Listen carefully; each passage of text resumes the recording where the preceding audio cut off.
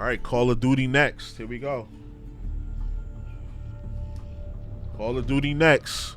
You already know what time it is.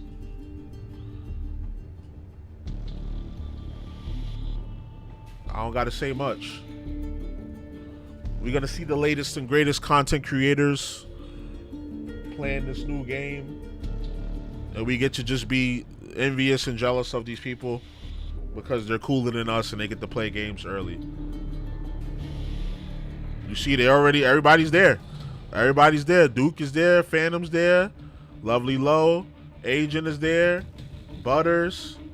Everybody named Mama is in that hoe. Everybody named Mama in that hoe.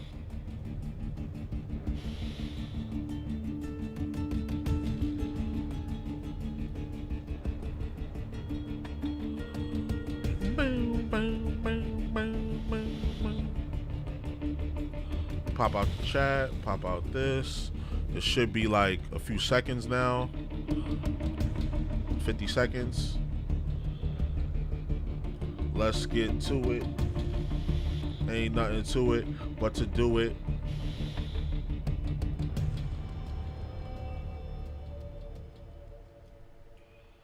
Yes, sir.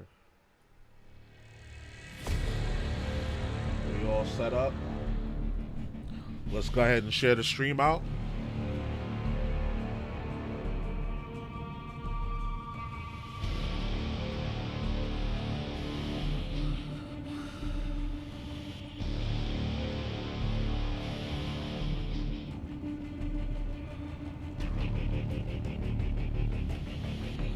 Let's go ahead and we got the stream up.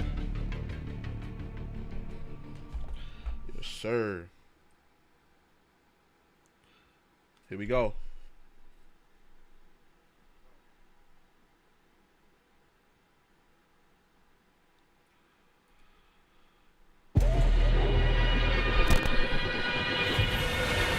Here we go.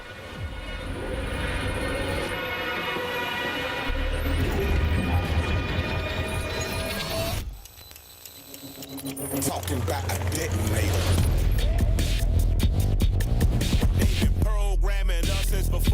Okay, Killer Mike. They love warfare, and wherever the violence go, we say send more there. Then the money and power grows until they don't care. Not just dollars, the death of ours will be our fell. On the highway of death, you're taking, yeah, I'm there. Life and death got your rival stifled, and yes, I'm him. I'm opposing all of these evil leaders. Evil leaders that they're evil by other evil leaders.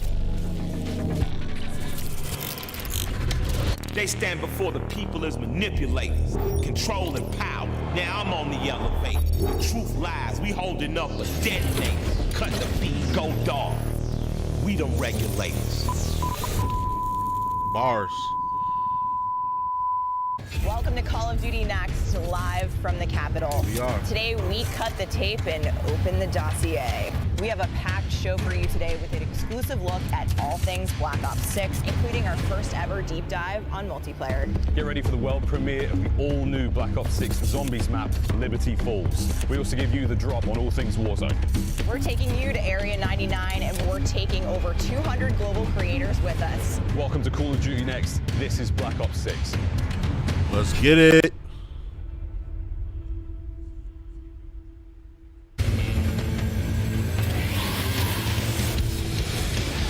Oh, they're cool. They got motorcycles. I think because I saw a lot of content creators posting about this. I think they drove them in. This all happened yesterday. They recorded all of this yesterday. So they drove them in, and then they I think they let them play a day early, so that they could get used to the stream. The creators have arrived. The game is loading up. It's time to introduce you to Black Ops 6 multiplayer. Yo, imagine the bandwidth we need to have to run something like this. God damn. Ain't nobody getting the internet in that area. All the bandwidth is there.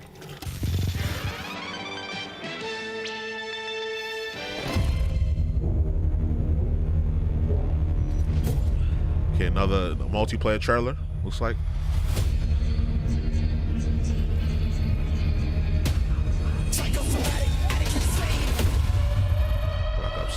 multiplayer reveal trailer. Okay, I dig it.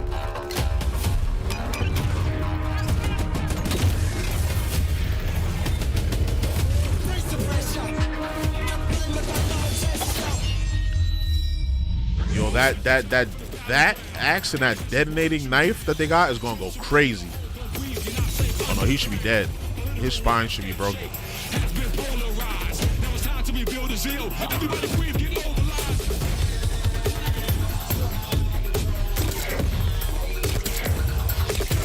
Oh, that's nasty.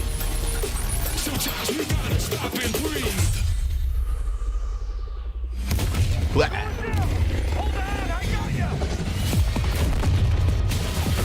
I like that the dolphin dive is back.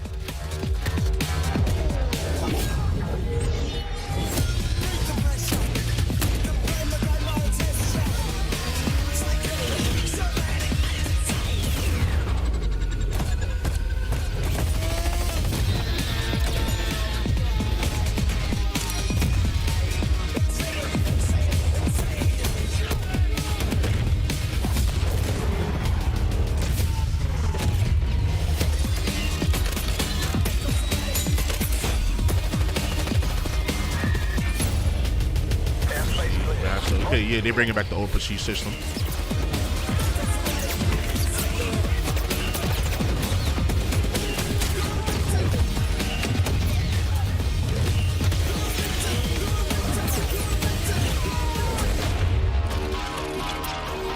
Pick your operator, obviously. Okay, okay. Pre-order the Vault Edition and get the Hunters vs. Hunted Operator Pack, the Mastercraft Weapon Collection. The Probably that shit probably $120.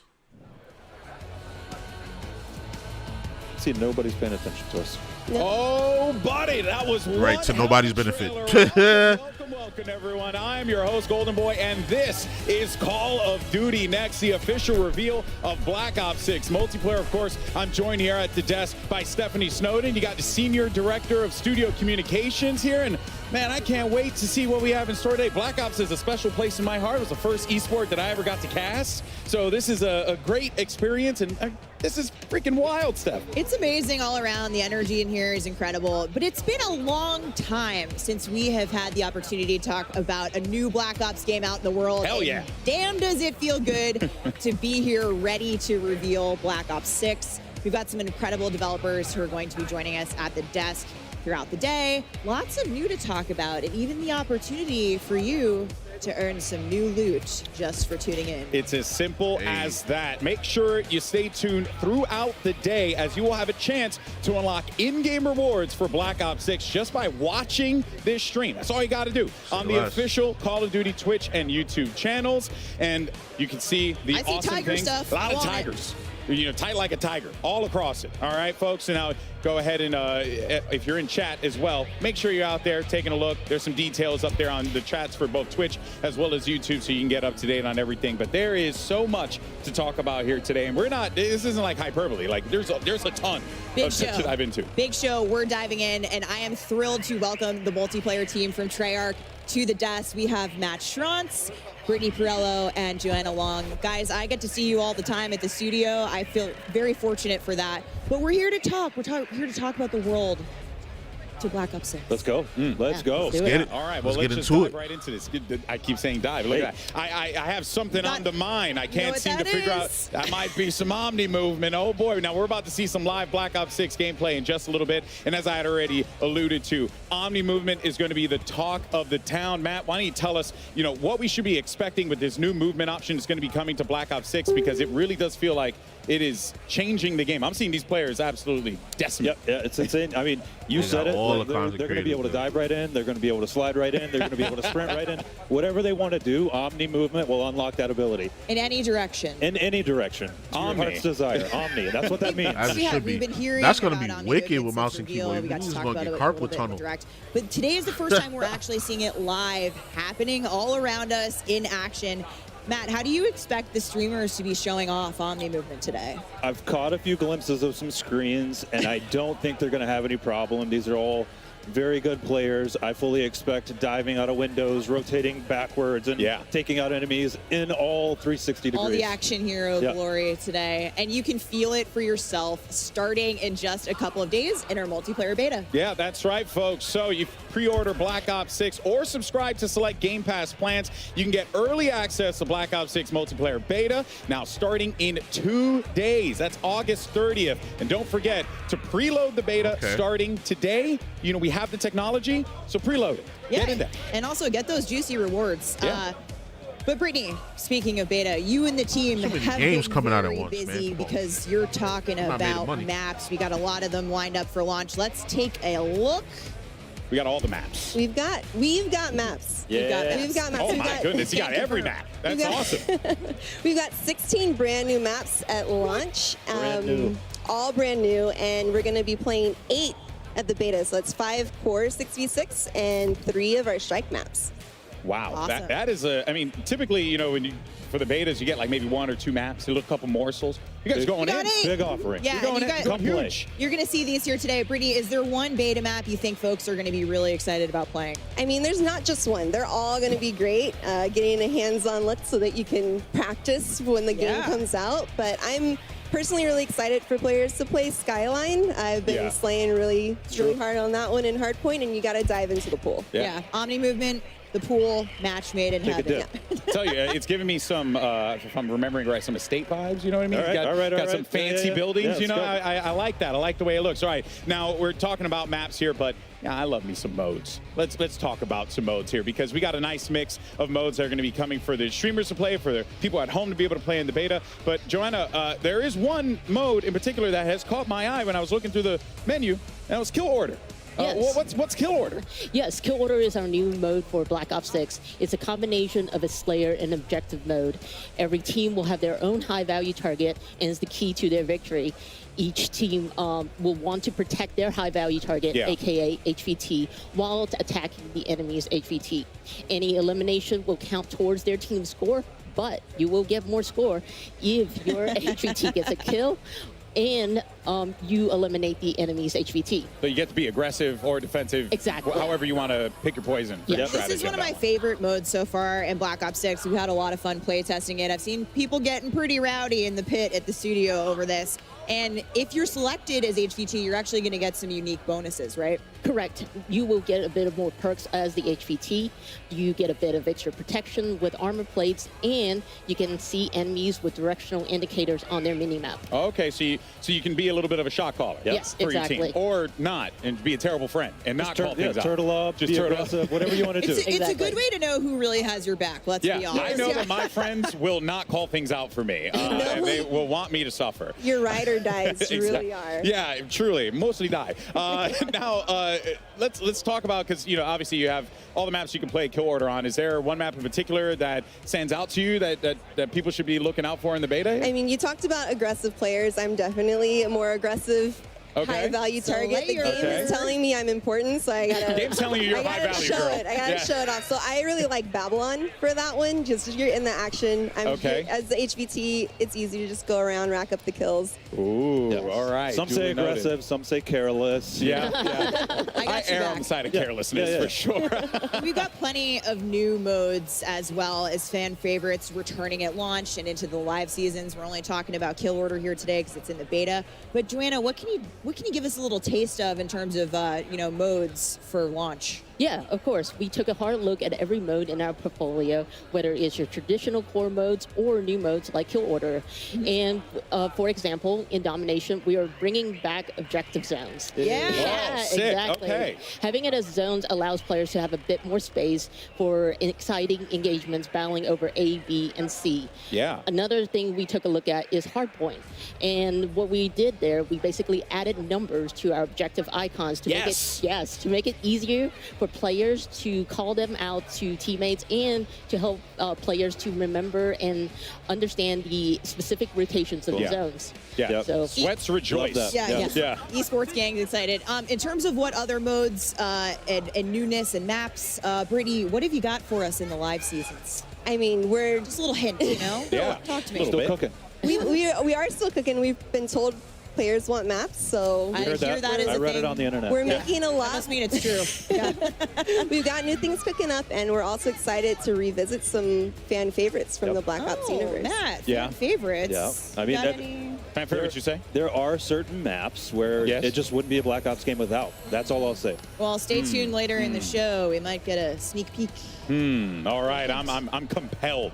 All right, well, speaking of what lies ahead, let's go ahead and check out what we have coming up here at Call of Duty next, because there's so much goodness to go around. We're about to kick off our live multiplayer gameplay any minute now, and then we're going to be jumping into zombies later on the new Liberty Falls map. And finally, we're going to round out our live gameplay with a look at Warzone on the all-new Resurgence map. Also, we'll be hearing from our friends over at the mobile team towards the end of the show, because there's a lot of goodness happening over in the mobile side of Call of Duty, so you don't want to go anywhere for that one. And now it is time to dive into some Black Ops 6 multiplayer gameplay. We'll be back at the desk in just a little bit with the developers of Treyarch to talk more about classic prestige, weapons, and so much more. But until then, we got two great casters to guide us through the action. We got Miles and Puckett standing by. Fellas, take it away.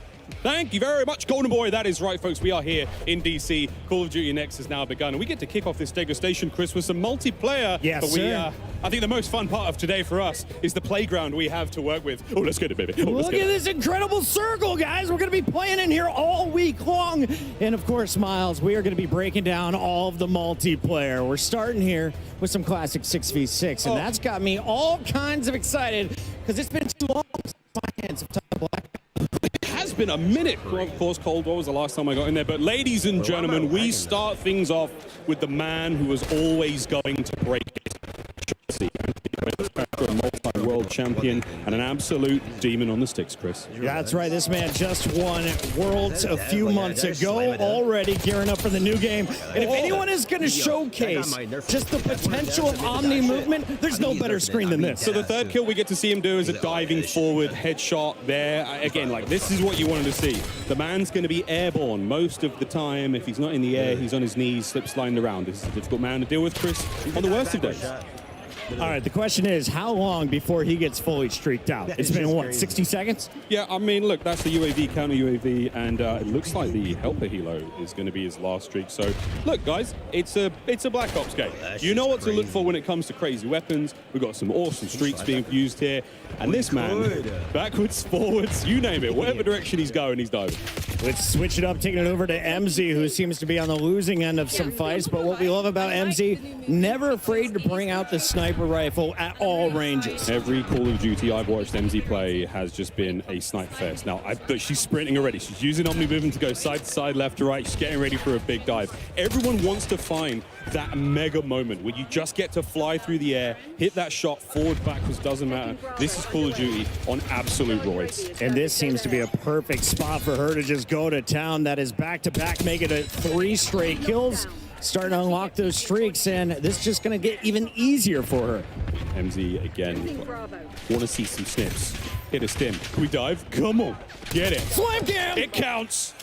Flying through the air. Check this out, folks. Oh, MZ, the people are watching. I love the reach out, though. Mad respect. We got to take our screen over to the man representing the greatest team in the history of the sport, Tim the Tapman and his 88 Lamb. A man who will not be hitting any airborne snipes, but he's going to do something. Let's go, Tim. What have we got? I can't wait to see him in Zombies, where gravity is actually going to be on his side. No spoilers yet, but this stuff gets exciting. A true professor of the School of Flopper on your screen, folks. Tim, though, having a good time here in DC. He's got a tough lobby. I mean, let's face it, Legion's on his team, Kane Brown's on his team as well. I wonder if he's got any pros to help him out. I love that. Kane Brown making his way back here for Black Ops 6. He hosted Tim the Tapman's tailgate party. Awesome to see him there. And Tim gonna fall once again on screen, but we did see Legion with a little pop-up performance, and now it's Jay Smooth's turn here from the Nuke Squad. I mean, I wonder if anyone's running the intelligent movement system here, where, again, you could do things like automatically mantle, automatically slide under, you know, obstacles. It really just allows players to feel a little bit more fluid on the map, not have to use as many button inputs. This is something you can toggle on and off as well, so don't worry, folks. For those of you who are like, that sounds OP, that's not a problem here, boys and girls. Tim, solid shots once again, and he is trying to get the angle, taking the corner a little too tight there. 0.73 KD, take me off his screen and show me Hutch. Hutch, one of the older players here in DC. and he's having himself a decent time so far. We had questions, Chris. I mean, are the old guys going to be able to hang in this game? And I think the answer is, you're hot. Yeah, I asked Hutch if he was going to run for president. He said he's a little bit busy with Black Ops 6 dropping here this weekend for the beta, but I can't wait to see the old guard returning here. Classic gameplay meets some brand new movement, and you know Hutch is fired up to try it out. I mean, we've seen some slides already, and you can see how fluid the game is. I mean, one of the things we've been talking about constantly with the creators who have been here in DC for a while is, what does it feel like? Does it feel like a Black Ops game? It feels so good just moving around the map. It's natural. My first thing I did was dive on my back, though, and I thought it was so dope that you had to challenge me, and I was already aiming where your head's going to be. Chris Puckett, supine, prone, fired and kills. Hutch on the right-hand side. I'm really good at it. Chris and I, should we do another lap? We can do another lap. I don't want to do too many laps because it's going to get hot in here real quick. But ladies and gentlemen, this stage, an absolute delight. We've got creators all around us here. DC is absolutely out of control. Who thought that we deserved to be in a museum today? Shout out to whoever put this one together. Yes, everybody, welcome in to Black Ops 6 multiplayer, and let's show you what's going on with Hazardous. One half of Trey and Jay. Oh my God, Methods don't let me do it. He did. Thank God. Schrodinger Lee now on the other side, and it looks like he's the HVT for his team right now, so picking up a lot of points here. Again, oh, it's a dub. It's the first dub we've seen of the day.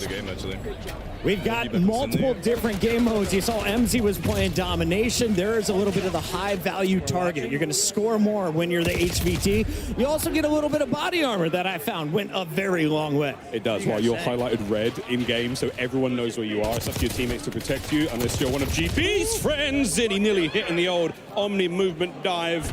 Getting nothing but shots there. Another one of the SMGs, Chris, we're seeing here. So much fun here in Black Ops 6. Methods, I know your gun's really good and you're putting up multi-kills, but can we please see the RC? I need to see some explosions to start the day. Oh, here we go. Counting over his up. He might pull it in a second. Zenny, he did say to me that this might be his year. He might have to come back. I don't know, Zen. Let's see how this RCXD goes. Let me show you some of your kid. So much gameplay, so much entertainment, and so poor driving skills. He still gets the kill, though.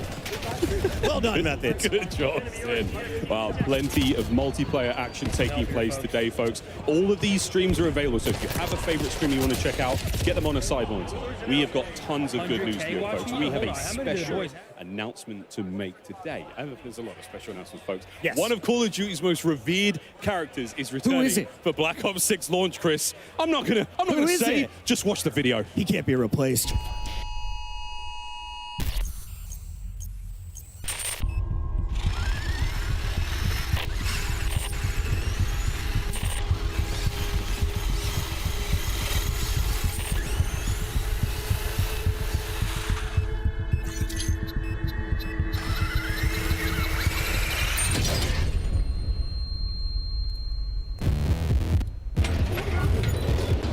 Hi, baby.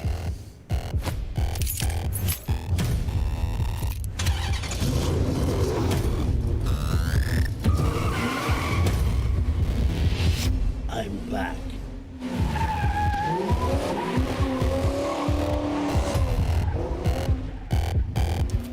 Folks, the replacer is back, the one and only Peter Stormare. I think every single Black Ops game without fail, he is here and he's back. His car's parked outside, Chris. You're going to be able to get him in game soon. I hope he's doing some donuts. Let's take a look at what's going on with Kinda Funny Games. I saw him post on Instagram this morning. So fired up to play the new title. How's the aim, though? Okay, a one-shot kill there coming through. Let's see if he can turn into a streak. I love the dive. Oh, the dive. Well, folks, this is Babylon. This is one of the new maps here in Black Ops 6. A little small, fast-paced. You've got that sort of central pyramid section. A lot of action in there. Obviously, you can see the objective as the B zone here in this game of domination. Beta this Friday for Game Pass. Oh, I didn't even know that. Oh my goodness! Wow. Funny laying down the hammer. Let's take our screen my day. over to another. I didn't know that. Tony. We've got DK Dynamite ready to showcase. I forgot it's coming to Game Pass, so I don't even have to buy this game. Mouse and keyboard player, I think. Oh no, I take it. And they're giving a beta for Ultimate members. Let's go. 20 cents, absolutely flying, and this is the sort of thing you want to see. How crazy can a player on a high sensitivity play here in Black Ops 6? Another thing to note here, Chris. Chris. This is one of the alternate HUDs we have here. You can see the bottom of the screen there. There's a mini-map, a slightly different style. I think this one's called Recon. It could be wrong. Can we just highlight the fact that he took out Symphony, Huskers, and Jowo in that triple kill? That's a feed, baby. That's a big old well feed. Well done, Dynamite. Clip it, somebody. Everyone here at CODNEX running these incredible PCs. They're brought to you by Corsair. Everyone's setups are absolutely dripping. We tried these out yesterday. I have never had a smoother experience. I was on mouse and keyboard, and it was like, dude, plug in a controller, plug in a controller. It's like, no, bro, this feels incredible. This feels real good. Another new map here, Chris, and another CDL World Champion. That was Rewind for a brief moment. Bandura's sniping. Is he hitting anything big? Bandura, what do you got for me? Go to hardpoint number 3. You can reclaim it. I believe in you, buddy. We believe. That's 3 kills in a row from pros.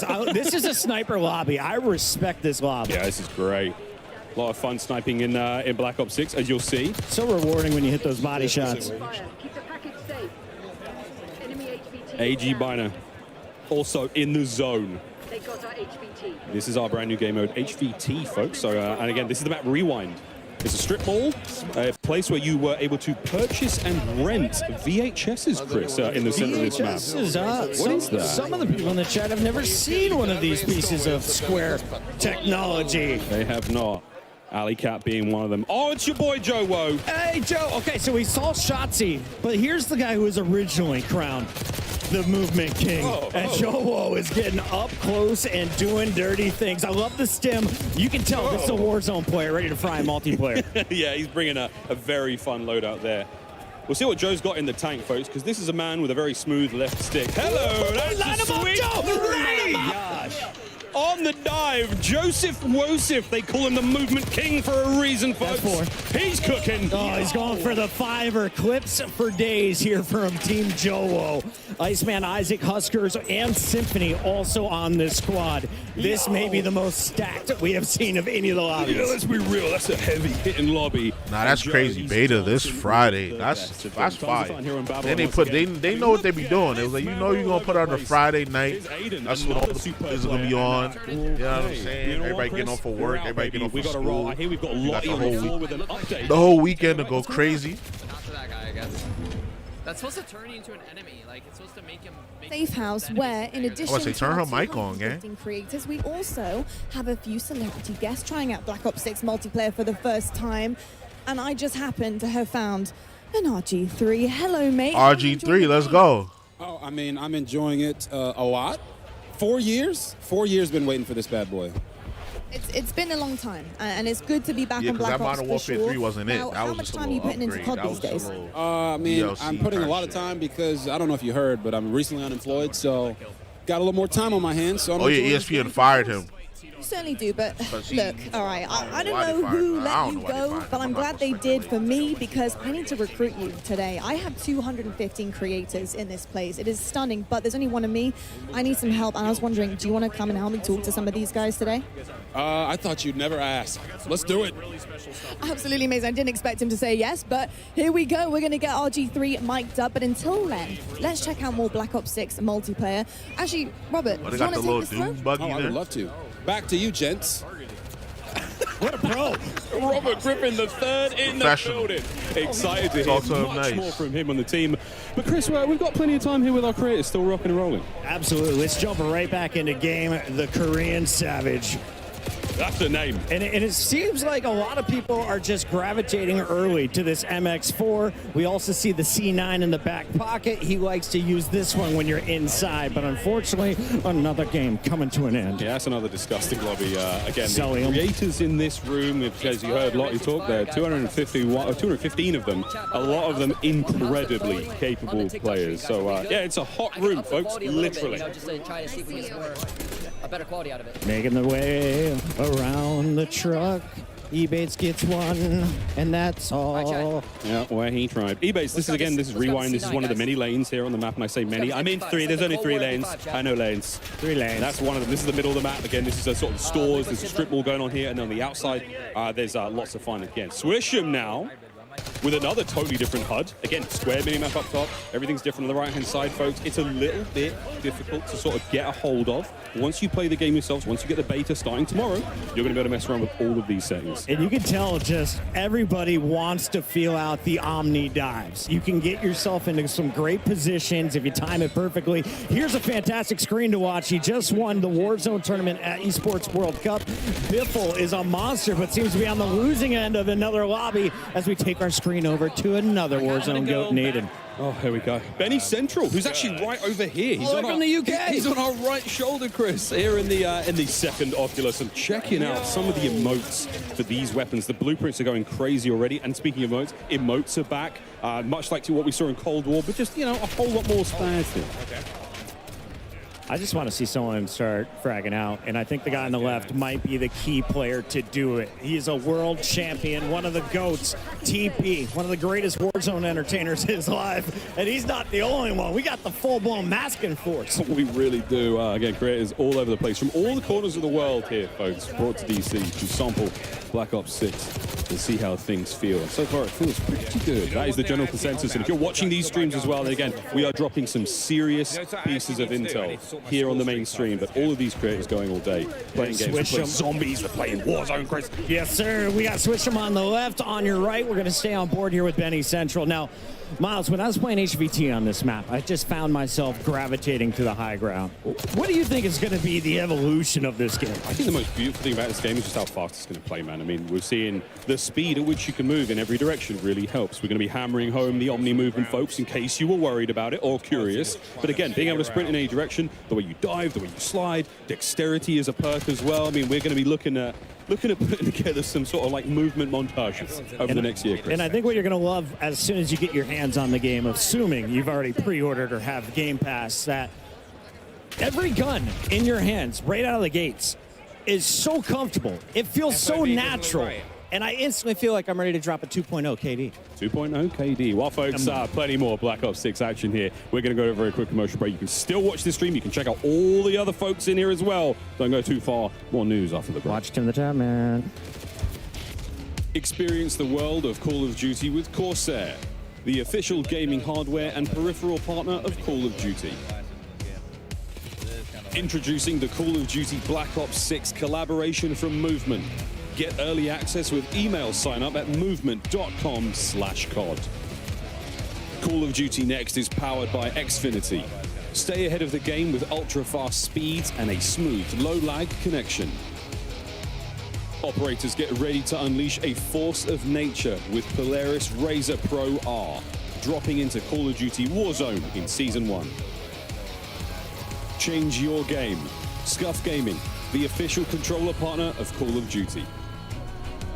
Take your Call of Duty gameplay to the next level with Nanoleaf's modular RGB smart lights. Step into the game and sync your lights with the action on screen for the highest level of gaming immersion. Origin. Customize your PC. Official gaming PC and gaming laptop of Call of Origin, Duty. they get money. They get money. They getting that money on. Imagine how much they had to pay them to get them PCs in there. I have on rapid fire right now. Keep that in mind. That's definitely up in the millions. Welcome back to the desk. We're now joined by Yale Miller from Treyarch. Of course, we're welcoming back Matt, Brittany, and Joanna. And Yale, obviously Treyarch's been cooking for a while. You guys have had a little bit to work on Black Ops 6. So what was the studio's vision for creating this game? I think from the start, we really looked at what makes a great Call of Duty game, what makes a great Black Ops game, and we focused our energy on pushing on all those things like movement and all those things that everyone knows and loves about Black Ops games, and frankly we love about Black Ops games, and then just continually asking ourselves, like, how can it be better, how can it be better, looking at classic features, other things. So you're going to see a lot of that, and obviously a ton of innovations across MP, zombies that just lean into Black Ops. Yeah, and I love hearing how you guys too were inspired by Black Ops of old, but also looking forward and how all those things work together. Yep, people have built this into an amazing franchise, and we can't ignore some of the awesome things that we've done in the past, but we know we have to push everything further. So it's just like, how can every little thing be a little bit better every day? And Black Ops 6 is definitely that, but let's talk a little bit about map design. Brittany, what are some of the core philosophies that you guys, have approached your map portfolio with for Black Ops 6 multiplayer? Yeah, I mean, the classic 3-lane design is in there.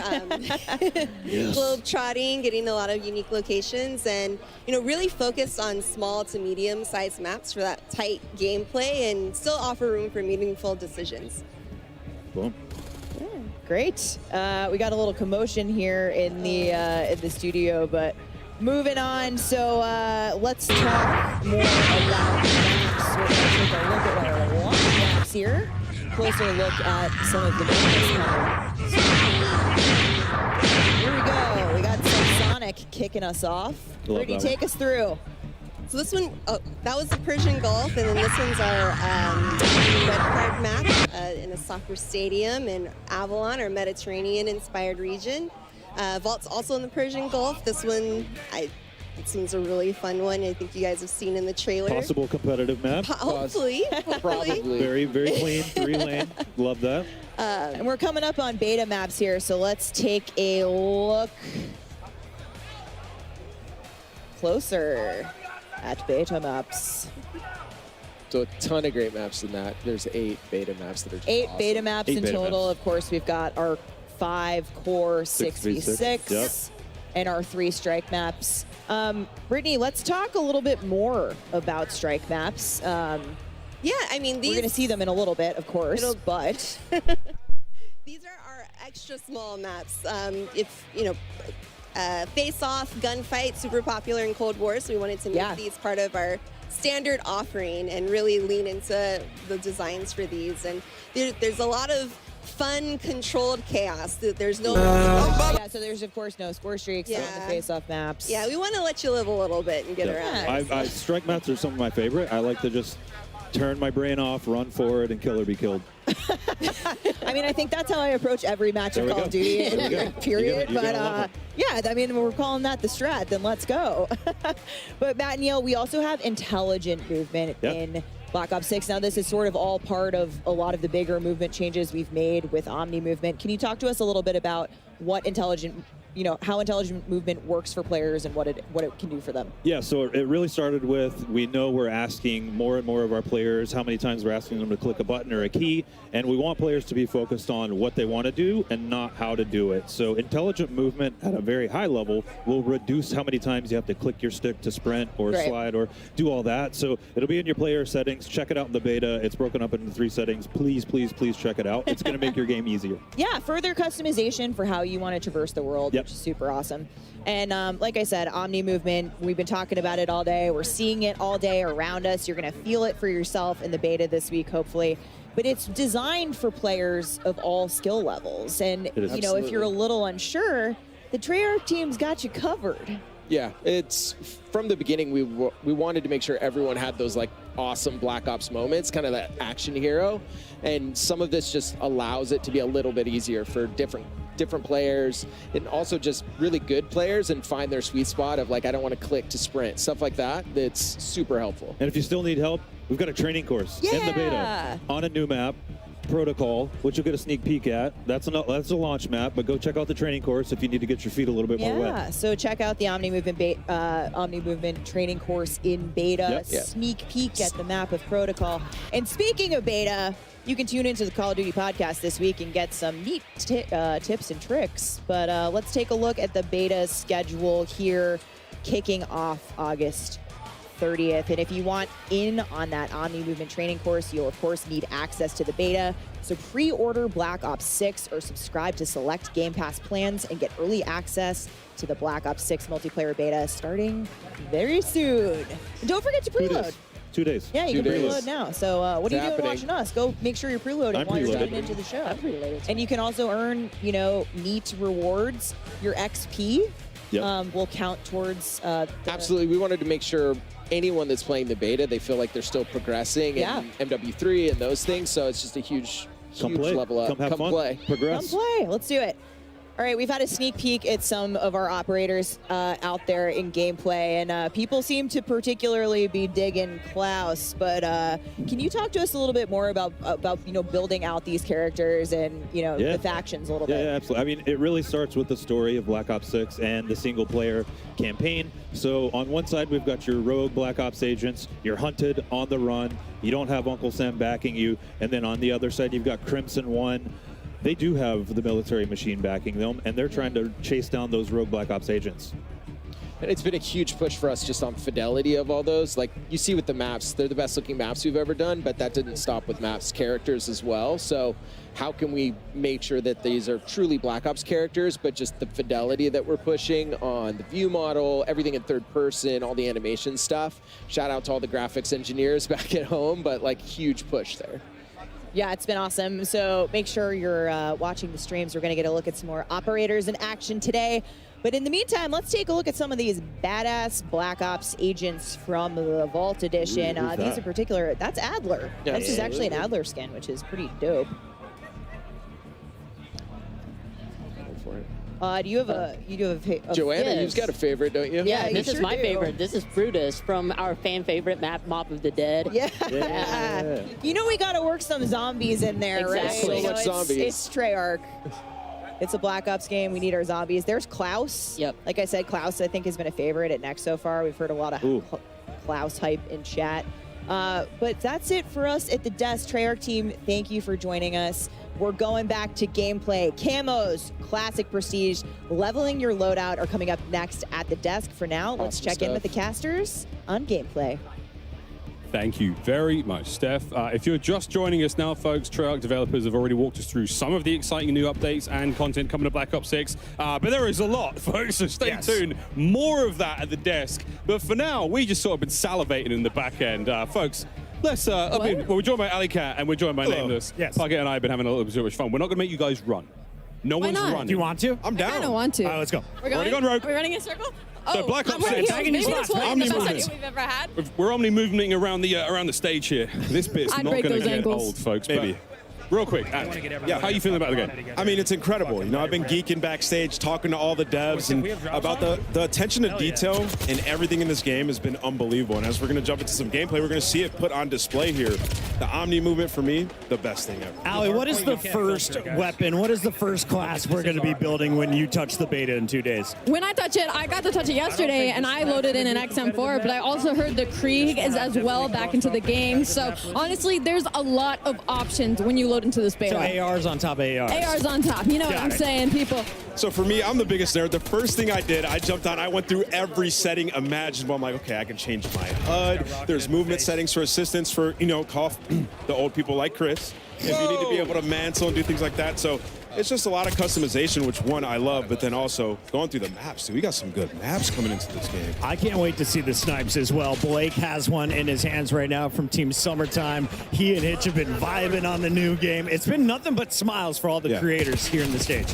Yeah, I mean, Hitch, this is Scud, one of the new maps we have here, back over to Skyline, another one of the new maps, great time. But yeah, guys, you talked about some of the ARs, and some machine guns are great. Haven't seen too many shotguns. That was something that I think Not yet. there was a lot of back and forth.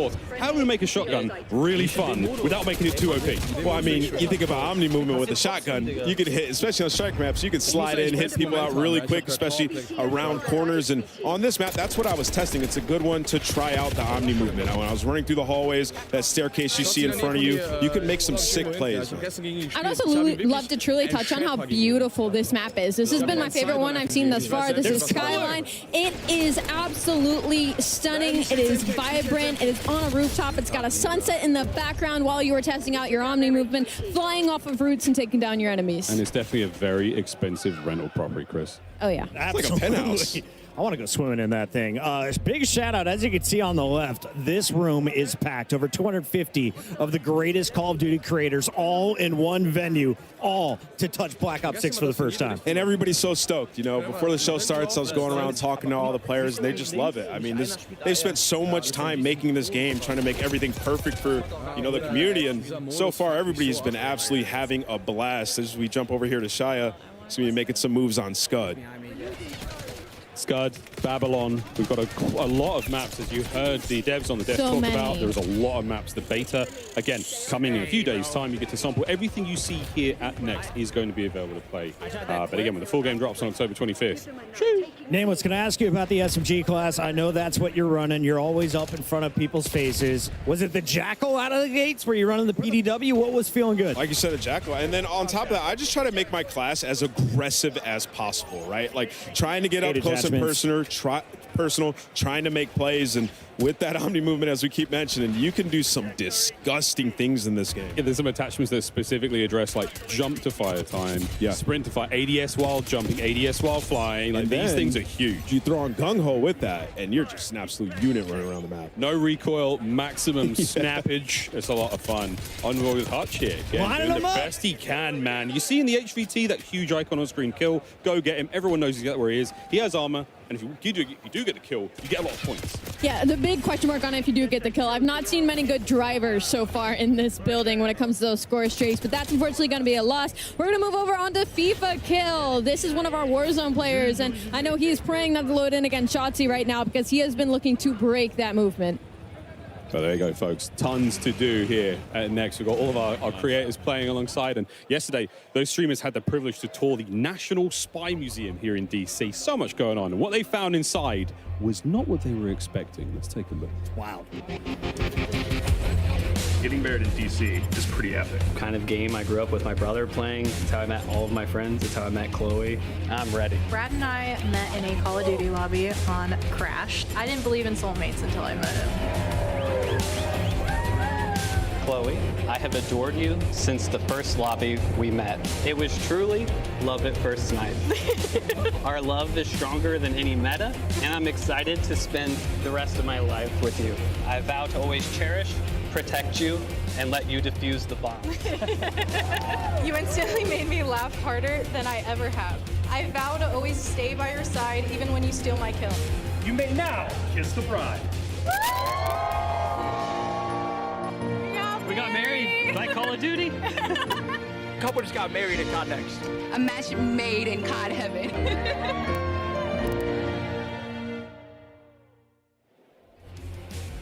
And we're here now with the Call of Duty DJ and Chloe Jagger, who you guys just saw got married yesterday. What an incredible ceremony. You're all about adding vibes to this whole thing. So you get married yesterday in a Call of Duty themed wedding.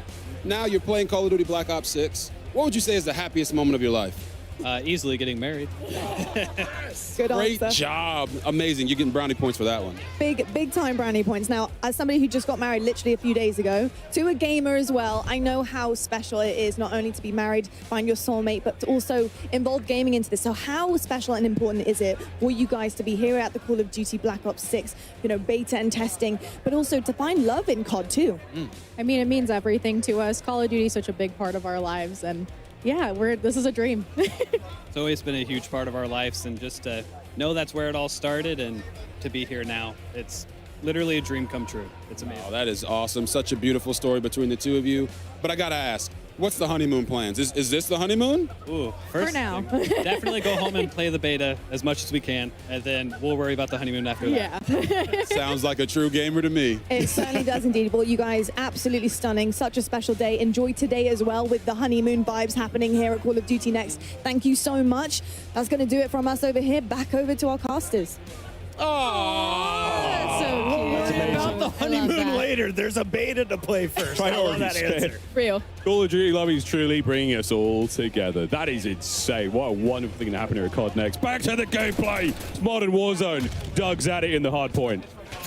Yeah, it's so special to see them, get married. That is absolutely awesome.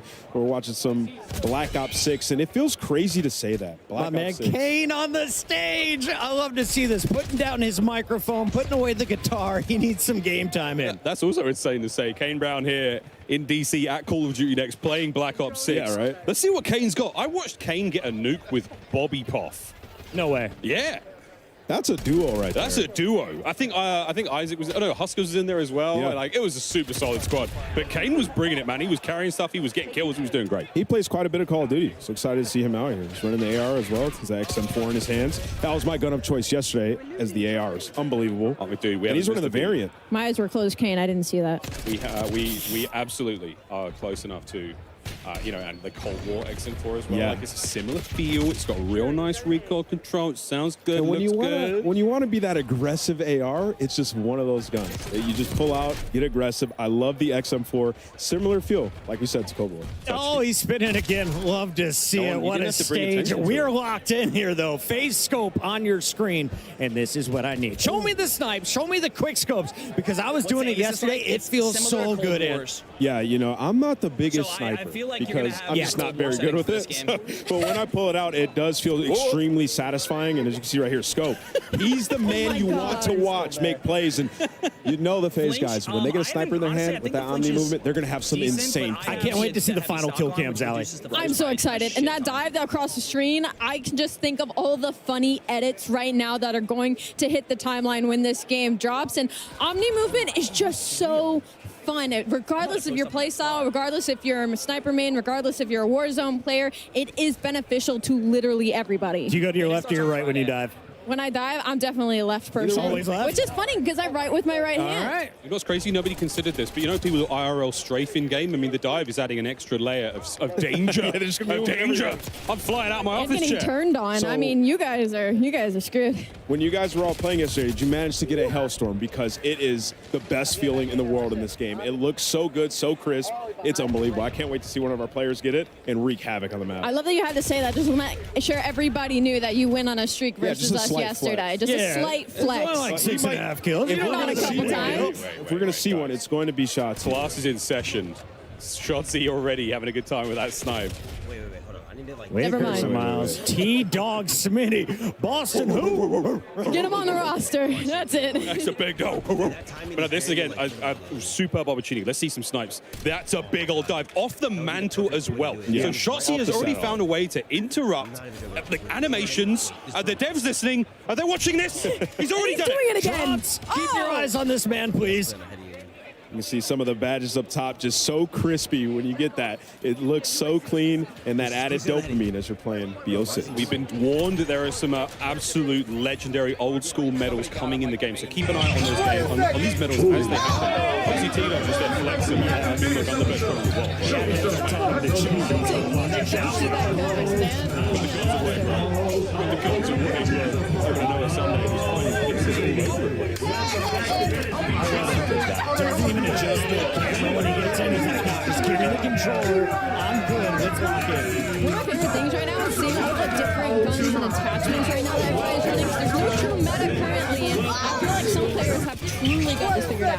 Well, folks, we've got all sorts happening here. Let's tickle our ears with a listen-in presented by Corsair. Feels good. I'll take your ears. Sure. Jage. Oh yeah, they're 58. God damn.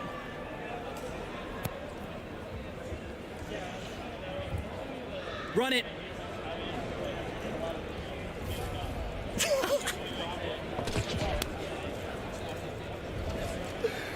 Yo! Oh my god.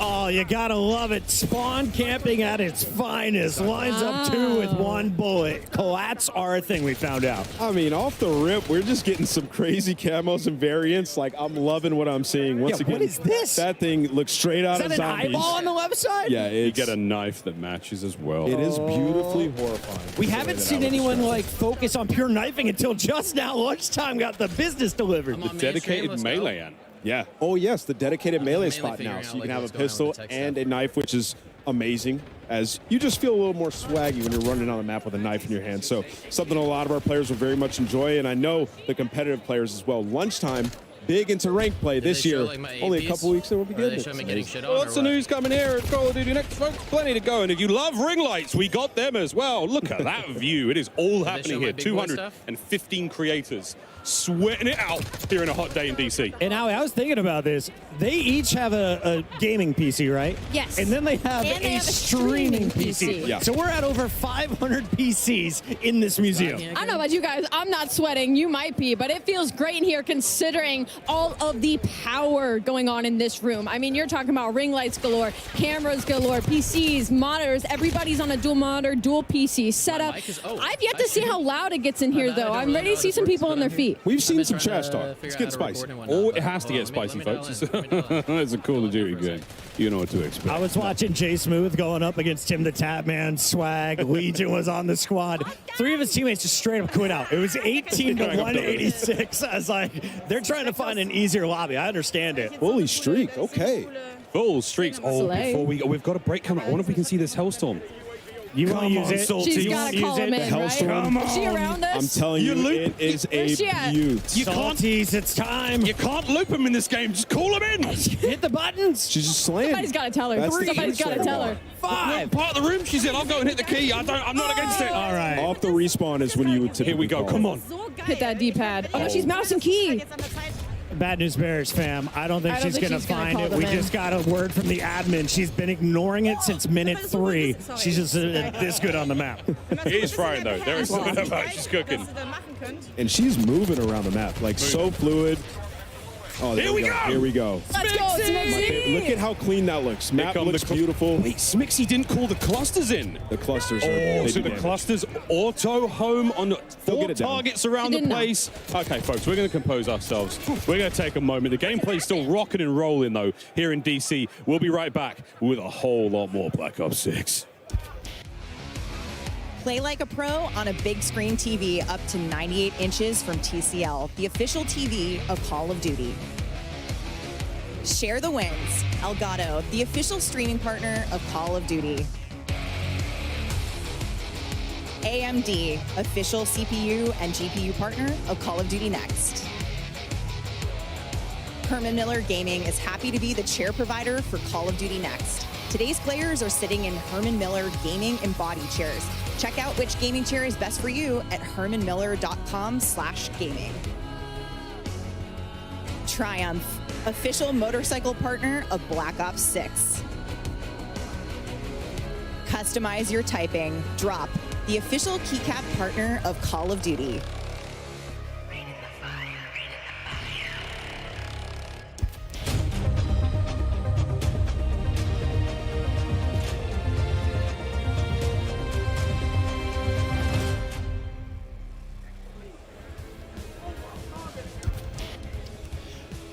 Welcome back, everyone, to the desk. Joining us now, we've got more from the Treyarch team, more amazing humans to talk about Black Ops 6. We got Pablo Ortiz, Matt Schrantz, and Lawrence Metten to dive into everything. Yet again, I used dive again. Dive. Let's you know do what? Let's do it. It fits with Omni. Dive, whatever you want to do. I was seeing a lot of people do diving over there. That was wild. It works. Because the amount of craziness that we were seeing from our players was absolutely incredible. This game is, I'm stoked. Thanks to Nameless and Alley and Pocket, we've already got a meta conversation going, so we have no one better to talk about that than Pablo. We know the players can't wait to get their hands on the Black Ops 6 weapons in the beta. We've been seeing them in action. I heard they're going to look for the Tonto, the Ford, the Jackal. A little bit, but what was your general approach to designing weapons for this game? Yeah, on a high level, we really wanted the gunplay to be super really fluid with all the movement that we have going on as well.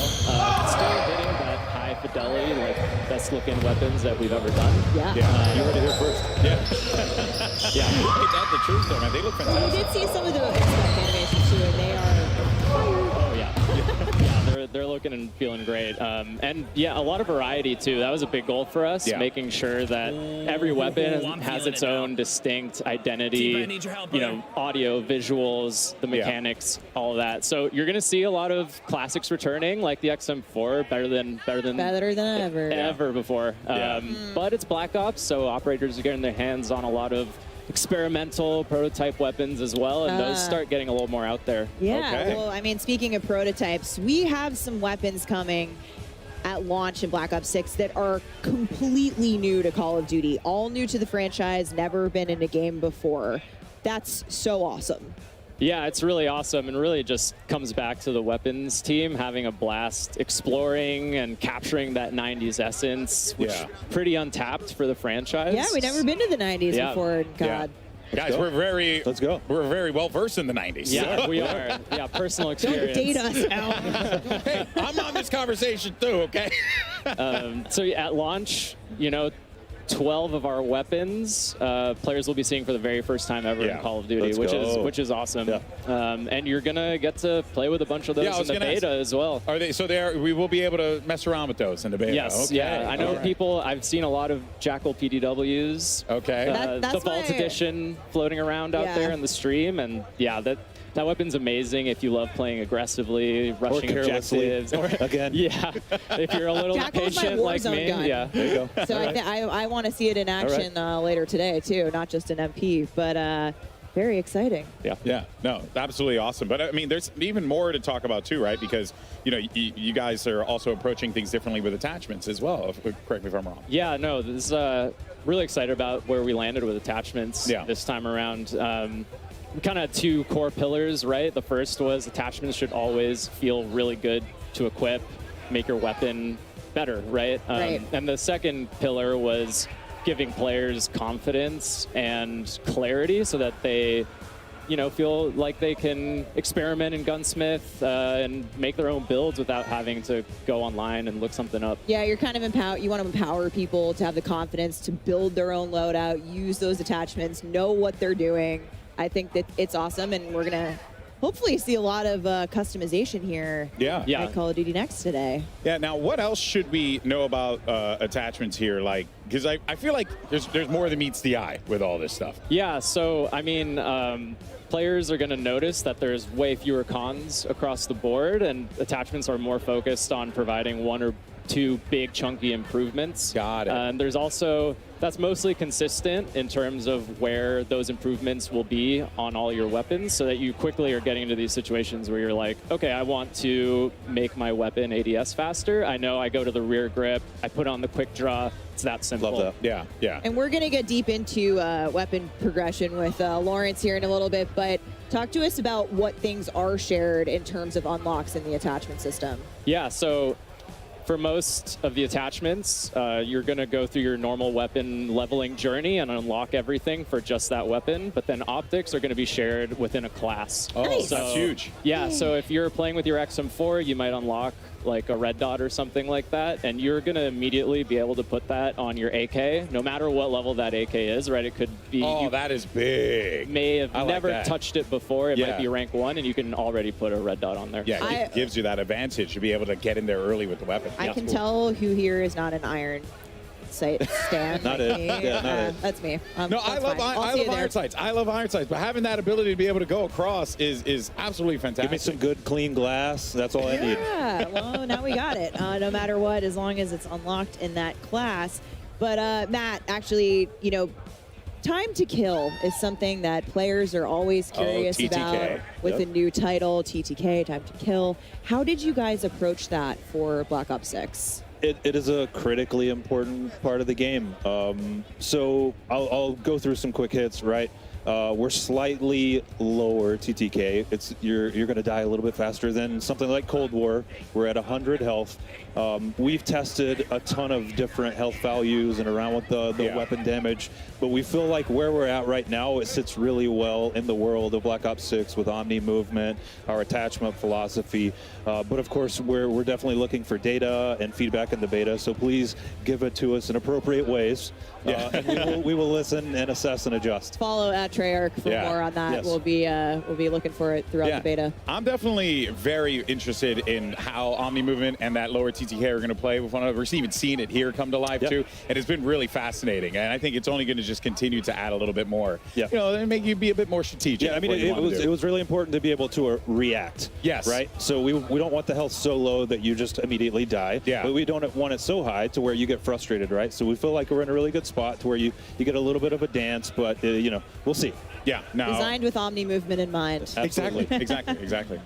Now, Lawrence, my fellow camo enthusiasts out there are many of us. I hear you have some really exciting things for us in terms of challenges this game. Yeah, so there's a lot you're going to be able to do with weapons. First off, we're bringing reticle challenges and reticle customization back. Nice. So Okay. that's back to Call of Duty this year. We have an update to the camo system, and as part of that, we have some really dope mastery camos. We're seeing them right now. Our Treyarch weapons team has really gone all out, I love that and one. we are confident we're delivering the best mastery camos we've ever seen in the franchise. Take a look at Dark Matter here. Back and better than ever. And when you shoot this thing, it actually has some dynamic elements that add and swirl and move.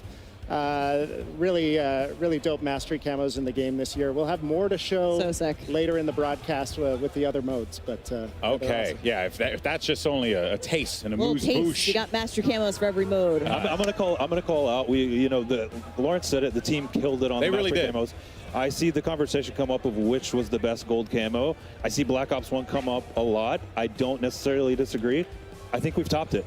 I think we've topped bold. it. Yep. Bold move, bold move. Let us know. Hey, Yeah, let us know. there are a lot of cool stuff here, without a doubt here, and these things are looking absolutely incredible, but also something is looking equally as incredible, our Vault Edition weapons, which, I am very, very excited for. I mean, look at these things. They look so cool. And everybody's running these on the streams today. Like, we've seen these in action.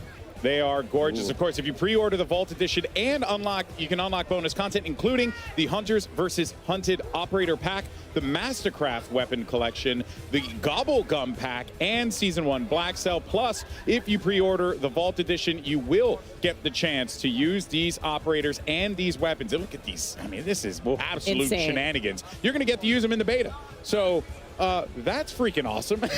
I'm really stoked for that one. I like Spooky Fish Knife. Yeah, He's trying to hurt you. He does try to hurt you. Yeah, it clearly is Spooky Fish Knife. I forgot what his actual name is, but that's the one that calls out to me. That's the name. Actually, they're perfect. They're Yeah, gonna change just it in the game. Yeah, Perfect. it's awesome. Now, of course, there is one thing in particular that I have been excited to ask today, and this is the return of Classic Prestige. We saw the announcement. People were popping off about it. Lawrence, what can you tell us about, Classic Prestige? Just give us an overview. What we should be expecting, because I hear Classic, I think Classic. Yeah, and I mean, that's what we're delivering in Black Ops 6 and then some. So okay. We're super excited to be bringing Classic Prestige back to the franchise. If you're unfamiliar with Classic Prestige, you're going to start leveling up 1 to 55, unlocking content for use in your loadouts.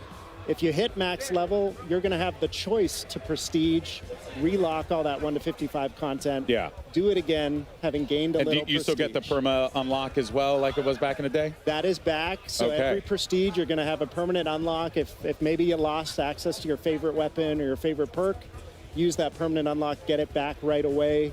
We have 10 Prestiges in Black Ops 6.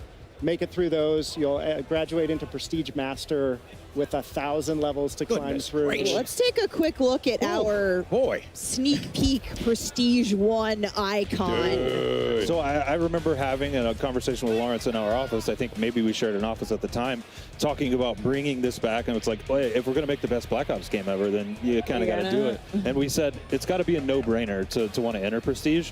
And the team, Lawrence, hats off, like, absolute no-brainer, and I'm gonna try to max Prestige. I'm gonna try to get Dark Matter. I'm gonna try to do all the things. Yeah, I love that you've said too, it's not so punishing, that you've made it super rewarding, and like, of course I'm going to want to relock everything. I'm not risking it all, so to speak. Yeah. So on top of that, it's pretty great rewards. Yeah, to actually, talk about too. That's the other thing too, right? Because one of the things that we always enjoy about the track and putting in that time in is unlocking things and getting stuff. So what are going to be some of the Prestige rewards and just in general that we should be expecting with this? So we didn't want to just bring back Classic Prestige. We wanted to go bigger than ever. We wanted to build the most rewarding version of Classic Prestige we've ever seen. We have a ton of high-value skins, blueprints, charms, and more, all created just for the Prestige system. Okay. And I mean, we showed the Prestige 1 icon a minute ago. Amazing. If that looked like the World at War zombie team. Yeah, I was going to ask. It's got a It looked really familiar. Hint, hint. It's because it is. And so one thing we're doing in Black Ops 6 is each prestige is actually themed after a game in Black Ops history. So not only are we bringing back a fan favorite classic system, it's oozing with nostalgia. It's going to take you on a trip through the past Black Ops games. We're super excited. I cannot wait to see what the Black Ops 1 one is. Oh, I'm so excited. I mean, I think people are going to love these so much. Yeah. But Lawrence, what happens to your weapons when you're relocking? Just because this is a new system, we want to take people through what they should expect in terms of what happens to our stuff. Yeah, so it wouldn't be classic prestige if it wasn't a little dangerous. You're going to relock that 1 to 55 content. But you're not going to lose weapon progression. You're not going to lose your global weapon builds. Yep. You're not going to lose challenge progress. When you re-unlock a weapon, you'll have all the builds you created for that weapon available as soon as you get access again. And it was important to us, to Matt's point earlier, we want players to prestige, but we also want it to pay homage and reflect the classic system. Yeah. And so that relock is an important part. You also mentioned the permanent unlock, Alex, so that'll help you mitigate the relock if you really I'm lose. excited. It's I'm still a excited little for that. scary. Yeah, so only just a smidgen. Yeah, you know? Only it's a smidgen. calculated risk, and I like that in my Call of Duty. But it really wouldn't be a Black Ops game without a couple of other things that I think you are going to surprise us with. Yeah, so we got a lot to unlock in the game. Calling card challenges with a deep set of those. We Always. have 100% completion cards in the game at launch. So if you complete the set in multiplayer, zombies, or Warzone, you're going to be rewarded for doing so. Each prestige has its own set of calling Those are card so challenges. sick. The zombies one looks so cool. We got Dark Ops challenges. You need Dark Let's Ops challenges in go. a Black Ops game. So if you're unfamiliar course. with those are as tough as they get. Hidden criteria challenges that we're excited to see which ones the community find and which ones they maybe take a while to discover. We will not be giving hints. Nope. Okay. Redacted. Smart. But yeah, a lot to unlock and excited to see what resonates with players. So we were hearing Miles talk about a little bit while they were casting some gameplay, but it seems like medals are back, and yeah, I'm excited for them. So it seems like there are a ton for us to be able to earn as well. Is that right? Yeah, we have over 150 medals in multiplayer. Lots of returning fan favorites. A lot of nuts. And a lot of new ones too that we're excited for players to discover. You can see and them popping earn. up on screen. Yeah, we've been seeing, we got some turned on action earlier. Love it turned on. Yeah, that's Pablo's favorite. Get tagged in the back and just have the perfect flick. Yep. My personal favorite is Doink, because it's fun to say Fun to and say. see Doink. Yep. But yeah, I there's. like how you say, I like Doink. I do. I mean, I popped up and they were telling me some of the ones that were coming. And I was like, kill an enemy with an impact from a tactical grenade. That was It's Doink. Stephanie's. it's a little different than It was stuff. Stephanie's favorite before she knew what it was. It's true. She just heard Doink. She was like, Look, I'm in. We I'm love equipment Yeah, here, no. okay? My personal faves are we have a 1v1, 1v2, 1v3, and 1v everyone medals. Oh, Yeah. nice. And, I get those all the time. And search and Oh, destroy, right? Yeah. Yeah. S&D, Yeah. going to this, oh yeah, all the time, picking up those 1v3 medals. This guy's unbelievable. All right, folks. Well, before we wrap up things here at the Desto, Stephanie, I think there is one more thing that our friends at Treyarch wanted to talk about, because I see it here on the little graphic that we got. You are so right, Alex. And one more thing. I'm coming to you, Lawrence. So Treyarch has obviously worked on every ranked mode the last few years. We simply need to know when ranked multiplayer is coming to Black Ops 6. What do you got for us? Yeah, so I mean, we love competitive COD. Ranked play is in the DNA at Treyarch. And in a lot of ways, we've been building towards Black Ops 6 as the definitive ranked play experience. And we're delivering it earlier than it's ever launched in a Call of Duty game, early in Season 1. Season 1. All right. Ranked MP coming My to friends are Black watching. Ops They're 6. massive sweats. They're very happy about that. You know. A lot of people, a lot of cheering in the room. I think when we talked about this to some of the creators in the building. But thank you so much, Treyarch team, Pablo, Matt, Lawrence. Thank you. It's been awesome to have you here today. Thank you for sharing everything that's Black coming Ops to the is game. back. Yeah, and it seems like most importantly, you guys are excited about it, which I think you guys are excited about it. It's been a long time coming. Yeah, it just radiates to all of us. That joy is so awesome, and I think I speak for everyone in here. This game's freaking awesome. The vibes are high. The vibes are high. It's great. It's Black Ops at its absolute finest. But that, of course, covers our news on Black Ops 6 multiplayer. But don't go anywhere, because we have plenty more live gameplay that's going to be coming your way, courtesy of our excellent commentators. We got Miles, Puck, and the rest of the crew standing by. Take it away, fellas. Thank you, Stephanie. Gone by. Wow, a lot of great updates there from the Treyarch developers. Ranked play, ranked play. Oh my goodness. Ranked play. Race to prestige, anybody? I will race give me the you classic as soon as we system. Okay, yes. Just We're all taking this. the most incredible day of news, folks. I mean, I can hardly contain myself. But while you were at the desk, our creators have switched over to our next multiplayer section, which is a look at some of the new strike maps that are coming to Black Ops 6 multiplayer. So we're going into face-off, folks. Fast and furious is how I describe this game mode. And I was talking with Aiden. He's saying, I think I found the God Gun. I think Hazardous might have as well. The Tanto 22. It's got like a similar feel. Do you remember the Milano? That like... And it reminds me of the ADS of the MSMC. Oh. One of the all-time favorites. Oh. You can Before hear your time, Allie, but it was glorious. Yeah, sorry, I'm just a little 10 years younger than the rest of you. But Hazardous isn't, and he was at that high ground for a hot minute there. Will finally get shut down, but Shotzi is still rocking this sniper rifle. I mean, players cannot get this guy down. He's going for the 360. He said he was going for a clip. You know, I walked over to go watch him, see what he was up to, and he said he was going for a clip, and he won't rest today until he gets a good one. I'm excited to see if he can pull off. Here goes an assassination. Yeah. Was he on the receiving end? We've seen a few in the trailer. The one that Klaus pulls off with the axe, like the flying. I mean, this is some visceral execution action. Part robot, part zombie human. All Black Ops 6. Incredible stuff.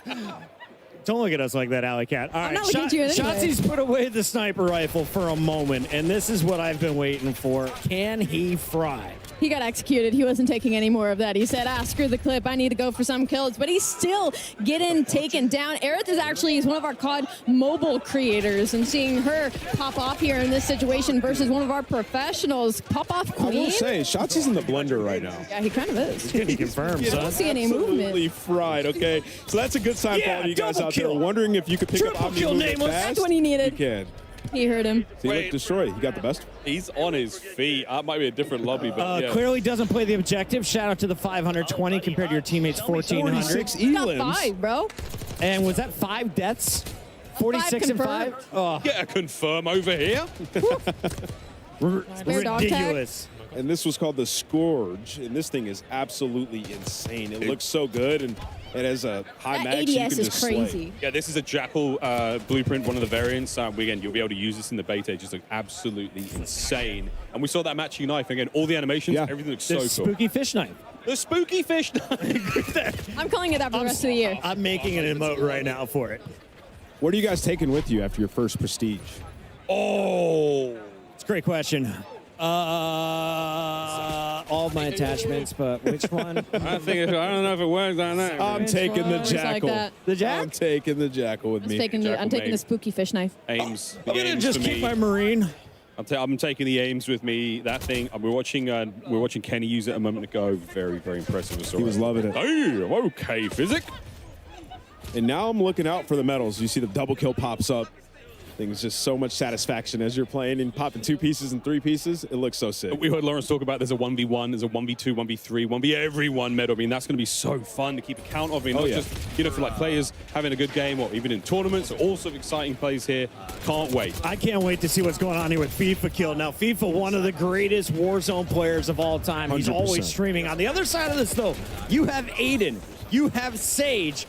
Good news is he's got Jay Smooth on his team here, Alley Cat, but I feel like this might be a stacked lobby. Yeah, I don't know if that's good news, because Aiden has got a 3-piece on the enemy side of things. I mean, this is a kill feed lighting up not in their favor, but can we just talk about, I think everybody's got tactical sprint on, and I'm going to start yelling at people. And what I love about this is they're on a strike map, so it's so close. So every time you spawn, you're just going to be getting into engagements and having to use that Omni movement to get away. As we see a dive comes out of nowhere, it's going to be better timing. Those are some of the things you're going to be able to do. You get shot, you just got to get out of dodge. So unlike Cold War and a strike map in this game, it's not necessarily a piece of a large amount that's been trimmed down. It's an entirely new play space, but it's still still using a similar art design or a similar palette from an existing multiplayer map, or at least I've been told. And this one's Gala, so you can see small themed area just looks awesome. And up top, this is the position it looks like you're going to want to hold. This FIFA kill is absolutely slaying. And y'all can't see it, but his hair is bright pink. It's kind of getting blinded in this shot, but he's right in front of us, and I'm seeing the sun shining down on him in these shots as he's going to find two. Has the high ground, will find a third as well. Now,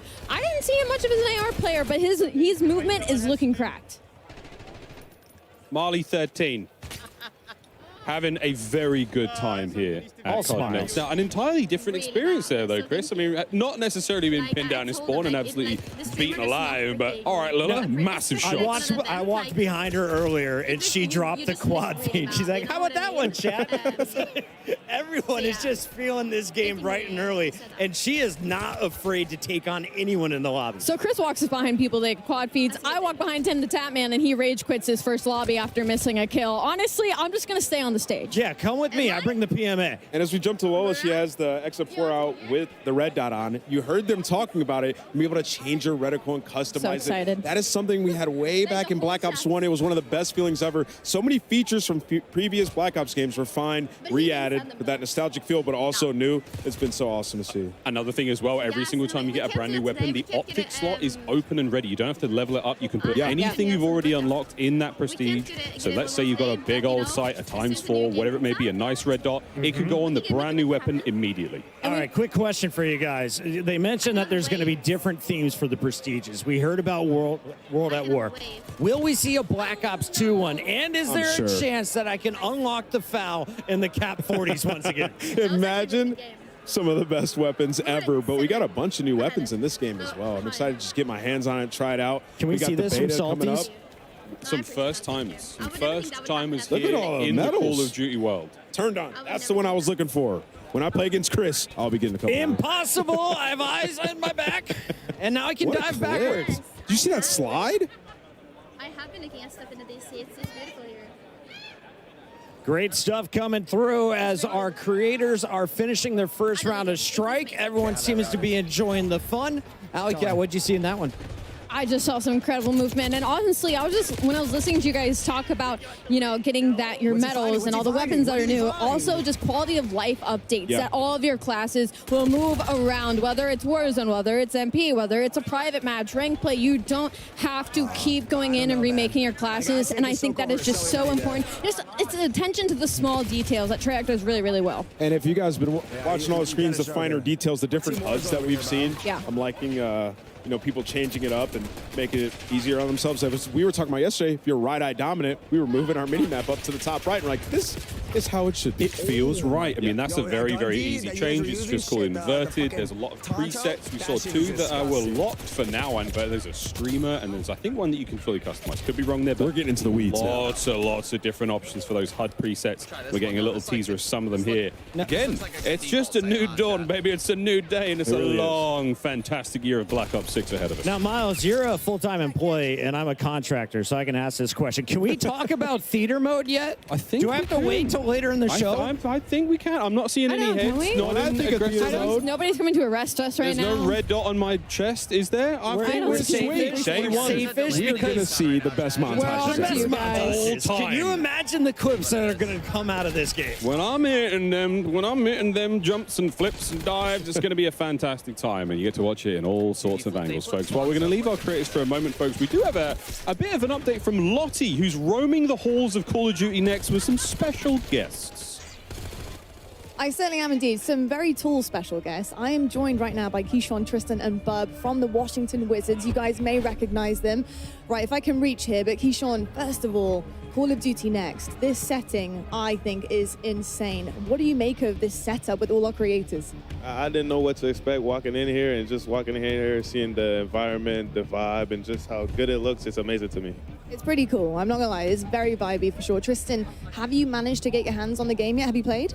Yeah, I played. It's a great game. It's like a new what's the name? New maps, a new setup, and it's very nice. A little different, a little change, and it'll be fun. It'll be fun. I'll see how much I'll get on the game. All right, we'll see how much you're grinding for sure. I'll and grind Bub, for sure. What type of player are you, Bub? Are you multiplayer, zombies? What do you dabble in? Multiplayer? Don't touch Warzone. Holy moly, we need to test it. Really good at the game, so I just play Safety Warzone, so first. keep coming back to life. Now, I was really hoping Let's you get would stop being started. like, we're kids, I'm talking a big game, but that's Oh, fair. You've boy. got time to grind. Absolutely not. And obviously, we're seeing some of the incredible creators try this out. Are you guys fans of any of the streams at all? We've seen a couple of AMP members in No way. I love to hear that. And Oh my lastly, Tristan, God. how are you guys feeling about maybe squadding up together at some point when the game releases? Us three. Whoa. We should play for sure. We should make that. We should start streaming, I think. You know, this will give it a good jump start for us. Maybe we get into streaming, so that'll be nice. You heard it here first. Let's The see. Wiggins team might be actually emerging out of Call of Duty next. It's Gents, stuck thank you so there. much. Enjoy the rest of the day. Castis, it's back to This you. thing. Thank you so much, Lonnie. It We've got works. some of the biggest names in Washington all here to check out Black Ops 6. I wanted to ask Holy you to moly, watch some more we need to gameplay. test it. Who is the greatest celebrity Safety or athlete first. that you've played with or against or just watched in Call of Duty? Ah, man, you're talking about skill at Call of Duty, huh? It was a 26-point first quarter and then three 25-point quarters. In the 26-point first quarter, we fouled a 3-point. We messed up the 2 for 1 and fouled a 3-point shooter. For 3 free throws, Luka gets 2 shooting free throws. We give up a transition basket to PJ Washington. PJ Washington hits it above the break 3. That's almost 70% of the points there. So that the game was going the way we wanted it to go, outside of the things that we can control. It was a 26-point first quarter and then 3 25-point quarters. In the 26-point first quarter, we fouled a 3-point. We messed up the 2 for 1 and fouled a 3-point shooter. For 3 free throws, Luka. We lose, and we didn't. Did he have an 8-pack or a 10-pack in person? AD What? was wearing his own clothes. Why were you looking? He starred in Creed. He's a pretty good athlete. Everybody as well. loves Call of Duty. Let's take let's a look see at the that gameplay. Tim loves Call of Duty. Tim loves Call of Duty, except when he rage quits. He But did rage quit. he's I not going to watched do it happen now. We live. talked to him about Here we it. go. No, he did it like 10 minutes ago. My Zogoro. bad. Oh, wow. He hit that player. Look Oh, at yeah. the diving. There you can't kill him. It looked good to me. It looked good to me. Go Zoe. forward, then backwards, and those are some of the gunfights you're going to have to get used to in this game. I mean, It's super fun. dude, the quads on that man to hit them dives. Hitting them squats. Look at this. This is so hard to stay alive. That was a phase player taking him down there. I'm not sure exactly who that was, but on a shifty, cool. another Warzone warrior. But also one of the most individually talented, just Call of Duty players we've seen come into the scene from a content creator side, and now competitor in Warzone. He's been unreal, so I'm excited to see what he can display here. His aims is not missing, Ellie. No, he's not missing. But kind of piggybacking off of Omni movement, it looks like a lot. Like, it looks very daunting. But I promise you, once you are loading into the game, once you are playing, it comes so naturally. It feels like it's going to be a big change. It really isn't. It's super fun. It's super natural. And you can already see it. Like, people aren't struggling. They're having fun. They're testing out kind of their limits and their abilities with the Omni movement. It is so, so good. Oh, yeah, at this point in time, I think our creators have had maybe like 2 or 3 hours of total gameplay time. So, I mean, they've picked it up real fast. It's going to feel difficult for them to go back to, you know, a different Call of Duty, go back to MW3 Yeah. or go back to previous games. You know, we always love to do throwback tournaments and throwback gameplay in the sort of mid-off season. It's going to be hard after Omni movement. Oh, 100%. I mean, it's going to change the way that you approach basically every scenario. I mean, when you're hitting a corner and you're walking into a building, like I said, you know, when we were talking about it, it just feels natural. Like, it's new, it's awesome, but it feels natural, almost how it should be. And obviously, they've catered the maps towards the movement as well, so everything is smooth when you're running around. Some games that you'll play in the FPS genre, it feels like you're ice skating around the map. Absolutely yeah. not in this. Now, what's happening here, Miles? Oh, this is, I mean, we're taking a hostage, and we're holding on to this player as a meat shield. Wow. Wait, that hipfire was insanely accurate. So again, this is a new feature in the game. You're able to take these players hostage from behind. This is sort of an alternate to an execution. This is going to go huge in Search and Destroy, in Warzone. You can take a hold of players. They will take the bullets for you. You have a limited amount of time, and if you get rescued, you can be rescued by your teammates. So, and I'm screaming like, "It's got me! I'm being taken! I got you, I'm being taken!" Wheeler's coming out of nowhere, Climbing the sniper, Would you call saving that me. a meat shield? It's a meat. I'm calling them a meat shield. That's not the. I don't think that's the official It's a name. personal I don't know. I bodyguard. feel like I just got told that was the official name. I like that you're a Official personal bodyguard. That bodyguard. was just what came to my head there. Against your will, bodyguard. Hey, guess what? You got a job now for the next 12 seconds. That's right. You'll be guarding me, sir. Marley13, though, thank you so much for that. And oh, yes. Yep. Legion. Why, dude, this ADS list is crazy. Oh, he power punched it too. Oh, yeah. Legion, do it. Find somebody and blow him up. Let's do it. Come on. Yeah, baby! Oh, no, he's been taken! Leave him alone. Oh, no. Leave him alone. Well, Legion turns into someone's personal meat shield as the game comes to a close. And a draw. We don't see many of those either. And I love that they're just this is so sick. He's screaming for help. Please, somebody save me. It doesn't last forever. You will be taken care of there. And Zogoro, look, man, it happens to the best of us. So you just have to be aware. You can't get taken as the meat shield. It's going to be all snipers, right? All the snipers who have been camping, you finally climb up next to them. They don't get to use tac insertion. Nah, they coming with me. And you know what? You have that prox chat out. I'm talking to you the whole time. Oh, the whole time. Whispering. Literally in your ear. Okay? Hey, buddy, what you doing up here? Do you mind if I just borrow your body for a second? Just for a minute. Just take some bullets for me. All right, Zog, what do you got for me? I'm ready for some Blaine train. Not much. Not much. It's coming though. You know, it takes a moment to get used to the aim down sight speed. He's getting collats here. What more do you want from him? Honestly, I think that was an opposite jinx. I think I just helped him there. It's all happening here, folks. Collaterals, body shield Attach is plays. locked. It's happening here at Call of Duty next. Unbelievable he's day pulled the so sub far. out. Question on Attach. So he won his first world championship when we went to New Movement back in Advanced Warfare. That is true. How do you feel he's going to adapt as now one of the old guard in the CDL coming into Omni Movement? I think he's going to love it. I mean, Attach is a guy who could run any weapon, so we'll definitely be checking him out later today throughout the show. We'll be checking out a whole lot later on today in the show, but now we're going to take a little bit of a moment to look back. Let's take a look back at some of the best reactions during multiplayer today, brought to you by our friends at TCL.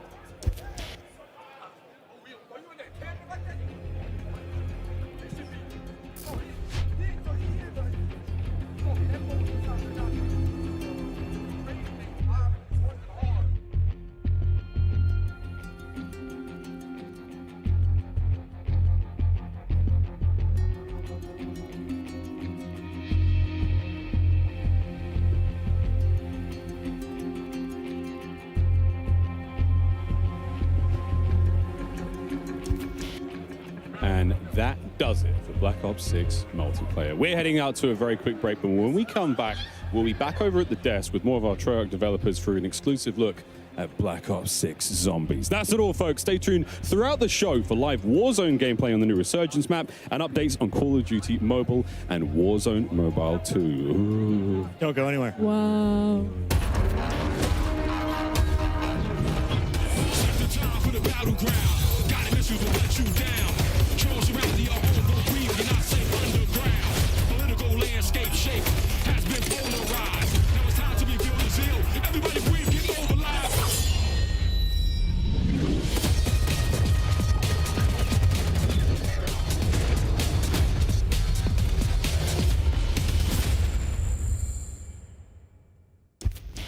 Experience the world of Call of Duty with Corsair, the official gaming hardware and peripheral partner of Call of Duty. Introducing the Call of Duty Black Ops 6 collaboration from Movement. Get early access with email sign up at movement.com/COD. Call of Duty Next is powered by Xfinity. Stay ahead of the game with ultra-fast speeds and a smooth, low-lag connection. Operators get ready to unleash a force of nature with Polaris Razor Pro R, dropping into Call of Duty Warzone in Season 1. Change your game. Scuff Gaming, the official controller partner of Call of Duty. Take your Call of Duty gameplay to the next level with Nanoleaf's modular RGB smart lights. Step into the game and sync your lights with the action on screen for the highest level of gaming immersion. Origin. Customize your PC. Official gaming PC and gaming laptop of Call of Duty.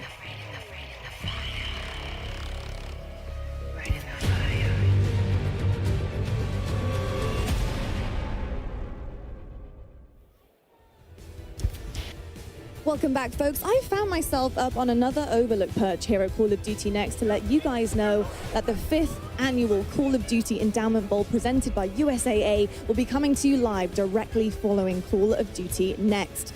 Code Bowl 5 will feature 10 esports teams from the military branches from the US, UK, and Canada to compete alongside the most competitive players in Call of Duty Warzone, including Aiden, Benny Central, Natasha, Olims, Joe Woe, Stode, Symphony, Teep, Westy, Zlena, country music star Kane Brown, and more.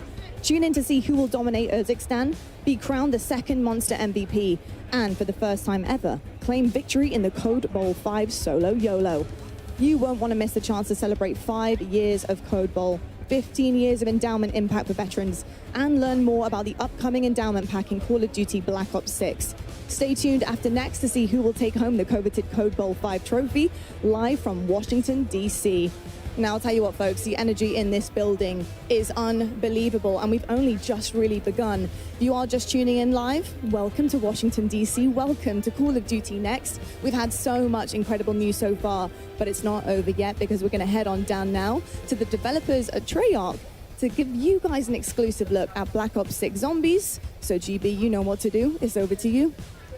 Thank you so much for that, Lonnie. And yes, the Cold Bowl is incredible. Make sure you guys stick around for that. And a great time. And those players are going to throw down in the server. You best believe that. But here we go, folks. We're at the desk. And it's now time to talk about everyone's favorite undead thingamajigam. It's zombies, baby.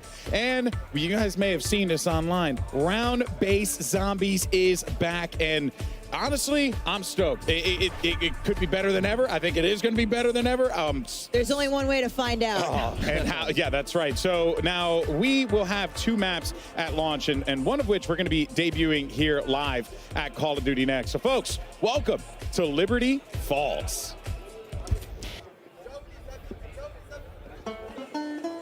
There's a place just round the bend, a place by the name of Liberty Falls. 1991's fastest growing town in America, and it's plain to see why. It's a place of simple tastes. Neighbors help one another. Where church ain't just for Sundays.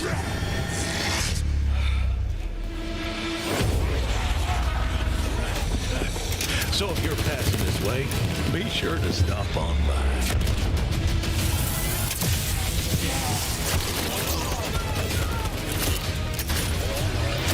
We're dying to welcome you.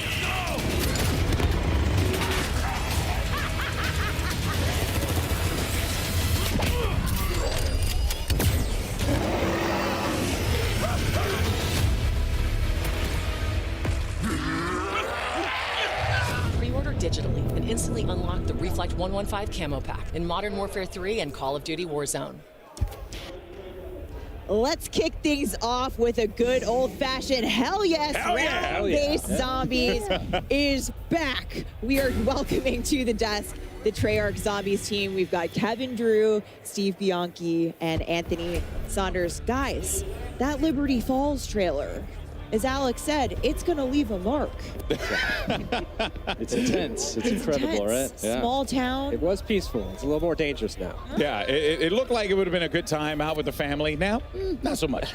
You know, we've been riding the zombies hype train since reveal, and you know, I feel like I just hit a new level there. But there are 2 awesome round-based zombies maps that launched with Liberty Falls and, of course, Terminus Island, which we've been talking about over the last few weeks. What does it feel like to just have both of these out in the world now? Oh, it's so awesome to have basically Zombies Month, where we've gotten just so really much has time been, to show off all the hard work the team's been doing for the last 4 years, and showcasing both maps, very different. We'll get into that, but it's just been great.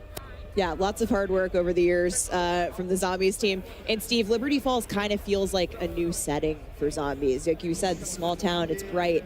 It feels like a little bit of a different place. What, you know, Indeed. what's this map all about? Yeah, it's this really idyllic small town. You know, it's in West Virginia, but now it's like the site of a zombie incursion zone. So watch out! It's just destroyed immediately, right? It's crazy. But there's so many details when you look around the map and all these little shops and things like that. It's such a built-out world. Is great, and there's actually all these little stories about the people who used to live there, and some little side quests that maybe you'll find. You guys, side quests, never. So what? yeah, you gotta wait till it comes out. But, you know, yeah. And of course, Black Ops 6 is set in 1991. So first look at this map on Liberty Falls. It really seems like we're embracing that early 90s era, where of course we see it all over Black Ops 6, but this has got that nice nostalgia. Oh yeah. So I mean, Terminus is a little hard to get that 90s vibe when you're in a remote Pacific prison. Yeah. I've been to a few prisons in the 90s. So Liberty Falls is really like where we got to just embrace everything from nostalgia, 90s. I think everyone here was a child when they were in the 90s. Yes. And so just to bring all these little elements, so for me, it's like the comic shop, bowling alley, video store. You remember brick and mortar stores, right? Some fun. I used to actually work in a video store in the late 90s, you know, with VHS tapes and all No that. shot. So make sure when they existed. always rewind, right? Yeah, be kind Yep, and exactly. rewind. Yep. So you mentioned Terminus, and we know that Terminus is set concurrently, right, with Liberty Falls, because you see the dates and the trailers. Yes. So you got people were putting 2 and 2 together on that. What are going to be some of the biggest differences, though, between the Terminus experience versus the Liberty Falls experience? Yeah, so Terminus, or rather Liberty Falls, has a pretty deceptive calm compared to like the more immediate threat you feel when you load into Terminus. Terminus is dark, it's claustrophobic immediately, so you feel that threat, you know. The brightness of Liberty Falls will have you feeling almost kind of safe, like maybe you could hit up Yummy Freeze, get a couple scoops, but you know, this is zombie Don't zone. tempt me. Yeah, you know it's not all good. You know, as you explore the map, you'll start to see the signs of the outbreak. You'll see the signs of a failed attempt to contain this thing. Okay. So, you know, it'll be everything that you expect. And what we want this to do is like set, you know, we want it to be easy to pick up. You know, but hard to master. Yeah. You know, there's a lot for players to chew on. It's a smaller map, so again, a lot for players to chew on while they try not to be chewed upon. There you go. Yeah.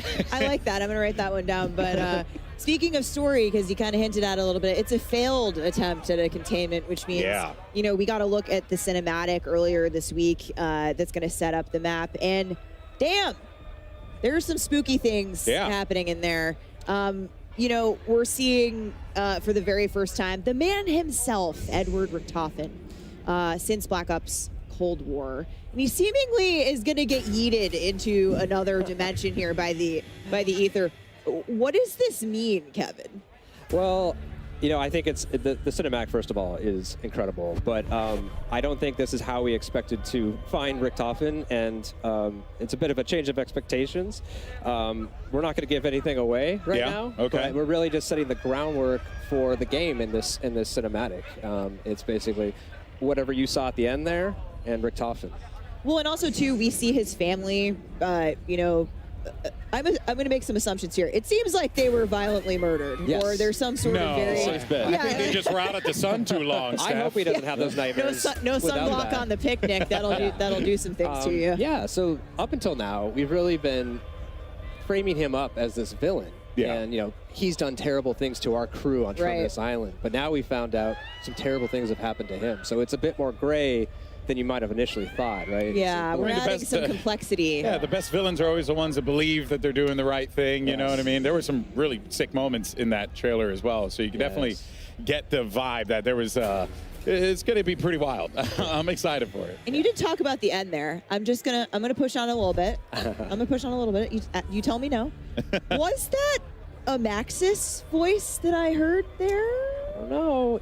You could make some assumptions there. If you played the end of Cold War, some things happen that really kind of translate here, and you can kind of connect the points. So is that what you would suggest players start if they want to get into the story? While we're waiting, if you want to jump into Cold War, it's a great time to go check out those main quests and get ready. The story. Yeah, I've been playing Cold War Zombies. But all right, we're headed right into Zombies gameplay here. But a few quick things for those of you watching at home. We are spoiler-free today. We do not want to ruin the moment. Play it at launch. So the main quest and all the Easter eggs are actually turned off. And of course, the dedicated crew is back in round-based zombies in Black Ops 6. But since Liberty Falls happens concurrently with Terminus, dedicated crew's busy. They're trying to break out of prison, so they're not at Liberty Falls. We're going to see a different set of characters played by the folks here on that map today. Yeah, and so, well, should be waiting any minute now to be jumping into the action, but it seems like once that's good to go, Black Ops 6 Zombies is live. There you have it, and we are in to the action. We're going to be sticking around with this one for a little bit, talking about what we're going to be seeing, and I mean, I'm just excited to have round-based zombies back. That is going to be really exciting. Just fun, just, you know, kind of to see how far you can climb, right? That's always the gimmick, you know what I mean? You want to see how far you can go on that one. So guys, we're already at round 10. Where on the map are we right now? This is the bank here, so they're inside. You can actually get up on the roof of here too. We call this the Alamo. It's like the last holdout that they had here, Project Janus. So it's actually where you'll find the Wonder Fizz inside here. Yeah, we have Juggernaut. This is kind of the classic central point of the map. So there's a lot of good things, a lot of connections you can make between the two major sections here. So we see we're in this mission right now, Liberty Falls. Who's your handler? You know, like what's the goal of the Liberty Falls mission? Right. So we actually got introduced to our handler in the cinematic, John Blanchard, and he's the head of Janus Security. Okay. You know, Rick Toffin told him, lock it down, try to protect Liberty Falls. As we see here, they didn't really succeed. So you enter as an outside group, and he mistakes you as part of Project Janus. So he starts to team up with you and guide you along to try to salvage the situation, see if anyone's still alive. Okay. Figure out what's going on. Really just try to contain. But you said that he assumes that you are part of the group. So you might not be. You might not be. Oh. TBD. Yeah. Okay, all right. That is, I'm quite curious to see how that story plays out with there, but that's going to be pretty damn cool. Yeah. Okay, so we have someone in the bowling alley here. This is Liberty Lanes. And there's my guy, Mr. Peaks. Little neon Mr. Peaks on the wall. Great place to do some training there on the bowling lanes. Oh, around and we're crafting. We're at the crafting table. Oh, there we go. Yeah, so crafting's All back. kinds of goodies. You can make support, which is mostly score streaks, but a self-revive. We're actually limiting how many self-revives you can craft in a game now to 3. So only 3 per match. Make it a little tougher in higher rounds, less opportunities. I definitely needed that. I needed. Oh, here's our first abomination. Okay. And he's gone. I mean, that ray gun is. You can always leave it up to the ray gun. Yeah. Somebody, of course, Lego lock out the ray gun. So the ray gun has a new look that we're. Yeah, so the weapons team did an amazing job. They remodeled the weapon and gave it a huge polish pass. So, like the weapon inspect, it looks amazing. You actually see the cartridges as you reload.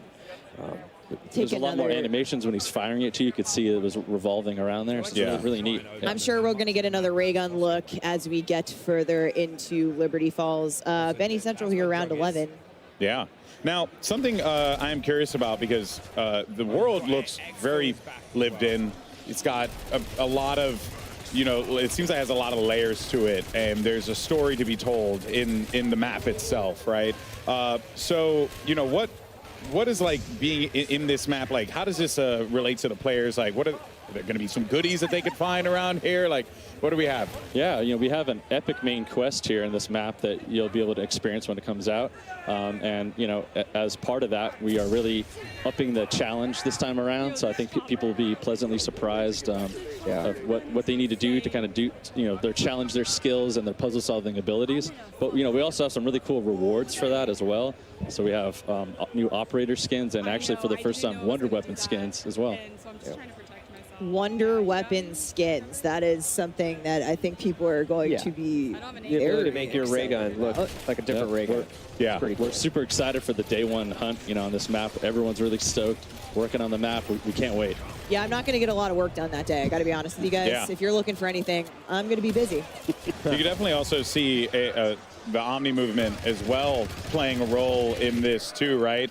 That has to add a different layer to this, because now, you know, before you're like, oh, I got to turn around and run. But now you could just like slide back. Yeah, you can just move away. Has that added some fun layers to the zombies experience? I'd say definitely with PhD Flopper, you could see up on the hill there, you grab that, you run and jump down, do an awesome back dive and explode, and it's great. It's really cool. The movement makes it so fluid to get around. You can run backwards now, but there might be zombies behind you, so it's not necessarily an advantage. It's safe to assume there are zombies anywhere. Yes. Yeah. So actually, we have third-person mode. Yes, in and we're zombies seeing it now. right here. There you go. Oh, so snap. That's kind of a nice way, if you're able to play like this, to get a little bit more, you know, awareness behind you. Wow, I did not realize that. That is actually really cool. And then you can also see just like the wild slides. We're showing off. It shows off Omni movement really well. Yeah. Cool. No, that's pretty damn awesome. So now, in terms of main quest, can we confirm here that they're like every map is going to have like a main quest at launch? Definitely. We'll have both at the launch. Both these maps will have main quests that we're super stoked for people to play. Been putting a lot of effort in, tuning and balancing these things. So it's going to be a good challenge. We can't wait. Should we be expecting that difficulty to be climbing up and again harder and harder? Yeah, I think we're always trying. Yeah, it's tough when the world is trying to solve a single puzzle, but you know, it's like we always want to make sure the steps are intuitive, but hard to discover initially. It's an interesting balance, and we always give it a shot every time, and always trying to hone challenge your skills too, right? Of course. Yeah. Ultimately, we want more people to dive into the main quests and enjoy the narrative, discover the narrative in zombies. Anthony, what have you got for players who might be newer to zombies with Black Ops 6? Yeah, so in BO6 we have what we're calling directed mode, which as the name suggests, will help direct the players through the main quest. What we've done is allow the quest, or rather the rounds, to progress as the player opens up the map and completes the quest. So as they finish steps, the rounds will ramp up. It'll help keep things under control. We've given it a general cap of round 15, so things will never get too crazy for the players. Yeah. But yeah, so we're really excited about that. So if you've never really dived into the zombies experience before, that is like the best way to do it, to like acclimate yourself to that gameplay. Yeah, I know. I think we all know someone that has just either been intimidated or just hasn't been able to get into the main quest because of the difficulty, and we're hoping that this will be a good on-ramp for them. Oh, we're seeing a trap. It's Etherella. Just in. Etherella. Yep. So this is a new trap just on Liberty Falls. Yeah. Tell us about Etherella here. This is a life-size action figure here from a comic book, right? That actually you can fire this up, and she blasts zombies with her laser death beam eyes here. But you gotta watch out there, because your head could get clipped too. So be sure to crouch. Big guy was taking some shots there. Big guy was taking some collateral damage. You don't want to hang out in the comic book on top of the counter there. You might get blasted during that. But there's great witty comments as part of that as well. It's really fun. And there's another trap they might come across here as well. The Dark Ether Field Trap is around here, and that's a really cool project. Janice set those up. And actually, it'll slow down and dissolve zombies actually when they're in there. And you can kind of we love dissolving zombies and lure them, but you don't want to linger there too long either. It's going to impact you after a little bit of time. So those are really fun too. A good zombie. Yeah, a good zombie dissolving goes a long way for the soul. Rampage inducer. Now, I understand as well, because there are a lot of new things that are going to be coming to zombies. It looks so fun. Oh, somebody's got the jet gun. Somebody's got the jet gun. Okay, so speaking of Hutch, one of the OGs, we could talk about this. Every map has its own unique wonder weapon in Black Ops 6. Yes. What are we looking at here? This is the jet gun, right, for this map. This is a favorite returning, maybe fan favorite from Transit that we're actually boosting up here, and you're not going to break it apart now, right? Like last time, you're going to actually keep it. It just overheats. So once you construct it, you have it. So obviously, if people haven't played it before, it's made from a big jet engine. So it's going to suck in all these zombies, chop them up, kind of spit them out the back end of that. You can actually pull in, salvage, stuff like power-ups. We have weapons and things like that too, if you get... So it's really fun to use that weapon, just cranking through the zombies. But, it also has a new... specialty weapon blast that you can do and charge up, and it fires off, and that's sick. In case of emergency, break glass type scenario. Yeah, for sure. Well, like I said, a lot of new things that are going to be coming to this. We just saw even things that are returning that are getting a fresh coat of paint on it. But also, I want to talk about the new perk machines as well, because there's one name in particular that I absolutely love, the Melee Macchiato. It's just too good. What is it? What can you tell us about it? So this perk machine is new, and it is everything that is 90s. We've got grunge rock, we've got boxing, we've got coffee. So coffee shops, what's coffee better? Shops. Yeah. So Melee called a cup of Kino. Wait till you see what it costs. Yeah, nice. You drink it, it replaces your gun butt with this lethal punch that sends zombies flying. Really fun to use. It also ties in nicely with our dedicated melee, which is also coming to zombies. So when you bring your baseball bat and your knife in, it buffs the damage for that as well. So it's a really nice perk, especially early rounds, to get a kind of a heads here's the armor buy, which is new. Yeah, so we've moved armor as wall buys instead of, it used to get it, you'd have to get it from the arsenal. And so now it's such an important thing. That we thought we wanted to get that out there at the level, and it's part of the core progression, right? You're deciding, do I want to get Jug or do I want to get Tier 2 armor? Yeah, right? and that kind of thing. And that can obviously, like be your undoing ultimately, or it could be the thing that bails you out in the end, right? Prepare accordingly. Yeah, you know? exactly. But it's not just about, all of the new things coming to Zombie, because we actually have some really awesome things returning from previous Zombies experiences that have that exciting twist on top. And one of those things that's hugely important is Gobblegums. Yeah, so we might have seen it somewhere around here, but we've got several Gobblegum machines in the world. Gobblegums are a consumable buff system that was first introduced in Black Ops 3. They're really fun. You use them and you kind of break the rules. It gives you little, really powerful abilities for a little bit of a time, or it kind of progresses your growth. We made a lot of improvements this game, so you always have to earn things in Zombies. So it's still important. You make your pack in the front end, but once you get in, you still have to go to these machines. Yeah. One's free every round. But you can earn them just through playing, to your point. As you play, as rounds turn, you always have a chance to earn a gun. Okay. What's new and really cool is we actually allow you to take 3 and store them on yourself. So you can actually kind of strategize or make combos and decide how to use them. It uses the score streak menu, very similar to MP. So if you're familiar with that, kind of sorting between those, you can do it here. Yeah. Really excited to see how people are going to kind of just feels like you guys are these things doing such a great job of just making sure that the person who only plays multiplayer can go over to Zombies and also feel at home with some of the mechanics that kind of transfer over, which I think is really cool. Yeah. I mean, and that's the awesome thing, especially about Omni movement, the global systems that are coming. We have we called out the HUD presets earlier, which you'll be able to see in Zombies as well. Dedicated melee. We've got plenty of stuff. So much of the stuff we do at the core is so buttery smooth. It's like we want to bring that over into Zombies. You're making me hungry. We're talking about coffee and butter. And maybe it's something about watching the zombies try to eat you that's yeah, it's a little bit of that, but it's a different kind of hunger. Yeah. A bit more evil. So Kevin, augments are also a huge new thing coming to Zombies in Black Ops 6. And I've heard this referred to as build crafting a little bit. You get the combos going. How's this going to work? Yeah, so this is the evolution of a permanent progression system that we introduced in Cold War. This idea that the longer you play Zombies, you get to power up your abilities, your field upgrades, your perks, your ammo mods, make them more powerful. What's different this time around is you're unlocking augments, and there's 6 per category of content. So you have minors and majors, and you can equip 1 of each. And the idea here is that depending on what you're trying to do in the game, whether it's high rounds, playing as a group, going for the main quest, right? Yeah. That's really going to impact how you build your augments and what you set. And so ultimately, you're making your Juggernog your Juggernog. Yeah. Your Juggernog. It's my Juggernog. Yeah. Your Juggernog is not like mine, or maybe it is. Maybe it is. I'm a support player. So maybe. Maybe, yeah.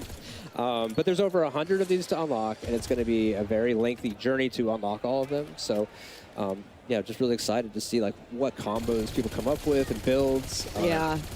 One thing that I always loved when at the studio, when you guys talk about the making of Black Ops 6, sort of these set of core pillars that the game was built around, and one of those is become monster. And that's something that's interwoven across the entire game, but you folks on the Zombies team said, hey, we'll take that literally, and that seems like how we got Mutant Injection.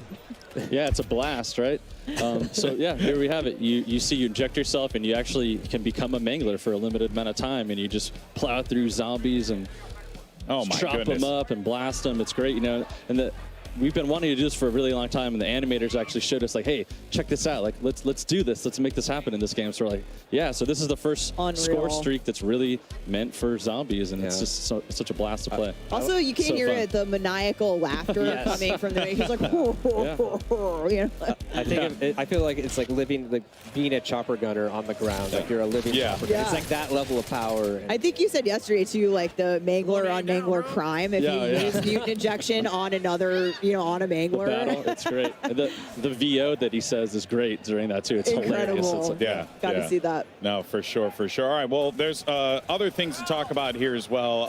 Kevin, why don't you go ahead and tell us about the arsenal as well, and what should we be expecting there? Yeah, so we've really streamlined the arsenal this game, and also kind of given it a glow up.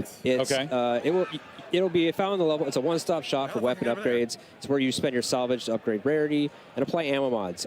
What's also really cool though is this time it's kind of got a AI drill and sergeant. Okay. Voice, and it will actually kind of call you out. If it notices that you run nearby it, if your weapon's underpowered, it might be like, you know, kind of shout at you. Yeah, I love it when my NPCs judge me, you know? To get over here and upgrade. Because it's really important to kind of keep up with the power band as these zombies get harder and harder.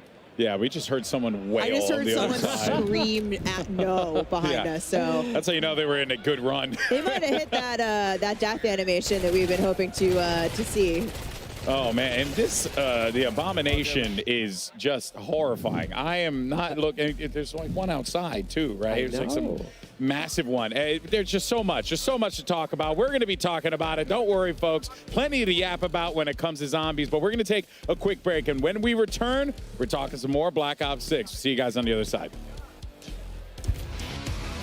Play like a pro on a big screen TV up to 98 inches from TCL, the official TV of Call of Duty. Share the wins. Elgato, the official streaming partner of Call of Duty. AMD, official CPU and GPU partner of Call of Duty Next. Herman Miller Gaming is happy to be the chair provider for Call of Duty Next. Today's players are sitting in Herman Miller Gaming embodied chairs. Check out which gaming chair is best for you at hermanmiller.com/gaming. Triumph, official motorcycle partner of Black Ops 6. Customize your typing. Drop, the official keycap partner of Call of Duty. Pre-order the new half-scale DG2 Wunderwaffe replica. Bonus, all fans who grab one of these for their collection will get a gift with purchase. Exclusive gold lightning weapon camo.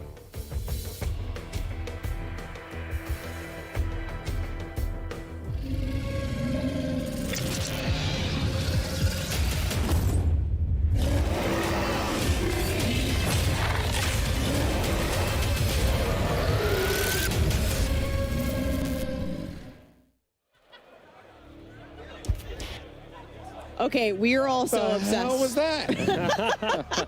We were obsessed with Abby. That Okay. was Abby, which is our pet name for the to-scale mega abomination. Yeah, of because Black Ops he gave that thing a pet name. Oh my word. Abby. She hasn't eaten anyone yet. Yeah, she's been very demure, very respectful. Very cutesy, very thoughtful, but there's actually a team articulating her smoke, all of the things. She did a moment for the creators yesterday as they were coming in. Holy crap. She's so cool. She has to come home with us. I love her so much. So we've been in here, so I haven't really had an opportunity to see. And, you know, I saw it when I came in today, and I was like, oh, wow, that's big. You know, didn't think much about it. But when you see it moving around and stuff, that really hits home. That is utterly fascinating. And actually, as a matter of fact, you can see right there that there is a little placard. I actually have it right here. Oh, here we go. That's We right. have officially won. I am also a Guinness Book of World Record holder, so I'm very proud to hold this alongside my colleagues at Activision and Treyarch, because this is the largest marionette of a video game character achieved by Activision Call of Duty USA in Washington, D.C. on the 27th of August, 2024. Abby's a star. Congratulations, Yeah, we're so proud guys. of her and Yes. the team that brought her That to built here. her at Treyarch. So thank you, Zombies team. Huge moment. Guinness World Record holder. That's a real one. That's a real one right there. That's pretty awesome. And there. there's baby Abby. Yes. Oh, yes. Well, I mean, again, all horrifying, but now smaller size. So that's just great. Extra cute. Extra cutesy. You love to see it. All right. Well, now we're ready, obviously, to talk more about zombies, Steph. But what do we have next here? Because we got a lot of good stuff here to dive into. Yeah, we talked about Wonder Weapons a little bit. You guys got a quick look at the Wunderwaffe. Wunderwaffe, which we have all been arguing about, which is the correct way. I think I'm siding with the internet. I'm saying I just call it the DG2 because the DG2, I can barely that's grasp easier, the English yeah. language. But every map will have its own unique wonder weapon. We got a quick look at the Thrustodyne, but let's go back and have another look here. The Thrustodyne. AKA the jet gun. Yes. Yeah. Okay. I love that it's called the Thrustodon, but in its core, it's just a giant jet engine. It's just gonna devour people. Yeah. Model 23. You know, it's like, what were those other 22 models? Yeah. It makes you wonder. It truly makes you wonder what that first version looked like, And we saw the person who used it. We saw in gameplay a little bit, but of course, we still have. There's that blast attack. Right? Oh yeah, the blast attack is real. We still have Old Faithful is there, so we got a quick look at the ray gun, but the ray gun has had a bit of a makeover. Yeah, there look how she is. Good it looks. So the weapons cool. team knocked it out of the park. That reload animation is so sick. So cool. Man.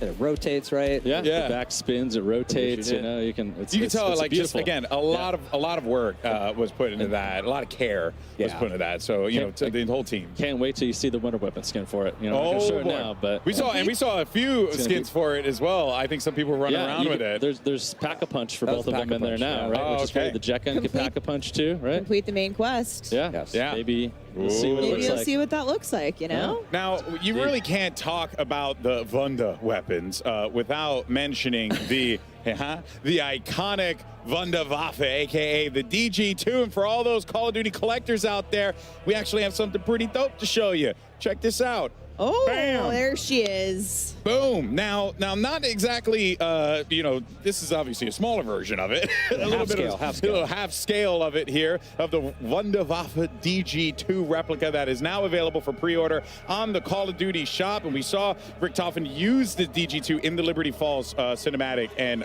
use it in a lot of creative ways as well, might I add. Reloading with a zombie's head. Yeah, that just seemed like a thing to do in the moment, right? Very cool thing to do. But of course, this right here is going to be a perfect shelf companion for your ray gun collectible that released last year, and I want this, so I'm going to take it. Kevin said it best earlier, is like, be like Richtofen, keep it next to your bed. You never know what trouble is lurking. You get like a camo with this too, right? So you also get something else on top of it. So guys, come on, get out there. An actual camo you can use in-game for buying the Wunderwaffe on the COD shop. Yes. Yeah, that is pretty darn cool. All right, folks. Well, with Black Ops 6 around the corner, now is the perfect time to grab this new addition to your Call of Duty collection. Of course, only available on shop.callofduty.com while supplies last. But that's not the only way to get your hands on one of these. Look at Waleed. Look at Waleed back there. I see Waleed back there. Let him know. Shout out AMP. Wunderwaffe, yes. You at home can have a chance to win one of 5 Black Ops 6 Zombies Wunderwaffe DG2s. All you have to do is go to X/Twitter and send a tweet with the hashtags #CODNext, #Black Ops 6, and #Wunderwaffe sweepstakes, and you'll be entered to win one of the 5 half-scale collectibles. Chris, das ist gut. Yo, I'm doing it right now, and I'm a little bit lazier than you, so I'm just going to scan this QR code. That's going to help me pre-draft everything, and then I can just tag you and tell you how much better I am at Call of Duty Zombies. Oh, Zombies. Hey, we got to 28, though. That was pretty rocking. How about you at home, folks? Are you ready to get into the Zombies action? Here, in Call of Duty's Black Ops 6 Zombies. Absolute shenanigans here in DC. Save us, Golden Boy. They're having way too much fun with that elevated camera. That stage is so good. Yeah, I am obsessed with it. All right. Well, look, guys, and I know there was a lot to talk about here. Briefly, I did want to touch on real fast, because we had talked about directed mode real quick. But just wanted, I know you guys wanted to emphasize something real What fast. you want to call it, that is actually going to be happening after the launch. So we want to make sure we have that initial window for all of our dedicated audience to go solve that main quest the old-fashioned way. Got it. And the idea is, at the start of Season 1, directed mode will come out, and thereafter in seasons, to open it up for more people to experience. That's awesome. That's awesome. You want people to, feel like, they can discover what they want to discover, but at the same time be able to introduce new players to the Zombies experience, because everyone should play Zombies. Yeah, it's freaking awesome. At that point, too, you group up with your friends who might have done it already. Yeah. Bring them on, get your new friends involved. Unique rewards. Maybe join for directed mode. Join the hunt. Yeah. The next time around, once you got your feet wet. So we saw this a little bit earlier in the show, but I am very excited to talk progression challenges coming to Zombies, which includes some incredibly mastery camos that you're seeing on screen now. Kevin. Here's our time to shine. These zombie mastery camos are equally awesome as the MP. This one's Afterlife. Looks incredible, but I am really excited about Nebula. This thing, when you fire it, it actually kind of heats up in a way, that looks cool. and it just becomes more dynamic the longer you fire it, and it feels like So you're good. like, I don't know, weaponizing the cosmos. I like that. That is a phrase right there. Weaponizing the cosmos for success. Reticle challenges and the Dark Ops challenges also coming to zombies, plus the camo track. The camo grind is almost here. I can taste it. Yeah. And prestige shared across all modes. Classic prestige across every mode. And that is just really, really cool. So there's so much, just so many cool things to talk about here today. But look, if you're like me, I've been oohing and on at all the nice juicy camos that we've been seeing here today. And I mean, again, you have so much that you can lean on here. Make sure you guys are out there digitally pre-order Black Ops 6, or you can subscribe to select Game Pass plans and get the Reflect 115 camo pack. Of course, playable immediately in Modern Warfare 3 and Warzone. And these look really cool. I mean, just the visual is just striking in of itself there, Steph. Pretty dope. I already have these. Yeah. I'm going to go home and play with them. I don't doubt it. You have probably everything. Yeah. Your inventory is probably wild. I play a lot of this game, needless to say, but it's another really cool thing coming to Black Ops 6. Zombies are evolving Oh, enemies. yeah. Kevin first described this to me as zombie popcorn, which is really gross. But Changes Anthony, popcorn forever for me. Anthony, tell us how these work. Yeah, so basically we have what's the start of an evolutionary chain represented in the parasite and the vermin. And basically these things will pop out of zombies dynamically throughout an engagement. So kind of switch it up for you. You know, you think you're clearing your horde, and all of a sudden a giant head pops off and turns into a spider and comes after you. And so you have to kind of change where you're aiming. You know, it mixes things up, keeps it interesting, you know, keeps it challenging. You have to look down, look up. So, yeah, it really just switches things up for you. Because if there's one thing that we all needed, it's more ways for things to kill us. Yeah, absolutely. You know, Absolutely. I mean, really, it's just more creative ways. Never enough Evolutionary. ways to die. Never enough ways to die. If you think these are terrifying, there's more on the way. Just wait till the live We season. got stuff for you. Oh, man, Oh, it's just man. nasty. There are more coming. And speaking of things to come, Treyarch team, we've obviously got 2 awesome maps at launch, but what can you tell us? You know, what do you got in store for us and beyond that on the live seasons? So what I could say is that the next map is going to be coming by the end of this year. Oh, and that is going to be round-based zombies map. really setting the tone for how all in round-based we are this year. Yeah, that's quite significant. I mean, you're just so many options for ways to be able to play. That has to feel pretty good for you guys and the team to be able to deliver so much like this. It feels amazing. Yeah, I'm personally I think we're all just really stoked about all the maps that we're going to come with. Everything just helps kind of tell the story and just pair all the maps themselves pair with the story we're trying to tell. So yeah, we're all really excited. So excited about it. Yeah. Oh! Okay. Oh, there we go. This is a mutant injection, is it not? Indeed Yes, it it is. is. Yeah. Oh, my word. You can see him go, oh, yeah. Yeah. It's like the Kool-Aid man on steroids. I like his nod of approval. He might be. I mean, he's all the way in 21, so Ink Slasher is retreating here as we're seeing. We're not even getting to the rounds where it gets hard yet. Yeah, and I'm seeing, so there is like a time frame that you have for it, so I can't just go and live out my destructive fantasies unlimited. coming back out Limited now. time. For a limited time only. Get it while it's hot. Oh man, that is so cool. It just looks absolutely devastating. That would be such a fun way to just clear massive waves of zombies. Yep. You want to hold on to it for the right time when you really need that, and then Look at pop that that scorpion. and go for it. Wow. Awesome.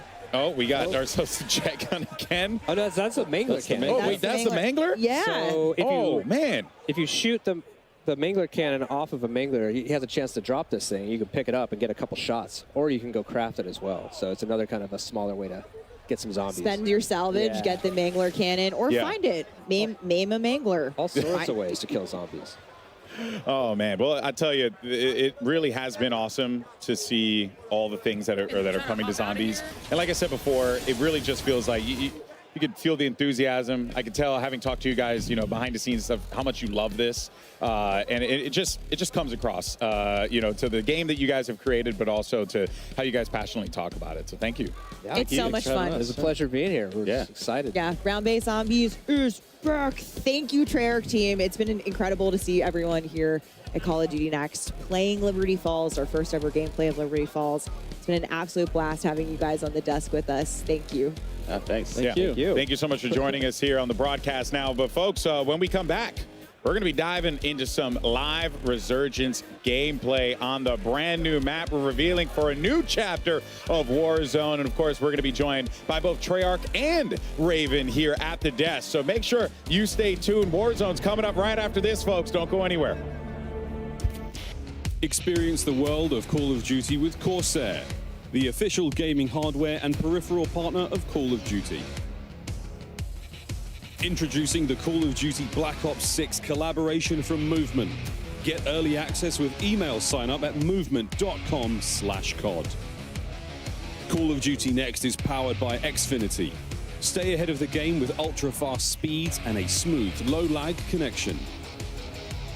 Operators get ready to unleash a force of nature with Polaris Razor Pro R, dropping into Call of Duty Warzone in Season 1. Change your game. Scuff Gaming, the official controller partner of Call of Duty. Take your Call of Duty gameplay to the next level with Nanoleaf's modular RGB smart lights. Step into the game and sync your lights with the action on screen for the highest level of gaming immersion. Origin. Customize your PC. Official gaming PC and gaming laptop of Call of Duty.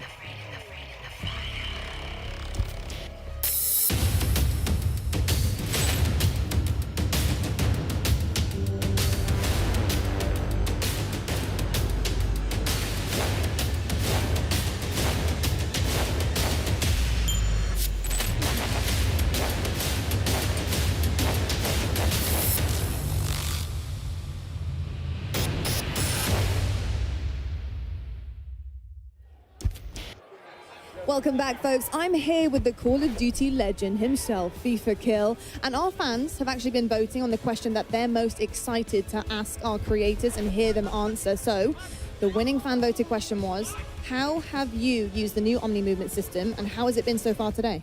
I mean, it's feeling good. I'm going to be honest. At the start, I was a little slow. I'm not exactly a movement king, no Joe-wo, but I got used to it. We started cooking. I was moving around, diving over tables, looking behind me. I was going a little crazy. I think I got a 99 kill game earlier. So I'm liking the movement. It's feeling good. I like the slide too. You can like slide and then go down into like a laying backwards kind of thing. It's crazy. It's good because you're flexible. You can kind of, pursue your own movement and what you want to do on a map as well. Now, you did mention Joe-wo. I know he's the movement king, but with this new hairstyle, you might be starting to overtake him with this new alter ego that you've got. I don't know about Joe-wo. I've been called Ninja a lot. But nah, I'm moving different. I can't lie. I've never been a movement king myself, but the Omni movement is great. When you guys try it, you'll see as well. It's very fluid. It's very, very natural. It feels good. I'm happy about it. I'm loving it. Love to hear that. FIFA Kill's moving different. Let's see what other creators think. Robert, who you got? Hey, what's up, Lottie? I'm here with the Warzone GOAT himself, Balls. All right, Balls, tell us what you think about this new Omni movement system. All right, man, look, this new Omni movement system, I'm not gonna lie, feels really, really fluid. I think there's gonna be a big skill gap, and I don't know, I feel like I barely got to play a little bit, so I have like a 1% idea of what to even expect, man. But so far, I feel like it's gonna be really fun. Okay. All right, so now we got 16 new 6 versus 6 maps. We got 4 at launch, and we got 12 new weapons. What are you looking forward to most from this next Warzone?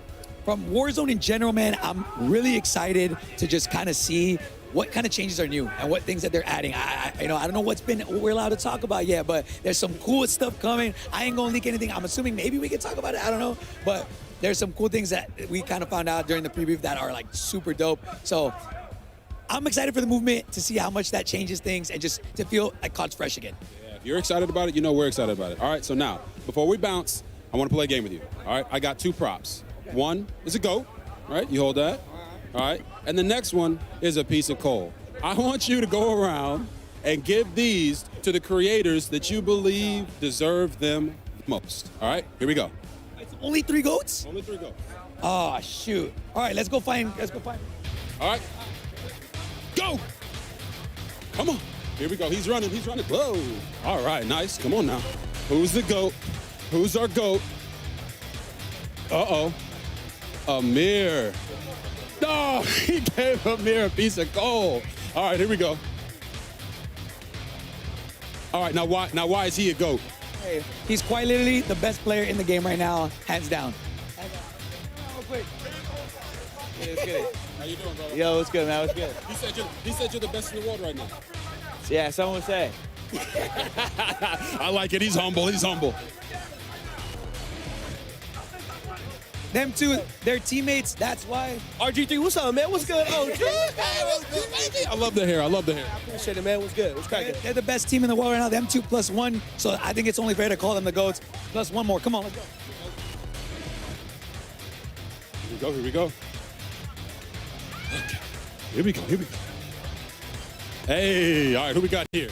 All right, my boy Diaz Bippo, he's the third of the two that we just went to. Here, we're giving him the last GOAT status. But look, man, we got a lot of people to get GOAT D. Talk to me, man. How you feeling, bro? I feel good, man. I feel good. What do you think about me calling you one of the GOATs? You appreciate the gas. You appreciate the gas. Hey, he said you're one of the best in the world. All right, find the coal. Let's find the coal. Oh, man. He gave him coal. That's my GOAT. That's my GOAT. Look, man, this guy lives with me. He's got to, bro. I got to give him one. I got to. My dog. I appreciate that. All right.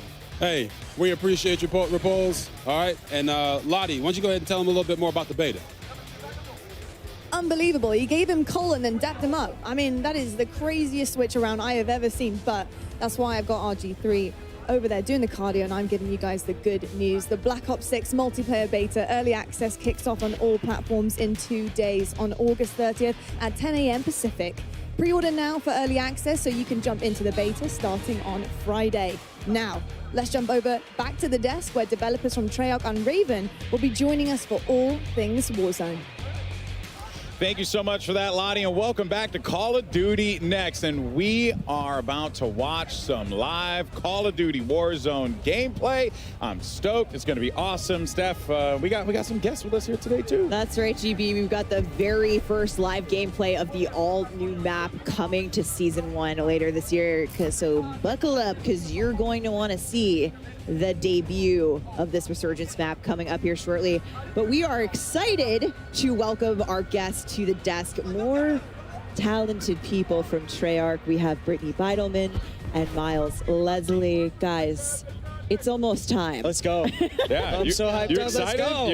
I mean, Yes. like the electricity I in the go room. play. Let's go. Okay, all right. I do too. So you know what? Let's just jump right into it. Let me not waste you guys' time anymore here. All right, Brittany, Miles, of course, thank you so much for joining us here today. And we're going to be talking about this new Resurgence map that's going to be coming to Warzone, courtesy of Treyarch. What it's been like building this experience for y'all, because it must feel great to see it now out in the world. Yeah, it's been really putting so much passion across all the teams, and special shout out to the Treyarch teams, the Raven team, the High Moon Studios teams. Everyone has really come together on what the dream and vision of this map is, and yeah, every single piece has been touched. So much intention. We're so excited to talk about it and show it off. Nice. Because it's been a minute since we've had a new Treyarch map in Warzone, so this is really exciting. It's a big moment, yeah. Yeah, the team at Treyarch has been working tirelessly on this map. We are thrilled to finally be able to talk about it and show it to the world. I love that. Well, here we go. I mean, look, guys, without boy. further ado, let us introduce you to Area 99. All right, Area 99. Welcome to the Pod Dormitory. Weapons testing. Mannequin assembly. A nuclear reactor. The House Factory. Nuketown shipping.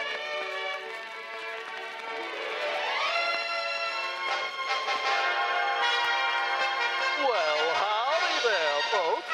It's your old pal, RG Adams, to welcome you to the one and only Echo.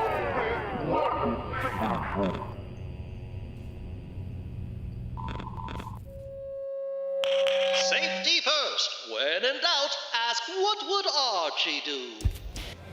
We have arrived at the birthplace of Nuketown. Wow.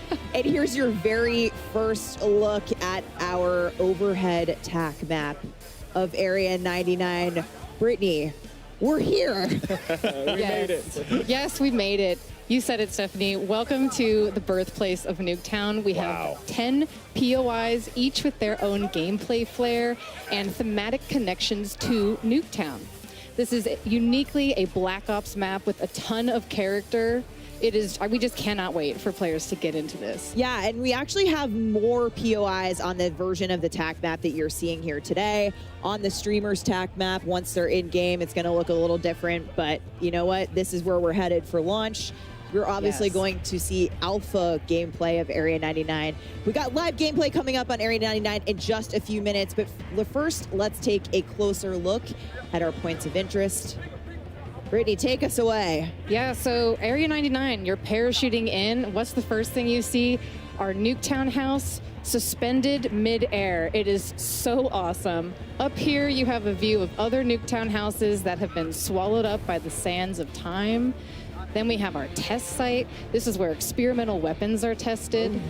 The observant player may recognize that we have a prototype Guardian in the space, which is a fun nod. Lots of little treats there. That's cool. That's pretty cool. That POI connects to our underground bunker space. So down here, the players are more self-contained, separated from the chaos on the surface. But I recommend grabbing a gas mask before going down there. Okay. Then we Duly have noted. our bunker space. This is our bullseye in the center of the map. It's also our tallest POI with multiple levels. But what's most important about this POI is actually that it is connected to every single other POI in the map through a network of trenches. And it's got radioactive goo. There's also radioactive goo. You will take damage from. Yeah, trust me. Yeah. We have our manufacturing POI. This is where the Nuketown houses are made. This space is fun. We have doors, windows being carried throughout the space. There may or may not be a sneaky zip line in here somewhere. I'm not going to tell you where it is. You have to go and find out. Gotta go find it. Oh, I love everything about this. Then we have our mannequin assembly space. This place is really fun. So, okay, the backstory of this is it has been overproducing mannequins throughout the years, and now not scary at all. It's a little bit creepy. Yeah. Players get to run through massive piles of mannequins. Mannequin limbs are just tossed throughout. As one does. Don't get squashed by our mannequin smasher. And then we have our pods. This is where the people who worked at Area 99 used to live. This is a fun, stacked, smaller engagements. And players here really need to listen for those footsteps of other players in order to hone in on their targets.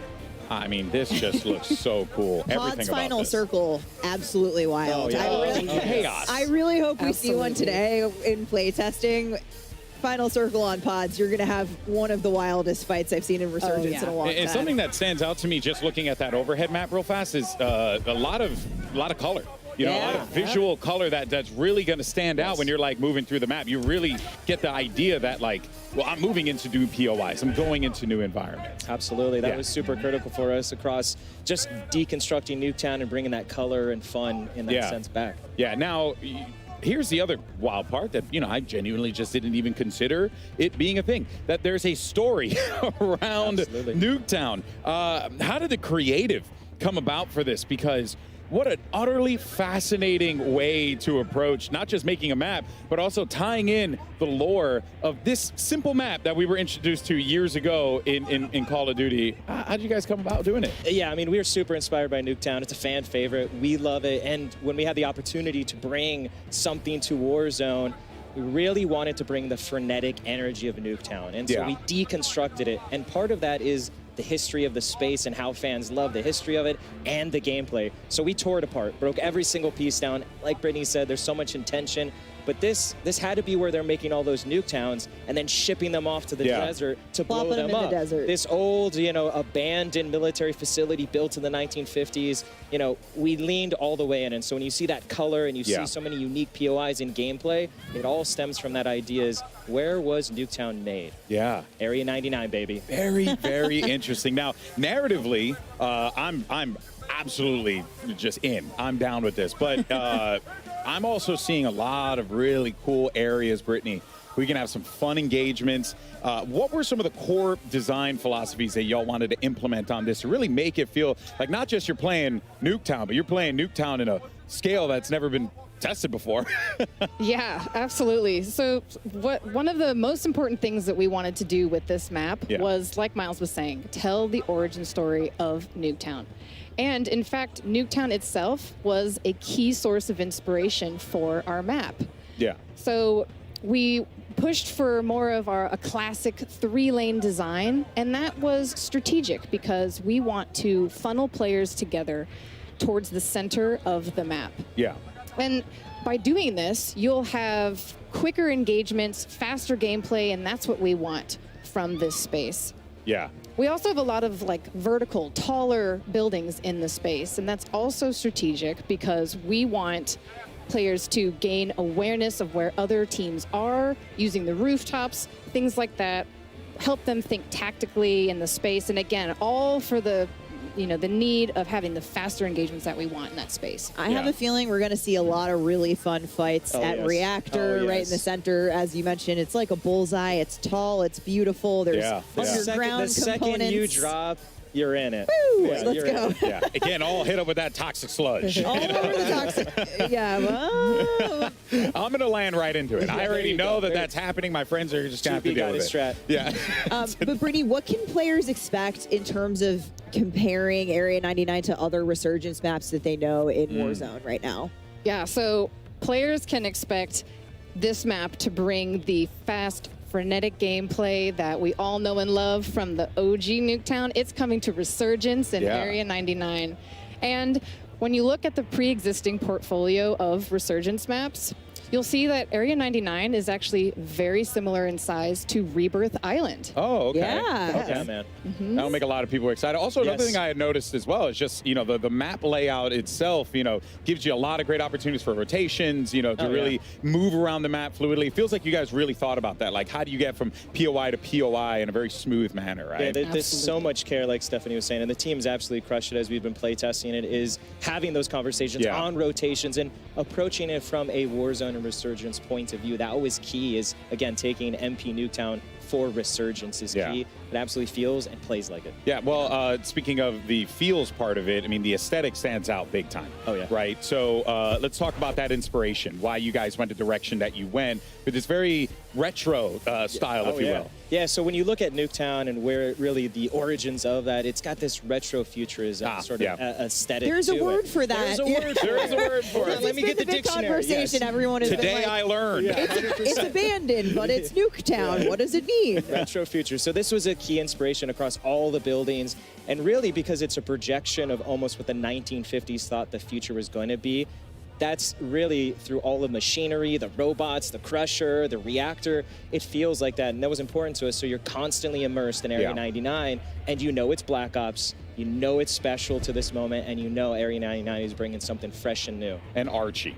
And Archie Adam. Come on, you heard him at the top. He's really a special character to the team that we crafted to be the mascot for the nuclear reactor and the nuclear world that Area 99 is bringing. So the spiritual leader of Area 99. I think we're going to see a lot of him. Just remember, do what Archie does. I love it. I love it. You are going to hear him in the map. He's all over with the PAs. It's fantastic. Awesome. And of course, like I said, this is alpha gameplay that we're seeing here today at Next, because this map is obviously still few months away from launch, but the streamers here live at Next are going to be dropping into Area 99 shortly.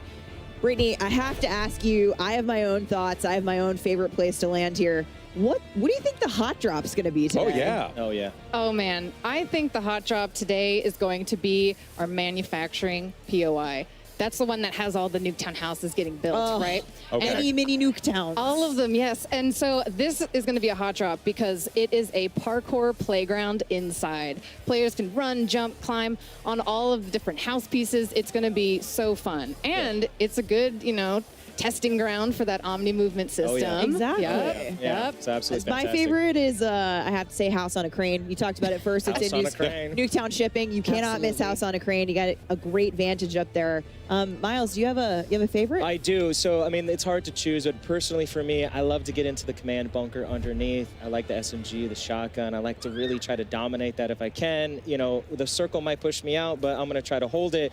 And I have a soft spot where really when you were looking at it is callback to Blackout, Nuketown Island bunkers underneath. My for everyone that man. knows. My man. Love it. It's got that vibe and that feel. So I love to just kind of sit down there like a hermit and a creep and just kind of like watching people. Okay, duly noted. Yeah, we got to play some time. I'm gonna see you down there. Yeah. See, I like that strategy too. Just way in the corner. Really, I didn't say a corner. Okay, GB. Well, I'm going to a corner. He said command center.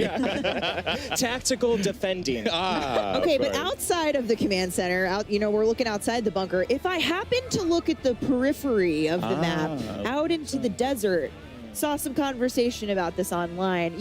What else might we see in that Nevada desert? Well, you might see a hint of something fans love that might come later. We'll see. Okay. Get something with scope. You might see Just something. a little hint there. You guys out here with the teases and everything. My can't give goodness it all gracious. away. Come Every time. All right, folks. Well, we'll be back with more Warzone coverage, including talking about Battle Royale updates, ranked play, and more. But for now, though, let's send it over to our casters for some brand new gameplay of Resurgence maps, Area 99. Fellas, take it away. Thank you very much, Alex. Area 99 is a mere moments away, but myself and Chris, raring to go. Yes, I want to dress up as a mannequin, though. Ooh, Just random mannequin skin. Well, folks, we've got some very, very exciting news for you. That's right, folks. Welcome back to the Castle Circle, Miles and Puckett, and we are welcoming you right now to the TCL Power Hour. For those of you who were here last year, you know what it's all about, but during this next hour, we'll have our creators try to complete these 9 challenges while in the middle of the Battle Royale. These 9 challenges will come them 9 opportunities for you at home to win a 65-inch TCL TV. 65 inches? 65 inches and 9 chances to win 9 TVs. I like these different challenges. This is going to make the gameplay extra spicy if it wasn't enough. And also, if you want to be involved, use hashtag CODNext and hashtag TCLXCOD sweepstakes to enter. Check out the full rules below. Make sure you're doing it right, Miles. Let's get to the game, Chris. We've got a whole lot of action to get through. Area 99, folks. Let's do it. Yeah. Honestly, can't wait, Chris. Mannequins. Great. Imagine a mannequin skin. That would be a very, very I'm trying to interesting get thing. it like in week 1. It might take till season 2, but I mean, who doesn't want to dress up? I do. Look, the idea of a new Warzone map is incredibly exciting to me. I've been so pumped for this. All right, get up. So many talented gamers here as well. I was just looking around to see who would be in our lobbies. This should be fun. Yeah, we had a chance to. I stood behind Shotzi for a while. Got to watch him running around. A little bit of trash talk. I was told to run across the stage and unplug Iceman Isaac's setup, and I wasn't going to do that. I wasn't going to do that, Chris. I'm not that guy. No. And we should remind everybody, Stephanie said this a few times, this is just alpha. We're going to see an even more polished version by the time you get your hands on it. But Miles, you and I saw this last night. We had just a few hours into it. What did you like most when you were playing? I mean, it sounds like quite a cop-out, Chris, but I just love the idea that a single map from Black Ops history can inspire this huge play space. The idea that we're going like the home of Nuketown. There's this weird sort of like nuclear family feeling going on. There's mannequins being built. There's all sorts of cool stuff. It's just very exciting. 10 different POIs, and yet we can see, of course, all of our players bounce around to different ones. They said what's going to be the hot drop? Maybe manufacturing. I think it's going to be Nuketown shipping, though. Everyone just wants to go to the place that has Nuketown in the name. Yeah, right. I also love the idea that there is a sort of floating part of the Nuketown map above everyone. To me, it's just such a cool idea to, show a little bit of homage. I know you can look out across the desert, and in the distance there is, the OG Nuketown, which, let's face it, Chris, is going to be in this game somewhere, right? Absolutely. I do have to say, Ghost, if you're watching this one, my boy Knight did not make it to COD Next this year. I personally want to vouch for this guy after watching him play for Twisted Minds. Knight is a Resurgence monster, and he refuses to play the big maps. He's like, Resurgence is my home. Why leave? Why leave? And again, the idea that this one is a similar size to Rebirth Island, very, very exciting. So again, you've seen the top-down view. You're seeing some of the action at home. You know what you're getting yourself into, folks. It should be a fantastic time. And the whole time, Chris, we've barely brought it up. The entire feeling of like Omni movement being in there, Brad is getting involved. Lovely bit of work there with the Tanto 22, and he goes down. But look, a smile on his face and a heart full of joy. Yeah, maybe you'll come back here in about 17 seconds, Bradders. Excited to have you with us here in DC. One of our 250 creators all playing Black Ops 6 for the first time. Let's take a look, though, at some of the other screens. It looks like Ocean Ops is continuing to dominate. His teammate fell, but Ocean Ops going to keep slaying out. That's a lovely top-down look. Reactor, obviously the highest point of the map here. To the pods. the pods, boy. To the pods. Dive. Are you a green dive. pod or blue pod guy? I think I'd be I'd quite like to look at that purpley pod. You're a purple podder. Although the yellow pod looks like the tallest one. And these sort of these habitation locations for the staff here at Area 99. Let's have a quick look and see how it looks on the inside. Cool, look at this. Better than my place in LA. Bigger than my New York City apartment as well. Well done, Future. Well done, Bleak Future. This love, this atom punk vibe, plates, you name it. All the goodies you would expect from Warzone, and of course, brand new weapons here in Black Ops 6. See some dives, mate. Come on. I was going to say, you've been doing it all day, brothers. Decent ground loot as well. Every gun you pick up feels like you can do damage with it. There was very few items that I was like, oh, this is never getting used. A lot of nice shots there. Aim brought, taken down. And J-God's in this lobby I just saw. Can we get a J-God screen up here? He's on his team, man. One of the legends, of course, of content when it comes to Warzone. If you ever want an update, you go to his channel. He's going to tell you what the meta weapon is, what to be doing in-game. He's a family man as well. Always Family entertaining. Man. Oh, very indeed a family man. On the right side, I thought maybe A man who loves to pick apart his own gameplay. But once again, where are we going, folks? Where are we dropping? What's the game plan? See, this is what happened. We had a good game going. We already They had a good game going. Yep. Break it down for us, Now J-God. we're like on Regain Central. Now we're on Regain Central. Yep, okay. I mean, Ocean's patrolling the rooftops, making sure he's got a safe landing. Is there any gear up here? That's going to help out. Certainly going to help. That's a full squad So mark. we got that vest.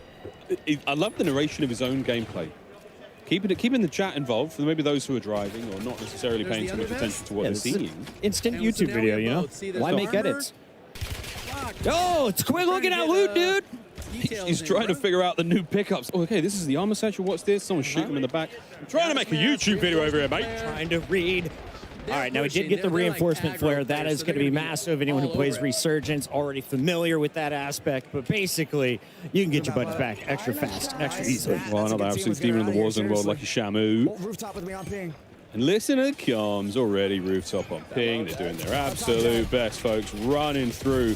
That's a squad wipe. See the nice gold highlight there. Another change again to the user interface here on Black Ops 6. And unfortunately, Espresso still looking over Shamu's body. He's not happy about it. We got to go over to Biffle, though.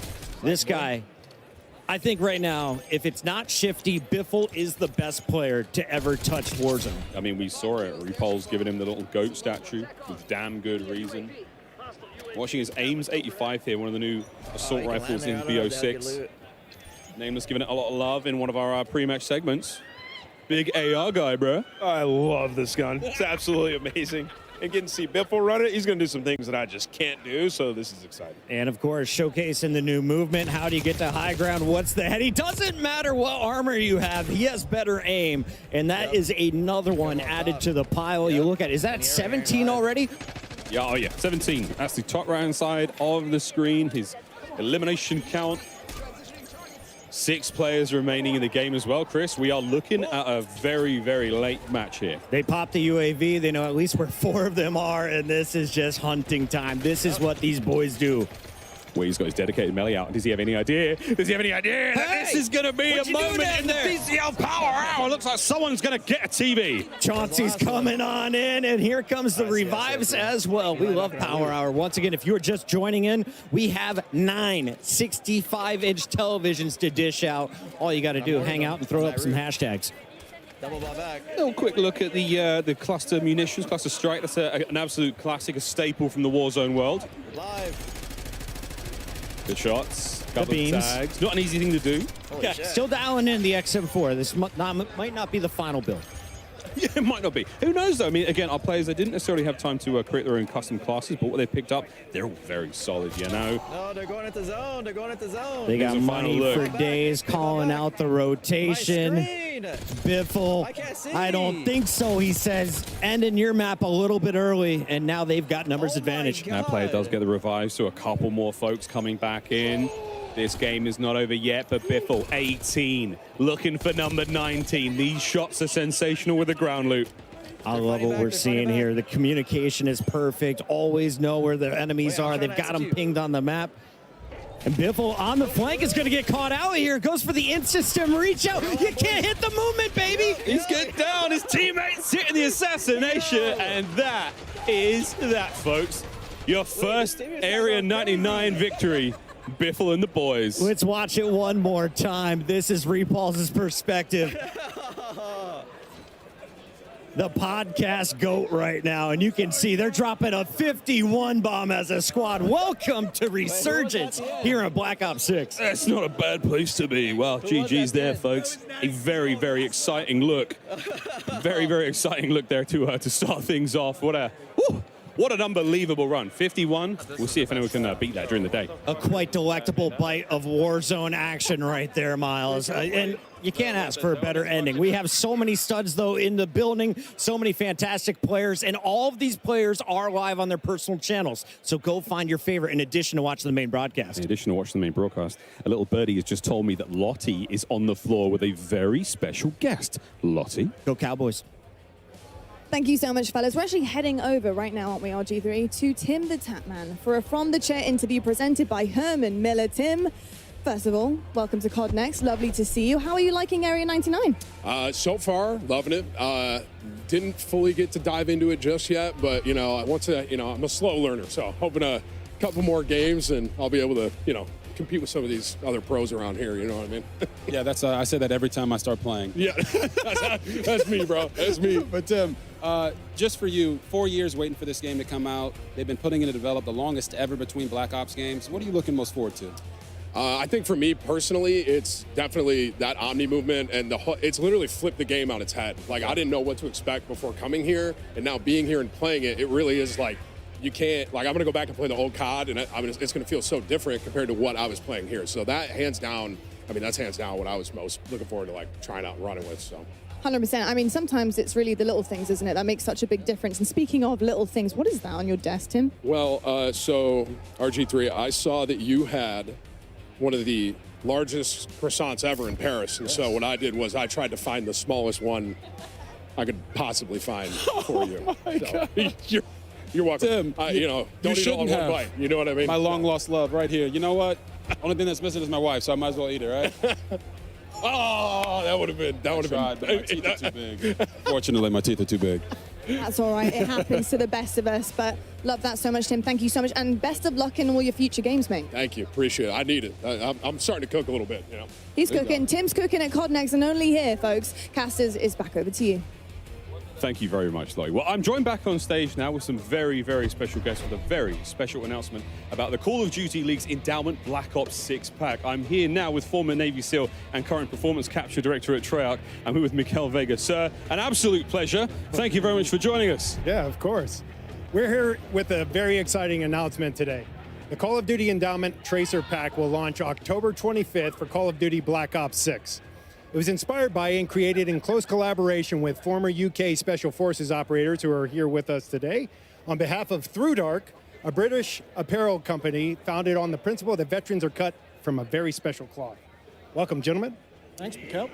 How's it going? Thanks. Can you tell us a little bit about the inspiration behind the Endeavour Pack? Yeah, so we've spent the majority of our military careers within UK Special Forces, and in this time we live by the mantra, endeavour through adversity. This experience, however, is not reserved for the military elite. It is universal and human. We all encounter hardship in our own lives in our own way. Ain't that the truth? And how did this collaboration with the Call of Duty Endowment come about? So like the best of plans, interests were aligned from the beginning. As military veterans, the mission of the Call of Duty Endowment resonates deeply with our own brand of beliefs. So developing the Call of Duty Endowment's first ever UK operator skin, knowing our efforts would directly follow veterans across the UK, US seeking meaningful employment.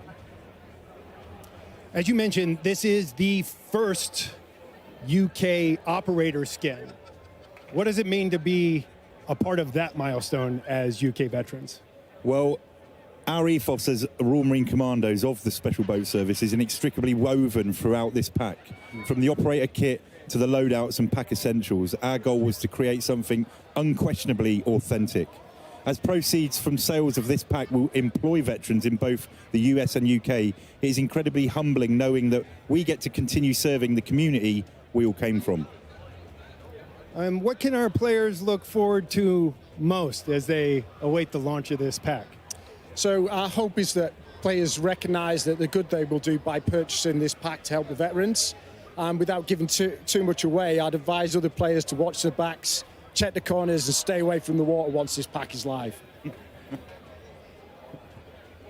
While a picture is worth 1,000 words, we would like to leave you all with just one: Endeavor.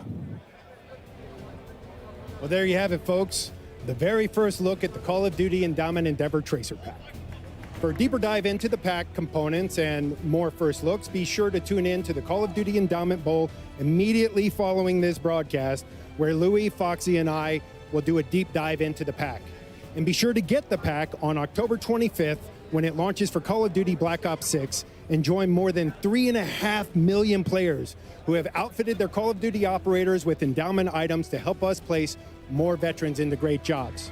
We can't do what we do without your support. Thank you both for joining us today. Cheers, mate. Brilliant. Thanks, man. Let's get back to gaming. Thank you very much, James. Well, wicked announcement. Very, very special. We do have much more gameplay here at Call of Duty Next. You can grab the Endeavor Pack October 25th when it all comes into the store. Thank you very much again, James. Absolutely brilliant stuff. Thank you. Back over to Tim, the Tap Man.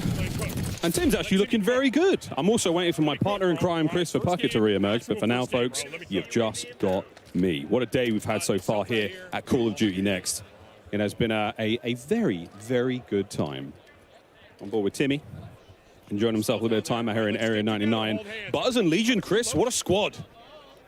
This is a team. I like what we're going to see here. It's been a competition between Tim and Legion to see who can have the most ridiculous clips. I think Legion's had more time alive. Well, look, that certainly helps. Legion, though, just going down there. We're seeing on the left-hand side of the screen. And it looks like Tim has opted for a different HUD as well. Now, this is something we're going to be talking about plenty. A massive, massive change here. Doesn't just affect MP, doesn't just affect zombies, because all of the HUDs are different, Chris. I mean, so you've got the ability to really customize your game depending on what you're playing. I think some of the perks are going to have an effect on your UI as well throughout this one. You can see Legion having a tough time saying, Tim, I'm good, I'm good. He's not good. Don't go for that revive right now. That's going to cost the squad. Can Butters keep him in it? Bro. Butters can definitely keep him in it. She was popping off in zombies. I went by, was not squatting up. She was going solo, and she was into the deep rounds. We got a decent loadout here. I mean, decent gear. We've got no plates, though, for Butters. Care package? Come on now. No, she's got the squad covered. Absolutely love that there. Legion, of course, and Tim, they're now coming back in. We'll see if our team of heroes and heroines can keep things rolling. The lads are here. Let's see what we got. Let's see what we got. Ooh, that's not bad. That's a legendary looking, we got X4, we got ourselves a big old sniper rifle. Little tracker. That's a lovely care package. And it's just going to be a moment to loot up for the squad. Can we go? Thank you. We are going to some people ready to frag out, and this squad is devastating. Iceman Isaac, the Strat Wizard, alongside Teep and Jowo, the Movement King, showing you how he's going to survive in the new game modes. Of course, the first map we saw a 51 bomb from Biffle's team. Now we're watching the boys on the other side. Yui there, pop by Iceman Isaac. And again, a lot of the things are going to be very familiar to you. If you're a Warzone player, you're going to be carrying across a lot of information. Yeah, it's a new game and there's new things there, but a lot of those familiar entities, Chris, are going to exist. Like certain elements of the store. You know, we've got a new backpack system. The backpack's gone. So that's a big, big change. That, I mean, I'm looking for players who show me the UI, man. Come on. Yeah, we're going to see a lot of POIs, I'll tell you that. This crew is moving Teep, though, in a little bit of trouble. Can Joe get some help? You look at the mini-map. They're going for the divide and conquer strategy. No one within about 1,000 meters. I've measured the map a lot. 1,000. An entire 1,000. Joe's back in 5. Meanwhile, his teammate Iceman Isaac doing everything they can to stay on the move. A little bit of points there. Again, you are a very slight reward, Chris, for not being a camper. And high ground, of course, is always crucial anytime you're playing here in Resurgence. You got to look out for the folks dropping above you. Well, let's go over to Destroy. This guy plays with so much confidence, and he is a momentum gamer. So when he is rolling, it's so hard to stop this. And watching that Omni movement, seeing the way he's able to sprint left, right there, get right back into that fight. He evades a bit of action, gets himself into it immediately, and now he's on the prowl. And again, what a familiar look here. We're in one of the Nuketown houses here. We're missing a couple of mannequins and a couple of pieces of furniture, but it's just so cool to see these places in this final circle. Waiting for the skies to clear, unable to use his strike, and he is going to get run up on. Trouble for Team Destroy. Let's go over to Shifty and Hisoka, though. 2/3 of the Falcon squad that just dominated at EWC. Oh, these boys, they got GOAT status approved. Here comes Evan. Hisoka on the long-range Overwatch. Big tags, nearly perfect shots. Wow. Even here on BO6, he's shooting hot. Ripping through that body armor, and you can see they are just hunting at this point. They are going for a high score. Repulse and crew dropping 51 as a team. UAV, we're looking for an advanced UAV in a moment. Yeah, there it is, advanced UAV. Pop 3, get the advanced. And now you're in serious trouble. Hisoka on the prowl here in the lobby. Precision airstrike on its way. Once again, all these players are live. Go check out their individual point of view, especially this one. If you are the in-game leader, if you're the one calling out rotations for your squad, there's no one better than Hisoka. He has been a difference maker when it comes to endgame. I think I watched Hisoka win the Warzone World Cup way back in 21, 22, something like that. Another precision there for Hisoka. Precision go Burt, quite literally. Give us some new gear by station. Not getting a huge amount of intel there because the player cam blocking the way, but you know. You can see all these pings. They are all in the same building. Everyone is stacked up right now. They're just taking their time, frying away. A classic look here, Chris, at I mean, what feels like a map that we may have been on, you know, if in the past, because of the sort of the feel, the vibe, but at the same time, Area 99, brand new. Can't wait to see more of it. Absolutely. Let's check back in with our TCL Power Hour to see how we're doing so far. Right now, our creators are trying to compete with these 9 challenges while in the middle of this battle royale. We've got a couple of them that are done. There we go. Dedicated melee done. Gunfighter wildcard elimination. Can we get that? And a combat axe, Chris. We've given away some TVs. We need to see the combat axe elimination. 7 televisions already awarded. 2 more to go. And that gunfighter wildcard. That's going to be tough for us to track, but we're doing our best. We got admins all over the place. I was going to say, that's not our job, ladies and gentlemen. Don't forget, tweet hashtag COD next and hashtag TCLXCOD sweepstakes to enter. The full rules are below, ladies and gentlemen. We're going to go to a quick break, but don't go anywhere. More Warzone action right after this. Play like a pro on a big screen TV up to 98 inches from TCL, the official TV of Call of Duty.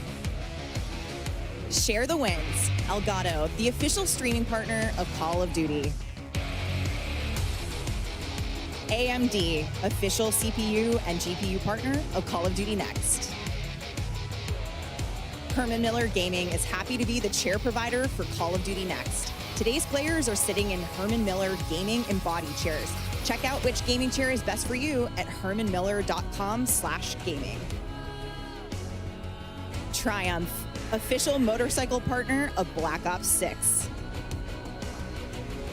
Customize your typing. Drop, the official keycap partner of Call of Duty.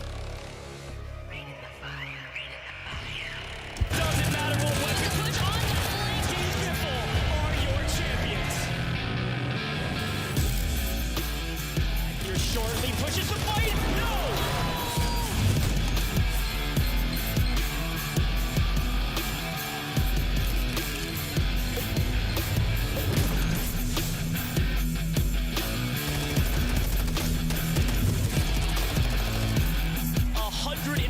Players on land, some of the greatest Warzone players of all time.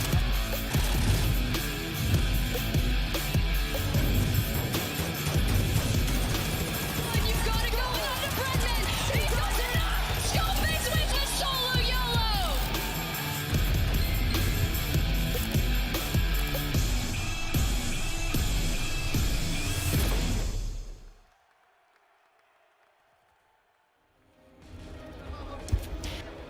Welcome back to Call of Duty Next. I'm Miles, this is Puckett, and if you're just tuning in, we're watching live gameplay of the new Resurgence map, Area 99. But what you just saw was a little bit of a teaser for the upcoming World Series of Warzone Finals. We're going to Vegas, baby. It's going to be so sick. A live competition at its best. You're going to see a lot of these familiar names that are here for Black Ops 6 today, competing for serious money. Serious cash and a lot of love there. But Area 99, we're going back in, Chris. We've got lots to see still. Joe Woe, we gave him some love earlier. Let's give him some more love now. Okay, and already he is pushing for double-digit eliminations.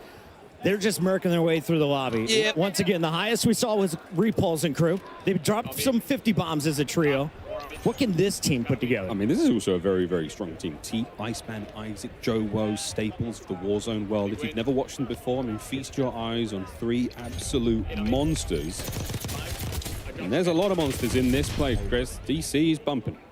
Joe Woe going for the selfie. Shouldn't be a problem, or is it? Nope, he gets run up on.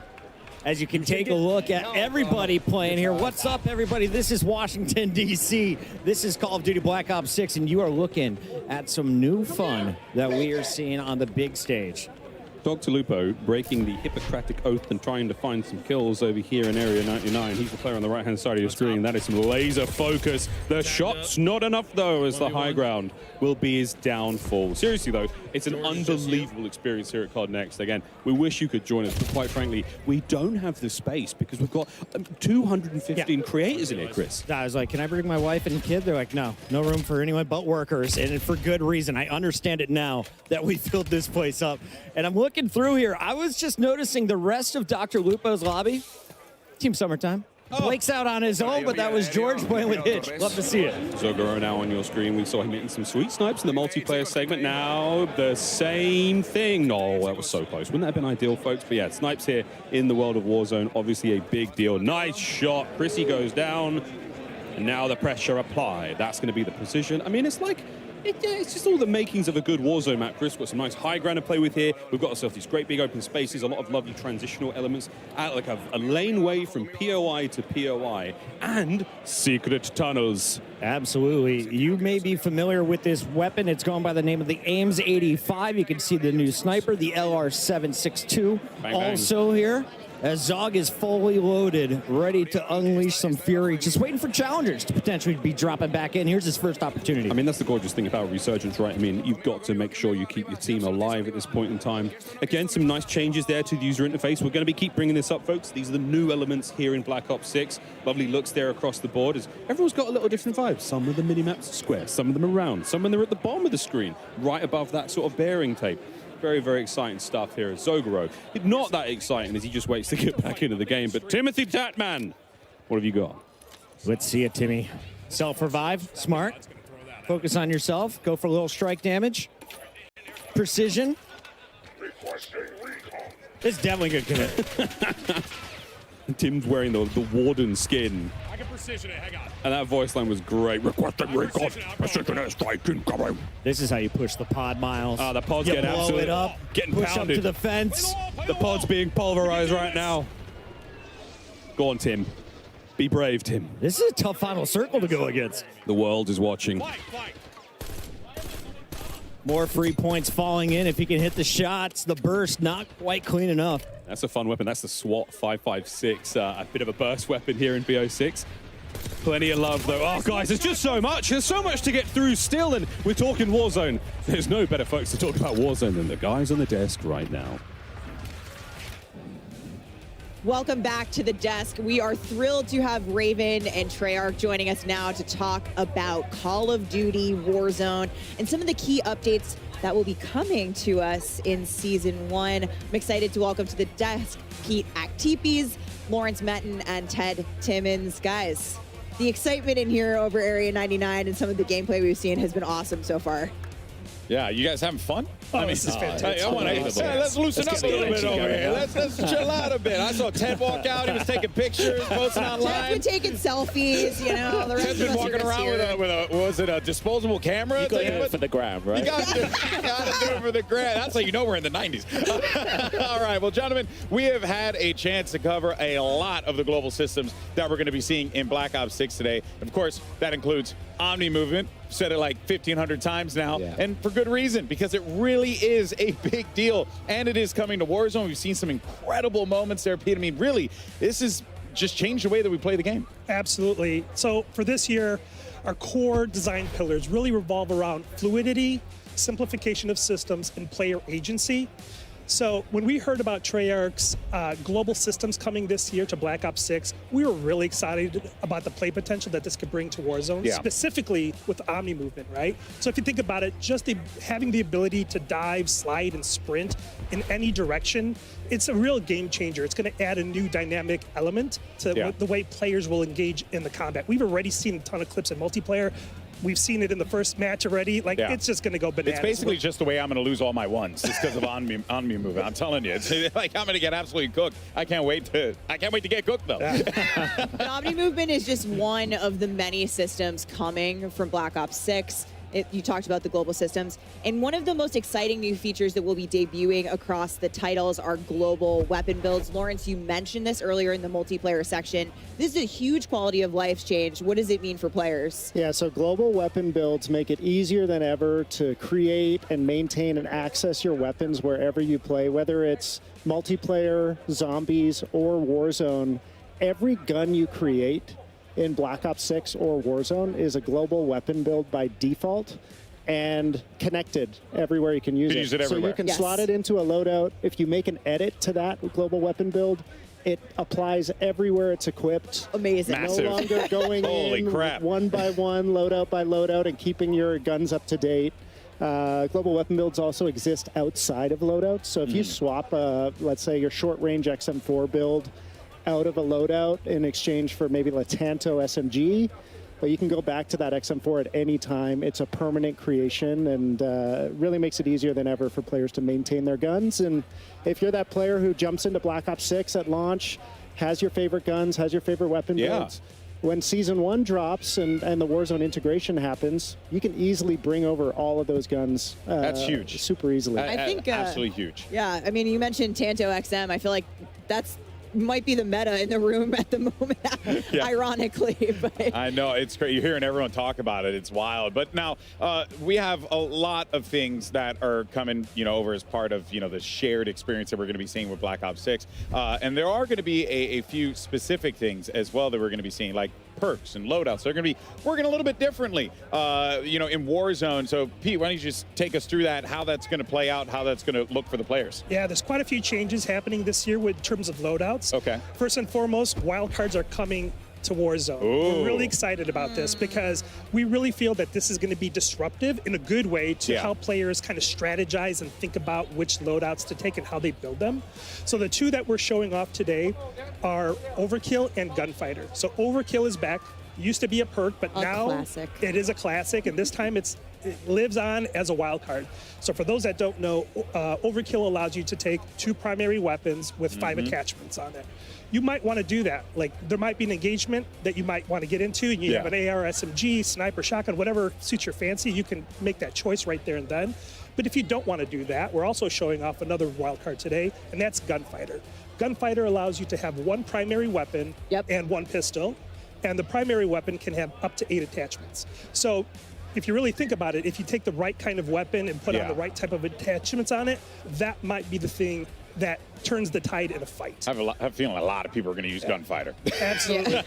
We also have more that's coming, and we'll talk about those as we get closer to launch. For sure. Those wildcards are going to be built specifically for Warzone in mind. Oh, that's cool. Yes. Yeah, that's cool. So more coming as we look to the live seasons post-launch. But Ted, one of the things you've done is actually revisit some of the underutilized perks and, kind of look at how we might use them for this chapter. Yeah, so our design team looked at the equip rates of all of the perks over the last year and just how players have used them.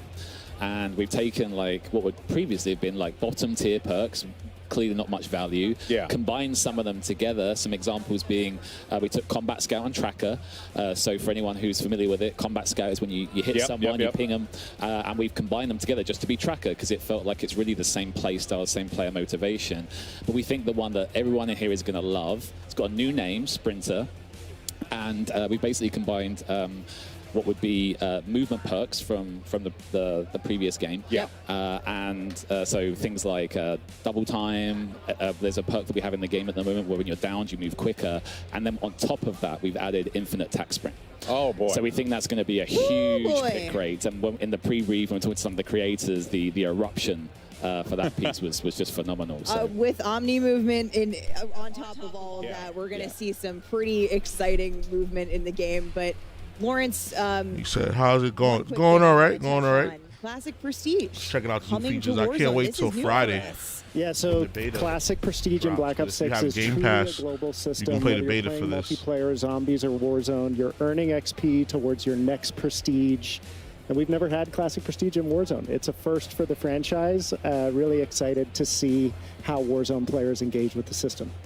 Wow. I'm the fact that Prestige is just going to be there in general, I can keep things going. I don't have to worry about going to one area. I'm stoked. I'm in. This is great. This is great. And it's not the only thing that we have in Warzone, because for the very first time, Warzone is getting its own dedicated camo Are you serious? track. Lawrence, we're pumped about this. We're seeing these mastery camos Zombies camo right pack? here. They're sick. Yeah, so I mean, as you guys have been seeing through the broadcast, we've been going big with Mastery Camos this year. We have an updated camo system, and for the first time ever in Warzone, you will have dedicated camos you can only earn in Warzone. Camo challenges geared towards things you can do in Warzone. This is your first look at that's Abyss. sick. It's Yeah, down Allison, I there. don't know if you're still there, When you but I shoot see it. a chat in there. 4 all new I responded to you. I don't know if you heard that me. we've never had before, can only be earned in Warzone. Yeah, I love all the dynamic camos that we've been seeing here. Really creative, just fun. You know, always a little special thing you get when you shoot your gun and you see colorful things pop up. You know, it's a nice feeling. It's a nice feeling. All right, now we have a lot to be excited for in this chapter, but especially in terms of what's going to be coming with Black Ops 6 here. But you know what? I like new features. What could we be expecting here coming to Warzone in regards to like new features here? Who wants to take it? So the big one, it's like a new old one. Okay. There's no more backpack. Oh, okay. So this will be a huge change to the way that the game is played. We really reflected on the last 3 years, and I'm not kidding. We had like a 3-day design meeting on the backpack. And it just gave us an opportunity to like look at the history of Warzone today, and we really felt that with all this fluidity that's coming in with this brand new Black Ops 6 experience, did we want people like stowing stuff and doing inventory management, or do we just want people to like pick stuff up smoothly, run with it, and just go with it? So we're really excited about this new old play style. What's old is new again. Yeah, I love it. Always. We see here on screen that with the backpack changes, we're returning to the original armor satchel and also the ammo storage in terms of inventory. Yeah, and you know, as people were saying earlier, this like player agency, fluidity, etc. It just gave us that chance to think about, okay, the backpack had a ton of positives. Some of those were that you could carry more ammo, could carry more ammo. So not only have we added the armor satchel that the OGs might remember, there's now this ammo satchel, and the best part is that they're additive. So if you find one, you can pick it up, find another, pick that up, and you're just constantly making yourself better. The same goes for the perks. I don't think we really touched on it too much, but a number of the perks that people can equip in the loadout menu can be found in ground loot. Oh. And again, they're all additive. So they're stackable. You can stack the perks that you're picking up out of the ground loot. Yeah. That's You also can going to change the stack ammo sandbox. the satchels And with then- armor and ammo. And then for the real hardcore players, they're still specialists. So don't worry, there's still the one thing to bind them, I guess. The one perk to bind them. Don't worry. Yeah, we've got it. We got it. You know, again, there are things we've been introduced to that are coming to Black Ops 6 that are also coming to Warzone. But again, they work a little bit differently in Warzone as a mode. They've been tuned up specifically for the BR Resurgence experience. And one of those things is dedicated melee, Pete. Yeah, so we're really excited about bringing the dedicated melee back to or into Warzone. So this is a new feature that you'll see in your loadout when you go and customize it. The cool thing about this is right on rip, if you drop in, you will have this as part of your default loadout. So once you land, you can equip the dedicated melee by holding the melee button down. The best part about it is when you have it equipped, you will also get unlimited attack sprint. Oh, snap. So this is our second way of giving you unlimited attack sprint, right? And what we love about this is now you have more agency, more options and strategy in how you want to play. So if you find yourself in a situation where you need to rotate, if you need to get out of a sticky like combat scenario, or if you want to make a tactical advancement somewhere, you can. Yeah. And the cool thing here is once you customize your loadout, you can customize your dedicated melee as well. That is, I mean, famously, we all know you run faster with a knife out. Absolutely. So, you know, that I think goes without saying here. The fact that that's coming in, oh man, I'm stoked. That's so good. We're looking at some gameplay here, which has been awesome to see everyone playing Resurgence on Area 99. But We got to show off a little bit in multiplayer. We saw some things happening in the winner circle and the MP matches. But Ted, emotes and sprays also coming. New old. New old. You know, we had them in the early days of Warzone, but now it's with a twist. So the emotes are third person. Okay. Don't worry. We have made sure there's a slow into and out, so you can't peek. No peeking. My man. Keeping us My on. man. Remember those blackout days? Yes, right. And then when it comes to the sprays, it goes, you know, as Peter was saying earlier about this agency, a big part of agency is that ability to self-express. Yeah. And one of the things that I asked Lawrence was, you know, a few years ago, a birthday, my friends and I jumped into Warzone. My squad sprayed me, so damn Rich and Craig, thank you for that. And I ran around looking like a clown. And I asked Lawrence earlier in the week, I was like, can you still spray an operator? And he said, definitely. Yeah, I mean, I wouldn't be sprayed back in Warzone without that. If you're like me and you think spraying all your opponents in the gulag before the gulag matchup starts gives you That's an big advantage. brain. That's big brain thinking right there. It's back. Tag you can do it. I like to tag my targets. So my next birthday is going to be reliving my old birthday. Oh, that's awesome. That's all right. Well, Ted, you know, something that it really has always stuck out to me with Raven and the work that you guys do, you guys put a lot of attention toward that quality of life, right? Quality of life updates. What are going to be those for Warzone that the community can really, you know, chomp the bit on and get excited for? Yeah, over the last couple of years, I think the community's really resonated with our quality of life efforts. And I think this year going forward, we've got a massive list for season 1 coming up. But it's also a cross-studio effort. Not only is it Raven and Treyarch, I don't know if our friends at High Moon and Beanox are watching. If you are, like, thank you so much for everything that you do for Warzone. But things like seamless ascenders, seamless horizontal zip lines, again, fluidity, really a real focus.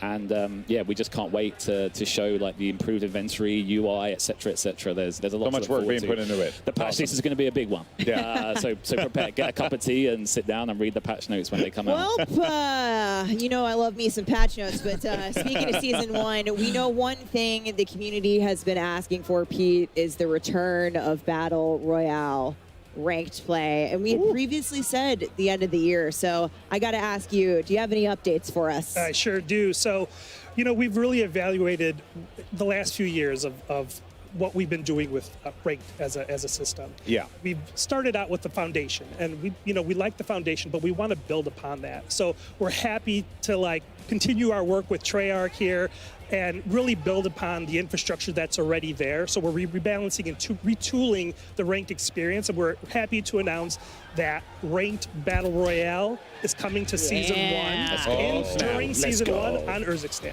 It's always great. I mean, a lot of great updates coming to ranked play in both multiplayer and Warzone this year. It's always awesome when our ranked play teams at Raven and Treyarch get together and collaborate on a Warzone ranked mode, and really excited to share more as we get closer to launch. And that means we got all the toys I'm excited. from Black Ops 6, like Omni Movement coming to Big Map Ranked. It's going to change it up. I mean, honestly, I can't think of anything better. Unreal stuff. I mean, thank you, Ted, Lawrence, Pete. Thank you guys so much for joining us here today. We look forward to the next chapter of what we're going to be seeing in Warzone. Man, I mean, how do you top that? That is wild stuff. Well, Alex, I got one more thing. And No way. before we let you go, here it is. This spring, we'll be celebrating an incredible 5 years of Warzone. And on behalf of all of us who work to bring the Warzone experience to life each day, thank you for playing. It only feels right that to celebrate this milestone, we gotta go back to our roots, which is why I am happy to officially confirm that the iconic 2020 launch map from the original Call of Duty Warzone, Verdansk, will return spring 2025. Chat's popping off right now. I'm 100%. Stay tuned for more information on this next year. Casters, back to you. Whoa!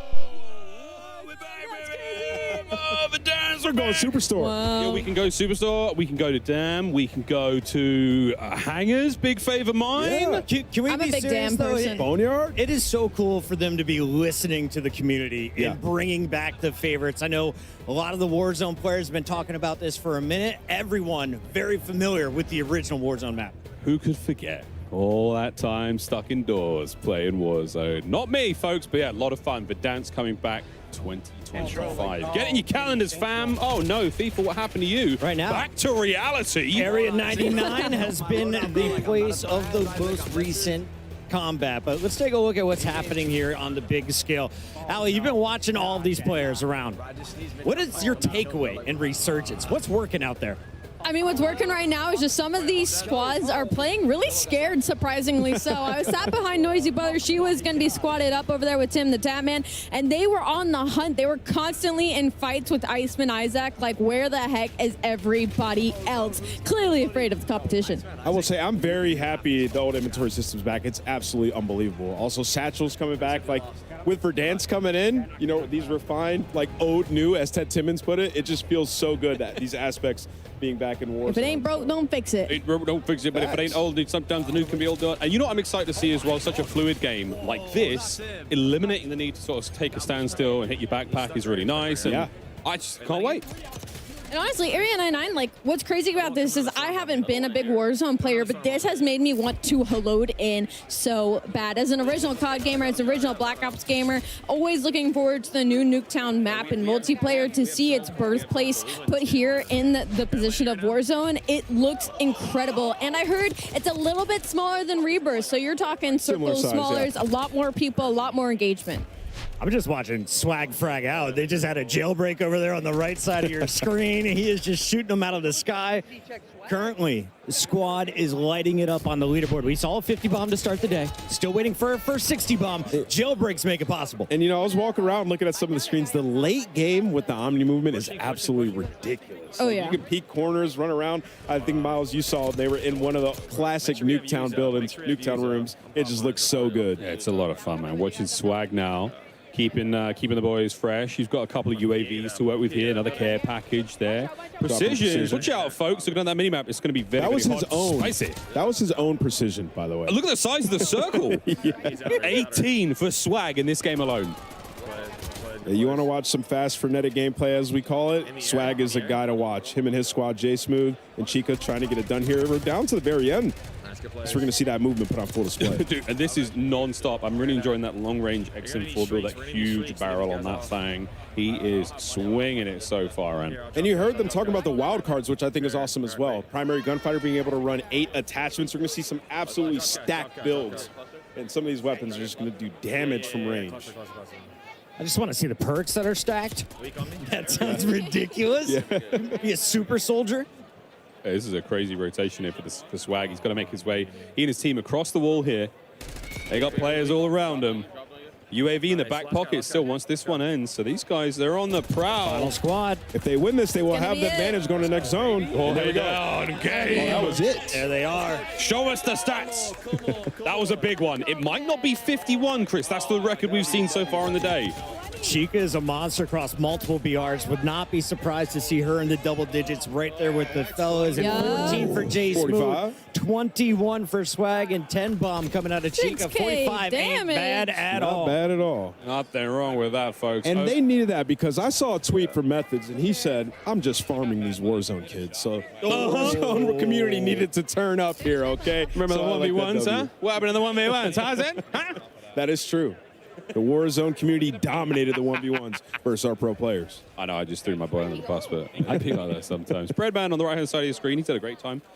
One of the players we talked about, Chris, coming into today, like, oh, we want to see him snipe, and we did. It was fun. Absolutely. Breadman, one of the mouse and keyboard warriors out there. He is so fun to watch. He can just snap on anybody. And I asked him, how does it feel? He's like, honestly, it's taken me a minute to get used to it, but I'm really liking it, with a huge smile across his face. That's what Omni movement looks like, that left to right sprint there. You can see it's a little different, you know, in the animation. And we're talking to the tryout guys, the amount of animation and thousands of different versions of how to run left, how to run right. Yeah. It must be insane. And speaking of animations, I was standing by somebody over here on our side of things, and they were testing what it was like to do an animation around the... They were facing a wall, and they did an animation, and they could peek the left and right side of the corners without being seen. So they didn't know if that was purposeful, and they were like, it takes you a second to get into that animation, but once you do, you have an insane peripheral. And there's a ton of settings to go in and change when Yeah. it comes to your movement. So when you get your hands on it in the beta this weekend, have some fun. Figure out what works for you. I'm so ready to stop hitting the sprint button. I'm just going to be sprinting nonstop around this map. And I'm happy that we're watching Breadman right now because we've seen a lot of controller players, seeing the keyboard players use that Omni movement, how they're going to adjust with it. Just an evolution. Breadman, Lula, Kane, Brown. We're getting towards the end of this one. 9 players remaining, 4 squads. True or false? He hits this next shot. And he's got the combo, the LR and the aims. He's got and that aims is stacked for range, man. Look at that bad boy. As you mentioned right now, the wild cards are you can run primary gunfighter. He hit the it. Attachments, He or you get can it. overkill, which I think he's running overkill, Miles. Nailed it. I mean, that's a big one. This is a huge moment here. We see another squad win. Watch out for the players up top. Oh, Breadman. He wants it. A man who used to Is have... he by himself? Where's his teammates at? Teammates to the right, they have zone. They're securing it for him. He's just trying He's to a play one-man cutoff army right now. Another down. He's doing a perfect Oh! job. Double bam. Triple bam? No, only It's- double. I like the medals, though. Got to get out of this. Got to get out of the gas. Look Gotta at the keep situation moving. they're in. There's 3 buys behind them. They do have money, so That's if anybody actually dies, crazy. They the chill. buyback is coming in right away, and they have zone. So Breadman and his squad looking like they're going to secure this dub. Armor box, always nice to have late game here. Keep the squad feeling fresh. Oh, another big rotation. Nearly the same one we saw Swag's team have. So they've got to vacate this low ground, get up over that large bit of wall, and get into the next circle. Yeah, that's going to be the hardest thing right now is that they know where they shot. are. But with Breadman hitting shots like that, I don't think they really need to worry about it. UAV is still popped, and there is some cracks going in. He'll take some shots himself, and his teammates got to give him some help in this situation. The rotation is going to pull them back up top, so they have to fight the zone and their opponent. Does he have a gas mask? It doesn't look like it, so he's in a very tough spot as he makes his rotation. And Kane is following he him got right it. through the storm here. They Kane somehow- Brown popping the UAV could be the game changer here. It's still a little bit of journey there towards safety. Precision, a dangerous place to be in right now. The circle, though, oh, a bit of high ground. Breadman, this ain't your first rodeo. I gotta ask, how did they let them get in this position? The enemy team had them in a box in the lower ground, and now they've somehow snuck their way through the gas. They're gonna be on the roofs, and this is, I think, gonna be a 2v2 right now. A couple of gunfights going out, but that circle is still closing in slowly but surely on the enemy team. Well, he's got the position, and Kane Brown has his 6. Oh, the attacks are out. Can he do it? A full concuss. They know where they are. Kane down low. Here They're gonna comes drop. the That's feed. gonna be one. Squad wiped. We got one more to beat. Got one more. Kane's pushing in. Let's get aggro, Bread. Just trying to watch that inside. They're gonna come from inside. It's a 3v2. Kane was able to down. Kane gets a little bit aggressive. You see Breadman trying to lock he's getting the in. damage from the circle, though. There's one. He's There's gotta find one one left. more. 1v1. Nice. He knows what he's doing. He said, Kane, go do your thing. Distract him. 39. Well, folks, that is that. That does it for the TCL Power Hour. All challenges complete, which means that 9 lucky folks at home will receive a 65-inch TV. Thank you very much, TCL, by the way. It would be nice, but okay, we'll take that. 4 on the stage would be ideal. We'll be right back, folks, with more after this quick break with even more Warzone. Don't go too far. Play like a pro on a big screen TV up to 98 inches from TCL, the official TV of Call of Duty. Share the wins. Elgato, the official streaming partner of Call of Duty. AMD, official CPU and GPU partner of Call of Duty Next. Herman Miller Gaming is happy to be the chair provider for Call of Duty Next. Today's players are sitting in Herman Miller Gaming embodied chairs. Check out which gaming chair is best for you at hermanmiller.com/gaming. Triumph, official motorcycle partner of Black Ops 6. Customize your typing. Drop, the official keycap partner of Call of Duty.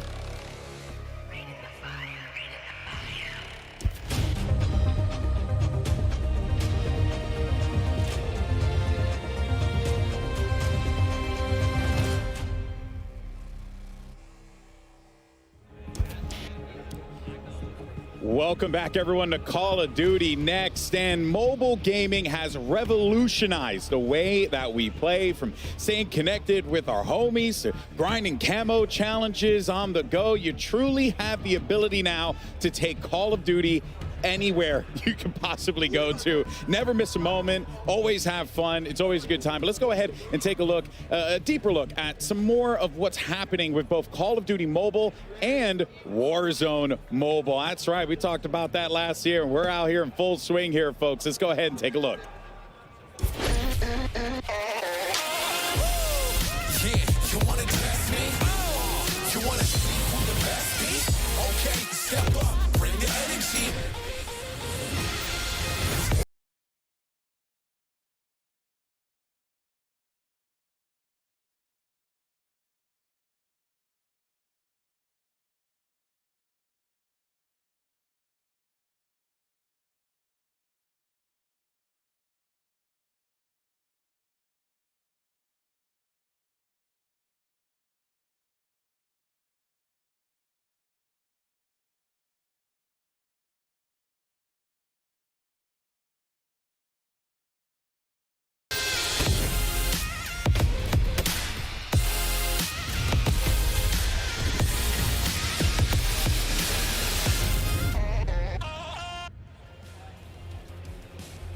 And we are now joined by representatives from the mobile team at Call of Duty. Let's welcome to the stage here. We got Chris Plummer as well as Tom Hess and Sarah Bork joining us to talk about all things mobile. How you guys feeling today? We're excited to be here. Yeah, great. Yeah, I mean, this is wild stuff. I mean, the venue, it's still amazing. blows my mind. I just look over to my left and I see these gargantuan pillars that have so much history to them, but that is, of course, a story for another day. But it's so great to see how mobile gaming has just continued to grow. I mean, I got enamored by Call of Duty Mobile. It's like one of the first mobile games I actually took the time to sit down and really play. So firstly, I mean, what can you guys tell us about the experience, you know, this title, the growth that we've seen with it, the player growth? It's been incredible, man. Well, you know, we're just really excited to have two incredible games now to serve the broadest audience possible on mobile. You know, we have Call of Duty Mobile, which has this colorful take on the franchise, just this incredible assortment of the best multiplayer maps from across Call of Duty. And it's also complemented by this vibrant original content to really make the overall offering unique and geared for mobile-first players. And then, of course, we have our newest title, which is Call of Duty Warzone Mobile. And this is powered by Call of Duty Tech. Yeah. So that means that, you know, we have the connected progression, the connected content. We have a much more closer experience. This is really the closest thing that you can get to playing Warzone console or PC on a mobile device. And so we're just really glad to have both of these exciting titles to reach our audience around the world. Yeah, and I mean, reach, you definitely have. So many people have played. Like I said for myself, Call of Duty Mobile, quite significant for me. One of the first mobile games that I've had the pleasure to be able to really sink my teeth into. So let's go ahead and take a quick peek at your guys' first mobile title, Call of Duty Mobile. Take a look.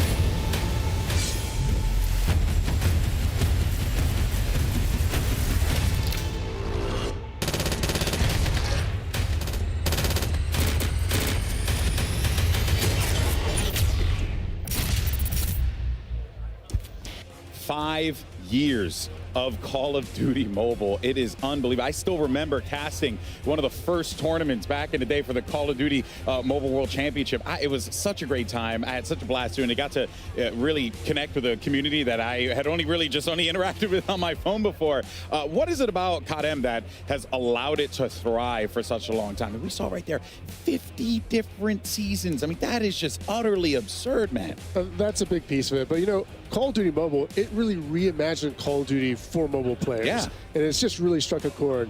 It's colorful, it's irreverent, it's awesome, it's beautiful, and it's just loaded with variety. There is so much content and so much to do. we touched on the multiplayer, but I mean, there's just so many multiplayer maps and modes. The best of the franchise has to offer that you can play, but it has this complementary aspect, which is really unique and content that's designed just for COD Mobile. So you combine that together, it's just this massive, rich experience where there's always something to do. With over 50 seasons, you touched on that. I mean, that is just a massive amount of content. Yeah. Always something you can do. And I know, our teams at Timmy Studios, at Solid State Studios, and across Activision that support this game are just so appreciative of the fans who have made Call of Duty Mobile so successful over the past 5 years. Yeah, I mean, it truly is like a combination of all the greatest aspects of Call of Duty is COD M. I've always loved it. It's great. But let's talk about what's next, though, for COD Mobile, right? Any big plans that we should be expecting for the rest of the year? Absolutely. I'm assuming so, with 50 seasons. There's a 10 happening in COD M. So, Season 8 with Shadow Operatives is just about to kick off. That'll include a new Combine map. It'll have a new feature in the Mythic Echo system, which allows you to unlock some of the most elite customizable content in the whole game. We also have the Champs Finals coming up in October. That is always going to be a blast. We might even have some surprises there to announce later, but there's definitely $1 million prize pool, so that's pretty cool. But Quite cool. Honestly, though, what I'm most excited about is the 5th year anniversary. Yeah. 5 years is a big milestone. There is going to be just amazing content that is off the charts. It's always a big thing when the anniversary rolls around, but this is going to be the most content we've ever put out there. Players are going to be shocked, and I can't wait to see everyone in the game. So, we're not going to be shy about celebrating. We hope everyone is going to be there with us. Yeah, I'm sure they will be. I know I will be there as well. I mean, look, mobile games have always been known for quick, hey, play this for a little while, but COD Mobile has truly been a game, and I genuinely mean this, that I have sank my teeth into for such a long time, and I've really enjoyed it. But on the flip side to that, though, last time we were here, we were talking, yapping a little bit about some mobile gaming. You guys are getting ready for the worldwide launch of your own project, Call of Duty Warzone Mobile, which takes it to a whole nother level, man. How's it been? What have been the learnings that you guys have taken away from this? Well, millions of players have been able to get into Warzone Mobile since our worldwide launch. The team just keeps finding awesome ways to keep improving the experience. A lot of that's driven by player feedback. We're really tightly knit with our community. And, they're telling us how excited they are about the ongoing seasons and these improvements, these quality of life improvements, the performance gains, all these things that keep raising the bar season after season. Yeah. And, of course, all along the way, we're delivering these shared franchise battle pass experience with all that content and connected progression, and that works across all platforms, right? So the battle pass works for you no matter where you are. And that just makes it so authentic. But, we're now in this new era where we're getting into, the arrival of Black Ops 6 and the arrival of the new Warzone chapter. And this is going to allow us to more fully realize the connected vision of this game. And by that, we mean our studios across Beanox, Digital Legends, Solid State Studios, and Activision Shanghai Studios are now working even more closely and more integrated with the rest of the Call of Duty studios to deliver a more seamless experience, more seamless technology. And for players, what that means is more of the same content, connected content in real time is going to be available. And even more importantly, the innovations that are being driven across the franchise will be available on mobile when they happen across the franchise. Yeah. An example of that would be, we all played Omni Movement today. It's awesome. You'll be able to play that on mobile the same time it's available on Warzone console and PC. That is nuts. We even saw the tease on Verdansk, everybody's favorite map. We're excited to be on the same version of Verdansk with mobile as well. So we're just scratching the surface. All of us are just super appreciative of all the fans and players in our community who've supported Warzone Mobile since worldwide launch. I mean, genuinely, I'm not trying to blow smoke. It is very impressive that you guys have been able to take the PC and console experience and make that into a shared experience alongside mobile. And let's talk about that shared progression, right, Tom? Because that is massive. I can finish my game in my living room, go to my home office, play a little bit there, and then keep it going on the couch playing on my phone. That's wild. Exactly. I mean, that is what is at the core of Warzone Mobile, right? It's about shared progression, and what that means is your progression through XP, ranking up your weapons, camo grinding, battle pass. That's all shared. You can go from your PC console over to your mobile device and continue where you left off. It's also about inventory. So your weapons that you have have are available on both. That's so cool. And just shared across the entire franchise. So it really is COD on the go. And what we're excited about with Black Ops 6 is that we're just going to be even more connected than ever. Yeah, well, so we're really looking forward to that. Let's dive into that. What does that mean? What is the, especially we're here celebrating Black Ops 6, so what should fans be expecting as we get ready for a new game and a new era of Warzone Mobile? Yeah, I mean, the big thing for us is Prestige is coming over. So players will be able to do rank up from the 1 through 55. Same thing. I can do it on my console? To start on your console. Over on the weekend, if you're on the go, you can continue on your phone. That's amazing. You'll be able to choose if you want a Prestige 2. It'll work the same way. You'll be able to get the same rewards. Unbelievable. Different blueprints, skins, charms. All that stuff will be on mobile as well. We're really excited on the mobile side because it really gives the players a reason to keep leveling up and earning great rewards. Just to think how far mobile gaming has gone, and you guys are really genuinely taking this to another level here, which has been just utterly fascinating to see it all kind of come together like this. But look, there was a lot of hype about Omni movement today, Sarah. Everyone's talking about it. I made the joke, we talked about it 1,500 times. We're now making 1,600. But I gotta ask, you guys touched on it briefly. Omni movement is coming to mobile, right? That just of course. Thank you. The movement is one of the greatest innovations that Black Ops 6 is bringing to the franchise. So of course we want to have our mobile player experience it as well. You've seen it, Omni Sprint, Omni Dive, Omni Slide, all of it. We're going to have on mobile with the best adaptation on the HUD. It's really important for us to share that awesome feature with Black Ops 6. I mean, that just looks so freaky. It's just the fact that you're able to pull this off. And I wonder too, I'm gonna be playing with my thumb sleeve, you know what I mean? Like does it feel as smooth as it looks? Because it looks fantastic. Of course it feels great. It has a lot of speed, a lot of responsiveness. Overall, the experience is just more fluid. It really brings the action to you. So when you play, it does feel really smooth. But then when you look at the other people playing, it just feels like you are in an action movie. Yeah. It really feels awesome. Get to the chopper. Can't wait. It's going to be fantastic. Oh, man. All right. Well, now, obviously, with so much hype around Omni movement, there's also going to be a lot of excitement because we heard a lot of those global systems about loadouts and what could be expecting with that. So, yeah, let's talk a little bit about that. What are going to be the options that players have when it comes to their weapons as we get ready for Warzone Mobile and this new shift? Yeah, I mean, we're really excited with the release of Black Ops 6 and the start of Season 1. Warzone Mobile will be introducing all 31 ranged weapons. We'll have 2 melee weapons right at the start. We have 5 ranged weapons and 2 melee weapons that players will be able to unlock and earn throughout that first season. So a lot of great weapons coming, a lot of new ways to play the game, a lot of new attachments and loadouts to try for players. So we're really excited that camos? Yeah, we've got the Warzone specific camos. So we're really excited about that. And then the other thing that we have is all the Modern Warfare 2 and 3 weapons will still be available to players. So if you've earned that stuff, you still got access to it. So it's just going to be a weapon festival. Yeah, you're just going to have all the toys, everything that you could possibly want here. Well, look, as the life cycle of Warzone Mobile continues to progress, as we've seen here, what are some of the goals that you and the team have, that you want to keep in mind, you want the players to keep in mind from the dev point of view? Yeah, I mean, like Tom said, right? We want to have people be able to play Call of Duty Warzone everywhere. Yeah. So, of course, we want to continue to develop more feature to be much more closer with the PC and console.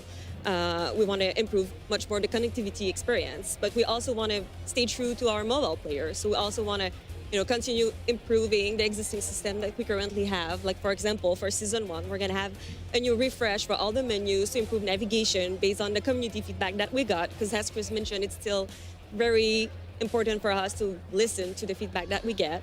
And we're also continuing to improve the onboarding experience for our more casual player. Yeah, that is huge because, you load up the game sometimes, you're like, what's happening right now? But now it's like you guys are just trying to make that a way more accessible experience. And it really sounds like that's the crux of it, right? It's accessibility is the name of the game when it comes to Warzone Mobile and what you guys are doing. Right. Unbelievable, man. I constantly am blown away by what developers have been able to create, but just the fact that you guys are not able to just do that on console. on PC. But you're also able to do it on a freaking phone. It's just so damn cool. So thank you guys so much for joining us here today to talk all things Warzone Mobile, Call of Duty Mobile as well. It is an absolutely awesome time to be a mobile gamer. So I encourage you, if you've never had an opportunity to try out Call of Duty Mobile or Warzone Mobile, please check it out. I guarantee you, you will genuinely enjoy it. But there's so much to be excited about, so much to be pumped up for. And of course, I'm sure a lot of our COD-M and Warzone Mobile fans are going to be really stoked as well. But thank you so much, guys, for joining us here today. It's been absolutely incredible. And of course, we have our finale coming up next after this here for COD Next. So we'll see you guys in just a little bit. Don't go anywhere. We're going to talk about some of our favorite moments of today. We'll see you on the other side. Thanks, guys. Appreciate it. Play like a pro on a big screen TV up to 98 inches from TCL, the official TV of Call of Duty. Share the wins. Elgato, the official streaming partner of Call of Duty. AMD, official CPU and GPU partner of Call of Duty Next. Herman Miller Gaming is happy to be the chair provider for Call of Duty Next. Today's players are sitting in Herman Miller Gaming embodied chairs. Check out which gaming chair is best for you at hermanmiller.com/gaming. Triumph, official motorcycle partner of Black Ops 6. Customize your typing. Drop, the official keycap partner of Call of Duty.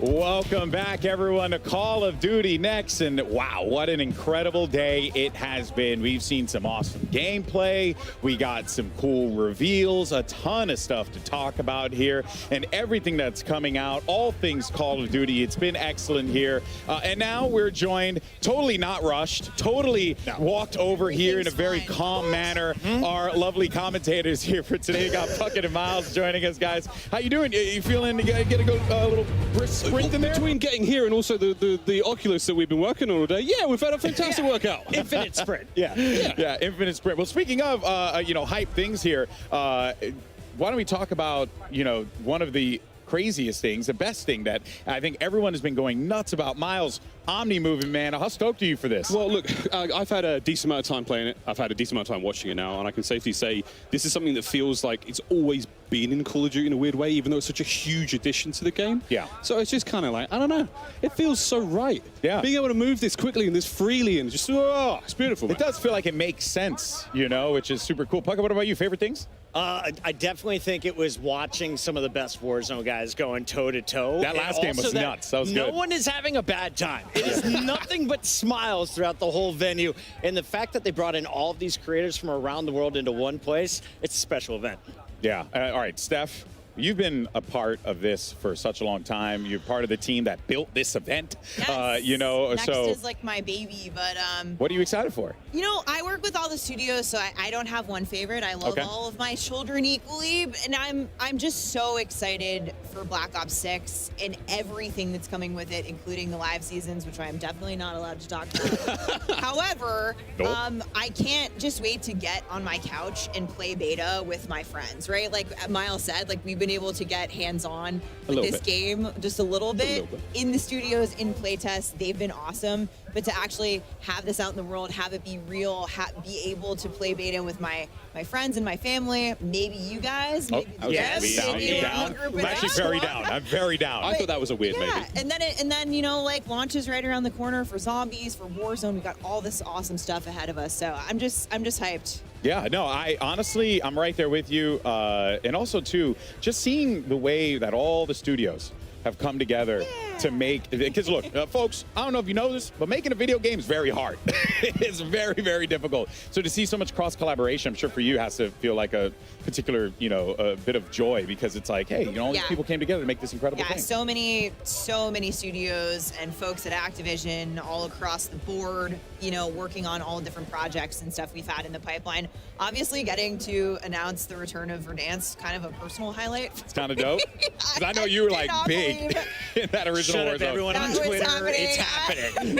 Like, I don't get that nervous anymore, but I was doing a little, that's a huge moment. You guys guys knocked it out of the park. 2025. Hell yeah, 2025. Exciting stuff. It's going to be dope. It's going to be dope. Of course, folks, we also saw, I think the passion here from our creators, right? Everyone being just so in love with what we're seeing. I've come across a few folks, asked them how they're feeling. To what you said, Puckett, very true. It was like instant joy. It was like, yes, no, this is awesome. I'm having a really good time playing this. You're seeing it in the faces of a lot of players too. It's been genuinely fun. And if anyone got the chopper gunner during zombies, I thought that's the happiest I've ever seen a human being. Yes. Everyone was just beaming smiles. You mean to tell me I could be above ground shooting zombies with a giant machine gun? Absolutely. Sign me the hell up, baby. I'm all about that. The mangler, or the mutant injection mangler on mangler violence as well. That was, we got to see a couple of those on stream, and zombies this year. So excited. Nameless has never played one, and we're like, dude, you are coming in. We're gonna get him in on this one. It is so good. Yesterday, I was watching you guys playing, and Nameless was just going off. Yeah. I'm all, just to say one thing that I'm excited for, real quick. Warzone Mobile. We forgot to ask you. I'm pumped. I know. No one asked me. I'm just a fleshy meat bag that throws the commercial break. That's all I am. But you know what, guys? I'm genuinely stoked for Warzone Mobile. The fact that level of connectivity exists on the cell phone is absolutely absurd. It is so freaking cool. But folks, that is going to do it for us here today. I mean, what a day it's been. But let's go ahead, though, real fast and take a look at some of the best reactions of the day with our TCL best reacts. Let's go ahead and take a see what we have over here. Let's go! Come on, baby! 20 bomb! 20! Come on! Ah! I'm him! Let's go, baby! Ah! First W, ladies and gentlemen. Black Ops 6 Warzone, 20 kill W. None of that weak shit, 20 kill W. All right, hello everybody. I'm standing right now in front of a very large television with Destroy, which I believe you're actually taking this bad boy home based on some of your reactions today. And I'm guessing the reactions are because it's looking pretty good out there in game. How are you feeling about it? I'm feeling amazing. I've been really enjoying myself out here playing the game. I've been playing with my boy Z and my girlfriend one day, and we've been having a great time running into other creators, trying out the new movement, and it's just been really fun having a new feel for a game, especially with all the new guns and stuff like that. I've really been enjoying myself. Have you been enjoying, obviously, everything that's kind of come about? It's been 4 years in the making. What are some of the standouts for you? Yeah, so I actually attended the last two COD Next as well. I really enjoyed this one. It seems like COD is always trying to go above and beyond. Some of the major standouts. Our hotel is beautiful, the spot that they have us staying at. When we came to the event, we had a nice little private motorcade that was awesome to get to the event, as well as just the support from the people that are here and working. They just want to see us have a good time, and it's been a great time all around. I love to hear that. Well, Destroy, congratulations. This is going home with you for incredible reactions. We're going to head on back to the desk to get this one back underway. All right, what microphone do I need to yell into so I can get myself a TV, right? TCL? I need to do this right now. Bucket, we're going out there. Destroy is so hype, and he's a big dude. So how big is that TV? It's almost to his shoulder, bro. I hope you didn't pack a carry-on, because, yeah, that's real. Might be that one home. Oh, man. All right, well, I mean, there's still a little bit more to talk about here. Steph, we got the beta. Beta is right around the corner. Pre-order now and get open beta early access or subscribe to select Game Pass plans. We're kicking off on August 30th, and we've got these 2 weekends with early access and then open beta kicking off on September 6th. And you can jump into the beta starting Friday. I cannot wait. Like I said, preload this today. Friday? Yeah. Like this Friday. Preload. Right around the Preload. We're flying home. We're getting on beta. Yes. That's how it works. I'm just excited because I get to be here for a beta. I'm always working when a beta's going on, so it's just really nice to finally be here to be a part of this. And yeah, I mean, what an incredible event this has been. But I know, Steph, it takes an army to make this happen. Yeah, I just want to give a quick shout out. I want to say a quick list of thank yous. It takes so many of us to make Call of Duty Next happen. Of course, so many awesome teams across Activision, our incredible development studio teams at Treyarch and Raven. We're here today, and all of our friends at home at the studios, our amazing creators from around the world for being here, and all of the hard work from the folks behind the camera here at the venue, our awesome broadcast and production teams. You guys are awesome. We'll see you all in beta, and also you guys are okay too. Yeah, well, I'll take okay. Decent. All right, folks. Well, we want to thank everyone at home who watched today, partaked, enjoyed what we put out here. And that is going to do it for us here at Call of Duty Next. What a joy it has been to be a part of this. But be sure, though, to hang around because coming up immediately after this, we have our 5th annual Cold Bowl right here. And it's going to be so freaking dope. We got Cassie, everyone standing by for. We got Ghost Reflections, as well as Katie Bedford, going to be bringing you all the action. Make sure you check out, though, some of the top plays of the day brought to you by AMD. And we'll see you next time. Woo!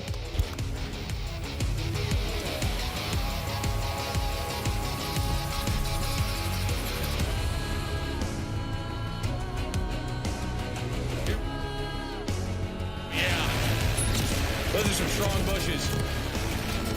Oh my gosh.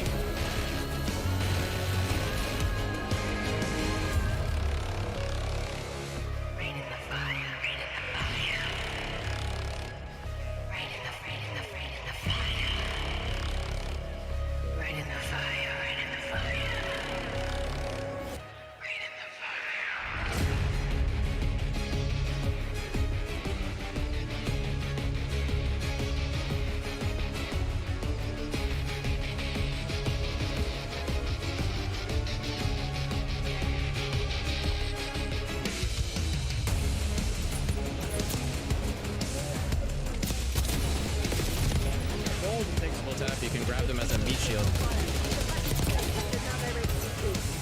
Watch this, like this right here. What's up? What's up? What's up?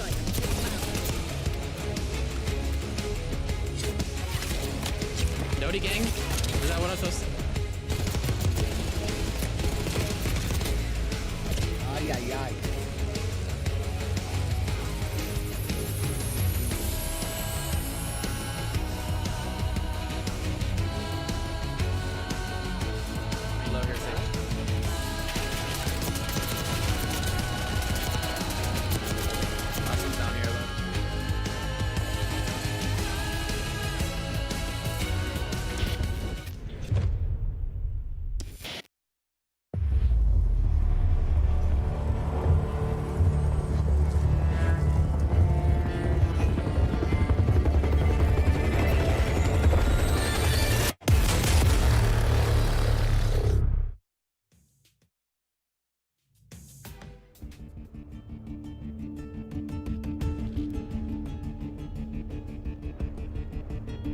Call of Duty Endowment Bowl. Now I think this is the game between like the military branches, and whoever wins, they get an endowment from I guess Infinity Ward or whatever, or Activision, you know, to thank them for their service. If you don't know what an endowment is basically like a bunch of people get together, a bunch of investors get together, and they put together a package or something and they give it to an organization. The legal definition, it says a legal structure that manages a pool of investments for a specific purpose according to the wishes of its founders and donors. Endowments are often used by large institutions like universities and hospitals, but can also be used for a charitable nonprofit. So I think it's either like for the branches, or the branches is going to give the money to, I guess, a streamer or something like that. I forgot. I know last year it was like the military branches going against each other in Call of Duty.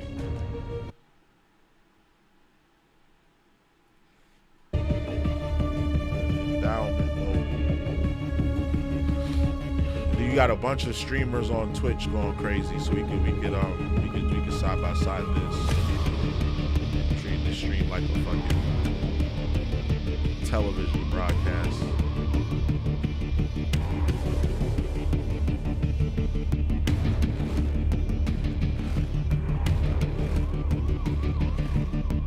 Got a bunch of people playing Asian COD, playing zombies.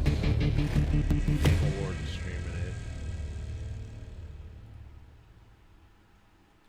What are they showing on here?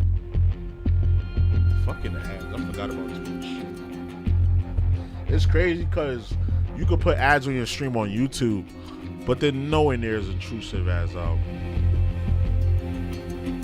Twitch. You might get a pre-roll, but I've never seen like a mid-roll. And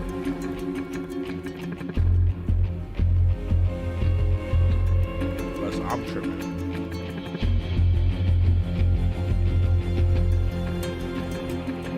They're streaming the endowment mode too. Okay, let's see what agent is on. They're playing zombies. They're at the AMP crib. Oh, they went back to Atlanta? Did you put a TV over there? They're back in Atlanta?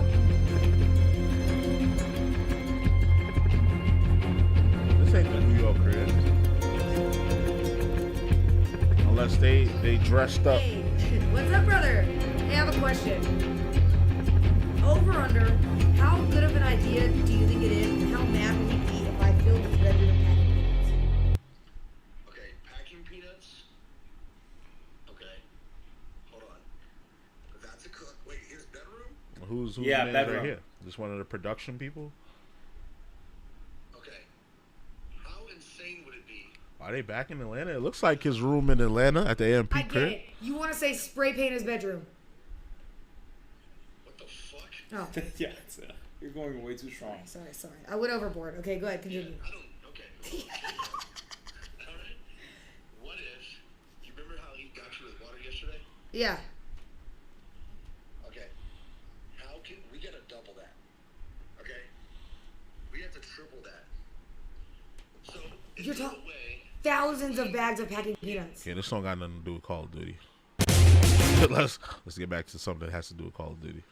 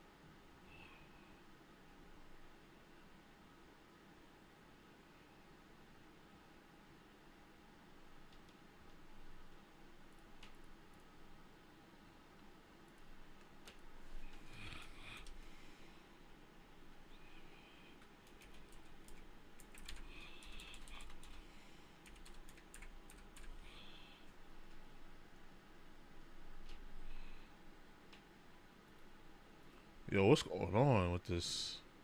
I'm trying to click to another channel. Twitch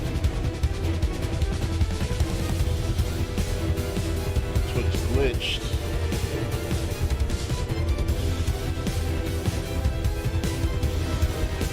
Google Legends still a thing? T-Pain and playing Black. I'll go to Lowe's. She's actually pretty good at the game. We did so much today in such a short amount of time even, but what are your guys' thoughts so far based on what you guys have seen from the games, from the different game modes? What do you guys think? W or L?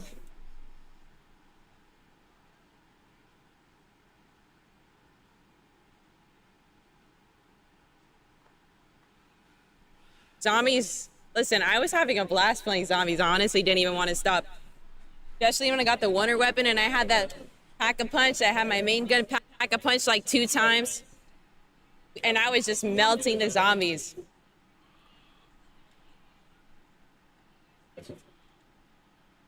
I can't wait for something new. Me too. I think what was really, really nice was honestly what I really liked. The UI, just like the weapon building and all of the UI system was so simplified from what it was before. And I was just, the menu system seems really clean. Listen, guys, I'm going to be honest. Last game, every time I would load up Call of Duty, I was feeling so confused. And I was playing that daily, and I was still confused every time I logged into the game. But this feels super, super clean. It feels simplified. I think some of the new things in the game, like the wild cards and the perks, they might need to be nerfed though. I think they're going to be OP. I think obviously some of the demons are going to find the meta, and then they're going to, you know, obviously rock that. And I think they're going to have to nerf some things and balance some things, but that's pretty normal. Latency, I don't know. I'm at the LAN event right now, so it's kind of hard to tell what the latency will be like. But overall, the game seems to be running fairly smoothly. And you know, I'm sure at home in my own setup it'll run even better without all the bandwidth issues and such, being around the 500 other creators. But I'm pretty happy. Listen, the one thing I really hope they don't change any of the movement. I hope they keep it the same, and I hope whatever it is that we experience today stays consistent with especially with the Omni movement. It's such a big selling point for the game. So I hope they don't slow it down, and I hope they don't make any changes with it, honestly. So we'll just have to see what happens. We'll have to see once the beta is over what the movement's gonna feel like in the actual game. And yeah. That honestly kind of wraps up my my concluding thoughts on it. Are you guys? And also, we made a huge announcement today about Scuff controllers too. So shout out to Scuff. I have some other really big announcements. That wasn't the only announcement, by the way, chat. So more announcements coming. I got a couple more actually. So it's gonna be a great next few months. I can't wait. We're gonna get back on the content grind, and yeah, it's gonna be phenomenal. I'm super, super excited. But I think on that note, I think I'm gonna wrap up this stream, honestly. I'm feeling pretty good. I'm feeling pretty good about everything. Anyone who's not a Code Bowl participant in the same right now. Anyone who's not a Code Bowl participant. I think we're gonna wrap it up, chat. I love you guys. Thank you for all the support. And I'll see you guys when I get back home. Appreciate you guys sticking around. Treehorn, thank you so much for helping coordinate everything on the streams. You're amazing, and all the other mods. Appreciate you guys being here. Love y'all, and it's gonna be a good next few months, chat. Thanks, Highlight. Much love. All right, everybody have a good night. Peace.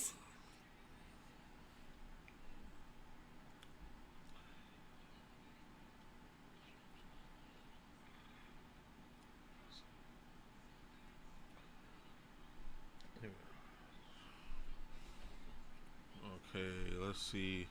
Who else is... Well, we're going to have to go to categories, correct?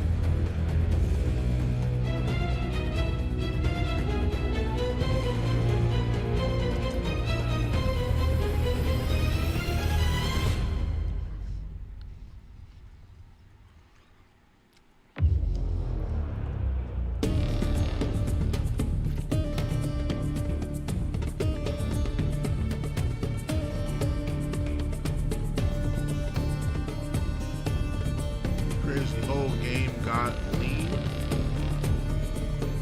You mean leaked? You said the game got leaked?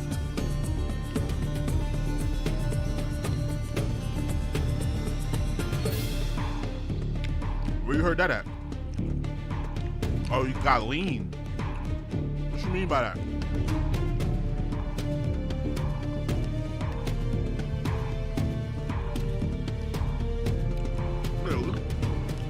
Oh, leak, yeah.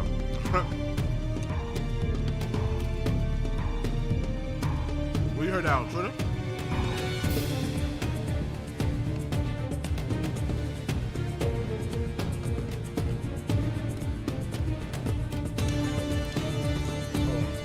I want to see this. I want to see this. Campaign, story, multiplayer, bunch of leak. Bunch got leaked for Black Ops 6 online. See, this is why we can't have nothing nice. People leaking shit.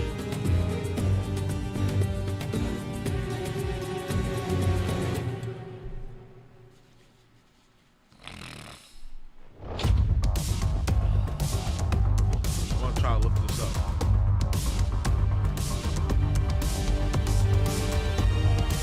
I just want to see where they. Okay. That's why I put it on the stream. Black Ops 6 leaks. I'm not gonna put it on the stream. I'm not gonna play anything either. Black Ops 6 multiplayer gameplay.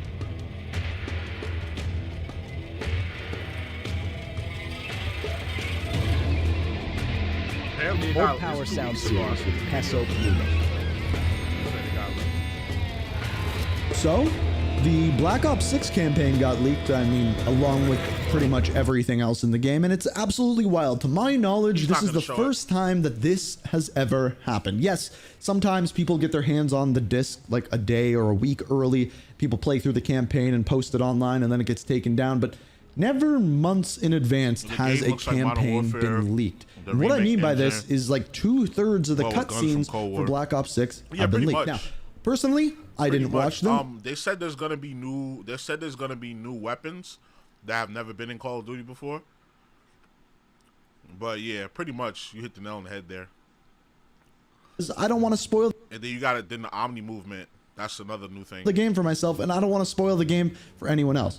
We will wait till the game is actually out and we can cover it in its entirety, because of course none of the actual gameplay of the missions was leaked whatsoever. It was just cutscenes. So beware if you click on any links involving the campaign, and I guess technically you clicked on this one, but if you click on any links, you might get a little bit of the game spoiled for you. So just beware. Now, what you may be wondering from here is, when are we going to get more information about campaign? We've seen a bunch from multiplayer, we have seen a bunch from zombies, but campaign has kind of dropped off after the whole Truth Lies thing. Yeah. Well, as it turns out, I actually have an answer for you. Charlie. And I heard if you have Game Pass Ultimate, you can play the beta. You can play the beta early. Intel tweeted out earlier today saying, tune into Gamescom opening night live in 1 week, live Tuesday, August 20th at 11 a.m. Pacific Standard Time for a look at a Black Ops 6 campaign gameplay.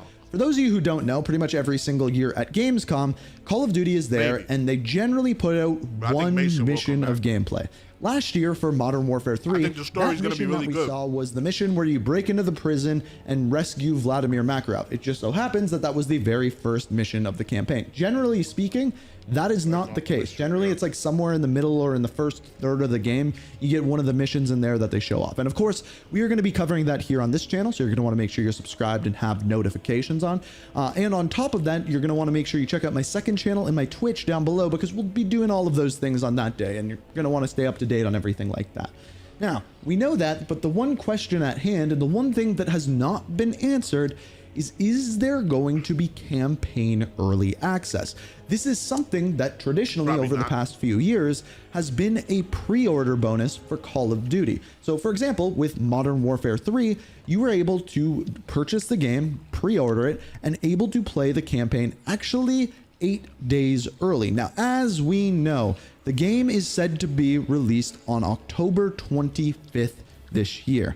There was rumors that we would be getting week early campaign access and week early zombie access, which would lead us to the 18th of October. Now, here's the thing. In previous years, the campaign actually didn't get released on the Friday, it got released on the Thursday, which would be October the 17th, which also just so happens to be the same way it worked out with Modern Warfare 3. And on top of that, on top of all of this, there was also a leak way back when Black Ops 6 got announced that PlayStation said it was releasing the game on October 17th, which is weird because the game is coming out on the 25th, but maybe that is the early access period starting on the 17th. I am guessing that is something that we will find out at Gamescom, or at the very least at Call of Duty Next, the week after. So you're going to want to make sure you stay tuned to the channel, but I am guessing it is going to be there because it generally causes more people to pre-order and play the game actually early, and especially if you are able to access zombies early, because that is going to allow you to level up your character, because your prestige is going to carry over between zombies and multiplayer, and it will also allow you to level up weapons, obviously being a pretty big deal.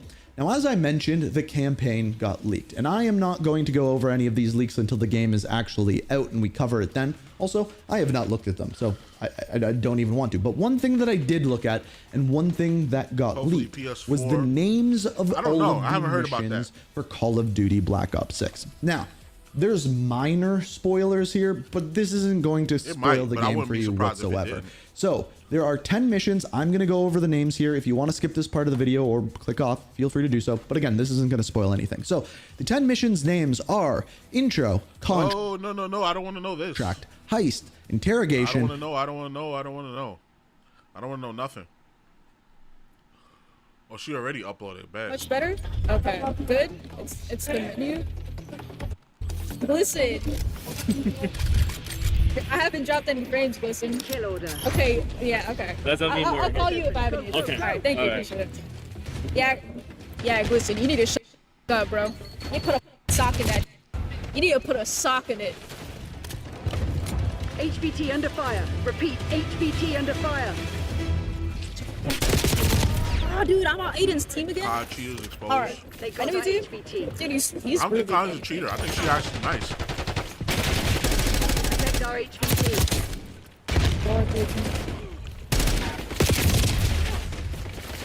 Does it look good? Oh, not bad. Oh, it's great. It's just, it feels like Black Ops. Like something about Black Ops movement, it feels like very, HVT is taking fire. I wouldn't say spotty. It feels a little wet. Not wet, but...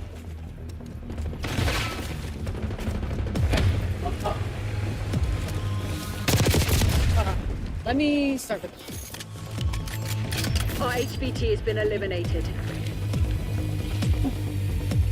But since it was a network issue, they did something to a network. So it wasn't the network, but it was. So I had to restart my stream. So might as well Fuck it.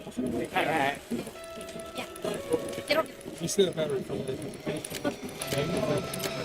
I'm happy for you. You got me time. I'm on it. You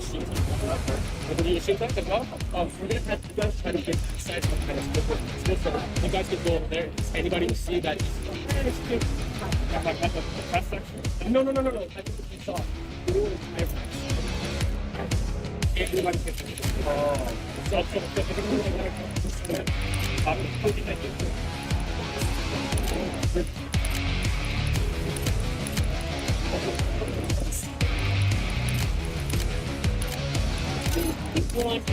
There you go. Alright, let's watch. No balls? I just did that. But listen, you're so upset because you were wrong. You gotta accept the fact that these guys are professionals and they know what they were dealing with, okay? So you got to deal with the fact that you were wrong. You made me do all this extra and for what? And I was telling your ass it was an OBS issue. You're trying to go against Geek Squad? Yeah, I don't think so. I don't think so, bro. I asked for help like a fucking adult, and look what happened. All my issues are gone. Alright?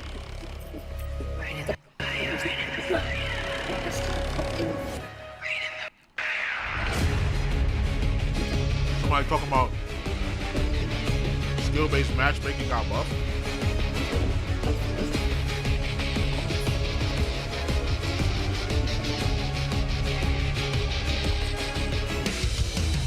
Maps are cool. I don't know if you guys know this, but for multiplayer, the maps, they're pretty small. So, no big maps in this chat. People for multiplayer. I just want you guys to know that. So it's gonna be very, very Black Ops. You know when you play Black Ops, it feels very fast-paced. You know, in comparison to like the other Modern Warfares. You know, they got the big maps and shit like that. So yeah, Black Ops, we're not gonna have big ass maps. We're gonna have small, medium-ish maps. Nothing insane. Like they legit cooked for Black Ops 6. Like I am not joking when I say this. They fucking cooked. They were like, I saw like the whole slideshow presentation and shit. It was insane. Okay, so not only that, I don't know if you guys noticed, but there's emotes from different POVs. That's kind of crazy, right? Yeah, this map is really cool. I like this map. Nice. All cop multiplayer is First blood. True. Destroys in my game. But with the bigger maps, it kind of slows the game down. So I get what she's saying. It slows the game down, like in the sense of it takes you longer to get into the smoke. But the gameplay speed has always been like class. I've just been using the AR. Just like TTK is mad quick. Better. Time to kill is mad quick. Way quicker than I feel like there are Defiant. I wouldn't say a bug, but there's kind of like a delay when you kind of know The scope. overall movement is It's super kind of fast. annoying. Damn, took my kill. Okay, robbed my kill. I don't think there's a firing range. I didn't see one. I was looking for one so I could mess with the sniper and stuff, but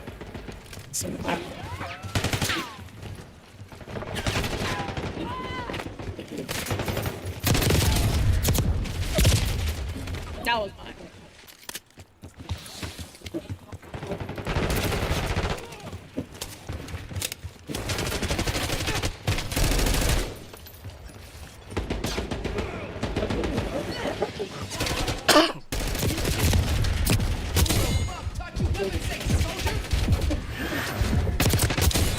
How's it feel? How's it feel?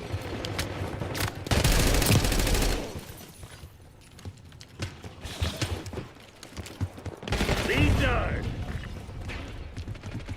Hostile shooter. Yeah, I swore I saw something.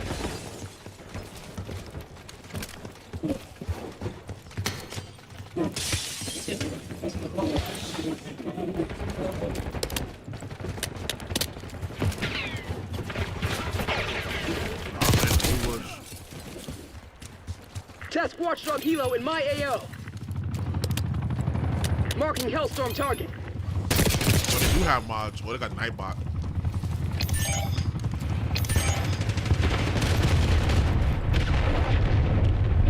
This map is hard. Damn. Just getting it done.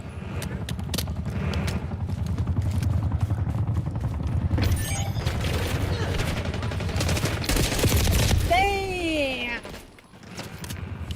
Shit. What I like about Call of Duty is if you get the drop on someone and your aim is good, that person's cooked. One thing I like about XDefiant is that you get the drop on somebody, you're shooting at them, and the TTK is so long they can turn around, and if their gun fires faster than yours, they can kill you.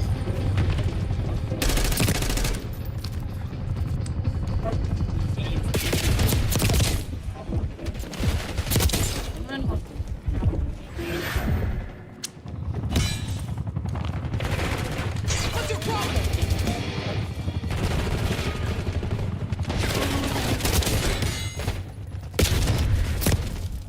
Ooh, a shotty, bro. From that far, dang, shotties is deadly.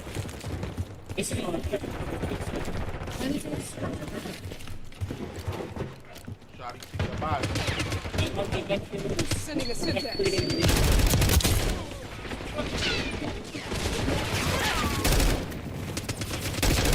Ooh, someone's behind me. Okay, thumbnail face real quick. Okay, wait, I'll get some thumbnails right now.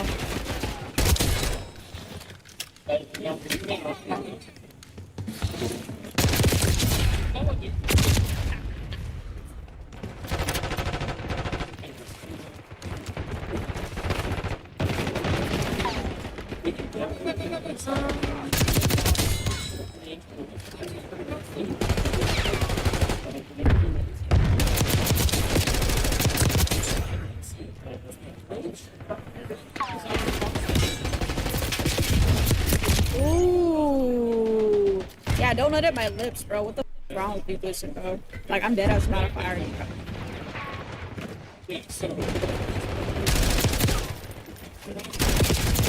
Ah, double team.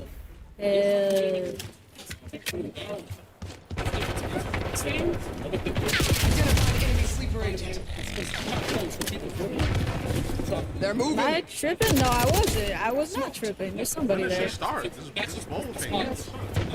We got a rat. Someone find that traitor. Ah. They're showing the wedding? No Oh, they are? Second place. Crush those dirtbags. No wall bangs? Do that again. I fucking dare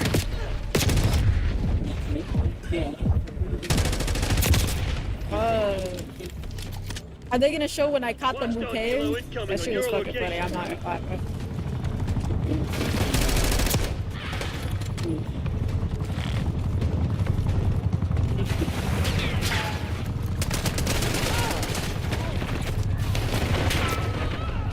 When this shit start, bro?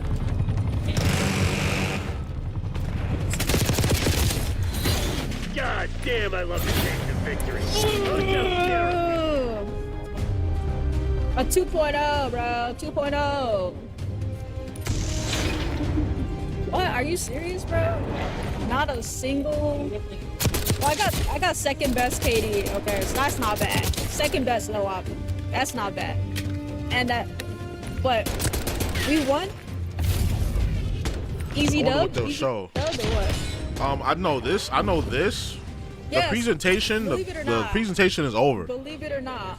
This is like some other This shit. is Like it's like a literally competition dream come true. for I like would've charity never or thought something I'd like get that. I invited to a think like convent. Like this is some different branches I of the would joke military about, like maybe in middle play school against be each like, other in yeah, Call of bro, I Duty, got something like invited to a that. con event. I I'm dead not ass sure. like I'm not sure. manifested that shit into the universe, bro.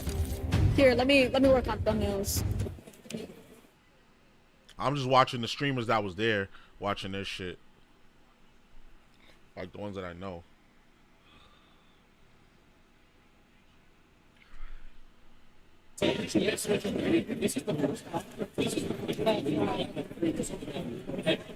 Oh. Do I need to do more?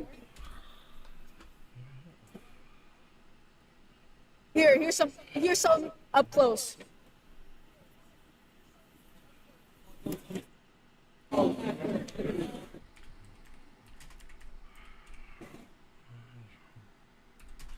Okay. How's that? It's good? Is that enough? He's about an AI the bad at me, bro.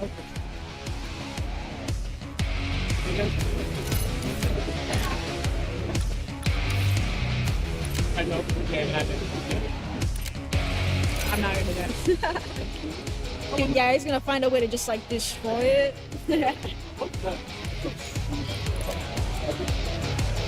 I like Babylon. Babylon?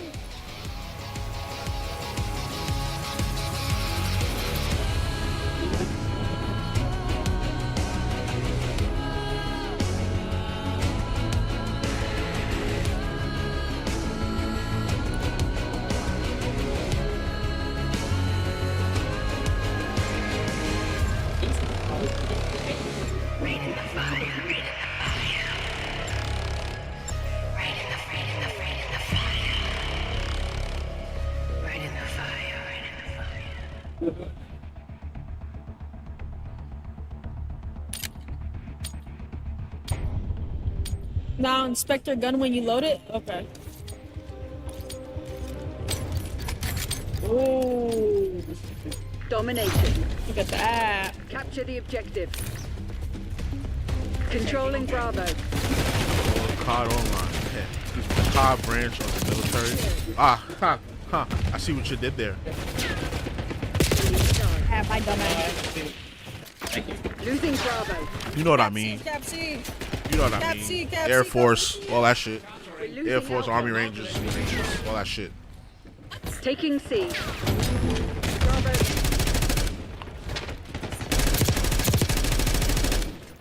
Securing Charlie. We've given up the lead. We'll find out shortly, though. I don't know how long this is gonna take, but Zone C secure. this shit been running for 34 minutes. Okay, here we go. Here goes the description. It says, in Call of Duty Endowment Bowl 5, presented by US, UK, and Canadian esports teams compete for the iconic Cold Bowl trophy. The endowment is to appreciate 5 years of Cold Bowl and 15 years of veteran impact. Stay tuned to see who takes home the second ever Monster Energy MVP. Oh, so it's oh shit, okay. Space Force versus the Navy. That would actually be fire. I'd watch that. Space Force versus Navy. I'd watch that. But it's actually esports teams from US, UK, and Canada. Okay.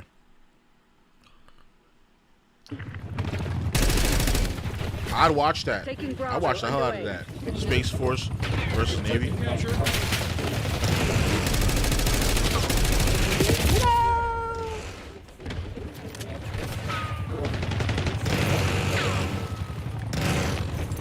Yeah, we might lose this game. I was playing OBJ. Securing B. I'm going 3 to 5. I'm not looking. Controlling Bravo. I'm cooked. Hostile UAV established overhead. Taking B. Yeah, that's just good.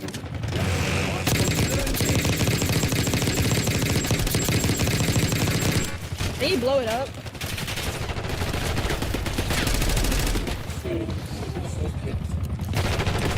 Taking Bravo underway. Oh!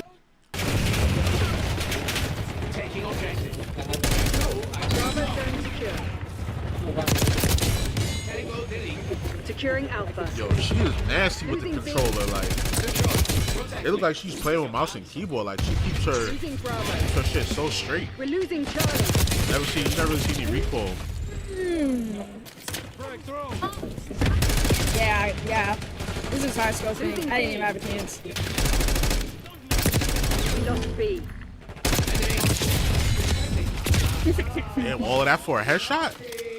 Net call. Enemy watch inbound. Yeah, bro, I'm getting fucked up. They capped C already.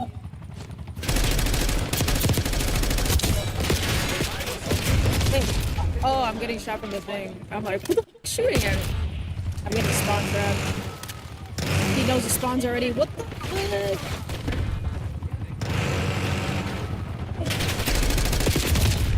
Damn. Dude, my team is... It's crazy. They still allow spawn camping. When you're done with your game, that's crazy. Player face. When you're done with your game, player face. Oh god, I gotta hide. Gotta unload the mag for. Yeah, that's what I'm saying, bro. She emptied the whole mag on him for that headshot. Like she was dead, shooting him in the head for mad long. Like what the hell? Bruh, the only thing that's getting me killed is the headshot should always have a shorter TTK. Like, I thought I was only gonna notice that. See, I'm glad you noticed that. Like I know it wasn't bugging. It took forever. Can you even destroy the heli, or do you need a? No, you probably need a rocket. That should probably take mad damage. You probably need a rocket launcher for that. Taking Alpha. Controlling That's a Bravo. long ass kill streak. Like, when did that shit go away? Bravo is ours.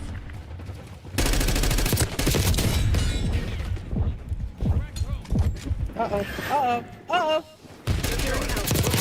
Good shit. Oh my god! Oh my god! Oh my good run up. She's nice.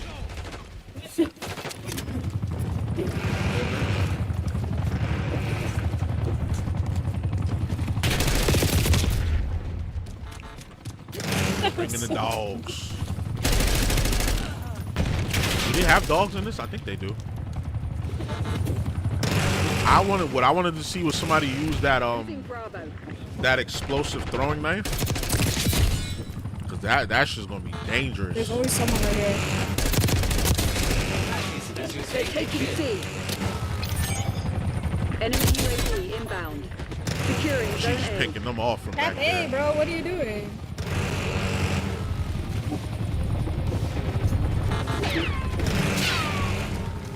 Taking Alpha. Dude, the helicopter's been alive for like 10 minutes. Word, like how long is that damn kill streak? Taking A. Still haven't brought back the knife for melee, I see. They should bring that back. Losing B. Dude, no way. No way. No way. Capturing. Do not let me get shot. I've got this. Cap that shit. Cap that shit. Yes. Oh my god. Securing When you're zone done A. with this match, switch We're to losing player Charlie. face. Okay. Losing Bravo. I died. Oh. It has it as a finisher though. You see him with that knife finisher. Losing B. They didn't let it play all the way through though, I guess. Lost B. The event PG. They're taking Switch C. to what? I didn't hear what it is. I'm gonna be honest with you. That's Securing right. B. You just gotta be like, I was only trying to keep it PG. Taking A. B locked down. Losing Bravo. Dude, we're getting spawn. Possibly. Yeah, they spawn trapped. Yeah. Net call. Every watchdog helo inbound. Losing Bravo. Mounted her shit.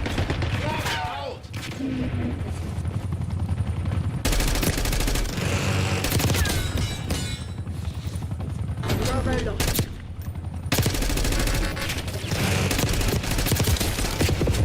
Damn, that helicopter, bro. Taking Bravo. Underway. Somebody do something.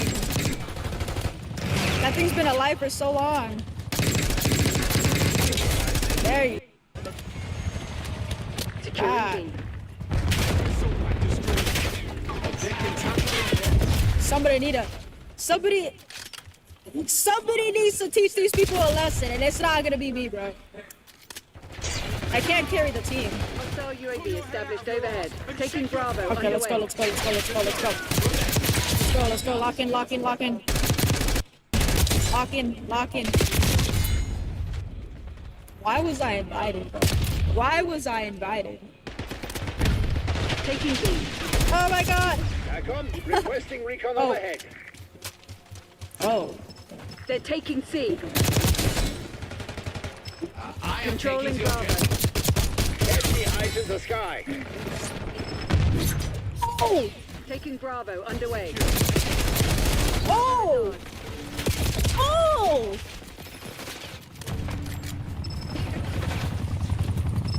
No way! Yeah, I gotta get a knife kill, bro. I gotta get that. Securing Alpha. Dude, how am I supposed to kill people when they're spawning like right next to me? Like, what am I supposed to do? Make out with them? Like, what am I supposed to do? Yeah, I don't know why I even came if I'm getting like annihilated like this. Like, this is not even okay. This is like, this should be like cyberbullying, you know? Be secured.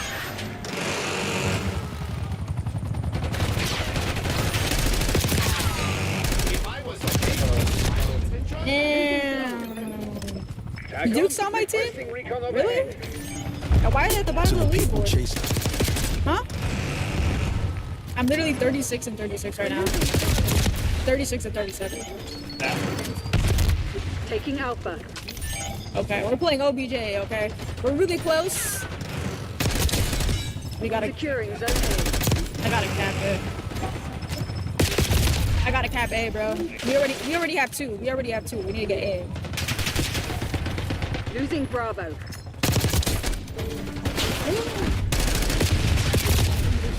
I need to, honestly, I'm probably gonna bump up my sensitivity. I think that's like the best thing to do. Taking Alpha. In my opinion. And if it's not the sensitivity, the game is just broken. I'll be doing dolphin dives with zombies. Yo, facts, same. The reason why I'm so excited for this game is because yeah, you guys can't even say I'm playing against Black Ops 1 was like the last COD that I like took seriously, like I prestiged and all of that. So I don't know, and this one kind of reminds me of that, but just a 2024 version. So I'm gonna definitely be putting some time into this one. Usually, I don't know. Usually, I don't know. I feel like I lost my touch in shooters. Like I'm ass now. But I feel like I can get good. Like, I can definitely get good if I stick with it. Practice. Catch me eyes in the sky. Taking A. Keep tweaking my settings until I find settings that's, you know. I don't stream enough. Find settings that are comfortable. Oh my god, bro. Oh my god, bro.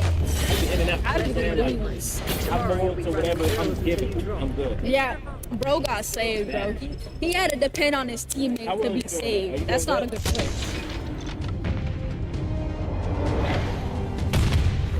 Oh, it's the guy that was spawn killing me, bro.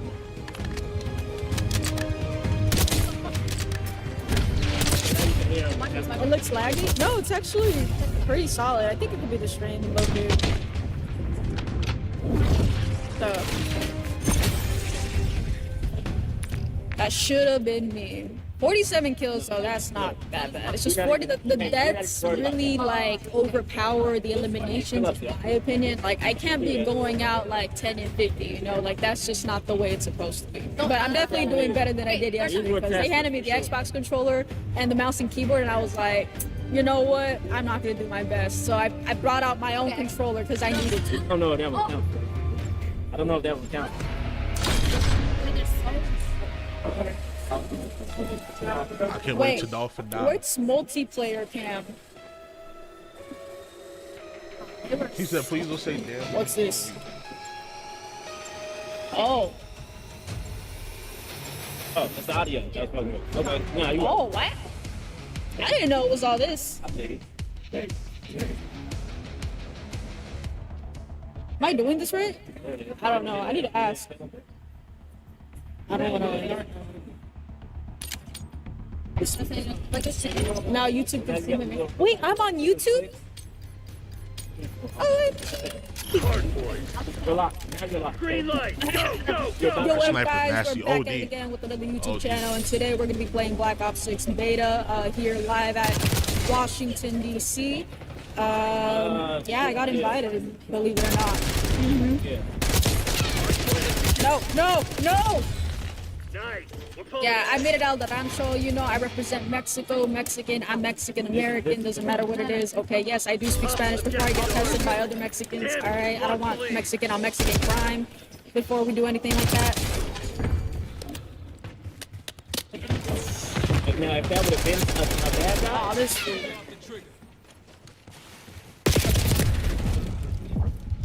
Yeah.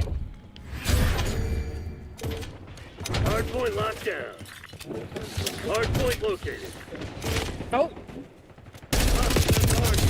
Shit, come correct. Where's the flick? Where's the flick? Where's the flick? no, you're turning up. Okay. What are you shooting at? Look, now you're good to go. Hardpoint active. This was just nervous. Everybody. We've taken control.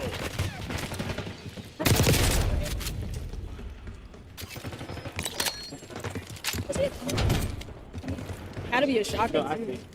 Who's playing with shotguns? Hostiles have captured the hardpoint. Hardpoint locked in. Oh yeah, they have those. I was trying to execute. Oh yeah, they have those melee zones. They have those melee zones. I was actually going for When the you step execution. in there, you only get a pistol and a knife.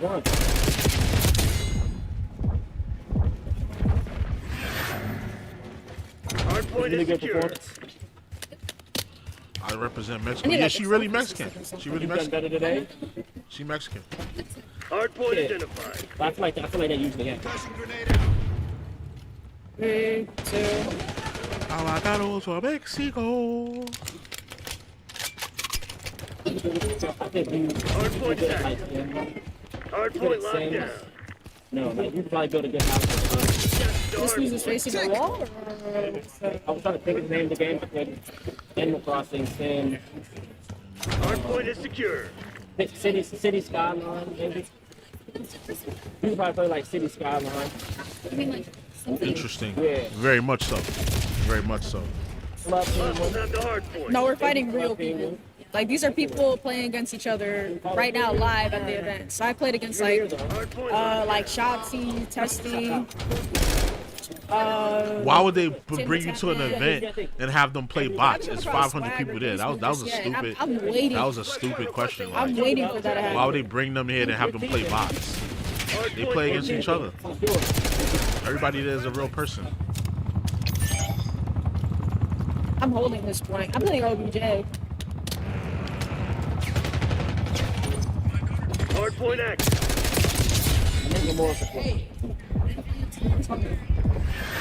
Hostiles have captured the hardpoint. Hostile UAV established overhead. Hardpoint is secure.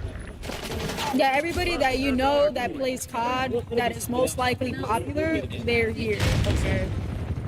Like your favorite COD streamer is most likely here. Except Scum. Scum's not here. I don't know why he's here. He should be. Hardpoint locked down. Let me see. Did they bring my son the murder show? This is black dude. This old head. This Unk. This is Unk that plays I didn't know plays it, COD. bro. I knew it was a crab. This channel's called the Murder Show. I Hardpoint identified. don't think they invited him because his name. That was my fault. That It's was the actually Murder my Show. He be like, it's the Murder Show, baby. Step it Fuck up. with me. Hardpoint is secure. Enemy UAV inbound. Oh no. Oh, somebody He camped did a it. watch party though. They didn't invite him. I didn't see it. Doesn't look like they invited, bro.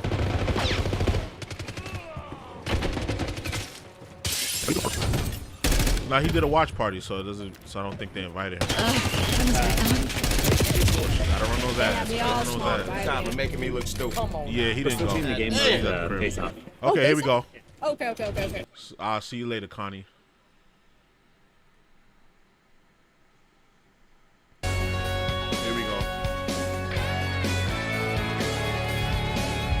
How's it going?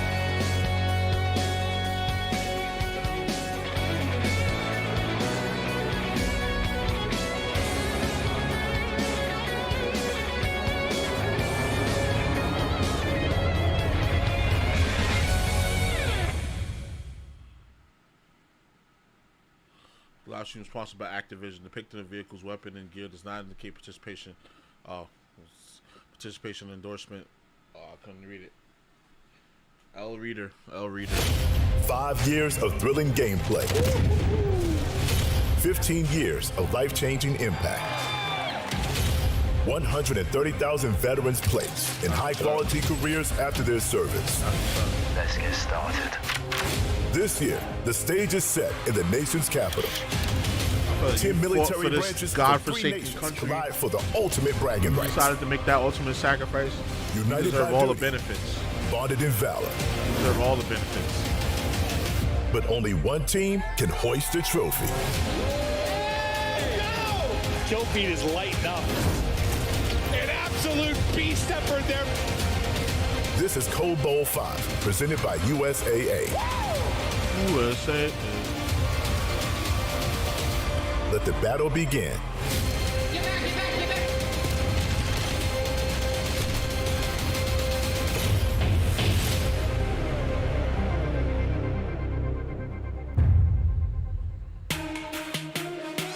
Hello and welcome to Code Bowl. They had to switch the labeling. It's the same room. They just switched out. To continue their long-standing support for Code Bowl as presenting Got all the streamers. They got all the streamers logged out. Bringing some of the world's best Call of Duty streamers together to battle it out with servicemen and women across the United Kingdom, United States, and Canadian Armed Forces. Thank you, USA, for making Code Bowl possible. Oh, yes, I was right. It was people that served before, but they esports competitors as well. Today in support of the Call of Duty endowment. This country will come back to God eventually, hopefully. Yeah, I'm praying, man. I believe he will make it happen. One way or the other. It's magical. It's incredible. The service members are ready. Are you ready? I am so ready, Taylor. This is going to be exceptional. This is going to be incredible. We were talking to the competitors, and they just are raring to go. So that's going to be happening very shortly. The competition is going to be incredible. The endowment program, it's special. What do we know about it? So the Call of Duty Endowment helps U.S. and U.K. veterans find high-quality careers by supporting groups that prepare them for the job market and by raising awareness of the value that vets bring to the workplace. And overall, man, that's a big job. How is it U.S., going for you? Canada, and it's UK. Going great. Through support from the Call of Duty community and our partners, the endowment has placed more than 130,000 veterans into high-quality jobs since our founding in 2009. In fact, we'd fill the largest football stadium in the U.S. with all the vets we've placed. And even then, there'd be people without seats hanging out in the parking lot. That's ridiculous. Well, that sounds like we need to do that and then have the next Code Bowl in that stadium. I love it. It is incredible that you've done that. And yeah, you guys obviously focus on employment. For me, being a veteran myself, this program is very influential. Obviously I do very well when it comes to the talent industry. However, if I ever needed a job, I know the endowment program has got me. And that's a beautiful thing. Yeah, no, the endowment is here for our fellow veterans every single day. Through our amazing grantees, we're here to do that kind of life-changing support that will get them into high-quality jobs. And you're the perfect person to do it, being in the Navy yourself as long as you were. So it definitely makes sense. Now, as far as some folks, right, for their help, because you can't do the job. You hoping at it? You've got an incredible team. Who do you want to shout out, at least who have helped you with the endowment program? Yeah, we could not do this work without the incredible support of the Call of Duty community, as well as our partners at Activision Blizzard, USAA. By the way, amazing that it's their 4th time presenting this event. Absolutely. As well as Monster Energy, Through Dark, Corsair, and Pilot Company. Yeah, USAA is great. I personally have been using USAA for as long as I can remember because my dad was in the military. My stepmom's still in the military. I was in the military. You've been using USAA. Don't want to call you out, but for quite a while. More than 3 That's decades. Crazy, More than 3 decades. And honestly, it's incredible because you can put everything in there. Your home, cousins, your auto, checking, savings. Sister. It's one-stop shop, and they treat you like family. Absolutely. It's incredible. World class. USA is wonderful. And the endowment does phenomenal work for veterans. Tell me why the focus on employment, because there's a lot of things veterans need. Why did you choose to focus on employment? Yeah, at the endowment, we believe that quality employment provides the greatest benefit for the largest number of veterans. And in the U.S., there's a 60% underemployment and unemployment rate for vets. It's just a ridiculous waste of talent. Also, if a vet finds a high-quality job upon re-entry into the civilian life, any other challenges become much more manageable.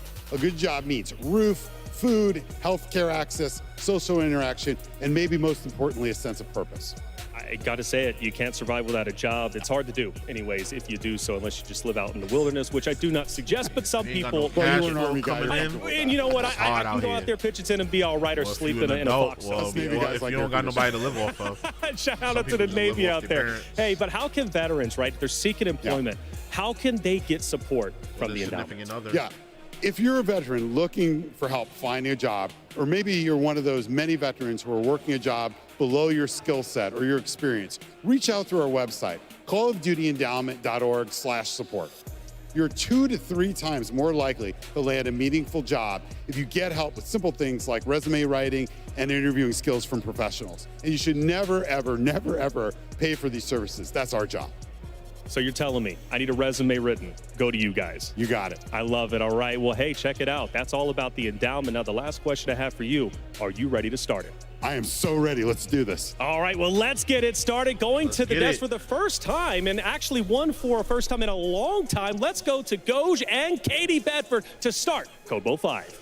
This is weirdly good. Folks, and thank you, Taylor Reflections Noble. I really appreciate it. It's a nice presentation. I'm not gonna lie. It's a nice presentation. The illustrious Katie Bedford, how are you feeling today? Wonderful, thrilled to be here. I think we're going to get treated to some really incredible action in They're just treating it like a real sport. Yeah, they got frankly, the commentators. I'm so excited They to got be the here. announcers. They got the arena in a sense. Competition, and this is going to be non-stop action. And we've got a lot of you at home that are looking for some rewards. So I do want to remind you that for those of you that are joining us on YouTube and Twitch, we have some great viewer rewards for you, all thanks to USAA. This is available today only and earned by watching our Code Bowl 5 broadcast on YouTube or Twitch. And there's 4 in-game items that you can equip within Modern Warfare 3 and Warzone that show your support of the endowment. Now, up for grabs first is the Every Bit of Bravery animated emblem, which displays a 16-bit version of today's Code Bowl 5 shield. Super cool stuff here. So whether you're watching on YouTube or Twitch, don't forget to make sure that your account is linked. Katie, how cool are these awards? We are always giving away free things here at the Code Bowl. Talk about it. What you feeling? What you thinking? anything that's in 60-bit, I think just looks so cool. So again, make sure your accounts are linked so you can be getting those drops throughout Code Bowl. But I don't know if I can get it later. I'm on the desk, so I can't watch. But I'm hoping maybe I can find a way to get after this. There's a ton of more. You're like, why would you record that? I mean, come on, you just gotta watch. All right, I'll continue to tell you how to make it happen, but we've got to talk about our format for today. Maybe you've never tuned into a Code Bowl before, all right?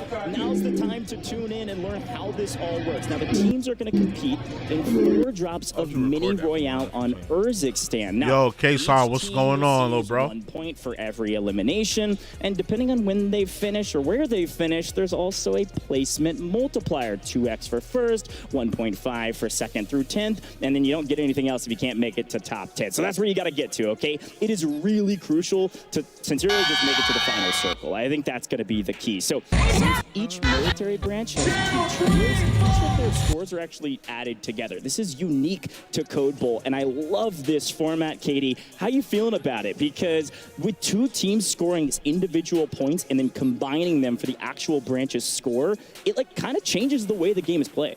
Oh, it fundamentally changes it. Not only do you have to make sure that you're not taking out other members of your branch on those other teams, but with a mini royale setting, you are going to have to be lightning fast in your decision making, your rotations, everything that you're doing. But I agree, having 2 different groups from each branch, it's going to get a little bit mixed. I don't know if they're actually going to try to work together or if they just see somebody, they're going to take some shots. We'll see, folks, okay? But hey, look, a couple more things I need to remind you, because if you haven't seen them yet, you will see them here shortly. Each of our branches are outfitted with some sleek team jerseys. This is super cool. They all bring in kits. They make sure the creators are kitted out as well. In-game, they will be represented by the following operator skins, which is really exciting. So some of which you can actually purchase some of these skins today to support the endowment. So my personal favorite, the Night Recon Tracer Pack. This is super cool. It boasts 2 operator skins, 2 weapon blueprints with tracers, and was inspired by a decorated retired Navy SEAL who specialized in reconnaissance. Now, 100% of net proceeds from the purchase of this pack go towards the endowment. So be sure to pick yours up today. Katie, of all of these operator picks, which one's your favorite? Look, I gotta go with U.S. Navy Goats and Glory. Their Valkyrie skin just looks so cool. We saw her in the opening cinematic doing push-ups. I don't think I can do any of those. Okay. So look, she's ready to go. And I think Goats and Glory, they're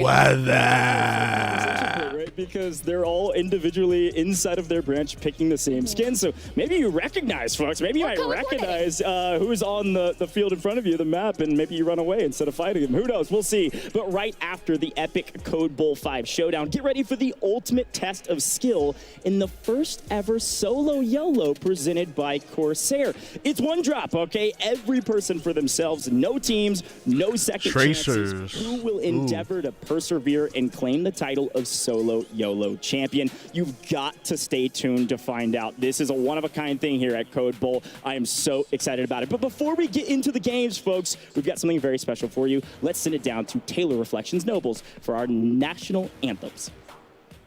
All right, it's time to get serious. So please stand to remove your hats for the national anthems of Canada, the United Kingdom, and the United States. Oh, Canada.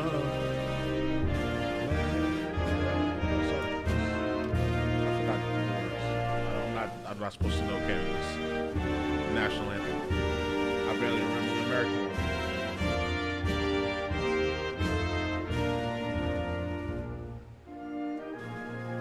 That headband. I can be a level up. That's right! I'm the great ninja who kicked the Akatsuki out of the Lake Village! Naruto Uzumaki! That's who you're looking at right here! What? Who are you? Huh? That headband. I can be a level up. That's right! I'm the great ninja.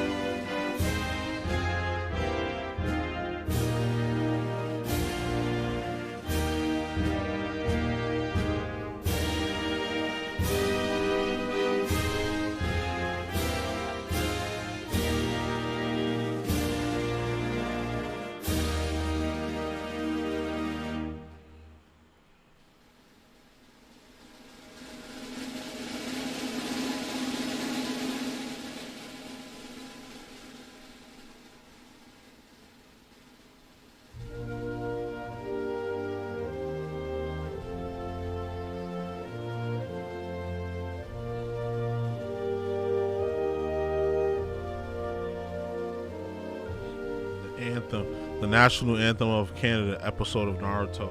Yeah, I was looking at a Naruto clip. They didn't want to have nobody come on there and sing. They just gonna play the beat.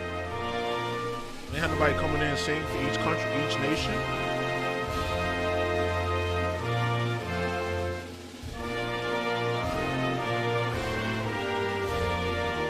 Sounded like Gamabuta. Yeah, it's probably the same voice actor. It was a filler episode though. It was like some filler episode that I never watched. It was a big gorilla pretending to be pretending to be Naruto.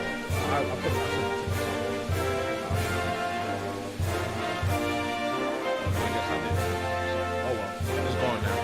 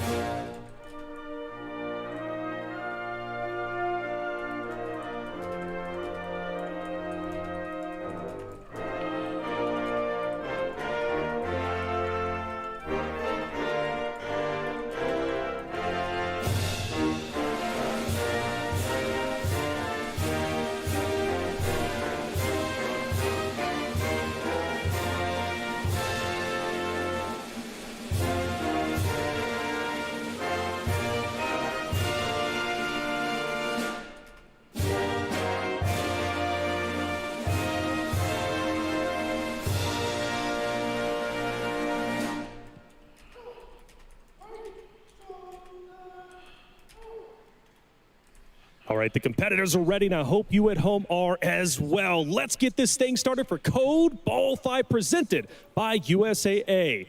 Go, Katie, take it away. Thank you so much, Taylor. Reflections Noble. What a way to start this thing off, folks. We've got a lot to talk about, Katie, but we've got to start with the trophy. Are you kidding me? The branch today with the most points after 4 drops is crowned the Code Bowl champion and will take home this incredible piece of hardware, the Code Bowl 5 trophy. Now, just look how incredible this trophy is, Katie. Talk to me about it. Can we have it on the desk while they play? Because that looks amazing. I'm just saying, it could sit here with us. Yeah, I love the fact that we've got this trophy a part of the mix because, frankly, it is amazing. We've seen Space Force literally send it to space. We'll see where it goes next. But a lot to talk about here with many more of our sponsors, folks. This is going to be a big one, okay? Monster Energy returns as a partner of Code Bowl 5. This is super awesome. We love Monster Energy in this house. And so I want to talk about a lot more about what that means for us, okay? Because that means that Monster Energy I watched all the episodes in the past. Yeah, Gorilla. It was. I guarantee you. I guarantee you, it was a filler episode. It was like one of the filler episodes. I never saw it because when I watched Naruto, I skipped most of the filler.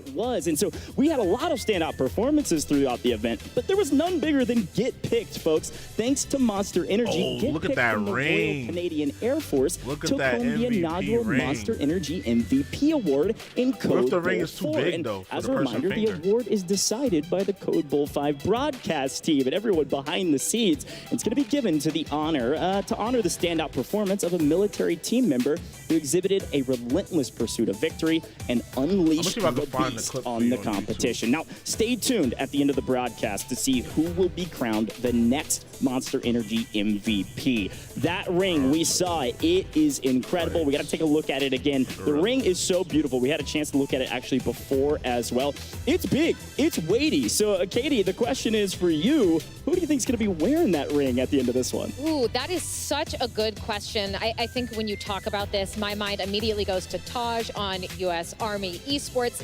Has the accolades, almost qualified for World Series of Warzone this year, is not unfamiliar with Code Bowl, has won Combat Cups previously, has the accolades, has the gun skill, has the passion, and I think going to synergize really well with the teammates and potentially give U.S. Army the chance to finally come out on top during one of these moments. And frankly, that does mean if he's going to be the MVP with Monster Energy, that means the U.S. Army is going to win. That's what Katie's predicting at least. So to celebrate all things MVP, the Call of Duty Endowment and Monster partnered to develop a custom calling card, folks, that will be automatically granted when you log into Call of Duty. It's called Unleash the MV Beast. So go check it out now and equip it now, folks. You got to go get involved. He had on like a Leaf Village headband, and he said, "I'm Naruto Uzumaki." He had like a big spike club. You know we got to keep the free content coming. Let's scan this QR code on your screen. It looked like it was Shippuden because Naruto had his orange fit on. And weapon vinyl. So thank you to Monster Energy. His orange and black suit. He was older. Just screenshot this and click the QR code,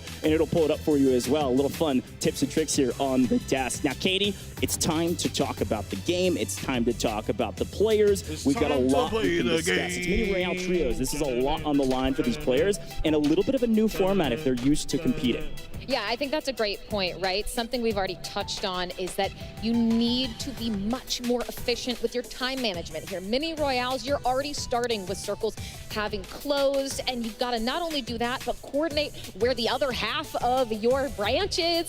There's going to be a lot happening, but I think for these teams, they're used to making snap decisions like this. I think they've been in this environment, so I'm not too worried, but I think it's going to be a lot of fun. However, it's going to be something like those multipliers, Goad, that's really interesting, because 2nd through 10th is a wide range. You've got to get a multiplier. I just got to say it. Look, looking back on the historical performances of a lot of these teams, we're looking at about 25 points is needed. Yes.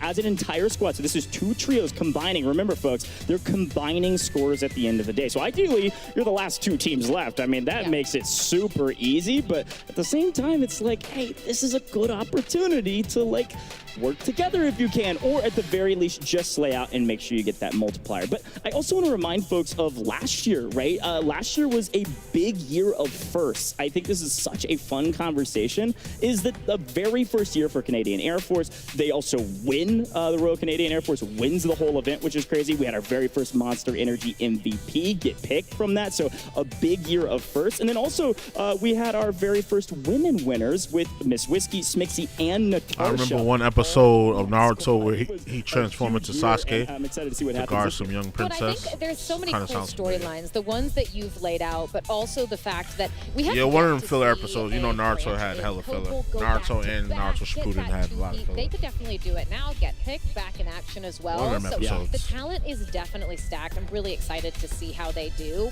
But of course, we can talk the talk about these players, but they're going to have to drop into Urzikstan and be able to walk.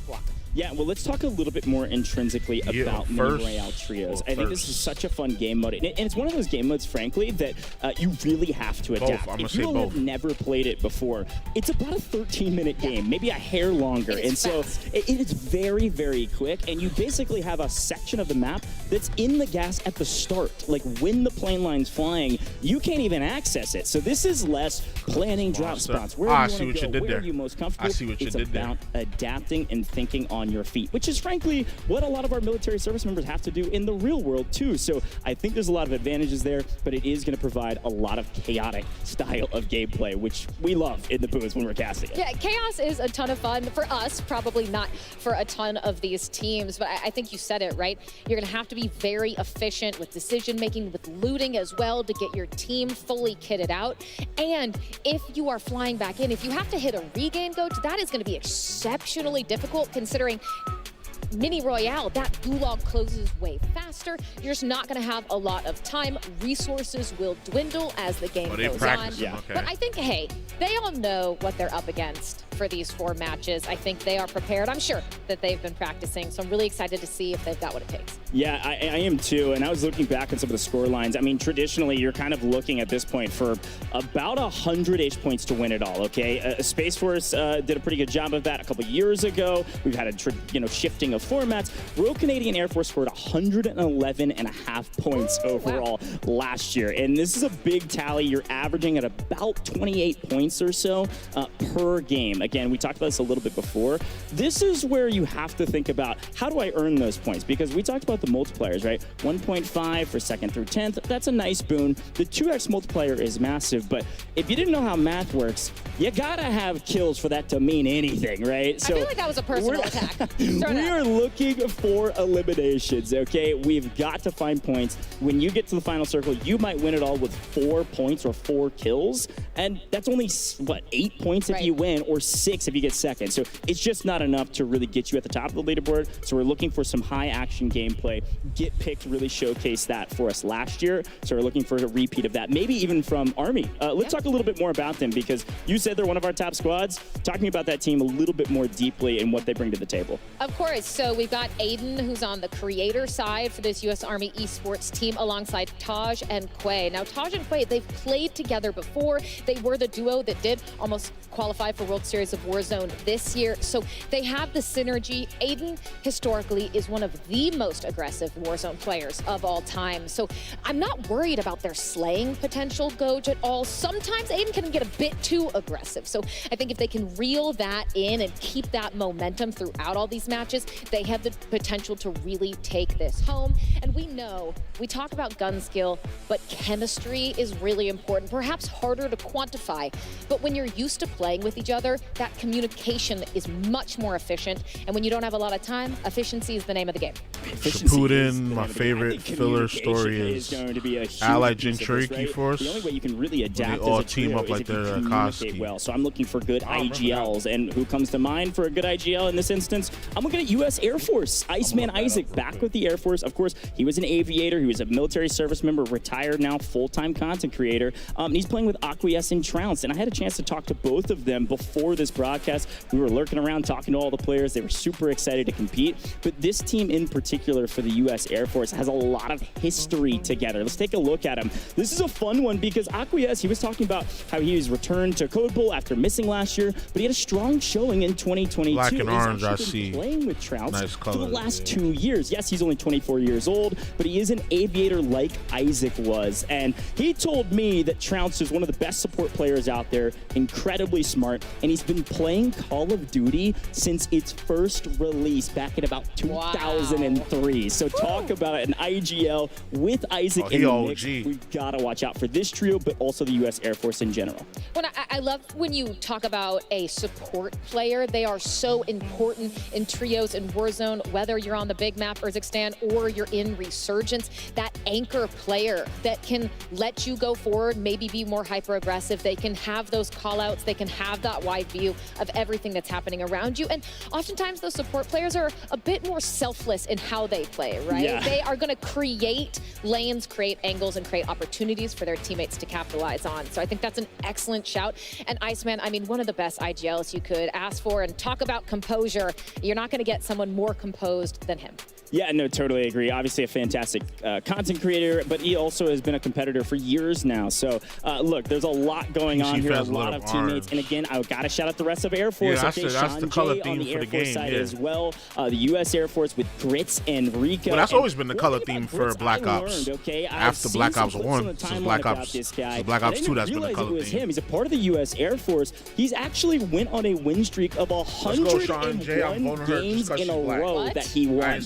Not only that, he's also an Unreal top 250 win grinder and ranked, okay? We're not done yet. Has over 230 nukes, and he's the #1 wins player in the world on the leaderboard with over 4,100 wins in Urzikstan. And y'all never seen any of my videos or seen me on camera on stream. Unreal. He literally told me that on Sundays, he just carries people to nukes. He just goes, hey, everybody come into my stream. Looked at any of my long form videos. That is incredible. I'm impressed by the time management to be able to get those many grinds and those many nukes down. That is awesome. But I think when we look at a lot of these teams, there go another brother. Okay. I want to harken back to the team we were already talking about, who won Code Bowl 4. Wait, is FaZe Swag black? Air Force, there go another brother. Branch. Because when you look is at FaZe both Swag their black? teams Well, no, he's not in FaZe whole, no more. He there's got a kicked ton out.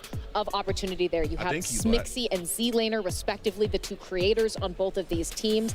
And Miss Whiskey, like, they have won before. They know what it takes to get across the finish line. And I think that would be really cool to see that first time 2P happen.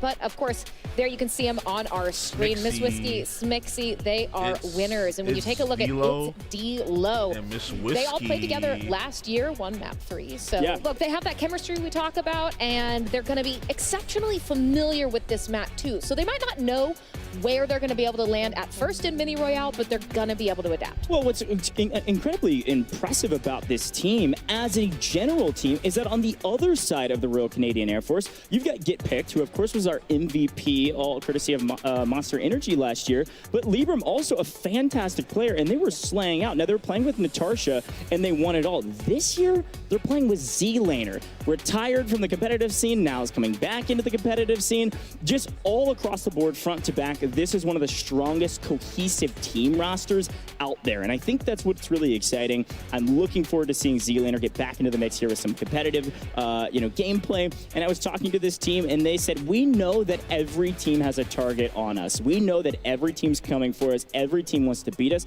and we say, good luck. You're gonna need it, because you're not gonna know who we are until we strike. So that's a great mentality going into this. They don't care who you are, what you do, where you come from. They're gonna try to win it all and prove that they're the best military branch here. So I'm excited about that team, Katie. I'm excited about all of them. Let's take a moment while we've got a little second and we're looking at all of our different military service members, all of our content creators. I would love to talk a little bit about the meta. Let's talk about what weapons we might see. The sun's shining, Katie. We've got it right on us because we're about to get into the first drop and we know it's going to be a banger. So let's talk about some of those metas. Of course, we see the STG. Of course, we're seeing the static. This is all kind of what we know and love, even with the most recent updates. But snipers, we might be seeing some big snipes today in Mini Royale, Katie. We definitely could. I'm trying to take a look. The moment you said snipes, I said, what team is Breadman on? That's right. And he is, of course, with the U.S. Coast Guard. So Breadman going to be probably one of the most famous creators here for sniping in particular.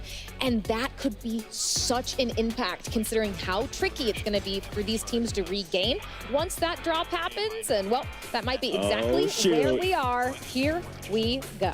All right, folks, we're about to drop into the very first map of Code Bowl 5. Come on. Could not be more excited about this one. So get ready for our very first drop. Our players are about to load in. Again, this is going to go very quick. I want to remind you, Mini Royale Trios on Urzikstan. This is about 13 minutes, maybe a little bit longer. I don't even know if you have time to blink. Lean forward, get close to your monitor, and cheer on your favorite team. And I got to say, these operator skins are looking so good. Yeah, those look incredible, but I agree.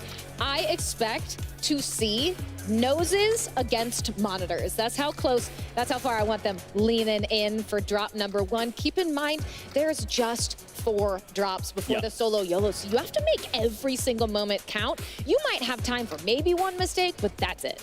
Yeah, it may be one mistake. We are going to make sure all of our players get in there. You did get a sneak peek, by the way. Much like last year, we do have Cutcaster a part of today's broadcast. So you're going to see some X-ray. You're going to see some over-the-camera or over-the-shoulder shots like this. But when we're in-game, you're going to be able to see a lot of things. So we're going to be able to show you map views over the shoulders. We're going to be able to show you some X-ray through the building. It's going to be a lot of fun. So you're going to make sure you stay tuned in. And don't worry, folks, I'm going to keep reminding you all day. There's a ton of more viewer rewards coming your way. I know you're asking for it in the chat. I see you. Don't worry. They're coming your way very, very shortly. Katie, we mentioned snipers. It's worth mentioning this is not our ranked playlist, which means our snipers, they one-shot headshot, and it's going to get nasty real quick for some of these snipers, okay? So not only Car 98s, maybe some mores, but here's a quick look back at those viewer rewards. All right, we're rhyming on the broadcast too. Come on. That animated emblem, that's one of the things we talked about. That's what's available right now, and these are the rest that are coming down the line. Far out flexing loading screen. These are all incredible, and I love the 1990s nostalgia, Katie. I love it. I don't know if some of our viewers are going to know what that Please Rewind weapon charm is if they were born outside the 90s, but I do. It's near and dear to my heart, and I think they look great. There's just a ton of color there across those emblems and all the other rewards. A lot of cool loading screens, etc. So make sure you get your hands on them. Make sure your account is linked so you can get those rewards as all of our players get prepared to drop into map 1. And I can tell. I mean, you can just see their body language, how they're talking to each other. They are so excited to get started. Yeah, and as per the usual, we want to make sure that every single player gets in, and we've got a nice even playing field, so we're going to make sure they all get in, then we're going to take the drop. So gave you a little bit of sneak peek there, and of course, I'll remind you when we're dropping in to just buckle in because it's going to go quick. Now, I will say I love our camera operator right now because Zach the OG, we got to talk about Zach, okay? This is a fun guy to talk about for a couple reasons. One, Zach the OG, I actually met him in person at a small local LAN. This is like before both of us were competing or commentating way back in the day. I'm talking like 3 years ago, Katie. It's ridiculous. He was in Kansas City. This guy, super cool guy, but also has competed in a number of Code Bowls. He's a multiplayer grinder, but he told me he's retiring. This is it. This is his final send-off. Playing with the U.S. Marine Corps. This is an opportunity for Zach the OG and his team to go out with not only the sun shining on them, but sun shining on their backs as they go off into the horizon, because he will be retiring after this competition from competitive. He said, there's a world where maybe I come back, but for now, I've got family and I've got a lot of things going on. This will be my last foray in competitive. So Zach, I wish you all I didn't the peep best, that. I friend. missed And that. I was of looking at course, my the Marine phone. Corps, we want So them to step somebody's up. at I the know some event in other their teams boxers. talking a little bit of trash That's about the wild. Marine Corps. I think this year is their year. I mean, it's only up from here, hopefully, for Marine Corps. I think they've got a lot of room to really show out, and maybe for Zach and the rest of the crew, you know you're retiring, this is your last moment, then a little loose shoulders, you know, you're relaxed, you're not worried. Only thing I don't like about esports is like potential here for them to make us all of like the yelling, like you getting up and yelling in people's face like y'all playing a real sport, like y'all on the basketball court or something, or on the football field. Even if we were, it's just like, yo, calm that down. Because I'm the type I really smack you. Like, I used to be a little I'm the type I really smack you. The Like, level of in even our real military life. service members here, or of course any of our like pro level if you players, yelling or all in content my creators. face But like at and the end of the getting day, disrespectful, I'll just smack I you. think the warm up is the thing that you're who you nervous think about. you So are. you're warming up, and then when you take your first drop in, all nerves go away and it's all competitive. And anytime I talk about these players and talk what they're doing, those pregame rituals, that's what they always say. They always say, like, yes, the warm ups, a little bit nervous, but that just means we care, right? That means they care and they want to win. And trust me, I know that all of these players want to win. There is a modicum of different players from a long history of playing. I mean, I was looking back at some of our notes. We had a chance to talk to some of the players. Florida man from the Coast Guard, been playing COD for 15 years. His longest drive, by the way, in golf is 375 yards. So talk about a pretty good golf player. Can get toxic like all things. Yeah, true. And I could get toxic too. Okay, I could get toxic too. Ooh, nice That's all I'm saying. And you can cause a team a world of hurt. But it's just, Coach, been so incredible to me to see. That's why I just don't even do certain things. I don't go to certain places. I don't hang out with certain people because I know how I am. You know, I don't take disrespect. And to see I don't take disrespect with at all. COD Next as well, it's just been such a cool thing. And I mean, speaking like, of, I really calmed down a lot, but it's like, if you're gonna saw some great shots, pose yourself as a threat to me, I gotta take you out. I gotta take you out. See Legion with the smiles hanging out. Everyone like physically, like you can yell, you can do a lot of yelling and talking, but like once you start like getting in my personal space, and getting in my face, look, I gotta shout out that's why I draw the line. All right, I've known this guy for a long time.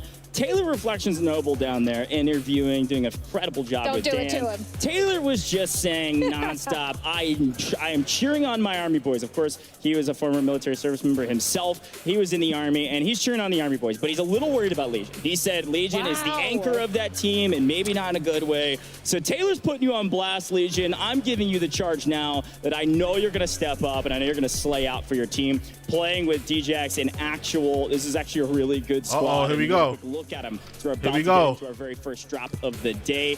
This is Actual's first Code Bowl, but I was talking to Taj, and he said, look, that this guy's is got about a to be great some gunny, elite gameplay. and he's a great IGL. So Legion, buckle in, get in Actual's backpack, and let's see what you can do for the U.S. Army. Yeah, and I think actually it's something that Legion is so exceptional at as well, because I've casted him in a ton of tournaments, is that if maybe things aren't going so well, he will keep the vibes, he will keep the positivity on a team at an all-time high. He's going to have you laughing, he's going to have you smiling, and that can actually make or break a team in how they perform in later You think maps. this is going to get toxic?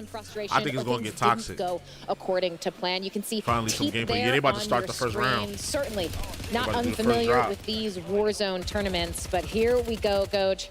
Map 1, and these I think it's going to get toxic. So cool. I know. I also just love that everybody's matching skins for their military service branch. This is such a huge boon. Yeah, Teep's going to be with U.S. Navy, Goats and Glory. Excited to see that team slay out as well. But we'll see. I think we're about to drop into this very first map, and it looks like we've got Dalt on our screen. Okay, Dalt, I see you. I've casted over you a couple times. Show me something to start things off. Folks, we are dropping into our very first map of the day for Code Bowl 5. We're going to be tuned in to Iceman Isaac to start things off with our U.S. Air Force. I am so excited to get into this one.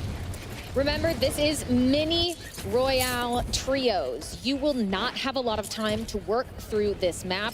That gulag is going to close at the end of the second circle. You do not have time, and well, Lucky might actually have a little bit more time. We're gonna swing back. Look, they can't get enough of us, Coach. We're gonna chit-chat a little bit more, but here's the thing. Here's the thing. This is a great way to get the nerves out, okay? I'm liking this, all right? Because look, we talked about the warm-ups. It's a little nerve-wracking. You drop into the first map, and then it will slowly fade away. Got a chance to reset there to make sure all of our players are good to go. So we want to make sure it is as even as possible. And while we do that, we are going to head to a very short break. But don't go anywhere. Drop one for Code Bowl 5 right around the corner. Code Bowl, baby. Is brought to you by USAA. Let's look at the chat. USAA's mission is to serve the military community and their families wherever they may be. Come learn more at usaa.com/gaming. Corsair. Experience the world of Call of Duty with Corsair, the official gaming hardware and peripheral partner of Call of Duty and Call of Duty Endowment. Visit corsair.com/Call of Duty for more information. Monster Energy. Starting September 1st, head to callofduty.monsterenergy.com to see how you can earn bonus in-game rewards for Call of Duty Black Ops 6. Any energy drink, that shit rips right through me. Starting like October I immediately 27th, have to go. Pilot Company will be partnering with the Endowment for the 5th year in a row. You can round up your change in-store at checkout with 100% of funds going to getting vets into high-quality careers. Through the partnership to date, Pilot Company and the endowment have helped over 7,150 vets gain meaningful employment. If you head into any Pilot or Flying J location, you can join in on the fight to help I like get our these veterans graphics, back so to whoever work. put these graphics together, shout out to them. It These starts graphics are here, dope. in moments like this, right here, right now. Operation Mend UCLA Health are an inspiration in taking care of the brave men and women who have served our country. Drop dead with Monster. I can't. I stopped drinking Monster when I was like 17. And then I switched to Red Bull thinking that would be better. But the Red Bull was worse. So I stopped drinking Red Bull. But I don't drink no type of energy drink unless it's sugar free or guarine free. Because that's like sugar obviously no good for you. Down payment for my home would have been $74,000. But it's that guarine, my down payment the was property zero. that gives you My service the was energy. there. My benefits I can't stomach that. Visit Or whatever else is in there. I can't stomach it. But I drink C4. I've drunk C4 energy drinks. I could drink that. That's fine. I could drink Celsius energy drink. That's fine. I'll actually like that Celsius a lot.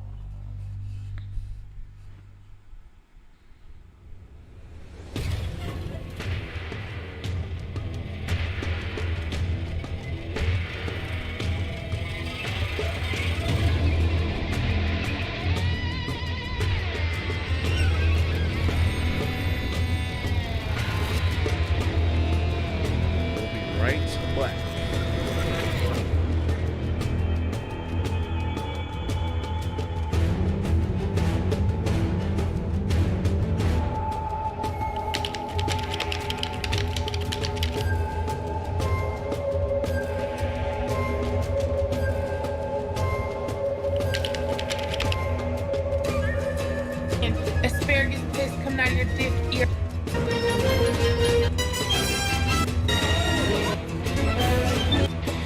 You have to realize.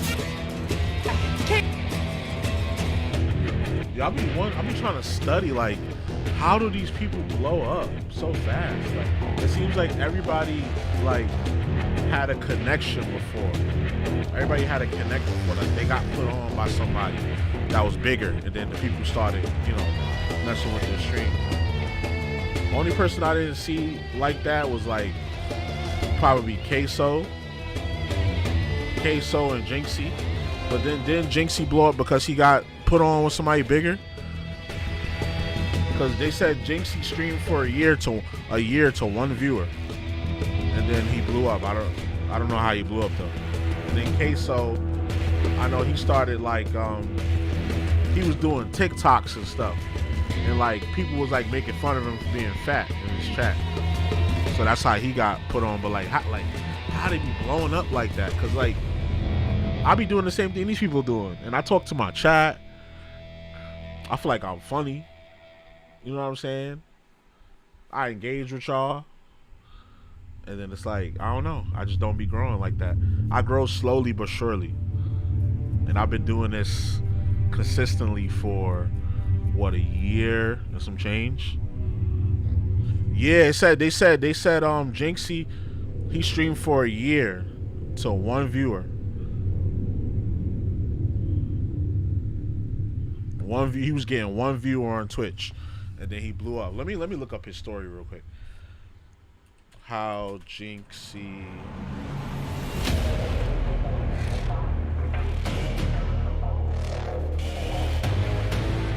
It's like it seemed like you gotta latch on to somebody to blow up, and that's never been my thing. Like I'm cool who I'm cool with. I got my homies that also stream, and I know them in real life. We all do content, but it's like I'm not the type to be like, yo bro, put me on, man, let me jump on the stream. I do things my way,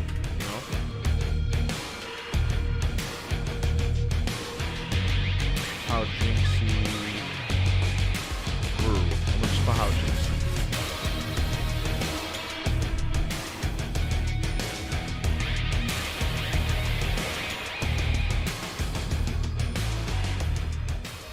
Well, we'll come back to that. They about to do the drop. They about to drop.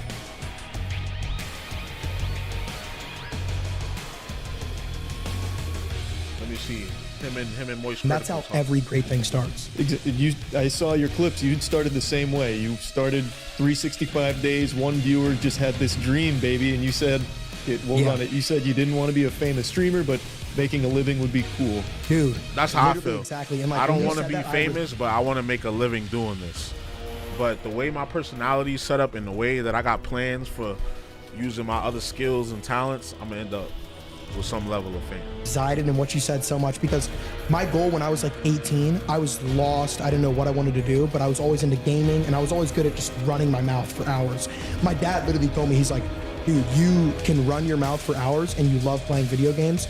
And my dad's tuned in, like he saw like Ninja, Nick Merckx, Tfue. He's like, bro, you could easily do this. And I started just going for it. But like the idea of just like I didn't want to be like obviously like rich from gaming. It was just like, dude, if I could make $1,000 a month streaming, what? I would cry, bro. First Twitch check, I was like, bro, let's go. $1,000 a month, bro. I'd cry. I saw your clips. You started the same way. You started 365 days. Because I already make good money. This dream. I already make good money in my day job. So an extra $1,000 a month, bro, I would shit myself.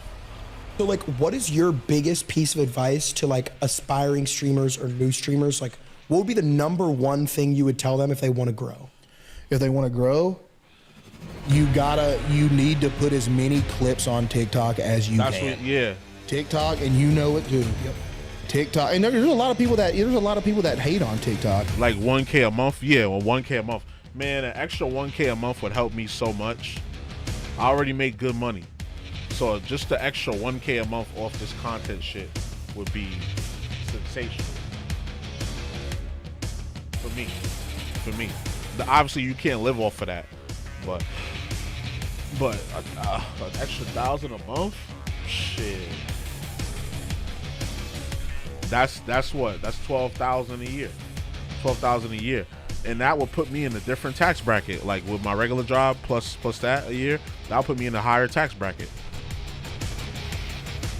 You know, but if you want to grow, you know, there'll be people that'll be like, you know, I'm streaming for 10 hours a day and I'm still want to get my 2 views. So like, what is your biggest piece of advice to like aspiring streamers or new streamers? Like, what would be the #1 thing you would tell them if they want to grow? At the end.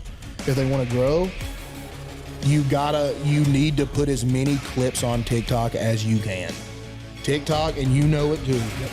TikTok, and there's a lot of people that hate on TikTok, you know. But if you want to grow, you know, there'll be people that'll be like, you know, I'm streaming for 10 hours a day and I'm still want to get my 2 views. So like, what is your biggest piece of advice to like aspiring streamers or new streamers? Like, what would be the good money, but it goes to bills. Yeah, but check this out though. Now I can use the extra $1,000, put it towards bills. Now out of my regular check from what I get from work, that's $1,000 back in my pocket. You gotta think about it like that. You gotta like trick yourself, bro. I got mad clips on TikTok. I guess I'm not hashtagging them. They don't grow as much.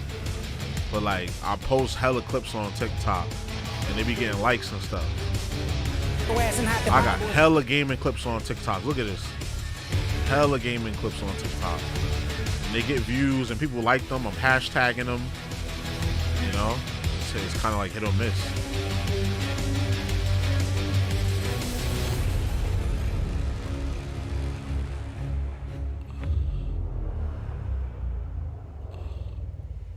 On Twitter, like everyone has their own 2 cents. Like, you think that there's not a lot of lurkers on Twitter? I mean, there's lurkers on every social media platform, but if you look at lurking on TikTok as opposed to lurking on Twitter, it's way more. Because TikTok's more of an entertaining, like swipe. Twitter's like, yeah, I know. I'm doing it, bro. Listen. I'm gonna tell you my strategy. Since you here and you supporting the cause, and I appreciate you for that. So my goal was to make a YouTube channel, grow it, and as it's growing, start streaming. Because in order to get big streaming, you have to be big on another platform. So I'm growing on another platform, and then I'm trying to get on Twitch as well. Then they made it possible for you to restream on Twitch And oh, well, never mind. We'll get back to that conversation later. Drop one, it's here. I know you've been waiting patiently, and it's time to get. We'll get back to that convo later. Remind me to get back to that convo later. And well, what are they doing to start things off? They're looting, and they're looting fast because we're on the map. About 13 minutes here in Mini Royale Trios. It's going to go very, very quick. It's going to go exceptionally quickly. You can see that kill feed. Squad 12 already wiped. Multiple teams already wiped. Certainly not going to be ideal for them on that regain, but great start for a lot of these teams. That kill feed immediately. Imagine you traveled all the way to DC a lot of these just teams to go to a Call of Duty tournament, just to get smoked in the first not a lot of few places seconds for them to go. That's right, and we're going to be hanging out right now, at least around Old Town, Low Town area, so a fairly central zone to start things off, or at least it's in the zone, which is, you know, a good thing. But guess what? The zone's already closing. So talk about a quick motion here with Mini Royale Trios. Now, a couple quick notes. All right, yeah, remind me to get back to that, because that's in the kill feed. You know, that we're means going to workshop this. We're going to figure this out. But if you see that 20 out of 20, that means those teams, they probably headed to the gulag. I'm going to be up there on podcasts talking about, yeah, so you got to do this, you got to do that, you know. Big moments, but right now, only 5 players fully eliminated out of the lobby. And of course, we've got buybacks. We've got a ton of ways to get back into the map. And as we swing over to Bathhouse here with Breadman and Co., they've got a little bit of some running to do. Plenty of time to do it. A little more than 2 minutes on the clock here, Katie. But still, they're going to be trudging along their merry way, and they better have some smokes in pocket. Yeah, they were using them initially. They do have some available. You can see them used there. But Thief from the top, getting some shots into Zach the OG, who we highlighted at the start of this. Zach goes down. You can see the streaks overhead and trying to scoot into that smoke for a reprieve, but not an ideal way to start things off for Zach. And well, Symphony is a story player when it comes to Code Bowl as a content creator, but this time he's going to be joining a different squad. This is Zach the OG and Snopsh instead of his usual Space Force. So some of our creators shuffled around, and as I see Squad 15 go down, it does look like they are fully eliminated out of this lobby. So continue, watch the kill feed and watch your screen, because Symphony on the regain right now, but he is all by his lonesome, and there's a full team of 3 and more ahead of him, Katie. This is the classic moment in Warzone. When you start an initial fight, you better clean it up quick, because there's going to be a 3rd, 4th, or 5th party right around the corner. You're going to get third party. Make sure you're looking over your shoulder. Unfortunately for Squad 16, their shoulder not going to be in this map anymore. 2 squads fully removed. Topside trying to take shots over against the Royal Air Force right now. We'll see who comes out on top, but I like this out of Tech and Co. They have multiple angles that they're trying to take down this Royal Air Force squad. And it looks like up slowly but surely. Slowly creeping their way forward, but not willing to commit just yet until maybe they can get an armor break, they can get a down, but just peeking right around the corner. The shots are in. Good shit. The armor cracked, but no down just yet. Like I say, it comes in, and this is the moment that you want to push, but make sure you're careful on that right side around down the corner. Yeah, and frankly, he was right there. How did you not see him? So good to see Teep. Oh, you a burger. And unfortunately, they're in a bad spot. You are a burger. Right now. So Teep, an amazing he walked right player, past your sight. A storied winner, a world champion even. But this man grinds Warzone as well. So yes, he doesn't play as much competitively with Warzone these days, but trust me, he's going to make a name for himself in Warzone today. That circle closing continuing to hold some of these teams rotating on the edge of circle. The problem is, it's a little bit of high ground right above him. There could be a team that's creeping around the corner if he's not careful, but he knows he needs to wipe the squad and wipe it quick if he can. Run up. You got the drop on him. For a while right behind him. They are on new right now, so we've got our 2nd circle going into 3rd has just been popped.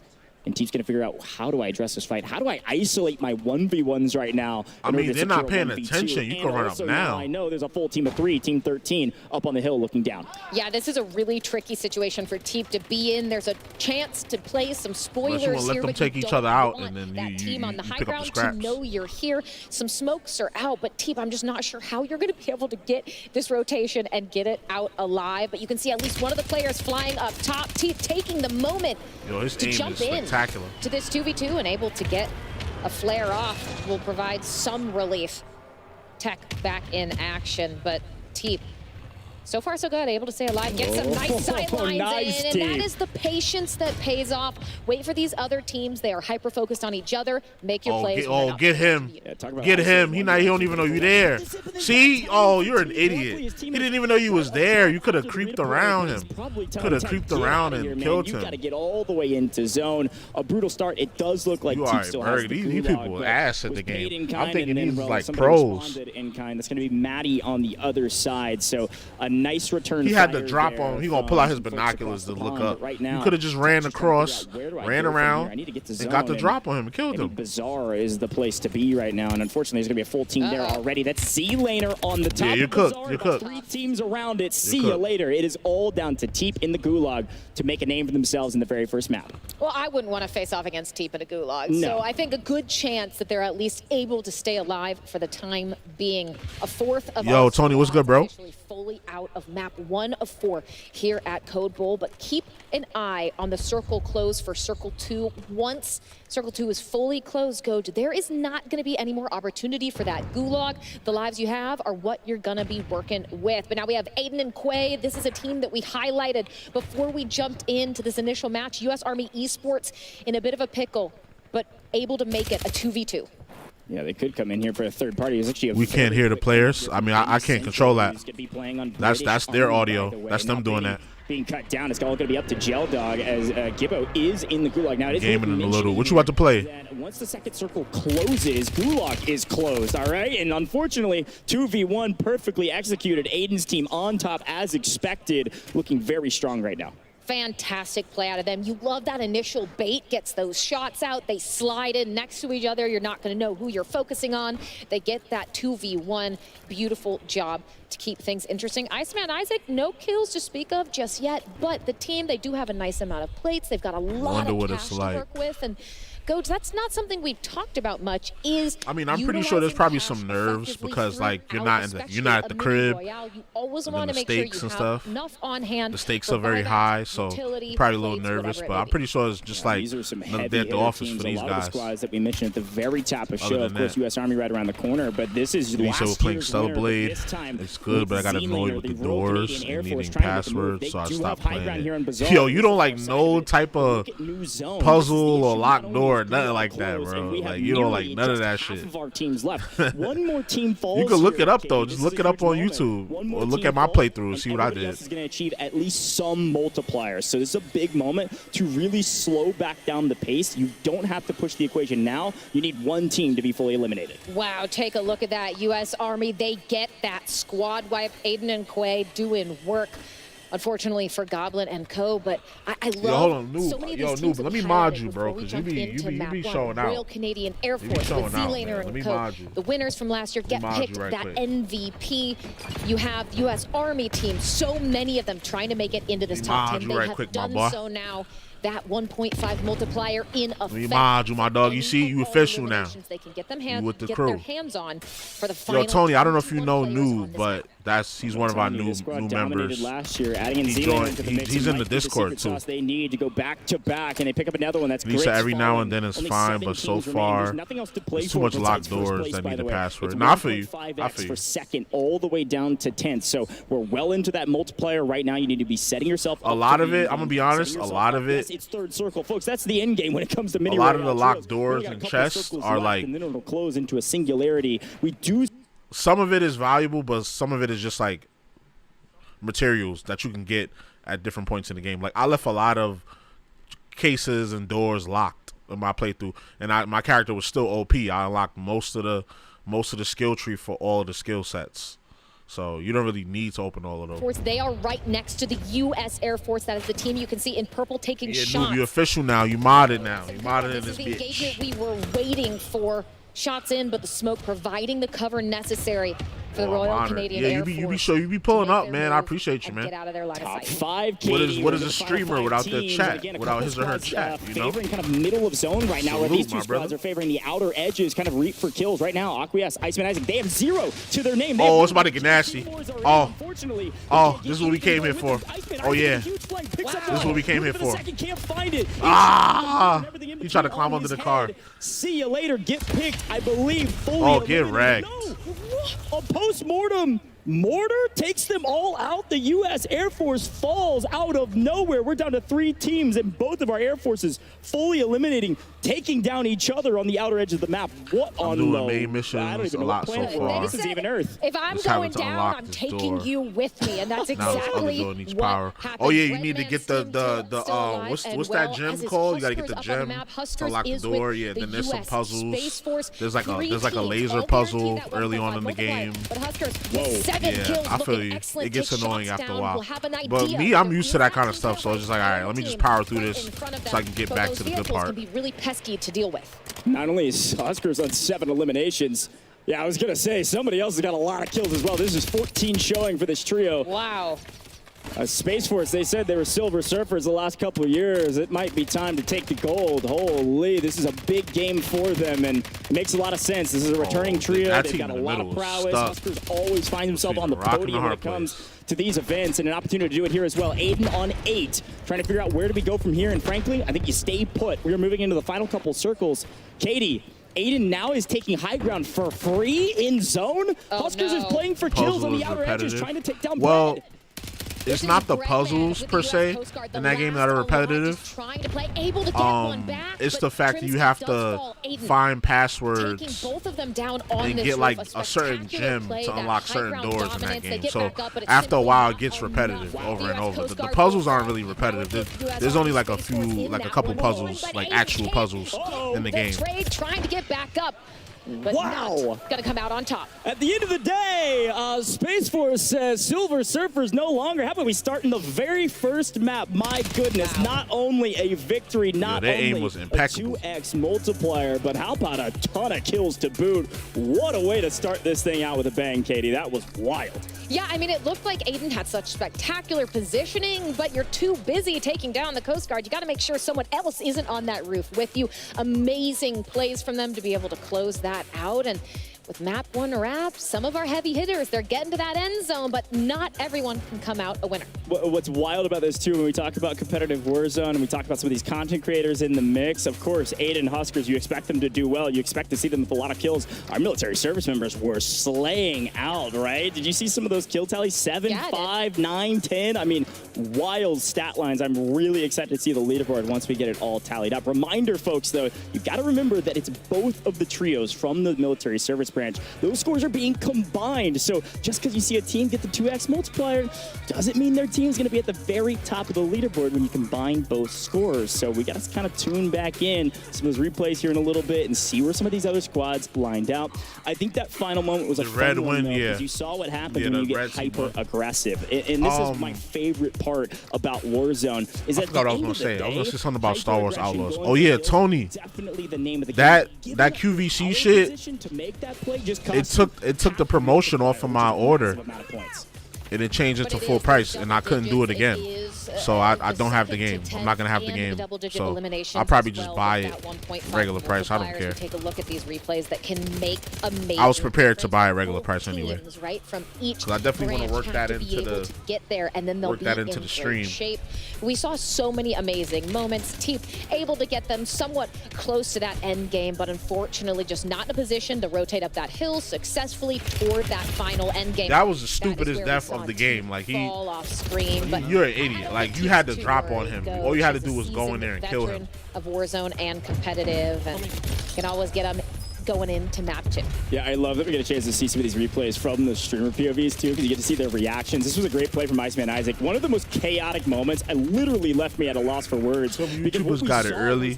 I saw Rad Brad. Yeah, Rad Brad. Yeah, basically any big YouTuber that's a gaming channel got it, because Hollow got it, Rad Brad got it, RDC got it.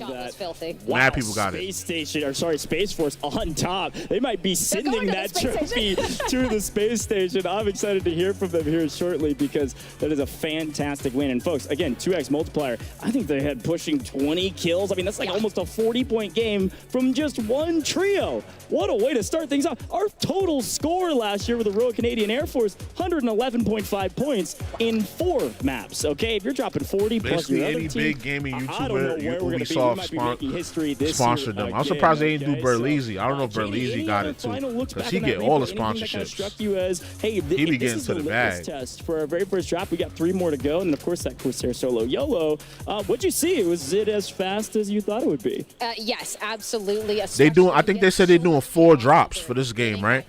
For this tournament, right? I think they said 4 drops. Brief reprieve, but not for very long. That tiny little mid game before we got into those end rotations. I think that's where we're going to see a lot of learnings from these creators, from these military branches. What went wrong on a rotation that we could potentially shore up going into map 2? But not surprised that the players we were highlighting were a lot of the players that made it to that end game, and now they just have to jockey to see who can come out on top. But I want to see some chaos like we saw with that Iceman Isaac play again with C-Laner. I mean, I don't think they loved being taken out by each other, but it was a ton of fun to watch those plays happening in real time. I have no idea. Yeah, I think the rules earlier said 4 drops. So that was the first one. Taylor Reflections Noble with our Squad Goals interview, all presented by USAA. Hey, what's going on? USA is all about serving and supporting the military community, no matter where they are. So Space Force takes game number 1, Revenge. You tore it up. I believe 9 eliminations, if I'm not mistaken, unofficially. Okay, I like to say that because of unofficial. 40-point game, and what a game it was, brother. You got to be feeling He dropped great. 40 on him. We're feeling really great to start off strong like that, especially with almost half of our points from last year as a total. I mean, it's a really great feeling. Well, perfect talking point. Let's talk about last year, because you guys at one point were the champions, and I know this was before you were on the roster, right? You sent the trophy to space. You're looking to reclaim glory. I believe 2 back-to-back second-place years. This needs to be the year Space Force is on top, and with that game number 1, I think you might have it. What would it mean for you to win Code Bowl? Personally, for me, me and my teammate, and honestly, all the Space Force guys, we're variant players. We do not play Warzone. So especially having Huskers come out here in IGL for us, we're just here to show that we're shooters and that, multiplayer kids can run Warzone if we need to. Yeah, Huskers OG, by the way. Huskers is OG, so you're playing with him. He's IGL, and I think I remember talking to you. You were like, dude, if we can get a good IGL, we're gonna be solid. Now, before I put words in your mouth, who were you guys aiming for today? What branch? I personally am not aiming for anybody, but our guys want to aim for the Canadians, especially after last year. So. They took it away from you guys. Yeah, so I heard a lot about Army too. Quay, Taj, Aiden, they were in the final zone and they were putting up one heck of a fight. I remember talking to production people like, who's going to win? I was like, oh, Army's going to win. Then all of a sudden, Space Force, you guys are winning. Talk to me about those final moments and what the comms were like and how you guys got to the victory moment. So it started when Huskers wanted to take over the little barn or whatever that we were in. So the moment we took over the barn, we knew there was kids behind us. We knew there was LTVs, people. Bro's just like, let me play right. He's standing there like, yo, I think really challenging. I'm like talking about this shit. I want to just play. I'm trying to get this bag. Them, and then kind of having everybody focused on the bottom barn where my 2 teammates were, and just having me flank out, go up top and get Quay off the roof, I believe it was. That really saved the game, because if we had to fight somebody on the roof like that with all the smokes on the ground, it might not have gone that way. Space Force, apparently they was up there, and I was like, split that the has team to up be a this year. 1v1. He wins, he doesn't. Unfortunately, I'm an Army guy. Yeah, look, it is what it is. But hey, he doesn't win that fight. You guys do. Tremendous game. 40 points should put you around first place. You have 3 more games for regular before we hit our solo YOLO. What's the game plan? They ain't getting deployed nowhere, so they ain't getting deployed nowhere. So it's like it's really just they got time to play Call of Duty. He's obviously IGLing for us, where, like I said, multiplayer kids, we don't have the game sense that he has. So we just shoot our guns straight like we did this game. We're gonna make a run. That's Revenge from Space Force. Multiplayer, hey, he grinds it. Warzone, maybe not as much, but Huskers is leading them to victory. Space Force is looking incredible. Hey, thanks so much for joining me, brother. I appreciate you. Good luck in your next games. Let's send it back to Goj and Katie at the desk. Thank you so much, Taylor Reflections Noble, and thank you to Revenge. And that was our Squad Goals interview, all presented by USAA. Right, they got all the time in the world to play Call of Duty. Where they gonna get deployed to the military community, so service members and their families never have to go the space station. They got people stuck up there in the space station right now. They about to do a mission to go get the people that's stuck on the space station right now. We're the best team here. We know it, and we got to prove it. Look, they had a ton of confidence, and it has paid out for them in map 1. I loved a little bit of the multiplayer. The aircraft that sent them up there, That's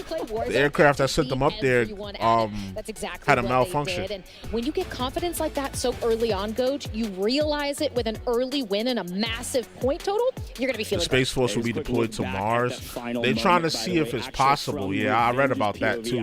They're trying to see if it's possible. Such a cool moment to not only take because they never sent humans out there. They've only sent the rovers. He's right, he can shoot They his only gun sent the straight. rovers My out goodness, there. Taking down a heavy hitter like Aiden. They sent like Definitely 5 not a or 6 small feat. rovers out there Congratulate to yourself take for pictures that. and Couple survey other the notes here, shit. by the way, this team actually just won the AFG SFG CONUS LAN. That the But Air Force had. yeah, and of course Space Force. They yeah, just there's won a people. There's LAN, 4 and they came people in stuck hey, we know we're in the best Air space Force team station with Space right Force now in the mix. I mean, because we're the best team craft there. that took Let's them up finish there this thing out. Let's malfunctioned. close it out. So Make sure there's not going to be a bang anybody mission first. to bring back the aircraft unmanned. We're going to see other teams gunning And for then there's Space going to be Force another after mission that. to go get the people stuck from the especially with our spacecraft. They've been operator stuck skins, there if you see since. it, you know that they're the top team. We got to take them out. Well, folks, this event is all possible. I think they've been stuck there since November or October. So starting September And 1st, they're planning to grab a get can them. of Monster They're Energy planning to and go get upload your them receipt to Call of in Duty February. monsterenergy.com Like and earn the spaceship will get there to go pick them up.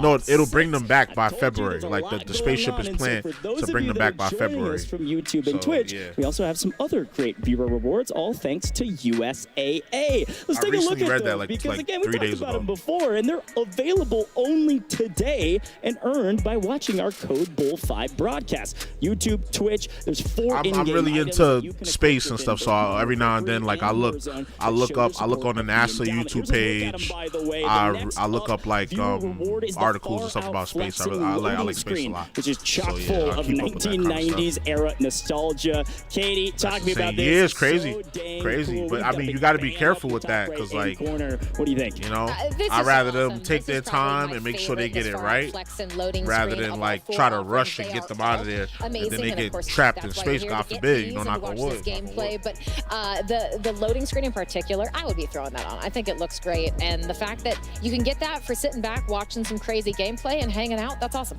I totally agree. Well, folks, up next we have the world premiere for the Call of Duty Endowment's first mobile exclusive pack for Call of Duty Warzone. They didn't even Mobile. show the mobile Check Call of this Duty out. joint in the Call of Duty Next event. They didn't show mobile because I play mobile on my Logitech G. That joint is fire on that.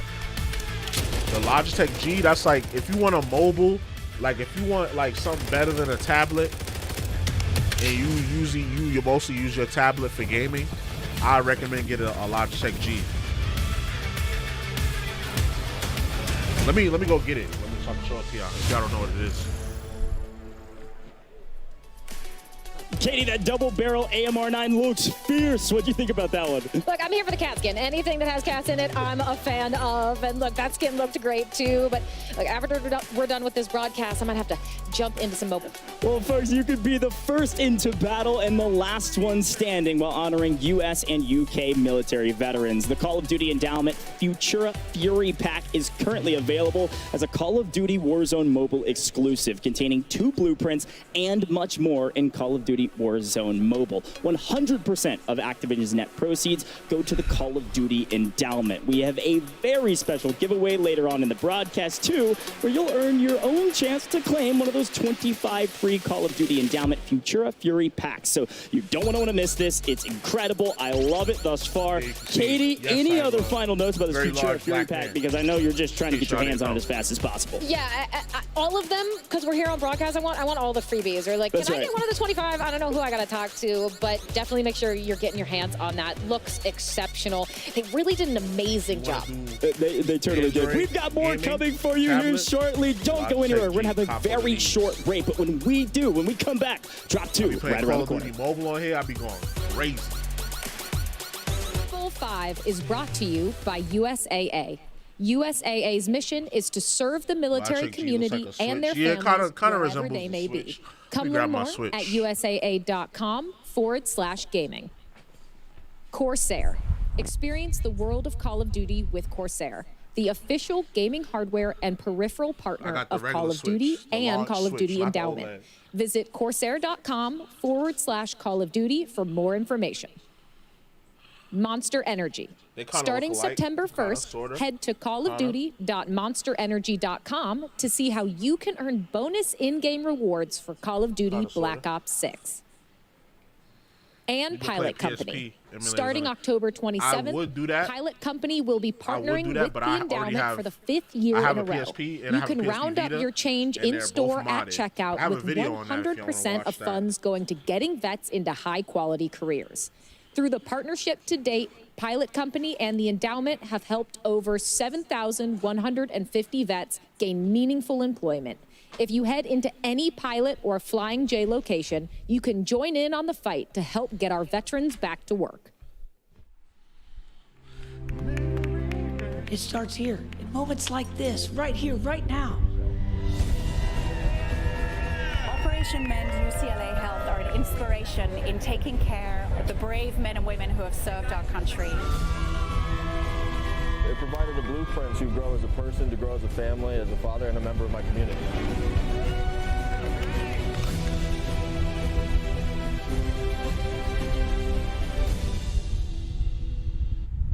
My hospital stay would have cost $25,000, but with VA healthcare, it's free. My education would have cost $42,000, but with VA benefits, my books, tuition, and housing are all covered. The down payment for my home would have been $74,000. God damn. But with my VA home loan, my down payment was $0. My service was then. My benefits are now. Get what you earned. Visit choose.va.gov. There's levels to it though, because my sister's in the Navy, so there's levels to the amount of benefits you can get. It depends on like how like hurt you are, how hurt you got in war, like how long you were deployed and stuff like that, and your income, the income that you make at now.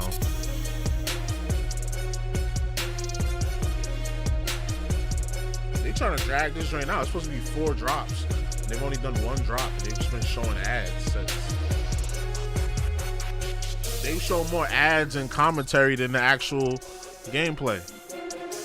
They trying to drag this shit up, but it's okay because I'm streaming and I'm getting my watch hours. I got 137 views on this live. This is the most. This is some of the most views I got on the live at one time in all presented by a long time. USAA. We're just moments away from our second drop, and we've got a very special segment for you. In case you missed it earlier during Call of Duty, more ads than gameplay. Exactly, it's dead. More ads than gameplay, bro. More ads in this talking commentary shit than the gameplay. Call of Duty Endowment Endeavor Tracer Pack, which launches October 25th for Call of Duty Black Ops 6. Now the team is back for a deeper dive into the pack and more first look. So we're sending it over to former Navy SEAL and current performance capture director at Treyarch Studios, Mikhail Vega, to share more. Yeah, thanks a lot, Coach. On the COD channel, yeah, Louis and Foxy from Through Dark, a British outdoor apparel brand. Hey, man. Good to see you guys again. Yeah, good. Words have meaning and names have power. Can you tell us a little bit about what Through Dark is and what does it mean to Endeavor? Yeah, so Through Dark, I mean, the name was born of our kind of special forces military heritage, where majority of the operations that we conducted were all done over night time, right? So it's in the dead of night. Yeah, and during our service as Royal Marine Commandos within the Special Boat Service, We can't understand what you're saying, bro. we endured some of the most arduous environments and hostile environments that you could ever come up against. And so we decided we needed to embrace the mantra of endeavor through adversity. At this point, ask them life-pondering questions. Right. So elite military unit, and it's universal and human. It's a podcast. Everybody encounters hardship, right? Right. Yeah. So I see that you're wearing the Through Dark logo as well. It looks you know what, they probably Activision probably has the spot rented out, and it probably cost them millions to rent the spot out and to get all those computers and to get the internet set up and to pay the guests if they had to pay the guests and to pay the and also with the antimony, which is known as the Wolford metals. What's the name? Metallurgy, antimony devours. Pay the commentators and all of that. And I don't know if they flew the streamers out or if they invited them, but Yeah, maybe they had to pay for the streamers too. Is our tip of the beret to the special. So they trying to get their money's worth. They're like, we're gonna be in here. We're gonna be here for the whole time. Brotherhood of Arms for those who served. Because remember, they're getting ad revenue. They're getting ad revenue, and then they're getting they're getting ad revenue off this. So you got 13,000 people watching for 2 hours. In addition to the in-game pack, depending on the average time, I don't know the analytics. That's a lot of money they're making right now. And imagine how much. Like the baked-in ads that we've seen. We blend form and function. Like imagine how much those people paid to get that ad on this Call of Duty next thing. Urban to outdoor environment. Yeah, they got to get their money's worth, which I understand, but it's like, bro. More closely. Respectfully, we don't care about this shit. We came for Call of Duty, bro. Call of Duty fans. Yeah, so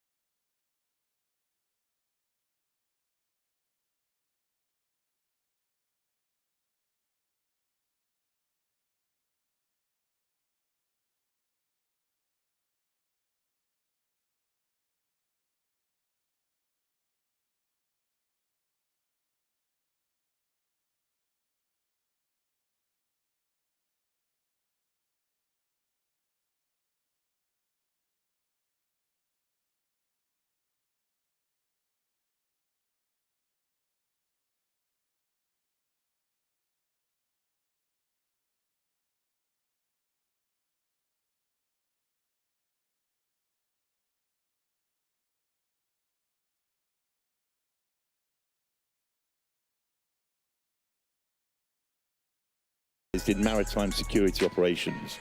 Since these teams operated on both land and sea, we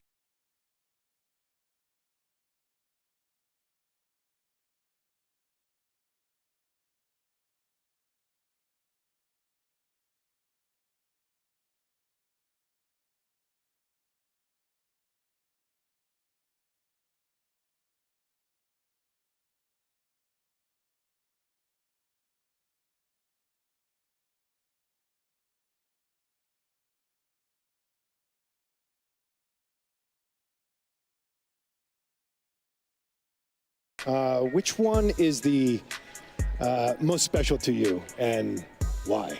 So, Captain we're Price, incredibly Royal proud that our Marines. logo They're definitely is reading the gonna script. appear- Yeah, appear you in could tell they're games reading off the like chat, teleprompter. yeah, it's part of the pack, and then in Greek, that symbol, antimony, is broken into two parts. So, anti and monos, which translates to not alone. Yo. And that's all right, I'm right back. I gotta go downstairs and get my delivery. Hold on. So our hope is that I'll be right back. They are never alone. Dude, hold it down. Hold down the chat.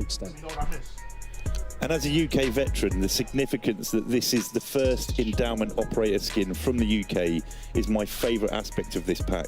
It is incredibly humbling knowing that we get to continue serving the community we all came from, wearing the cloth of our respective nations, as proceeds from the sales of this pack will employ veterans in both countries. So should we give viewers their first look at the Call of Duty Endeavor Christmas pack? Let's do it. Let's do it. All right. Wow. All right. Well, there you have it. The Call of Duty Endowment Endeavor Tracer Pack launches on October 25th in Call of Duty Black Ops 6. So be sure to get the pack and join the now 3.5 million players who have outfitted their Call of Duty operators with endowment items to help us place more veterans into great jobs. Now, before we get into our second drop, we got to check in with Reflections with a very special guest. That's right, very special indeed. We are so lucky to be joined by country music star and Call of Duty streamer Kane Brown. Kane, it's great to have you here, man. It's a special event, one of the coolest I've seen in a very long time. Fits the theme of Black Ops 6, of course. And speaking of which, what do you think about the event as a whole, man? It's been fun. I've always got to see these on, like stream. So it's cool to be here and see all of my favorite streamers, actually meet them in person. Meet them in person is always cool. So gaming is fun because it's like you game with some of these people for years and years and years, and then you meet them for the first time ever, right? Yeah. So, like after years, and it's always a special. Did you meet anybody for the first time? Yeah, Huskers, Symphony. I got to meet Tactical Grandma. Okay, yeah. Yeah, I see her on TikTok all the time, so it was cool. Yeah, no, she's cool, man. Unique streamer for sure. Well, you're here, to drive awareness for veteran employment, which is really important. I'm a veteran myself, so, the endowment program is very near and dear and special to my heart. We're helping a ton of veterans out there. What does it mean to be here and team up with the Marines after all? Well, I got to hang out with the Marines last night. It was cool. Timmy fell asleep on me, so he couldn't come hang out with me. But I got to hang out with them. We ended up sneaking into the lobby and playing a little bit till 3 a.m. Don't think it helped us at all. But we're gonna bounce back after this next one. The Marines are a passionate bunch, though, man. They were telling me like, yeah, dude, we got to hang out with him and play with him for like 3 to 6 hours. He's super chill. He's super cool. It's a good thing actually you didn't play with him because then fall damage would have been a real thing with him. Well, hey, you also had a chance to get in and play Black Ops 6 today, which is super unique. Everybody's hyped up for it. I think it looks absolutely incredible. What are you most excited from, at least from what you play, what are you most excited from whenever it comes to Black Ops 6? I'm really excited because it's completely different from like the last 3 Warzones, and that's what I play is Warzone. So sure, the last 3 Warzones have been completely, this one's so much different. The movement, I love the movement. I think the mouse and keyboard, once they get that down, it's going to be nice. It's going to be nice indeed. Yeah. Anybody you want to shout out, man, before you get out of here? Because you still got like, 4 or 5 more games to go. I want to shout out to Aiden, man. Stop landing on me, bro. Hey, Aiden. 2 games, he's landing on me twice. Oh, man, he's coming for your throat. Aiden's a vicious player. He's a nice guy, but he's a vicious competitor. He's the only guy I'm scared of. Okay, fair enough. Well, Aiden, hey, he's going to be haunting you in your dreams and over the next 3 games, brother. Well, I appreciate you joining me, man. And hey, thanks to Kane. And by the way, if you are watching at home and want more or want to catch more of Kane, make sure to check him out at twitch.tv/Kane Brown. Well, there it is. He's got to get back to playing, and I got to get back to, well, doing my job a little bit more. Tiff Goes, back to you. Well, hey, I love it. Taylor Reflections Noble. I'm here with Katie and Kane Brown. Katie, my goodness, not only is he excited to be here, he's playing, he's also apparently playing until 3 a.m. last night to try to prepare for this. So talk about a killer, man. This guy is so cool. I had a chance to hang out with him a couple years ago as well. And he's so passionate about gaming. I even saw that the team got to go see him at his concert where he actually had a big Code Bowl banner. It was wild. That is actually incredible. And I think watching the way Code Bowl has expanded out and brought in all of these amazing people from all these different walks of life, music and otherwise is super, super dope. So shout out to Kane Brown for joining us. But Aiden's picking on him. Aiden's bullying. I know.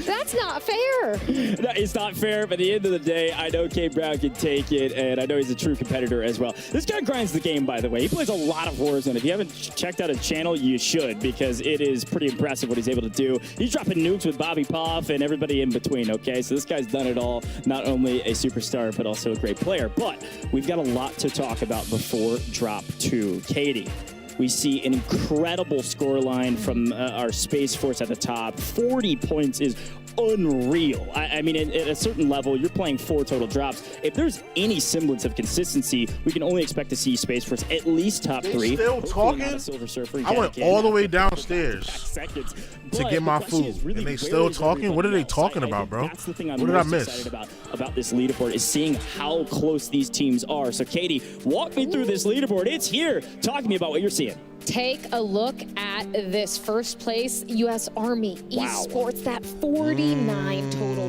points, and that's great though. You get the 30, you get the 19 there. Space Force though right behind them. We talk about that 40 bomb. They won map 1, but unfortunately the other side of the branch duo only getting 4 points. So neck and neck. I love that this is competitive. They interviewed K Brown, and now they're recapping what just finished. Who the fuck is K Brown?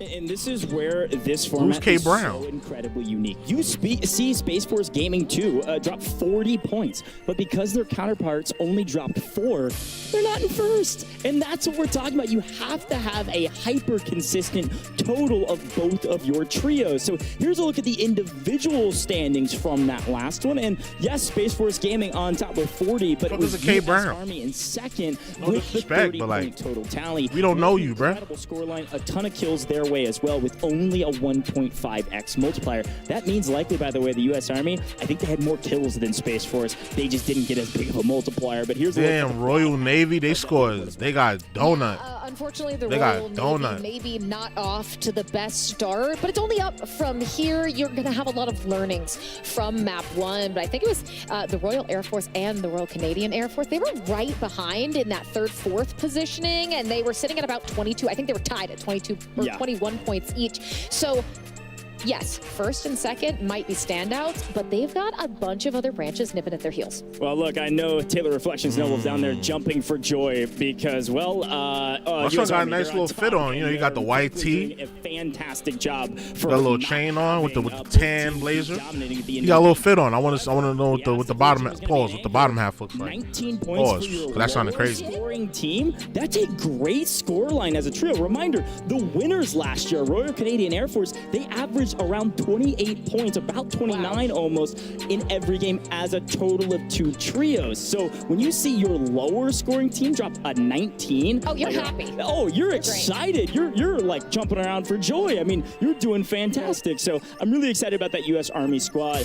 Katie, talk to me about a couple other teams. Who else is kind of catching your eye? I mean, leaderboard be what it may, we still got 3 more drops. We've got a ton, and I really want to focus in again on Iceman Isaac's team, right? They were able to make it really far into those final circles. I believe, did they take 3rd? I'm not sure. I think it might have been they were like 3rd, 4th, 4th. So I think we talked about that IGL. We talked about the leadership that you can get out of a veteran like Iceman Isaac, and I think it's only up for them. They've got to feel good about map 1. Those improvements, I think, are going to be giving the Army Space Force a run for their money in map 2. Well, I think the other interesting part is that Get Picked, right, was a part of that fight with Iceman Isaac and the Air Force. This was the Royal Canadian Air Force versus the Air Force, and in that fight, there was a moment there where they fully eliminate each other. Like, no other teams were in the mix, and that's what's most exciting, right, is you get to see moments like that. I have casted, I'm not kidding, I think it's got to be almost 200 Warzone events at that point.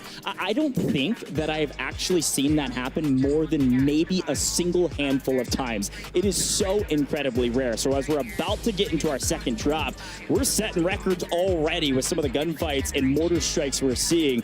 If both of those teams don't eliminate each other, one of those teams could have won. They were down, could have been revived. Anything can happen. It's Warzone. Anything can happen. I think maybe they both like to avoid that outcome this time around, so maybe they'll see each other and say, not again, we're going to go somewhere else, but it is time. Map 2 is underway. We are almost at the halfway mark of this event, and this map is where you got to make it count, Coach, because you don't have a lot of time after it. All right, so folks, this is where it gets really interesting. Again, it is mini Royale trios, which means part of the map completely off limits, and we did not see Superstore on screen last time. This time, welcome back to Superstore. We already got a sneak peek during COD Next for Dance. It's right around the corner, 2025 spring, folks. We get a chance to have Superstore now, though, and I love it because this is one of my favorite POIs of all time. You're going to see sweatpants. You know what? You know what, bro?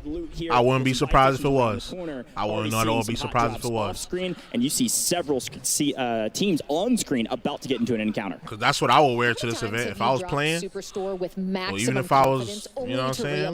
That you've made a I'd have came with regular ass clothes on. That's me almost every time, but I'll keep doing fit. it, Coach. I'd have threw a chain on. Players having a little bit of a chain, a watch outcome than I would. Take a look at Husker's team, trying to get a few of those eliminations under their belt early, but getting rooftop control. They'll have really good view of the teams around them. There is at least Team 12 a little bit farther away, but 17 right now, the one they need to keep their eyes on. Yeah, that was Grits, Rico, Sean J. They're part of U.S. Air Force, just the other side of Air Force that we didn't see last time. Now, Husker's actually going down via Maddie off screen, which means Kabase and Revenge, our former map winners, not playing with their full team right now. They felt like they were free and clear in Superstore, and that is certainly not the case. They just happen, at least Revenge happens to have high ground. So the question is, can we get some intel? Can we see where we're going from here? But right now, getting some good loot, getting some good value, and looking for an opening down below.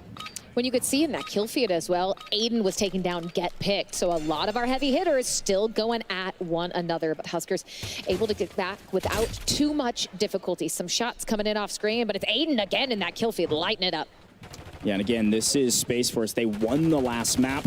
They're looking to do it again, but have to find an opening. And frankly, with Huskers fully eliminated, that means he's lost his gulag. That means this is a tall order, folks. This is going to be a tough fight. They do have high ground, but the problem with this fight is they cannot really push. Even with one knock, they know it's going to be a true 2v2 with all three down below. Now, we get a chance to see the minimap and see they've actually set up a little bit of a trap here, potentially using one as bait, see if we can get picked off, and the other two might lurk around the corner. So far, though, all is quiet inside of Superstore with some more action off screen. Yeah, it looks like a decision made there by the other team that they didn't want to put themselves in an inopportune position or waste too much time in a gunfight with a team that was on the roof. So they choose to rotate away, see if they can find some easier pickings. But these are the moments that are so important. Getting that information, getting that intel on the teams around you so that you can figure out exactly who you want to push. But I mean, you know, you don't even need that. You could have just used your eyes to see that buyback happen. Yeah, this is the U.S. Marine Corps on your screen, by the way, right now with Symphony, Schnaps, and Zach the OG. I told you, Zach said he was retiring after this, so we got to get a move on, my man. We got to move up this leaderboard. We got to go off sailing into the sunset or maybe into a whole new world. But Symphony does find an angle and picks up one. This is going to be a huge boon for him. Here's the problem. Take a quick look at the top left-hand corner of your screen right now. Yes, we're picking up kills. Yes, we're fulling, but there are so many teams in the area. You better find these kills extremely quick because all of a sudden we're going to see a third, fourth, fifth party. And yeah, I mean, at this point, I think we might have had a few teams in map one that were fully eliminated, but not the case here.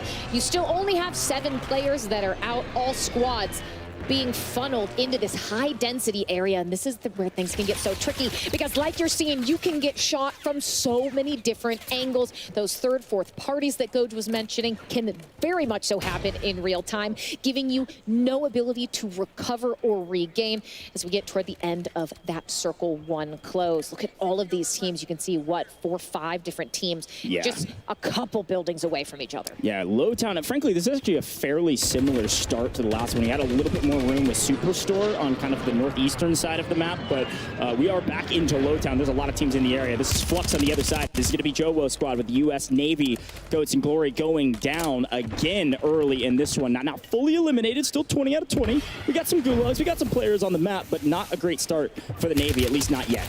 Zach scrambling away, trying to survive, able to get at least 1 plate in, but they are not letting up, being hunted. You can see this ring around the rosy on the mini-map, but able to slide into this building, get a bit of a reprieve. But you got to be careful because you don't really have any plates left. You're only at 1 out of 3. You're not in the best situation.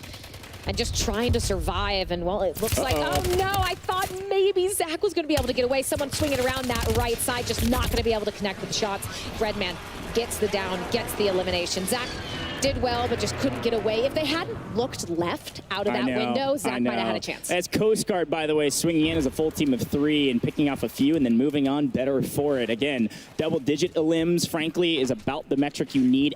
Every single trio needs at this point in order to secure a sizable amount of points on this map. So even just picking up 2 and not a full team wipe, not a bad start to this map for that Coast Guard squad. That's going to be a yellow 7 with Nazir, okay? This is Breadman, Trimsky, Nazir. That's Coast Guard seemingly getting punished actually by Teep off screen. So Teep back for more with Navy, trying to enact some semblance of revenge. 2 minutes on the clock until the gulag is closed with Circle 2. And, well, if you haven't seen any squads get eliminated yet, in the next minute and a half, right. I think we're going to see more than a few start to get picked off. But Simp still with those 2 kills, looking to get a few more, looking to get his team back in the action, and has to play very careful in the process. Yeah, that's right. I'm still looking out for some of our top teams right now. You can see Pugwash there with Star-Lord.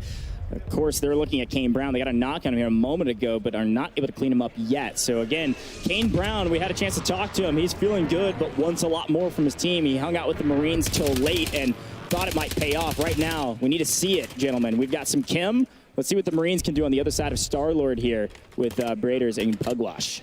Well, and the Royal Navy, I think, potential to make some gains. I don't think have the best showing map 1, so enough teams here to make something happen. But you got to be careful that you don't get too exposed. Those plates ripped off, but able to back off and recover. Braiders up on top, gets the shots in, breaks the shield, not enough to convert into a down. And, well, Team 5, they are not having a good time of it. They are down in that ditch. They have the low ground. Multiple teams are looking at them, but the third party coming in now, Sean and Co.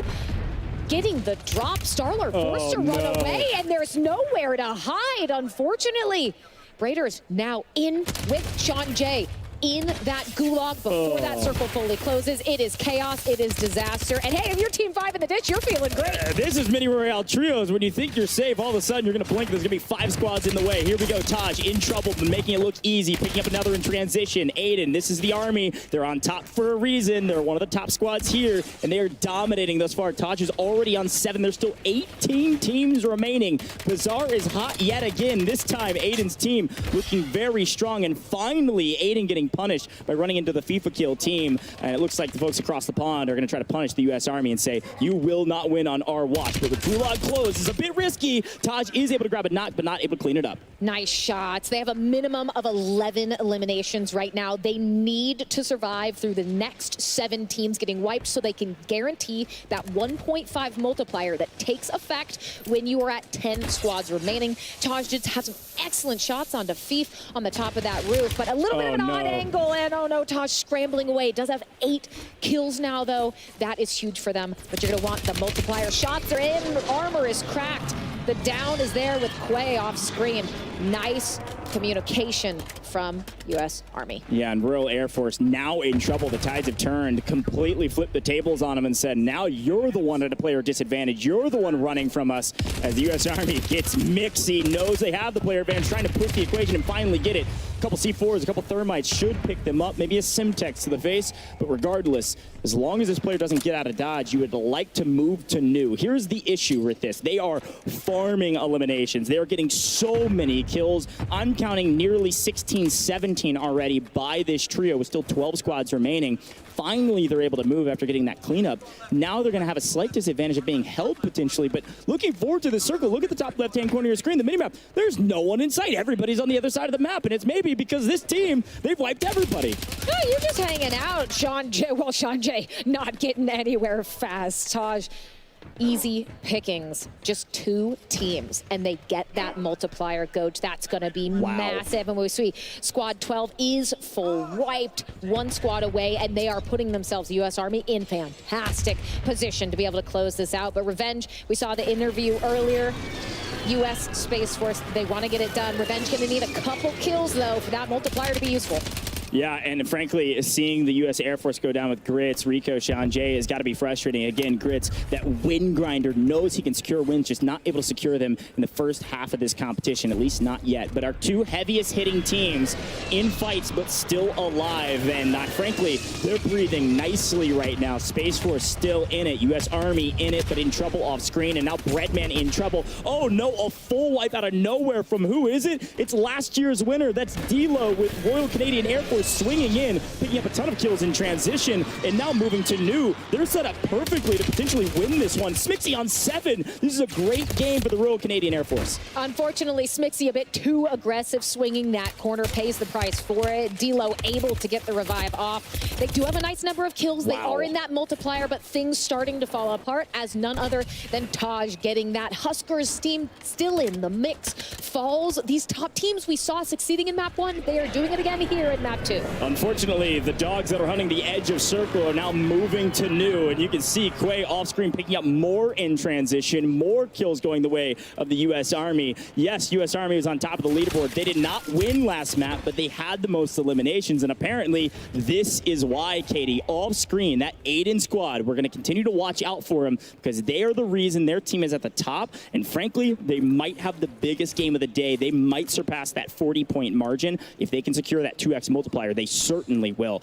Albeit, this squad on your screen, this is the team that everyone has a target on. Every single squad I asked when we were waiting for this competition to start, they said that the Royal Canadian Air Force is the team to beat. They're the team with the big target on the back. Everyone wants to kill them and maybe shoot some bodies as well. I love this angle from Smixy. You're just never going to expect the multiple angles here when you funnel through this tunnel. They are set up very well for this end game as another one of our squads falls. Just 13 players remaining as Circle 4 is coming to a close. But Maddie, nice shots. Royal Air Force getting some much needed kills on the board, sitting at least 7 or 8. But really, I think Smixy's team, excellent positioning here to be able to take this away, especially with the positioning of all the other teams that are still alive. I'm very impressed with the squad right now. Frankly, Olim's a massive content creator. Haven't seen him compete a ton, and apparently he's going down in the military service members now in trouble. I was going to tout their ability, but who's on the other side? RP Orange. Oh, damn. Damn. But here's the third party down to the nitty-gritty. A massive moment from the Royal Canadian Air Force to come in from the backside of the U.S. Army and take down one of the heaviest hitting teams. But what do we smoke and run and somehow stay alive. Katie, we are somehow down to the final 2 teams. And who has the advantage? It is the U.S. Army with all 3 up, with 1 in the skies. Smixy needs her third to get to the ground as fast as humanly possible. D-Lo, that elimination was so crucial. Miss Whiskey just trying to get away. There's nowhere to run. There's nowhere to hide. Taj is final 11 kills on Taj alone. And this is the very end. Aiden comes in, does get down Taj there with the trade. It's just going to be on Smixy, but unfortunately not going to be able to get it done. That is going to be the U.S. Army. That was clutch. They wanted that win. They get that win, and they have a massive amount of eliminations. U.S. Army on top of the leaderboard going into this.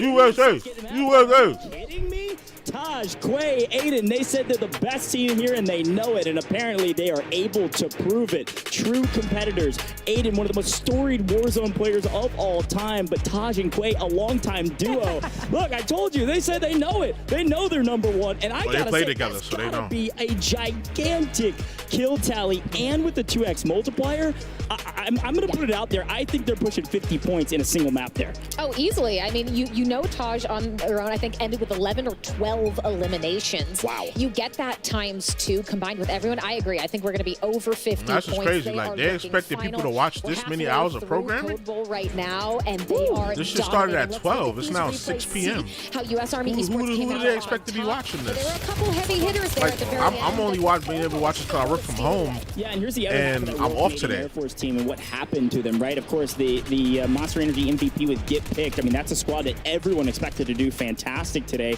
Didn't have a great showing here in the map, too. You saw Zealander getting cut down in Bazaar. The key to success here, though, is getting to top 10. And we're seeing a lot of teams that need the multiplier bad falling 11th or 12th. And even at the very beginning of the lobby, using up your gulags early, it just sets you on your back foot the entire time. And you don't have the resources to get buybacks, or you haven't picked up a lot of flares that we're seeing. Again, not ranked playlists. There's a lot of ways to get your teammates back, but you have to have the resources. So if you can keep the momentum like the U.S. Army, I mean, fantastic plays, but you can just tell from their gameplay that they know how to play together, verbally or non-verbally. Great communication. Great communication does make or break a lot of these teams, especially when you get to that chaos of those final circles. You need to have those effective comms. Again, this is where we saw Smixy's team shine, but it's D-Lo and that down in the smoke that didn't convert into a kill that sealed this for U.S. Army Esports. You could see that Lethal was thrown out in the smoke,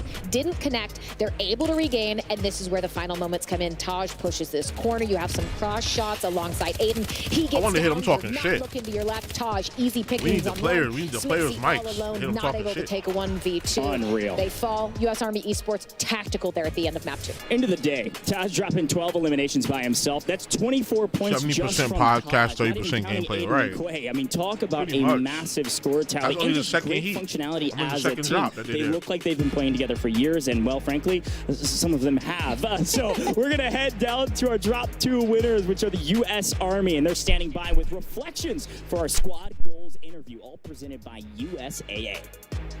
Yes, I am. And by the way, USAA is all about serving and supporting the military community, no matter where they are. I'm with Taj from U.S. Army. Hey, You're making me proud, man. Insanity.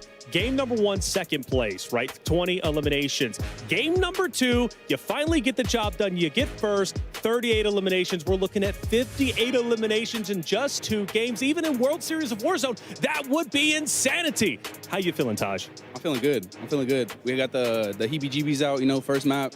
Second map, we came in here, you know, no remorse, like I said before. I love that. And actually, you have history when it comes to Code Bowl. This is your 3rd Code Bowl that you're playing. You have played with Aiden in the past as well, so the chemistry was there. And then you're also bringing in a special 3rd to join you. Talk to me about Quay. I mean, hey, look, Quay joined the team. You know, I realized that he was an absolute demon. You know, we kind of, I don't know what it was, our chemistry just kind of bonded together, and from there, we just kind of went crazy. I mean, even World Series, we got 2nd place in LCQ last map. Unfortunate events, but you know what? It is what it is. It's part of the game, baby, you know?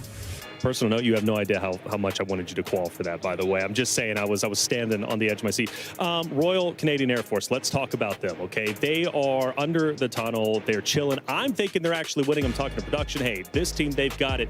You spot them out. You figure it out. Talk to me about in-game. What was going through your mind and the calls that you guys were making? Yeah, of course. End game, there's a lot of kids like flying out the air. I think someone just got flared, so you know we kind of singled them out real quick. We knew it was probably a duo underneath us. I noticed it was like 2 teams left, 3v2, and I mean they're just not gunning us. It don't matter. Yeah, I mean we're taking them out every time. So U.S. Army's on top then. Every time, yeah. U.S. Army all the way, baby. All right, fair enough. U.S. Army all the way. Let's see if they can get the job done. Hey, thanks so much for joining me, brother. I appreciate you, and good luck in the remainder of your matches. Goj, Katie Bedford, back to you. Taylor, Taj, thank you so much. That was our Squad Goals interview, all presented by USAA. Along with award-winning service, USAA is known for squadding up with the military community so service members and their families never have to go solo. Now, we knew Taj was going to be a master on the map. We knew 70. Oh, wow, my mic was off. My fault, y'all. It says 70% podcast, 30% gameplay. That much of a margin. What a ridiculous score tally. I want you to break down the off this whole time. I was talking. We see them because our admins are moving quickly, folks. So I think our leaderboards, I think they're ready or they're about to be, and I'm just pumped to see what the score line is. Wow! What the? Wait, this is just map 2? We said, hold on. Damn, they wow. 50. They got 76 points in one. Is that the highest? If this is just for map 2, is that the highest? That is. Single score of any Code Bowl for a team? Katie, this is nearing the highest single score I had ever seen in Warzone. That is incredible. Period. Katie, there's 60 people on the map. USA. What are we talking about right now? The U.S. Army is absolutely obliterating everyone with another masterful performance. Wow. Here's a look at our overall standings. My U.S. Army was orange? I didn't know that. Double plus some. How about plus 7? I mean, my goodness, this is a whole different ball game. The U.S. Army Esports, they said they were going to be the best team, and apparently they are. Unreal score lines here. And again, that U.S. Army Esports at the top, that is just that individual trio. And again, that's ridiculous. The Legion squad still put up double-digit points. It's not like they're slacking. They're not dropping 0 to 2 to 4. This is still masterful execution from the U.S. Army Esports. And again, quickly to the bottom of the leaderboard, we were wondering why are some of the score lines so low. Apparently, it's because the U.S. Army Esports is just killing everybody and taking home the trophy. I mean, it's not over yet. Some of these other teams certainly are capable enough to be able to do the same, but after 2 maps, I am blown away with what I'm seeing right now. I mean, it's just incredible. I think, what was it? Our top score from last year was 111 or something like that. Total. Shingon's spot pretty good. Pretty good. Running past that with got a lot of live views. We got 152 live views. That's a lot for my channel. I'm going to say pretty good. They might not be the ones dropping the crazy 76 whatever bombs, but you know Legion's vibing on the other doing US great esports team. They're hanging out. They're putting down their double-digit scores, and you know what? They're chilling in the backpack a little bit. Well, that's what I'm saying. I mean, that's I'm a digital artist. I show my work. Actually, I am not interested in any artwork at this time. To have 2 squads Thank you for the offer, same team. I'm not interested at the moment. On top right now, and the question is, will they continue to be? at the top in the second half. We're halfway done, and somehow we have one of the highest scores we've ever seen in Code Bowl history. But a special shout out to Monster Energy for being a partner for this year's Code Bowl. Monster Energy's passion and support. Is it who I think it is? Nah, I don't think it is. I don't think it is, bro. I don't think it is. Partnerships with I was thinking that, but I don't think it is. Evil geniuses. So I love that we get a chance to look back. I get approached by like artists all the time. Monster Energy is returning as a they want to do because they to celebrate do overlays and stuff like that. But I usually already have my overlays. I'm cool the with them. MVP award we've Fine been with them. talking about. The award will be decided by the Code Bowl 5 broadcast I team. even got a new end screen. Let me Standout performance of a show you real military quick. team I got a member little who end screen exhibited now. a relentless Right, pursuit of victory concentrated and coming at you from a unleashed gamer the perspective. beast on the Here you'll competition. see So stay reaction. tuned at the end of the broadcast to see who will be crowned the new. I made my Monster own little Energy end screens. I figure, you know, because Katie, frankly, well, I paid I think we might know $200. Pay somebody $200 when I could do one myself for free. MVP, the Call of Duty Endowment and Monster partnered to develop a custom calling card that will be automatically granted when you log into Call of Duty. It's called Unleash the MV Beast. So go check it out now and equip it now. This is a big boon for you all to continue to earn rewards. It'd be funny if it was her though, right? Like she just made a new profile and then just. We got to keep the free content coming. I don't know what that world is like. I don't know what they do, but I get follows from digital art, some artists every day on Twitter, and they reshare my stuff. They be in the Twitch chat sometimes. Now they're coming into the YouTube chat. Because it's a great way to earn rewards. I can't buy from all of y'all. I bought from one of y'all. He did good. He did my logo. You see how my logo is? The purple one where it says JFX TV. He did that one. But look at the award that they get. They get this incredible ring. He only wanted $60 for that. So I paid him $60. He was cool. He was hanging out in chat. Based on what we've seen thus We did business. He was still hanging out for a little bit. And who you think's in the running for maybe that MVP? That was it. He went on his way. We did business. Brought to you by He went on his way. Look, I'm not saying it's the player I highlighted at the beginning of Code Bowl, but I mean, Taj has just looked red hot. The entirety of U.S. Army Esports, that second team, has looked exceptional. But I think Taj really has been a standout so far. I'm not trying to hide, to be honest. I'm gonna just tell him, look, I'm not interested. I have an overlay. Yo, bro, I remember one time, bro. Hold on, I'm gonna mute them so you can hear what I'm saying. I remember one time, it was this artist, and they said, "Oh yeah, I'm looking. Yeah, they did what this other person is doing. How you doing? Da da da. How's your stream? What games do you like to play? I like to play these games. Blah blah blah." Then they say, "Oh, I see your overlays, your stream. They look nice, but I think she tried to say it was mediocre or something." And then she said, "Oh, I'm an artist. I can upgrade your designs. Da da da." And I'm like, first of all, that's not how you do business. You don't try to do business with somebody by insulting their stream. That make me not want to do any business with you at all. And then they just stop writing. Like, that was the stupidest business pitch I've ever seen. Like, yeah, it looks mediocre. I can make it look better. Like, who the fuck are you? Some random online. I like my overlays. My chat likes my overlays. The people that watch my streams like my overlays that I came up with. And they like my logos, so. The company will be partnering with the endowment for the 5th year in a row. Who you trying to come in and like I'm just like, oh man, it sucks. Let me pay you all my money so you can make an overlay. First impression ruined, exactly. Like you goof. You probably could have made money off me, but now you goof by trying to insult me. Like who the fuck do you think you are? If you head into any pilot or Flying J location, you can join in on the fight to help get our veterans. I gotta stop cursing. Cause like I won't be able to monetize Black Ops 6 my drink when I get beta ad kicks revenue. off in 2 days. Cause like you can't curse too much. You could curse in your videos, but like if you're just cursing throughout the whole thing, it's not gonna be deemed advertiser friendly. So I gotta stop cursing. I gotta stop cursing so much. So I do curse a lot. I do want that precious ad revenue when the time comes to get it. I'm almost there. Let me show y'all, matter of fact. I'm dangerously close. But yeah, I didn't appreciate that. Like you can't insult somebody and then you want them to use your services and do business with them. You can't do that.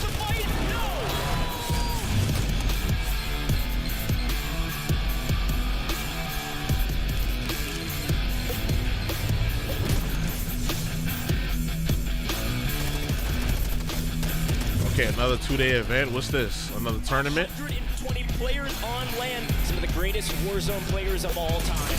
Oh yeah, we gonna be streaming this. $1 million prize. That's gonna be hype.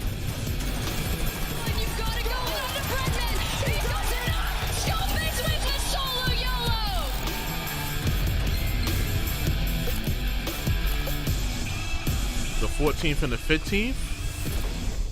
World Series of Warzone. Oh yeah, we watching that.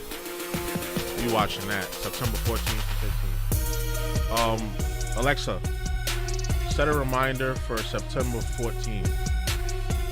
Welcome back to Code Bowl 5, all presented by Call of Duty USA. World Series of We're Warzone. almost ready for our third drop, Katie, and I am so excited that we are here because this has been a monumental Code Bowl thus far. U.S. Army is on top right now, and I think the big question in my mind is who can take them down. Here it is. I mean, we've had a couple contenders, right? The Royal Canadian Air Force was right there at the end of map 2. We've had the Space Force that took map 1. So look, there are contenders. They are getting it done, but it is those elimination counts from U.S. Army That's how Esports close I am to and getting the their secondary team ads as on my well videos that are just and my making it shorts. seem insurmountable at this point. Yeah, and I think the thing that you got to remember too with our total kill tallies here is that we just saw a 76-point game from the team at the top. That's U.S. Army Esports. Okay, this is an unreal score line. This is 76. You can half it. That's 38 kills. Okay, that is a ridiculous score line. There's only 60 people on the map. All right, but folks, maybe U.S. Army is winning right now. There's a reminder for you that you're maybe just tuning in how all this is working. Okay, we still got room to work here, folks. What screenshots Here's did you our see? format. I wanted to remind you we still have 2 more drops. They're competing in a total of those 4 drops, and it is Mini Royale on Urzikstan. Despite the score lines, each team does receive a point for every elimination, but depending on where they finish, they get that multiplier. The placement multiplier, it's dynamic. It's 2x for Those first. stats. and Oh then yeah, second on my for 10 community for page, yeah. 1.5. But that one's So the you most wanna get updated to the one. end, you wanna Yeah, I get the usually final give y'all circle. an update every That's few where you're gonna weeks get the most points. just to But show you how since close each we are military branch has 2 the trios, goal. each of those scores are added together, and that's the key to success. Because yes, you being in the chat and watching right now is helping me to the goal because you're giving me watch hours. You're giving me watch time, which adds to my watch hours. Very reason. So let's take a look at our standings before we get into our third drop. And Katie, I need you to break this all down for me and see where we're at, because again, We got 3 other people in here too. So. This is unreal. It's silly. It's ridiculous. This is frankly unprecedented, and I want to make the point here that again, last year the Royal Canadian Air Force they We had won 7 with a total just of a second ago. I guess a few people 111.5 dropped out. points in 4. We had 7. Katie, we played 2 games. They are 30 points after map 2 over the total from That's Code right. Bowl 4. That is just exceptional. The U.S. Army, they are out. They want to win this, and you can feel it in the gameplay, in the aggression. They are firing on all cylinders. They look excellent. But again, you cannot get overconfident here because those same teams that were really contesting the end game in map 1 and map 2, they have the gunpowder, they have the skill to be able to take U.S. Army out. But so far, so good. They are looking impeccable. We need some goose eggs, all right? We need some zeros from the U.S. Army Esports if we're going to catch them. But did you see who else was right behind them? Royal Canadian Air Force. We had Air Force there. We had Space Force there, not too far behind. These are the teams we expected to be near the top, and they are, Katie. And I think that's the key factor here is they're putting up good scoreline. If you actually look back at the history of Royal Canadian Air Force, that score tally we talked about, they're actually on pace to beat that this year. They're at 63 after 2. Double that. That's 126. I mean, they're above average right now. Unfortunately, U.S. Army Esports is just running away with it. Yeah, that's the thing. You're playing extremely well, but you need to play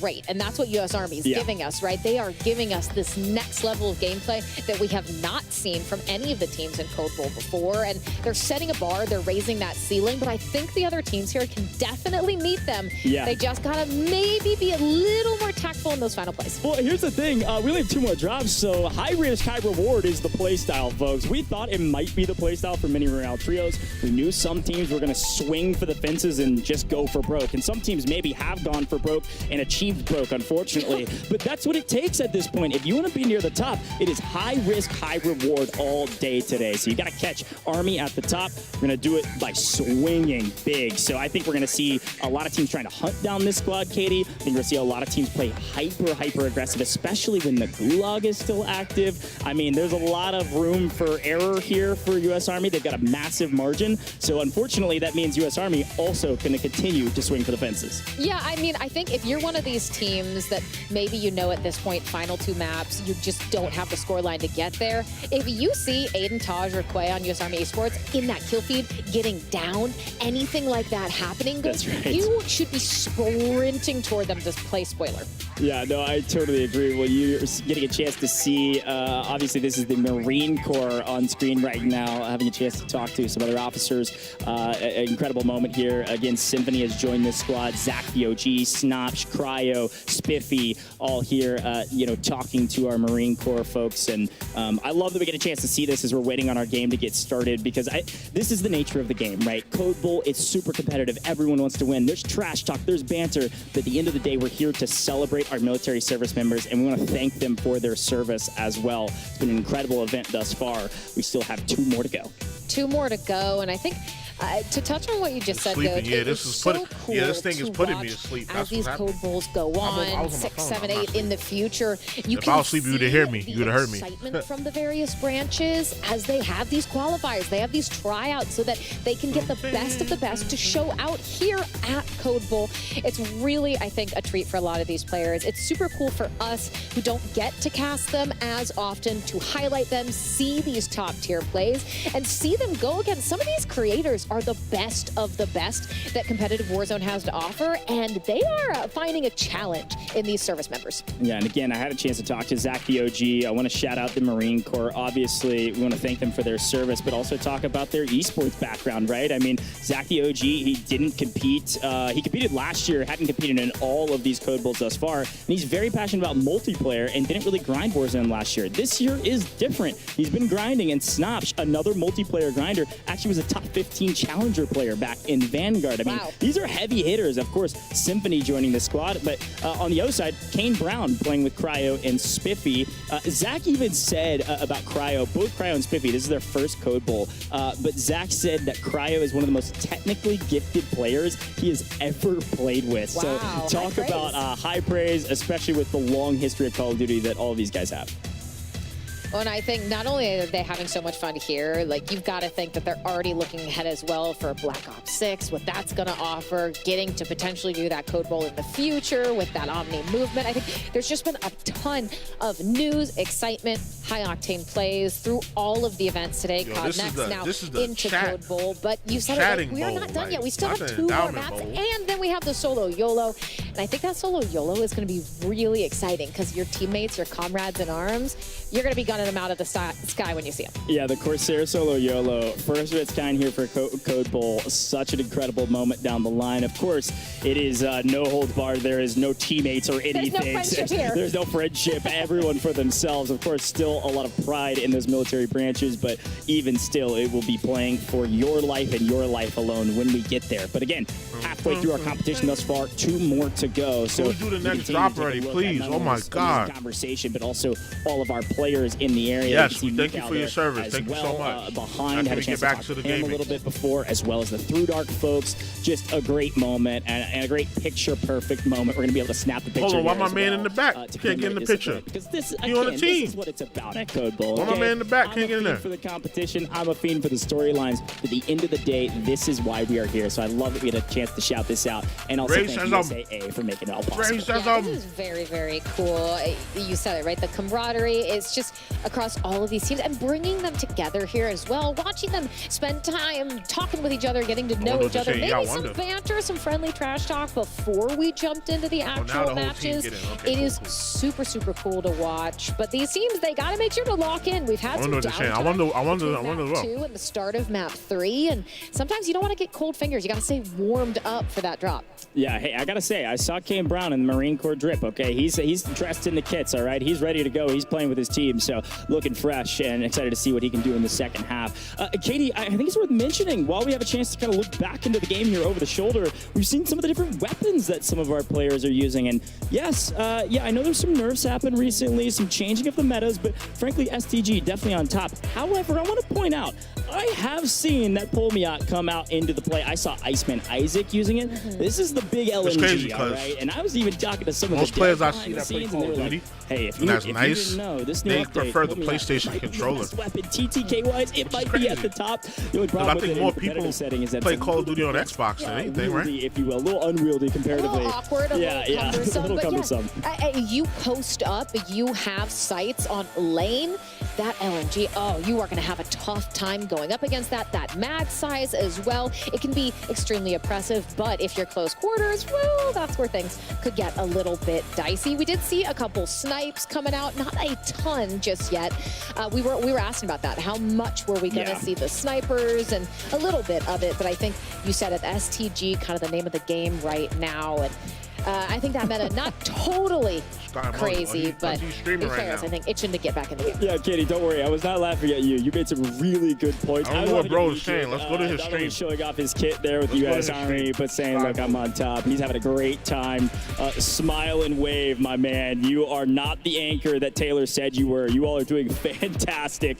And frankly, I think this is a team effort. As much as we're touting Taj and as much as we're touting Quay and Aiden. Oh, they've been playing phenomenally. This is what I'm talking about. Yeah. Having a team that is your quote-unquote backup team, your secondary team, still be in the middle of the mix on the leaderboard is a huge feat to be able to topple everyone else. And it's, again, a reason why they are up by so incredibly much.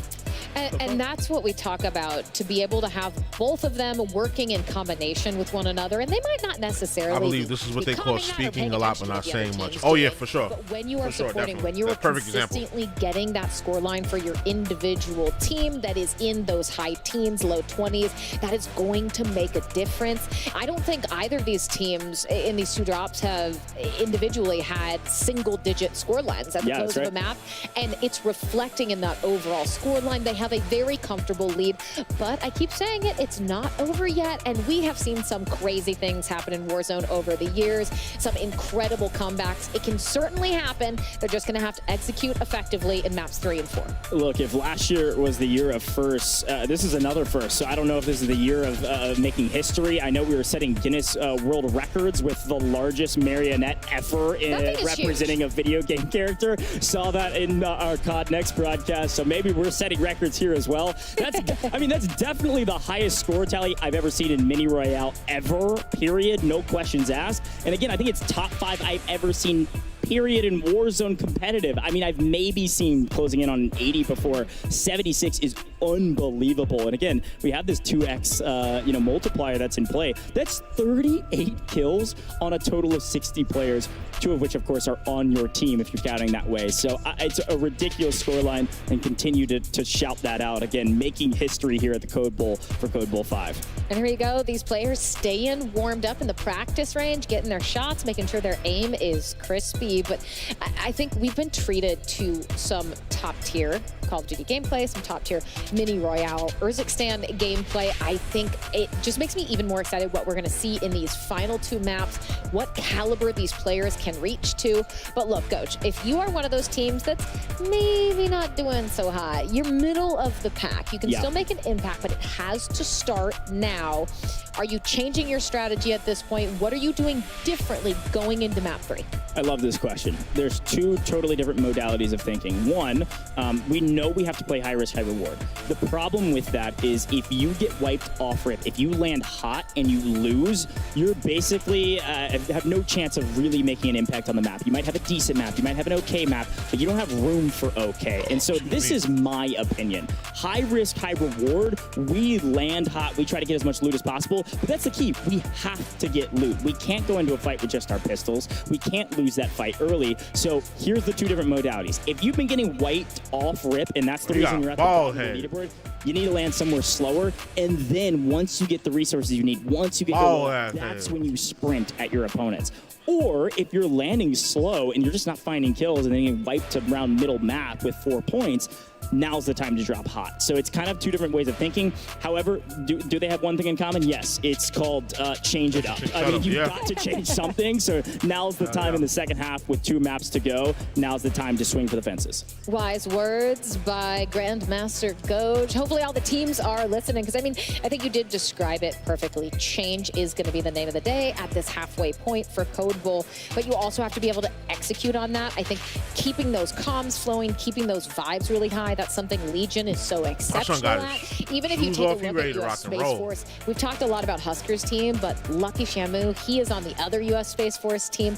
There are gonna be creators here who know how to keep everyone smiling, keep those vibes flowing, so that you are leaning in, getting that nose as close to the monitor as possible. That's a rich man setup. Close out these maps with not only as many eliminations as possible, but getting into the coveted top 10 for that multiplier. You want to do anything you can to avoid being 11th through 20th. Yeah, I've got a specific challenge for the U.S. Coast Guard in particular. This is frankly two trios that I expected to do really well today. I've actually casted over Florida Man. I was talking to you about his longest drive in golf of 375 yards. I've casted over Florida Man and Bumanka on that same squad playing with Natasha right now several times. I've done a couple of other events with USAA, and both of these two gentlemen are frankly very dang good. And you got to remember, Natasha played with the Royal Canadian Air Force last year, I believe. So this is where it gets a little interesting. A former winner just as a creator on a different team, not seeing as much success this time around. And I asked Bumanka what he wanted me to say about him, and he gave me the most perfectly PR written statement I have ever seen. I'm going to read part of it. He goes,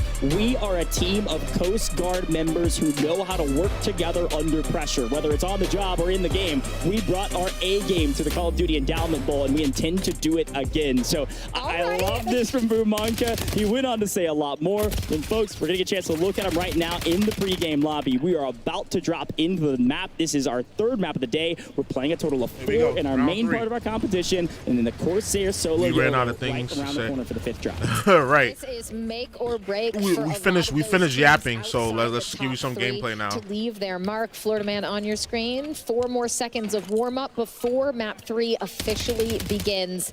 You got to come in guns blazing, get some of those early eliminations. And again, if you're Aiden, Taj, Quay on US Army Esports, you got to be looking over your shoulder. You got to be careful, because I guarantee the rest of these teams, if they spot that kill field lighting up with any of those 3 on the unfortunate end of the kill feed, they are going to fly for them if they're close by. Yeah, I'm going to be honest, Aiden never looks over his shoulder. He just keeps sprinting forward at map 10. So I think they're going to be flying at their opponents. But speaking of flying, we are flying into drop number 3, folks, here at the Code Bowl 5. And I am so excited to see what Florida man Bumanka can do. He said the competition better be ready, because we are bringing the storm. Bring it, gentlemen, and maybe play around the storm for some eliminations. I'm loving this squad, and I'm loving the vibes, but we got to make a move on this leaderboard. Well, Coast Guard swinging over to cargo and maybe taking that how do you get down so fast? You talked about getting that loot, making sure that they are fully prepared and at max capacity when they want to start taking those engagements. They just have to be careful. If they take too long, well, everyone else will be just as kitted out as they are. But look at that.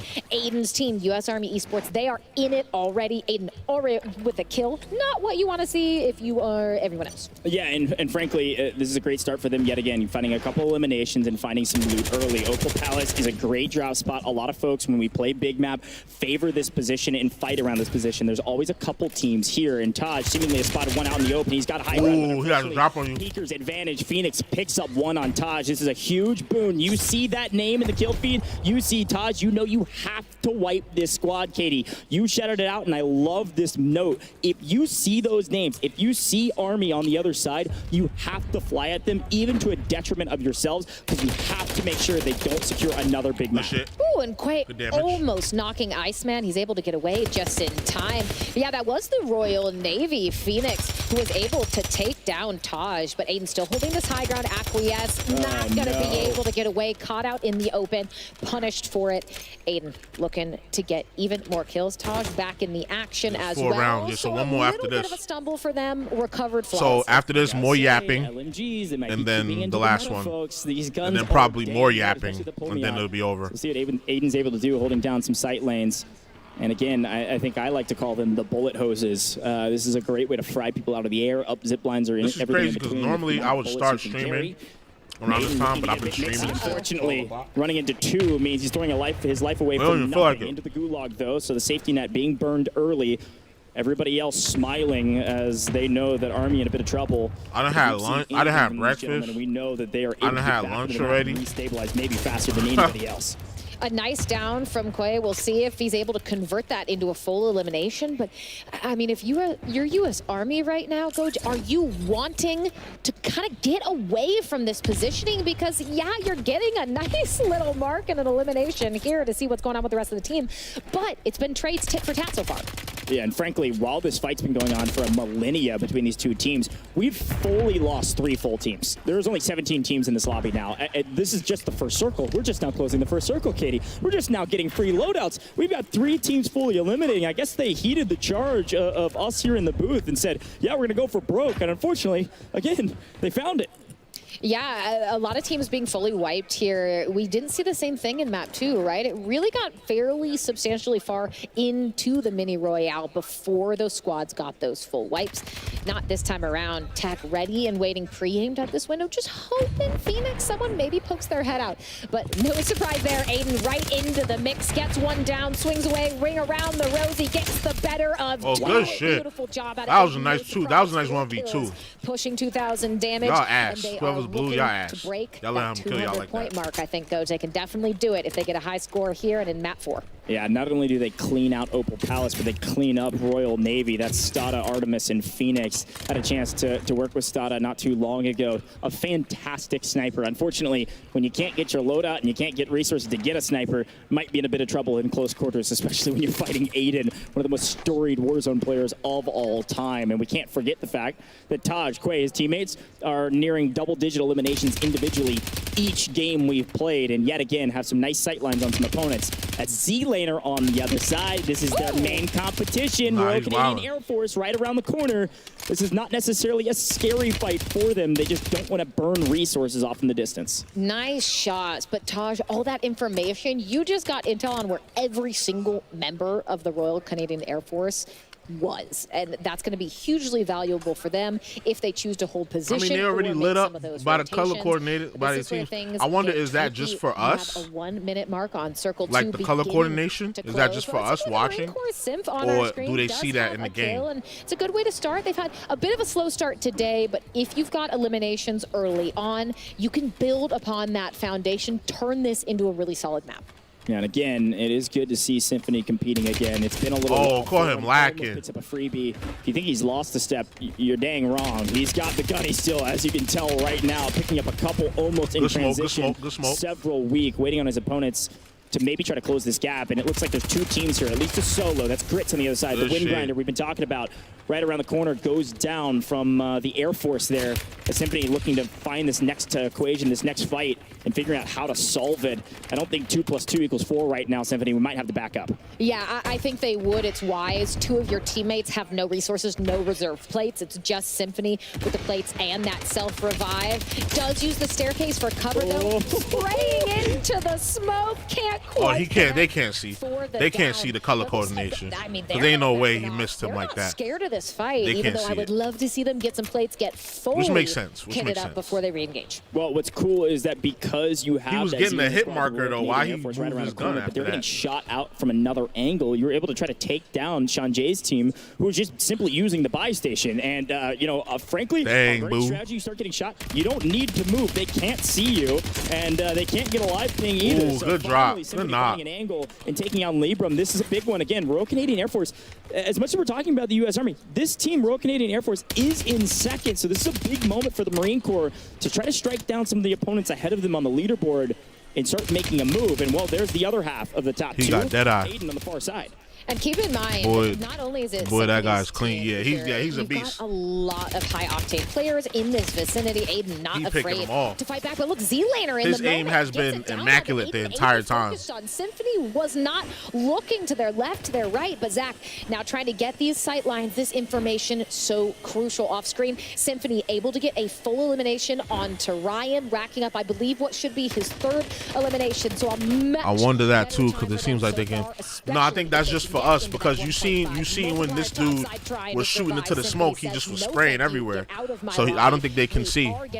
They can't see the color coordination like we can. That's just for us at home. Noting, by the way, in that purple 18 or maroon rather, right around the corner, that's going to be Space Force, folks. That's Huskers, Kabase, and Revenge. We saw them win map 1 with this impressive 40-point game. It almost feels like we can forget that because of what we've seen from Army, but it's a very talented squad, so do not count them out right now, especially in the mix right now, picking up eliminations on the top team. That's Aiden and sure just for us. Yeah, pretty sure. Back and forth. This is a big fight. Here's a quick look at it. Taj on the other side finds another angle. Huskers now all by himself. This is a wild swing of events here after finding some success. Now Huskers last alive. Luckily, just barely, his 2 teammates sneak into the gulag, by the way, which is now closed. So now all we do, smoke and run and try to wait for them to come back, at least to give us a semblance of some information. Huskers is in a horror movie right now. He tries to walk out one door, you got Taj. Turns around, goes the other way, it's Quay. They are hunting him down. He is doing a great job of surviving into Act 2 of this movie. Gets onto the roof, a little bit of a moment to breathe, drops right on top of Aiden. An amazing fight. Unfortunately, though, will get traded,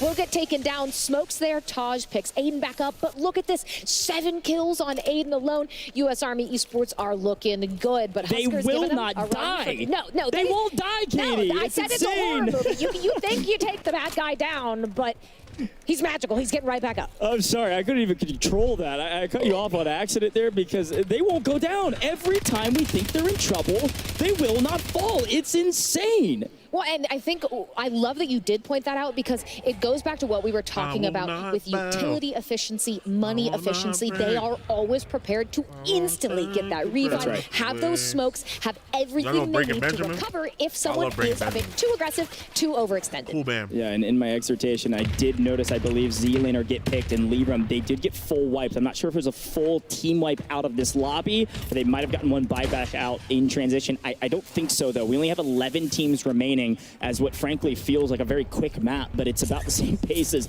every other map we've seen thus far. We told teams to move quickly, and that's exactly what's happening. Again, this is the only moment in Mini Royale Trios where you want to slow down, Katie. There are 11 teams left in the lobby. Top 10 get paid with a placement multiplier. Slow down, wait for one team to make the first mistake, and then you go on your merry way. That's why they going. That's why they moving. That's why everybody's kind of staying put in the game, which is a 2x.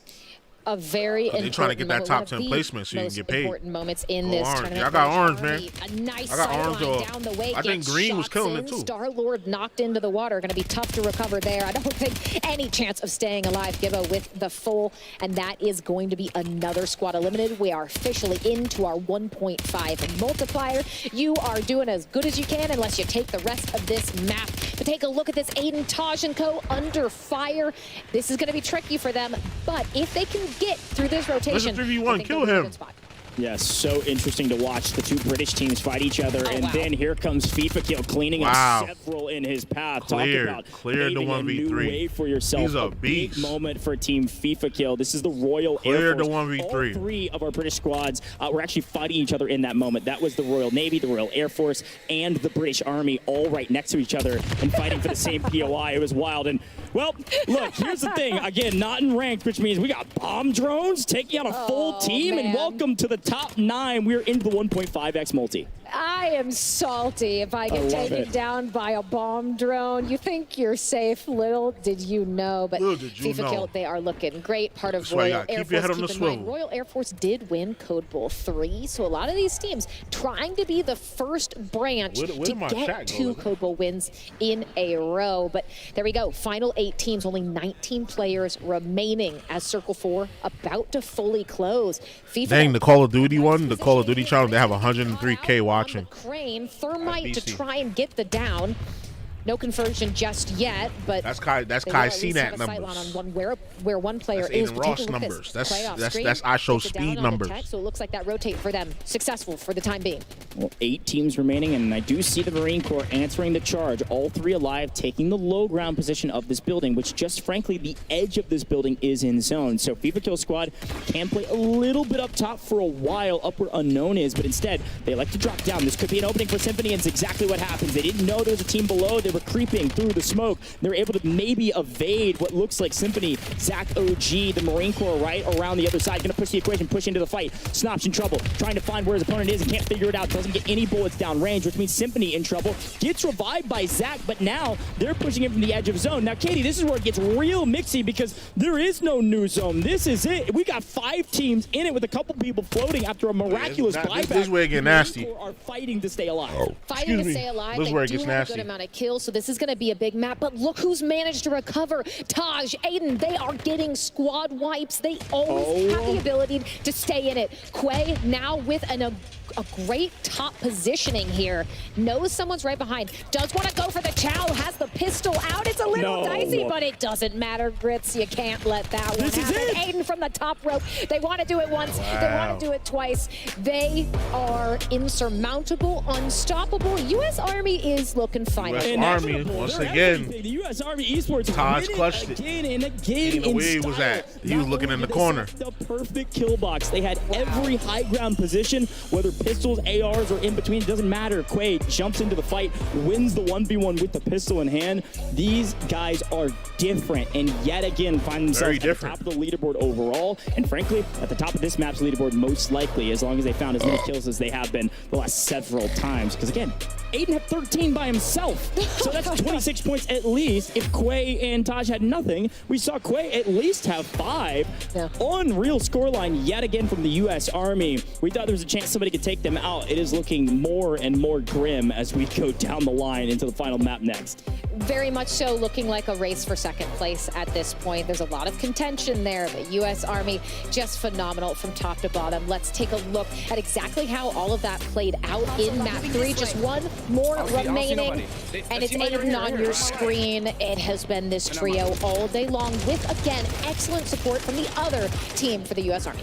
Yeah, and again, looking back at these replays, you can see why. I mean, some of these team fights, obviously impressive, but individual gun skill as well. I mean, we talk about it often, but being able to win 1v2s, doesn't matter who's on the other side. These players are good, and Aiden's able to make it look easy, but Quay and Taj able to do the same. He said it don't matter. When it comes down, he said it. When it comes down to it, it don't matter. We're going to outgun whoever. In the mid-game, they've been doing it. Kills. I think the Marine Corps are going to be pretty happy about that game. Yeah, that's what we're saying, right? They had really good momentum at first, and they were not able to snowball it into a victory, but they got good eliminations. They guaranteed themselves that second best 1.5 multiplier for their elims. So definitely the best game we've seen from them so far. But something I want to highlight in the end of these replays, these final moments that we're going through, is the fact that Aiden, Taj, and Quay, we saw off screen, they got down, someone got eliminated. They did not have an optimal rotation into that final zone, and it is the preparation that we've seen from them that allowed them to get to this point. Pistol comes out. Grits, unfortunately, just not able to get it done. The confidence here from them is so outlandish. Yeah, this is just perfect. Again, you saw that kill box setup. They were all separated on the ultimate highs all around. They could see everything. They had all the information. And again, we talk about resources being king, cash being king. Information is certainly the king at the top. And because of that, I didn't see the scoreboard. Did they show the scoreboard? Dominating right now, and it doesn't look like they're going to slow down anytime soon. And that's the thing. When there's margin for error, there's room for error. That means you can play like you're swinging for home runs every single time. They might be in the home run derby while everybody else is just trying to get to first base. Unreal. Well, drop 3 winners are the U.S. Army, and they're all standing by with reflections for our squad goals interview, all presented by USAA. Woo, yeah. USA, by the way, all about serving and supporting the military community, no matter where they are. U.S. Army, I am blown away at your performance, and I believe now 80-plus eliminations in your 3 games, second place, first place, and another first place coming out. Quay, your first ever Code Bowl, and in fact, your first ever LEN. You gotta be feeling on top of the world. What's going through your mind? I mean, you know, first LAN, you know, performance is great. Got good teammates. I mean, we're just here to fry, and we're proving ourselves, so. Well, talk to me about your teammates, because again, I know you and Taj, right? I've casted over you guys as a duo, and I've definitely interviewed you guys as a duo. Obviously, Aiden, I think first time playing with Aiden, if I'm not mistaken, maybe, yeah, leading up to it. What does it mean to play with Aiden? What does it mean to play with your duo in Taj, and ultimately to be where you're currently at? Well, it feels good to play with Taj because, you know, yeah, that is my duo. We have a lot of experience together. But to play with Aiden, I mean, it's an amazing opportunity. And yeah. it's got to feel good, and really for U.S. Army in general. So U.S. Army has never won a Code Bowl, at least in the 3 years they've been competing. Talk to me about what it would mean to you personally to, first off, first ever time in Code Bowl, but also for the first time ever, U.S. Army winning Code Bowl. I mean, it would mean the world to me. You know, we already, you know, sacrificed ourselves to, you know, be a part of the Army. But we just do this, you know, on the side as like a volunteer thing. So, yeah, it will mean the world.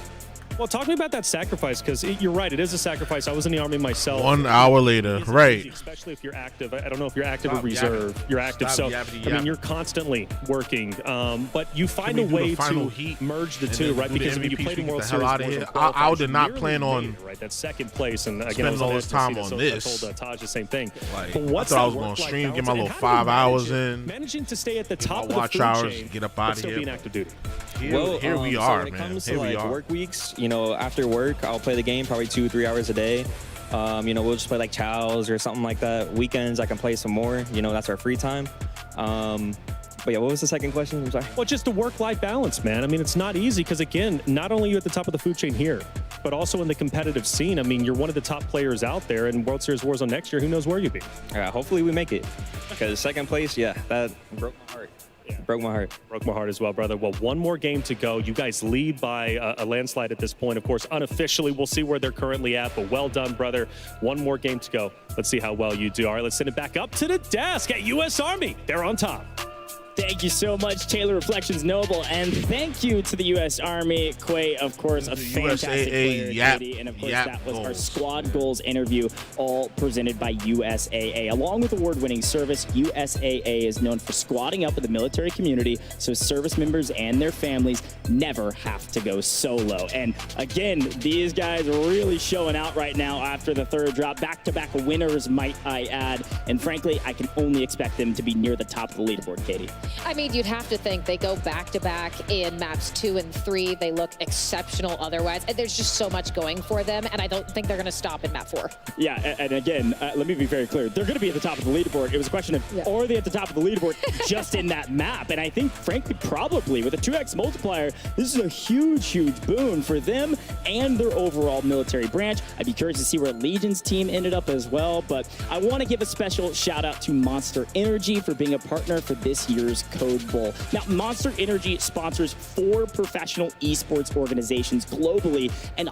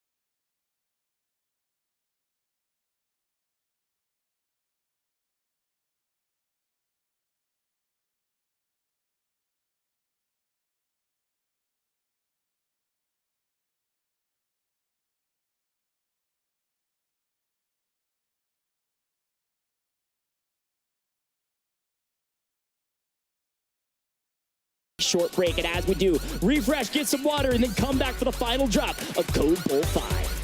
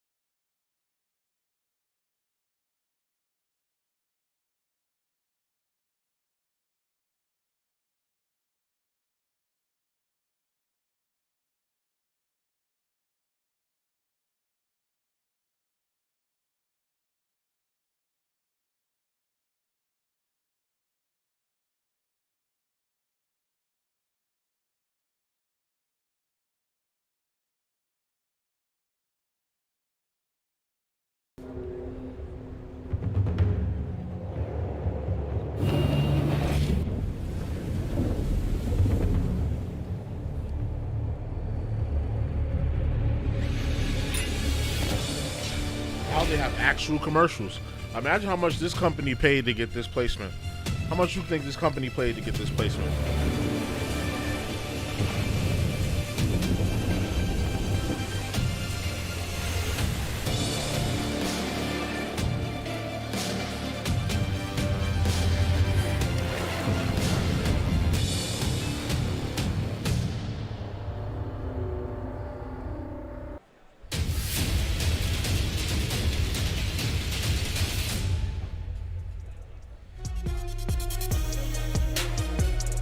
Welcome back to Code Bowl 5, all presented by USAA. We are almost ready for the final drop of our main part of our competition, and I know we couldn't be more excited to get things underway. But before we get there, we have some exciting news from one of the endowment's longest-standing supporters, Pilot Company. You saw from them in the break a little bit more about them, and to celebrate the launch of Call of Duty Black Ops 6 through Veterans Day from October 27th through November 17th, Pilot Company will generously launch the 5th annual point of sale campaign benefiting the endowment. Now, Pilot guests will actually have the option to round up their change or make donations at the register, which is super cool. I love that. And there's more. Through our partnership to date, they've helped over 7,100 veterans. That's a brigade size of vets go to be able to get high quality jobs that they deserve, which is amazing from them. This year,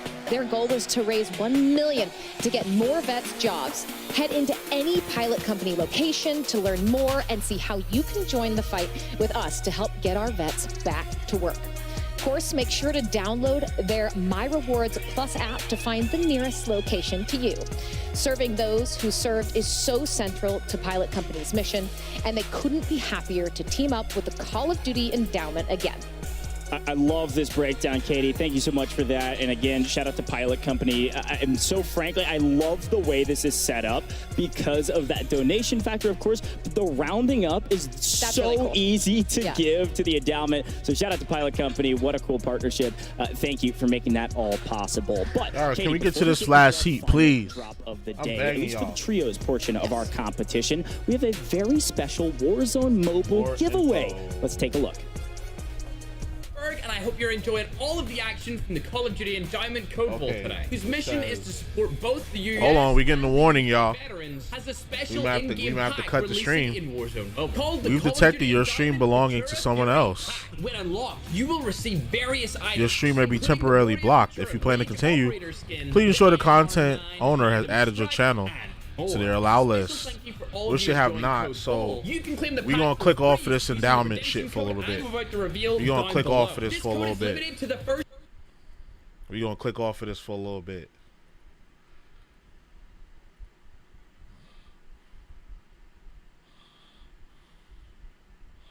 Allow channels here, allow list. Sign into content manager. Allow list. Okay, so apparently I'm not allowed. So we're going to click off of that for a little bit. We're going to click off of that for a little bit. And we'll do a workaround. We'll watch my boy Murder Show. We'll watch his stream. Let's see if his live got cut. Yeah, looks like his live got cut too.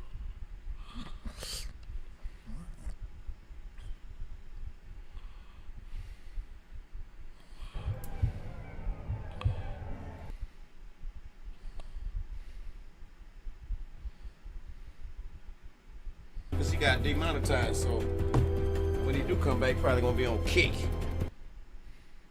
Then, come on. I'm patiently waiting. Them dang get somebody for over $1 billion? Oh my God! I ain't never. No way! You know, sometimes that bank heist be a mega heist. You get them gold bricks. Hey, what level are you? I mean, board 100 or something. He mentioned getting demonetized. I'm trying to go back to that part. I made a lot off misplay. That's one of those apps that pay you for playing games. Oh, boy, I get it now. I get it. Cold bowl to start. They're finna be playing some more multiplayer with some real vets. We are not hurting nobody by restreaming this damn stream. Y'all still gonna make y'all money. You ain't gonna get no bunch of money from me. I keep my bank empty. You know what I'm saying? All that shit. I keep my shields up. You ain't fucking with me. Missed play. Now I'm getting bored. What's this? I'm gonna fuck with it. Cause obviously he cut his stream. He cut his stream off early. Sometimes Aiden can get a bit too aggressive. I came here to get a check, bitch. I ain't come here to die.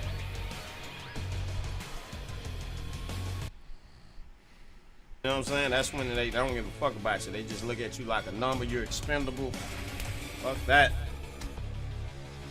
And y'all, I'm finna shut this shit down.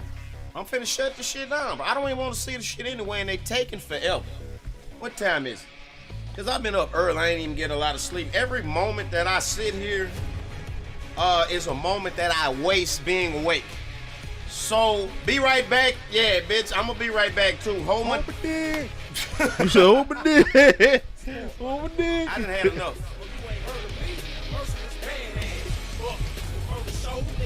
Murder gonna be cutting hair? Yeah, nah, I would never go to the military, but I'm just saying, you know, that I see people, some of y'all in the chat, and maybe some people I done ran into in real life that, you know, when I was a kid, I looked at going to the military and signing up to do 20 years as like, what? 20 years? Oh man, that's forever. Ain't nobody finna go. But I just want to see like time. Years old, then I could have retired 9 years ago. Time be fucking flying, but yeah, I'd never go do that right here. So, let's go ahead and cut it, huh? he couldn't even make it to the first drop. You already saw Black Ops 6 before the Yo, see, I knew I wasn't bugging. They was dragging this motherfucker out. See the new Nuketown inspired research. Now, let me see if we can creep back in. Excited for that shit. I'm shaking. And I'm finna go ahead and pre-order the game so I can. Well, let's see if somebody on Twitch is streaming it. We could peek into their stream. Let's go on Twitch and see if we can peek into somebody's stream and do it like that.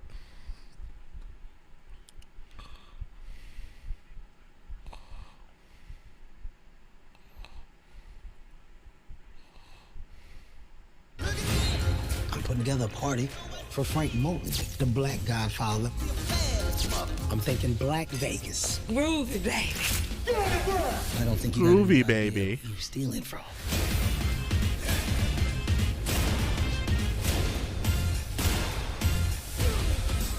These is heavy hitters that they rob. Stealing from me? Y'all going home in a box.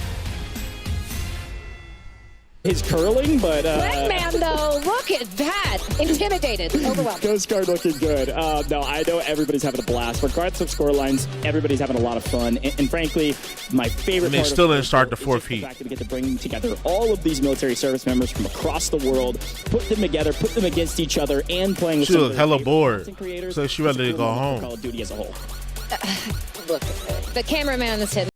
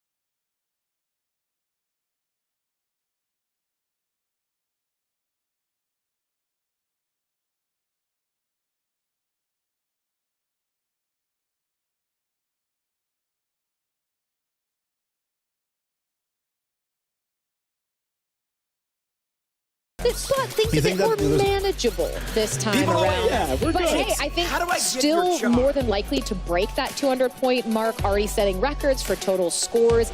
And again, year over year, we watch that competitive ceiling get raised even higher. We're seeing it here today. Yeah, and I think if you look at the Royal Canadian Air Force, their score line, you add 76 to that. That's the best score you've seen today. If they were able to replicate that, you would need the Army to drop 0 points. And you got to better that. You add 76 on top of that. You're looking at about 164 points, which is right there, roughly around a couple points shy of where U.S. Army is in total currently without playing the next drop. So this is not necessarily entirely on you if you want a chance to win this with the Royal Canadian Air Force. You need the top team to also have an absolute blunder in this final map. We have seen those blunders occur. They are certainly possible. The stars have to align, and you have to execute precisely on every moment of this map. But here we go. They are hopping into that plane. They are ready to get their final drop for Code Bowl 5. These teams going for glory. Let's see. All right. Final fucking drop. Jeez. And look at that, everyone off the races. Come on, Army, come on, Legion. D-Jax, we're ready for an actual where are you at? You're on our screen right now, and we're dropping in, and it's seemingly looking pretty hot. Folks, this is the final drop of the mainstay part of our competition, and we need a big one. If we're any team besides the Army, if we're the Army, we need an okay map, and all of a sudden we might be solidifying ourselves as Code Bowl 5 champions. So, Katie, let's lock it in and see what's going on. Is that I just saw, by the way, in the kill feed, Royal Canadian Air Force, one of the squads wiped and headed to the gulag. Yeah, definitely not ideal for them. Revenge's team going out as well. I saw that it was Aiden's team who had at least one of those eliminations, but Actual tries to get around the corner, can't hit the curve just in time. Lucky Shamu and co able to get the down, but looking for the full as D-Jax plays Overwatch, has to walk away though. A wise decision. Legion still up top, able to have a sight line, but not enough to save your teammate. Yeah. And this is going to be a little bit tricky. Able to get a break onto Lucky, but you got to be careful of everyone on your right. They are waiting for Legion to pop over the top of this tarp and get gunned down. Yeah, and again, obviously Army on our screen right now, but it was Space Force on the other side. And Conservation of Greatness, the other Space Force squad got fully eliminated, sent to the gulag as well. So a little bit of trades as, wow, Quay putting a couple in the blender. The top team at the top for a reason. Individual plays like that is what is setting this team apart. Yes, good chemistry. Yes, good team play. Yes, they're playing for trades, but they can win gunfights when they shouldn't. And that's what makes a great team. Quay, that was a beautiful 1v2. You isolate that first player with the down around the other side of the wall. And then Quay, that's multiple times. Pistol doesn't matter. You're going to gun that opponent. Does it flawlessly.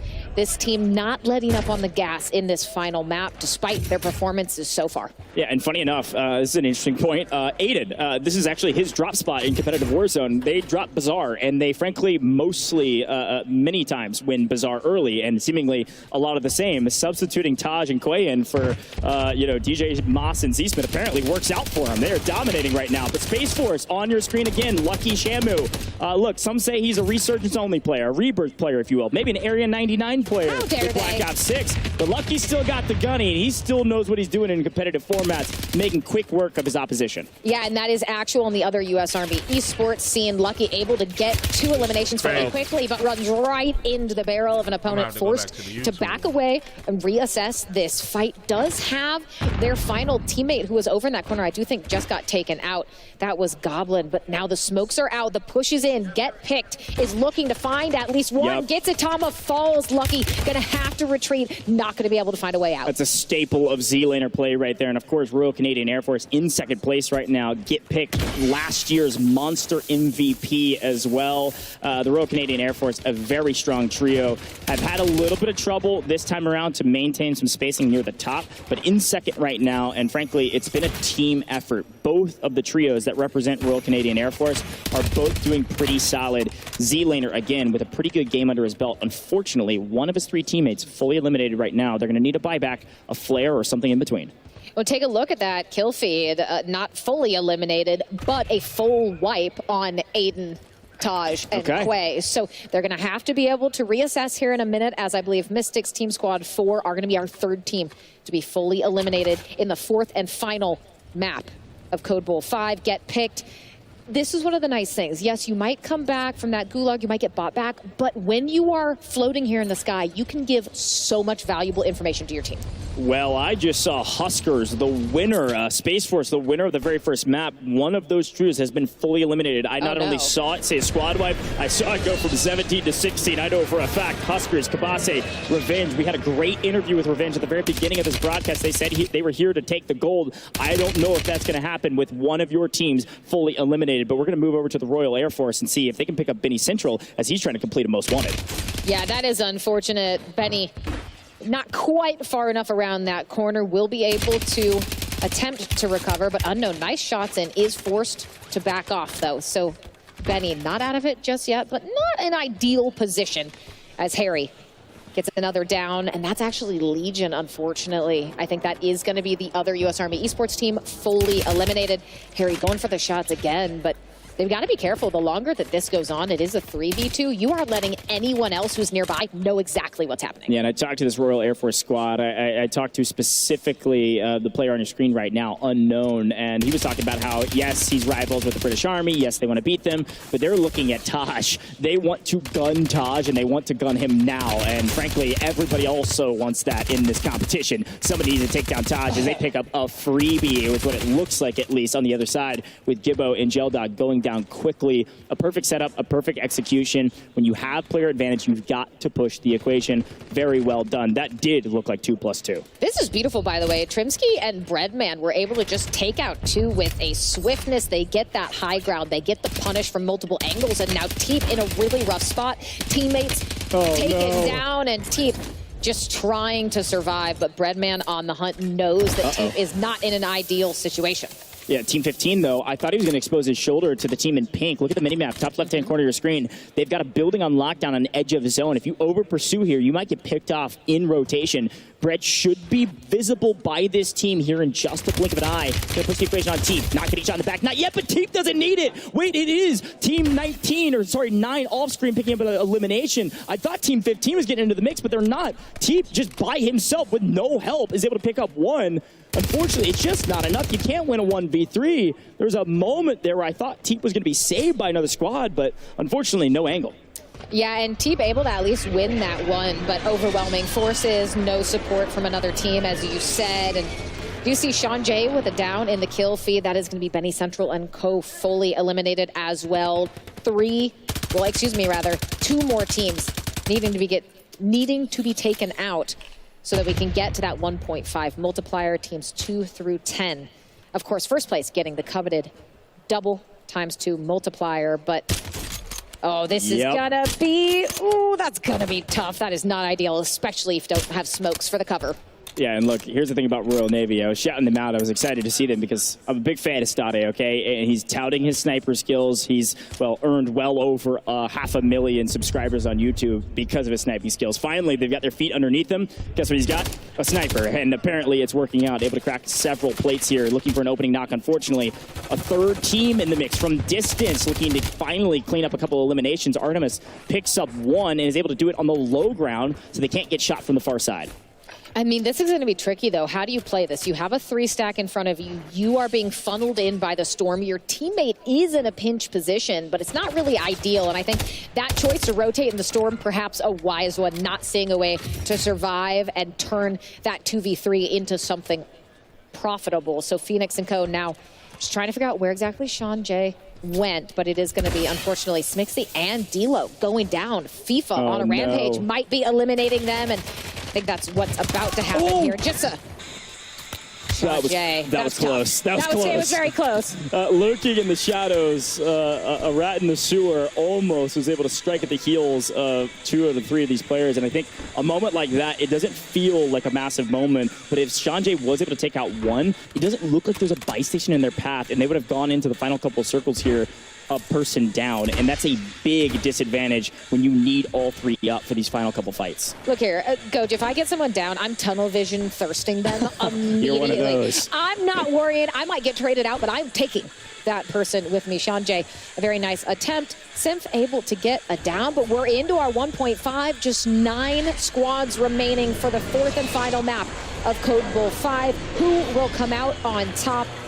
Phoenix and Co, they've got relatively decent positioning here, but you are running up on Get Picked, who was the MVP last Code Bowl. And Harry putting down some punish onto Cryo. I think Spiffy all on their lonesome. Yeah, and again, this is back to the Royal Air Force. Had a decent performance thus far, and I believe they're in the top 5 overall on our leaderboard, so still have an option to move up this leaderboard quite dramatically. The big question is Army in this still, or did they get wiped? I think they might have gotten wiped. I think they did. I feel like we would have shown them if not. So because of that, the opening maybe is there for Royal Air Force. Maybe it's there for the Royal Canadian Air Force. As unfortunately, right as I say that, Z-Lane are falling off screen and getting wiped. That might be the last remaining squad in the Royal Canadian Air Force, which means it's all down to the Royal Air Force to try to make a difference here. Space Force still in it? I don't know, but Stade off screen also eliminated again. Uh-oh, we got a problem, and we got a brand new in-game with a bunch of new teams, and FIFA's on 10. FIFA is on 10. That is massive. But take a look at the positioning of Symphony's team. U.S. Marine Corps, Zach and Snoop, they are in an excellent spot. They are in the zone. They are going to directly be able to hold these teams. FIFA, though, trying to get that streak down to provide the cover. Instead, it is the smoke. The streak does come out, but Symphony, that's not really going to stop them from getting good sightlines onto these teams rotating in. Royal Air Force versus the Marine Corps, and frankly, this is also a grudge match between two really good friends. FIFA Kill, Symphony, they play together almost every single day, in the morning for Symphony and in the evening for FIFA Kill across the pond, but good friends usually playing together, now enemies in the final 3 teams. Both of these squads have all 3 of their players alive. This is anybody's game. One team, though, that's going to be FIFA Kill squad, who has more kills and needs this 2x multiplier a lot more than the Marine Corps does. When you can look at Symphony, I don't think they realize how far FIFA has rotated. There's a chance they get caught out, especially if Harry comes in, plays spoiler, gets it down like that. This is a big one. 3v3v3. One of the only times we've seen thus far that all 3 teams remaining have all 3 players remaining on each of their respective teams. So if you get a knock, you got to fly, and that's exactly what's happening off screen. The Marine Corps, they're safe for now on the outside of the zone. Inside the zone, Breadman squad in trouble as FIFA Kill come flying in, looking for more. The Royal Air Force living up to their namesake, flying in, picking up a couple eliminations. But Symphony might be the saving grace for them at this point, removing some of that pressure from Breadman and Trimsky. But FIFA, you could not have a better setup than this. You are dead center in this circle. Everyone has to push into you. You are in a potential bit of a pinch situation, but it is FIFA with the thermite out. On the left goes in. Breadman trying to hit the shots, forced to back off, gets downed in the process. Can the team save the day? Breadman taking out Thief, looking for the rest. Harry goes in for one shot, but it's Breadman all the way. Breadman is unstoppable. The Coast Guard making plays when they were down in numbers. All odds against them, and somehow the Coast Guard is coming out on top. The problem is, after this fight, Breadman, well done. You got 10 eliminations. You got a full team of 3. It's the Marine Corps here to make a statement, here to get a win in the final map of the day, and they're certainly able to do it. Zach, the OG, you might be retiring, but you just won the final map of the day for the Marine Corps in our Code Bowl 5. Very well done for the Marines. What a beautiful send-off for Zach, actually, though. You get that final map win. They had the initial rotation. They were able to get around those other teams and then come in for the cleanup at the end. Beautifully well done for them. You got to feel real great about that. As per the usual with the final circle in Warzone, if there's 3 teams, it's all about who fights first. You usually don't win if you push the equation, right?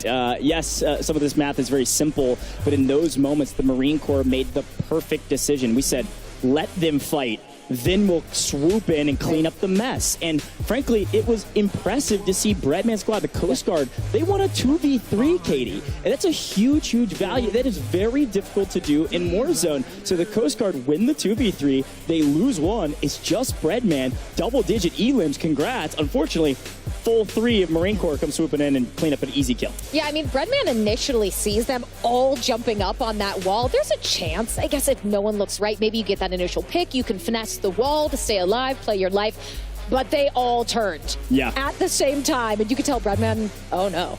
Yeah, and here's a quick look back into those replays, Katie. I would love for you to break them down for me, because a great start yet again for the U.S. Army, but it wasn't a great finish. For the first time, we don't see the U.S. Army in the end game, so something went wrong, and potentially this leaderboard might be open. That I like your positivity. I like your optimism on that. I'm not sure if it's going to be the case, but anything could happen. This is here, Breadman, as they pushed their way into that final match. They had the positioning for that final circle, but two of your teammates falling in the chaos of those gunfights, just not able to get it done. Here's a little peek at least one of our Gulag victories. We'll take a look at another. Weren't able to see a ton of them, but I think, was he going up against Teep in that Gulag? That is not tough. Someone I would want a gun. But here's that moment you talked about with Sean J trying to make the play, wasn't able to, but could have shaken things up if so. Yeah, and again, look back, Royal Air Force FIFA kill on 11 going into this one. So a big moment. I think that a hair I guess he didn't, because he didn't know he was around the corner. He had Sony, he didn't have to push out wide out in the open. He gets picked for it, and because of that, goes down, lets Brandon win the one. But end of the day, here comes the Marines. They're excited about a victory. They're feeling very good after that one. They needed it bad. The question is, how many eliminations did they have to secure a 2x multiplier? Was it enough? I don't know. A lot of math behind the scenes. We'll see where everybody lines up. But I want to remind everybody that this year, Monster Energy is here and returning as a partner of Code Bull 5. So to celebrate, we're introducing that new Monster Energy Most Valuable Player, the MVP award. Now, this award will be decided here at the end of this broadcast by the team here behind the scenes. And on screen right now, they'll be given the honor to be the standout performance of a military team member who exhibited a relentless pursuit of victory and unleashed the beast on the competition. I'm excited to see who our MVP will be, all thanks to Monster Energy. So to celebrate all things MVP, by the way, the Call of Duty Endowment and Monster partnered to develop a custom calling card that will be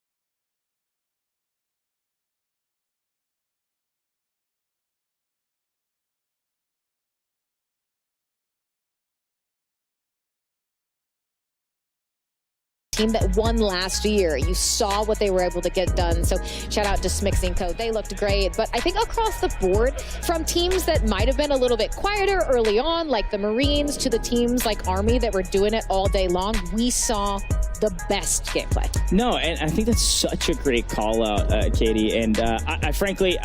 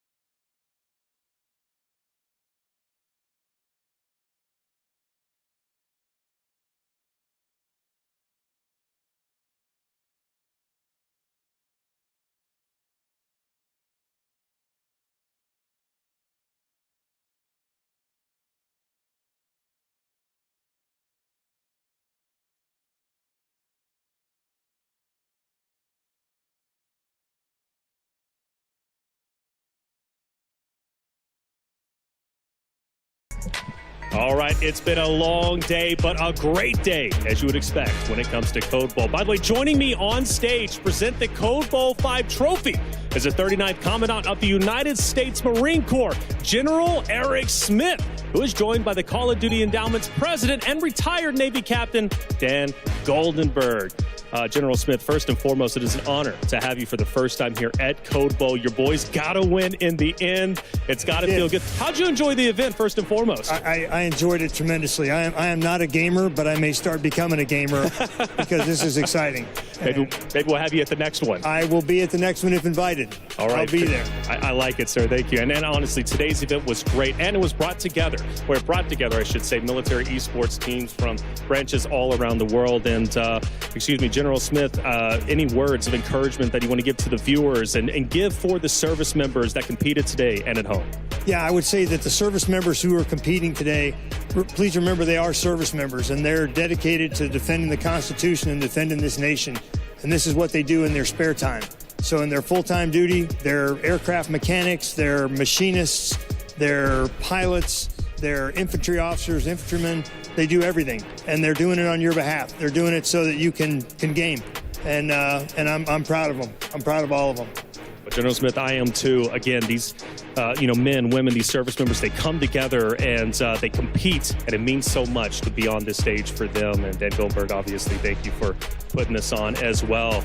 Well, I guess it's time to announce our winner. I am proud to present this year's trophy to the Code Bowl 5 champions. Bravo Zulu to all participants. You have done your branches and country proud. Semper Fidelis. And by the way, I want to point out, U.S. Army Esports are your Code Bowl 5 winners. Bring them on up, U.S. Army. Hey, come up, your champions of Code Bowl 5. And it feels so good. I've been waiting 3 years for this moment for the first time ever when it comes to Code Bowl. Congratulations. And well done. Congrats, gents. Congratulations. Oh, yeah. Congratulations. Hoorah. And General Smith, I'll take your mic, and if you would like to present the trophy to U.S. Army, please hand it over to one of the competitors, and they can proudly take it. And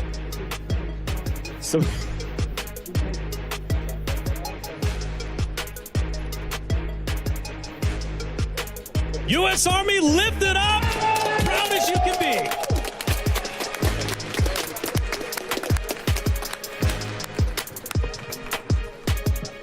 All right, big moments over here. Deja vu.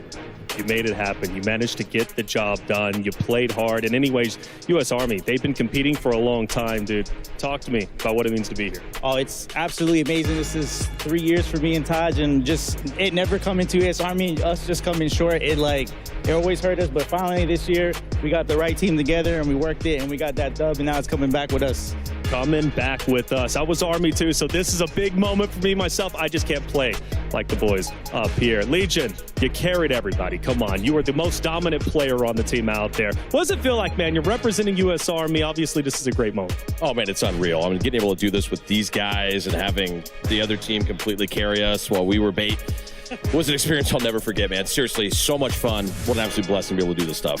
Fair enough, Legion. Always great to see you, by the way, man. All right, coming from Kansas City, coming out here to represent the best guy out there. Now let's talk to the real competitor, though. Aiden, man, you tore it up. Hey, come on, it is great. But it's the truth, okay? It's the truth. Now, you tore it up, man. And honestly, I know you weren't in the service, but you've represented Army and Code Bowl for so long now. It seems like, you've been here. It's got to feel great. You tore it up today. What was it like playing with the service members and ultimately now being champions? Feels good to, get my first LAN win. These two were great. Taj and Quay, man, they were great. Like, you could have put any other third on their team and they would have done amazing. So you got to give the credit to them. They're super good. I just got to give a shout out to my dad, who is also, part of the Army. Shout out to him. Shout out to Fat Daddy Gaming in my chat, who his son is also in the Army. So yeah, that win was for him today. So shout out Fat Daddy Gaming out there in the chat. I love it. Hey, always a pleasure to watch you play anywhere you go, Aiden. And man, you got it done. Congratulations, representing U.S. Army, active duty or reserve? Active duty. So again, balancing is not an easy thing to do, yet you got to this moment. What was it like competing against the other branches? And well, who do you want to shout out? These guys basically just, I mean, honestly, we played as a team. It was honestly really good for us to just hold down the fort. That was our plan. We just went out there, held down the fort, tried to survive as long as we could, let them get all the kills, and just kind of be there as good as we can. And you were there as good as you can, at least as good as you could with Legion over there, right? You did a heck of a job, okay? Held down the fort. You held down the fort, and that's what it's all about. Now let's get over here. You got to be strong to lift that, because that thing weighs probably 60, 80 pounds, man. When I said how much do you think it is? Probably like 45 pounds. I'll give you credit. I asked, I said, who's going to lift that trophy? And they said, no, man, it's got to be Taj, bro. He's the biggest guy out there. He's going to lift it up. So talk to me, man. You tore it up today. You were competing with your duo. You're competing with Aiden. You competed 3 Code Bowls at this point in time. Now you're finally champions, brother. You've got to be on top of the world. Oh, yeah, it feels great. My teammates went crazy. You know, I already knew Aiden's going to go crazy. Me and Quay, we've been playing since World Series, so, yeah, I mean, it was just about time. We had the vibes, we had the chemistry going. It was unstoppable for sure. And it was unstoppable, man. Congratulations, brother. That trophy looking nice at U.S. Army. And, of course, we'll come down here, Quay, your first Code Bowl. You made it happen. You played out of your mind. And, in fact, your first LAN, as you were telling me. It was killing. They had a really solid team. Many people can say at their first ever LAN. Imploded on the last. I think what happened was they got jumped. You know, I really do this. You know, it was time they to got prove jumped myself in the on last LAN, one. That's probably why you can't do nothing if exactly that, you making everybody at home proud. 3v3, and like in general now 12 people come shooting after you. Second ever Monster MVP. Dan, if you could please join me down here. You got the ring, and we've got our champion. Taj, you're the Monster MVP. Well done. And a reminder. MVP. That's a nice award to put in the trophy case, man. That's official. And a reminder, by the way, shout out to him, man. Decided by the Code Bowl 5 broadcast team. They're the ones who chose you as the champion, and you got it done as for your honor and standout performance of a military team member who exhibited a relentless pursuit of victory, unleashed the beast on the competition. You did all that, and you end up becoming the champion. How does it feel, man? Because again, not only did you win it for U.S. Army for the first time ever, but you're obviously Monster MVP. That's some big rings, man. Yeah, no, it feels good. I feel like we're like SSD out there. Big ring.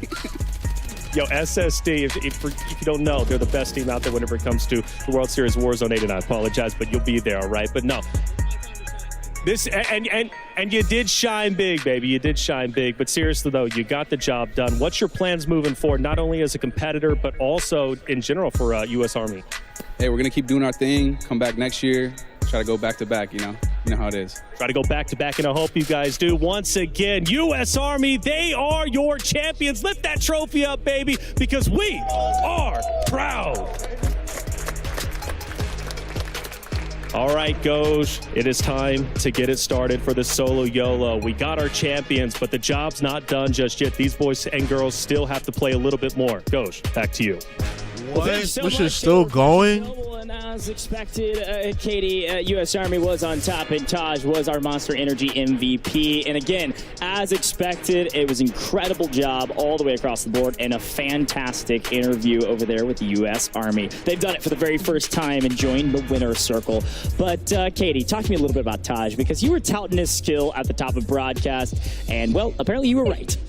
Well, Taj just showing out, and yes, it was across the board a team effort, but Taj consistently having these high energy plays, being fearless across the board. Wow. Look at these eliminations, 30 total elims over these 4 maps, double digits in half of them. Just such a star for this team, and always right there with Aiden as well, getting those trades, being hyper aggressive, pushing those moments and those openings they create against different teams.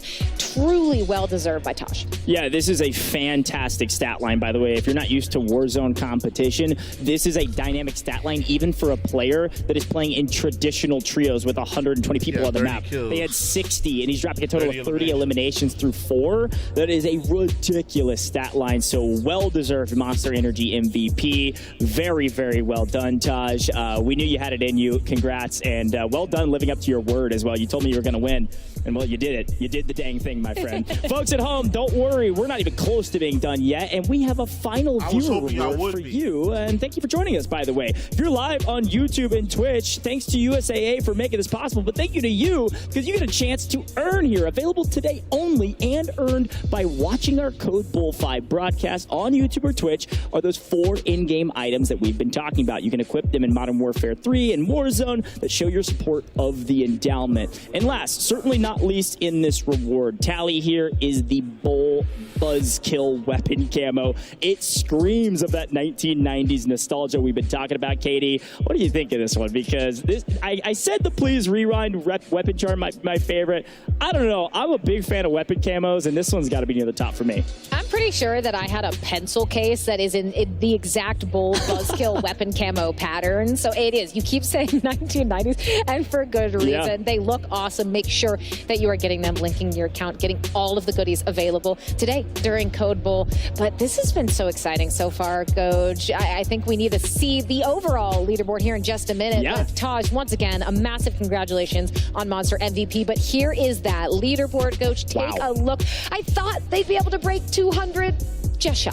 Okay, and I was going to say this at the top of the broadcast, and I bit my tongue because I haven't casted Mini Royale trios in a very long time.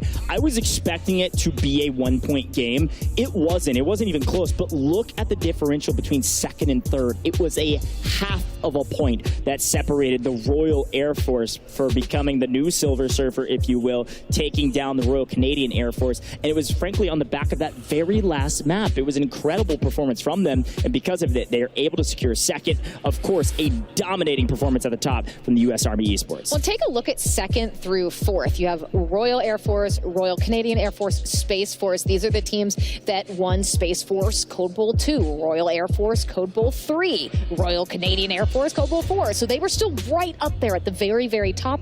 But, you know, U.S. Army saying, enough of that, sit down, we want our time to shine. But 181, I do believe that sets a new first place score to beat in Code Bull, 70 points higher than what we saw in Code Bull 4. Next year, I'm feeling like someone is going to break 200. I told you we were setting records today, folks. Code Bull 5 has been a banger, but we're not done yet. You got to stay tuned for the first ever solo YOLO presented by Corsair.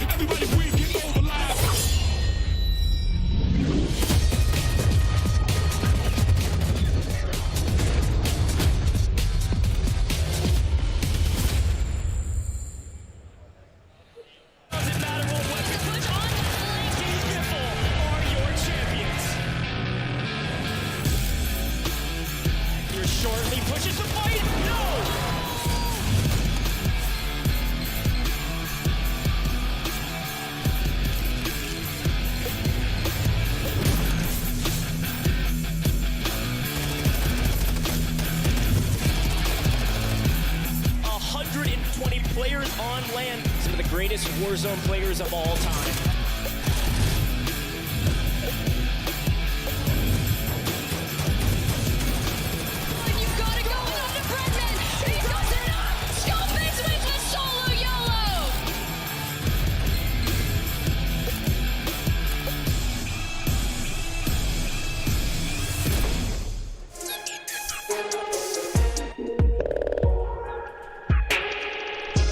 Well, welcome back, folks, and I am so excited to be here because as Code Bowl 5 continues, we are excited to highlight Corsair as a key partner. Corsair is proudly presenting the Solo YOLO event, adding even more thrill to the competition today. You thought this was an amazing event thus far? We're not done yet. A huge thank you to Corsair for their amazing support thus far. Elevate your game with their top-tier gaming gear because every click, every sound, and every move matters. It's time to get into our Corsair Solo YOLO, and we're excited to introduce a first for us here at Code Bowl 5, all brought to you by our presenting partner, Corsair. And for those of you that don't know, Solo YOLO is all about, what it's all about, rather, let's actually check out a video. But now we've got to break them up. It's Solo YOLO time, and only one player is going to be earning that paycheck. So closer, he has no idea. Ahsoka has a chance to make history. Oh! One! Come on, get the one. Want to go without the Brendan. He goes it up. Scarface wins 100K and the Solo YOLO. That's right, the Solo YOLO is here, and in this intense showdown, individual players will drop into Urzikstan with just one life, no teammates, no buybacks. It's all about strategy, skill, and survival. Katie, talk about a new age here and setting records here with Code Bowl 5, Corsair Solo YOLO. This is going to be dynamic. That shield looks so cool. I know where the players are about to drop in, but like, I want that shield. Oh, so I couldn't get it. I wouldn't be able to win in a Solo YOLO, but look at that. That looks so nice, so shiny, so great to commemorate whoever is able to win the first Solo YOLO at Code Bowl. And I'm hoping, crossing my fingers, crossing my toes, I want it to be a service member. I think that would be such a great way to tie a bow on this whole event. Yeah, got a lot of quality competitors that are going to be working their way through the trenches to figure out who the best player is out of 60, at least in solos. Now, the winner of the Solo YOLO presented by Corsair will serve until next year's event as the best individual player of Code Bowl 5 and have this sweet shield that we just showed in their gaming setup. They get to take it home, by the way. Such a cool value add. So before we jump into things quickly, I want us to talk about this. Shot of taking home the inaugural Solo YOLO, all presented by Corsair. Katie, I think I know who you're going to say. I'm not going to ruin it for the viewers at home, but who do you think's going to win this one?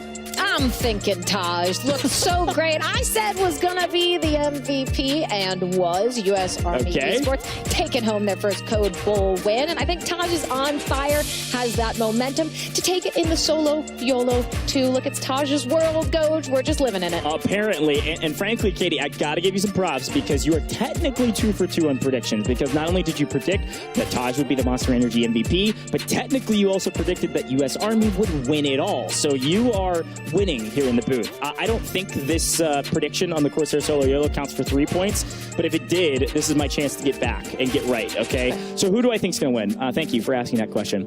I think that it's Breadman. You know what? It's just bread. It's Breadman. He's a solo demon. This is what he does. This is what he lives for. So you you said you don't believe in the service members, Coach? This is Code Bowl. Okay, I see what you're doing here. You're putting me on blast, and I respect it, okay? She's trying to play to the audience here, and this is respectful from you, Katie. However, Breadman is a solos champion. He grinds solos. He's incredible, obviously, mouse and keyboard player. It would be pretty impressive to win right now as a mouse and keyboard player, one of the few, by the way. I do think that he's got what it takes to win. If I'm picking a military service member, I think Taj, obviously a great choice. I think Quay, a great choice. But I'm going Grits. I'm going U.S. Air Force. Talk about this. Remember, this is literally the #1 player in the world in Urzikstan for wins. Over 4,100 wins on the game right now. Second, by the way, but 1,200 behind. I mean, it's not even close. Behind? Grits is the guy when it comes to wins, so I'm looking for Grits. Grits, I'm looking for the U.S. Air Force to win here in our Corsair Solo YOLO or Breadman, which, you know, maybe is a cop-out, but I gotta try to catch up. I gotta catch up. You hedge your bets because you're losing in predictions, and I respect that. Look, historically, you beat me in predictions, so I have to have this, but look, we have Breadman, we have Grits, we have Taj.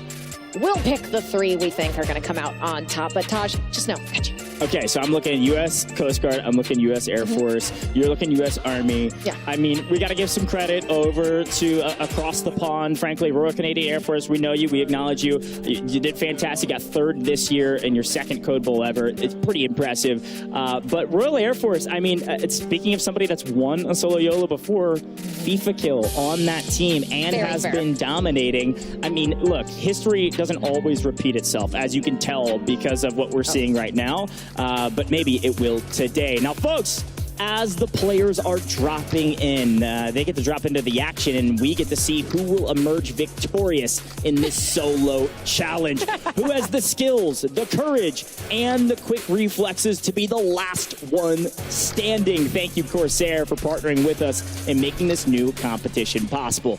Let's get into the action. Whether you're wearing the rat skin or whether you're wearing one of your, maybe your military service. All right, it's the Solo YOLO. All I care about is that you're trying to be the last player remaining. I really respect. They should have said Solo Dolo. Smiling through that whole cutscene.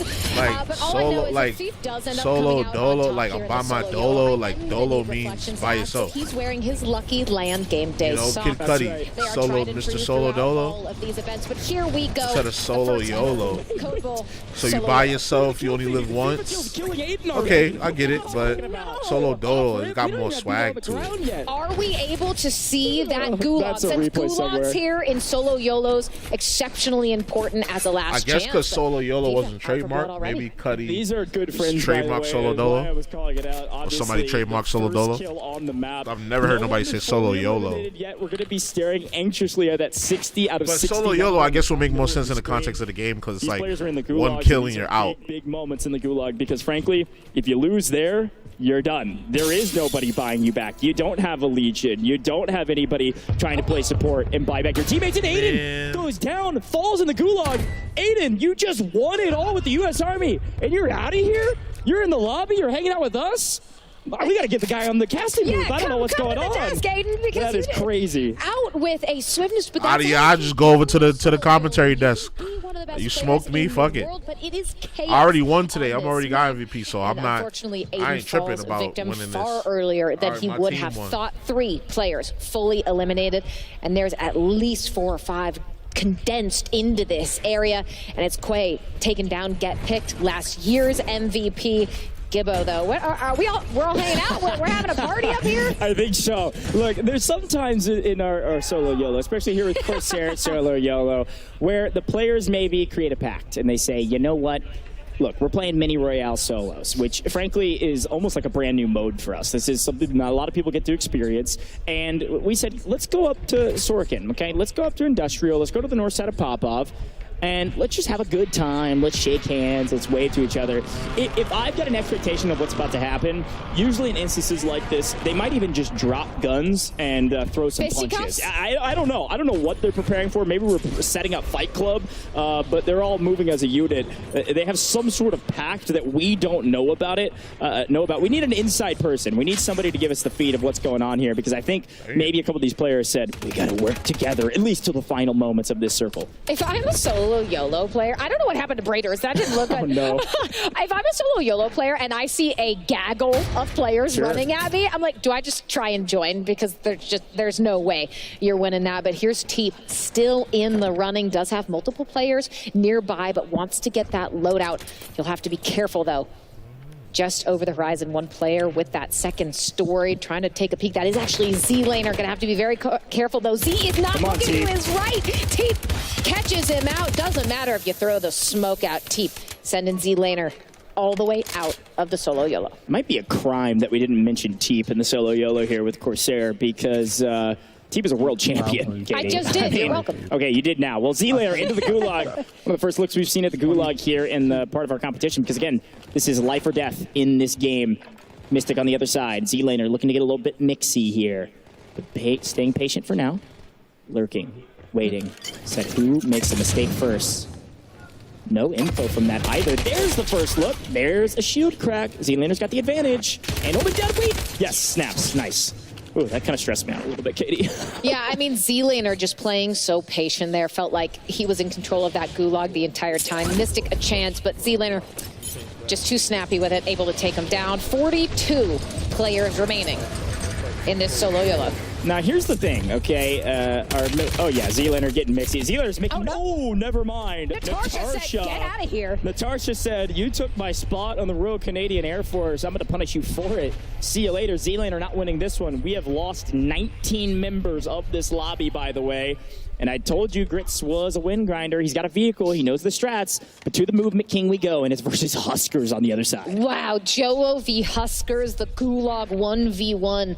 Who's going to come out on top? Mouse and Key versus the movement king. And unfortunately, Joe getting those first shots and cracks, and Huskers doesn't have a chance. Joe dominating that Gulag. Good quick work of him. In the battlefield, especially like, you're cooked, buddy. When your life is That's on my the money. line. Frenemies it is, Katie. I'm liking this. You are very knowledgeable about acronyms as well as geese. I'm impressed thus far. Geese? Yeah, gaggle of geese. It's like a gaggle flock of geese. Yeah, don't ask Swisham, who is here for COD Next. Don't ask her about geese and ducks because she can't tell the difference. Heard. Okay, well, we'll work on that. But Jobo's going to head back to Industrial. This is where the gaggle was, by the way. Where are these geese, and are they still working together? They're waddling along. Oh, by the way, we've got superstar Kane Brown still in the mix, looking to get a win here with 36 players remaining. We are nearing halfway, at least in our player count, but moving into the third circle here shortly, seemingly something happened. Snopsh taking down Cryo. Seemingly a pretty big reaction from our players off screen right now. We can hear them yelling. Petrimski's got a great angle, and with the help of maybe Kane Brown, Trimsky's able to pick up one. And that's unfortunate. Revenge thinks he can get away from Trimsky. Kane Brown just ready and waiting to get that third Symphony. I'm not sure if that was I think that was a full wipe. Sims might be out of this one, but Whoopty, 4 eliminations, by the way. Whoopty just farming through this. Lucky Shamu, look at all these players. No surprise, they are prone in corners. And people say, oh, why are you camping a corner? It's a solo YOLO. Yeah, that's right. You have to do that at times. So Lucky not taking any chances, even though these crates going to be very tempting for some of these players. Yeah, here's the thing, too. I think this is the first look at the north side of the map we've seen all day today, which is pretty fun. Industrial is a fun POI, several buildings and a lot of wide open spaces between them. This is the north side of Popov Power, so I'm going to be honest, a lot of Warzone competitors don't have a lot of experience here, and you want to know why? The best team in the game right now lands up here, and so they run away from the best team. But we're looking at Joe through Husker's eyes. I mean, a bit of remorse there after losing the 1v1. He's going to see if maybe he lost to the best player individually in the game. I mean, that's still a feat to tout, so Actual in a bit of trouble is going to probably get shot from a couple different angles. This is where it's going to start getting very congested, and this is what I'm talking about. Legion goes big, and I don't know if you all heard him yell. Probably not, but we could certainly hear him yell off to the distance after a kill. Well, and Artemis able to get another wipe. Zach follows and unfortunately is eliminated not shortly after. Over half of our competitors taken out, just 27 remaining in this solo YOLO. Here is Breadman doing well, does have a lot of utility available, so not in a bad position, and really no one nearby either. So, I mean, Bread, you could kick back and relax, although he's not really going to be one of those players who's going to sit still. Yeah, not necessarily. I will say, this is my choice, so I'm going to be asking production to stay tuned in to Breadman, but... No, Joe! You can't get assassinated! Wait, I didn't see him either! He was in the corner. He was I was like, I was blind! He was laying in the corner next to the couch. Joe comes in, throws the trophy down, and then gets gutted. What? Is that your costume? He's wearing the Nicki Minaj skin. How do you not see him? That's wild. Wow, that is, I don't know though, maybe Huskers is smiling, was spectating Joe, maybe happy to see that. All right, 22 players remaining in this lobby, and well, we are going about as far north as we can. This is the north side of Industrial, which is the farthest north POI on the map right now. at least in the center part of the map. So several teams kind of layer, or rather individuals layer caked upon each other as Teep takes down Breadman and the gulag is closed. I will not be right, not for now. Kane Brown rather finding Miss Whiskey, a part of the Royal Canadian Air Force, falling. And well, Penny Central, he's got a friend. Does have a We down to 19 in the solo YOLO. People, but some still banding together. I'm not sure if Taj's live. I don't know. I haven't seen him in the feed, but Quay still is. Okay. So at least one player from the winning U.S. Army esports team is still alive. FIFA gets the better of Lucky Shamu, who has taken down just 17 players left, and there is not a lot of room to work with as D-Lo takes down Iceman, and Trimsky follows not shortly thereafter.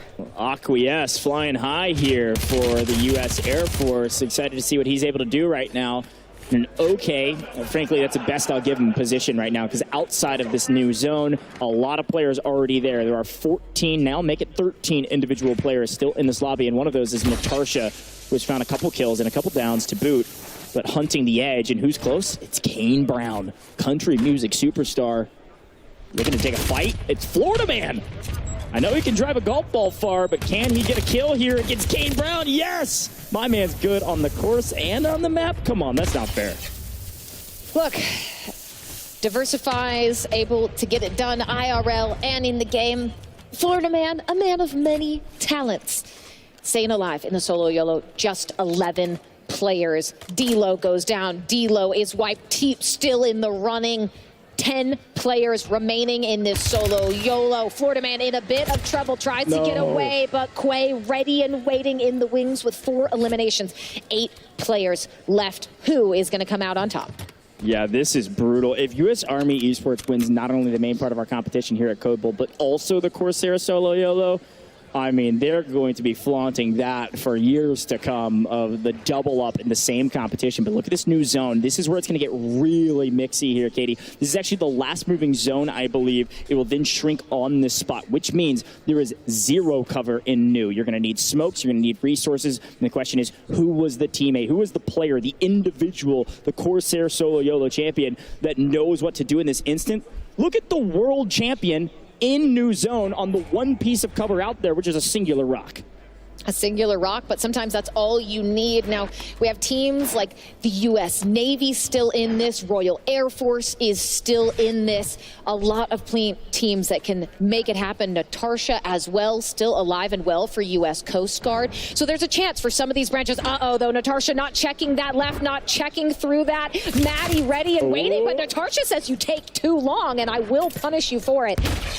Drops the smoke, scurries away. 7 remaining. A chance for other branches who couldn't get it done in the main Code Bowl to walk home with a victory here in the solo YOLO. Teep is just lying in wait. Just hanging out. He's just going to be out there by himself while everybody else fights each other. This is where everybody else is on the map. Everyone is south besides Teep. This is huge. Quay going big for U.S. Army all by himself because, well, everybody is. Kill after kill, elimination after elimination, fighting in the gas, and who is waiting for all of them? It's Teep representing the U.S. Navy. Benny Central had a friend, and no longer all by himself, looking to make a move towards Teep with a little bit of cover, the last remaining piece of cover, but the entire zone is going to close on Teep. Navy, Goats, and Glory have a chance to win this.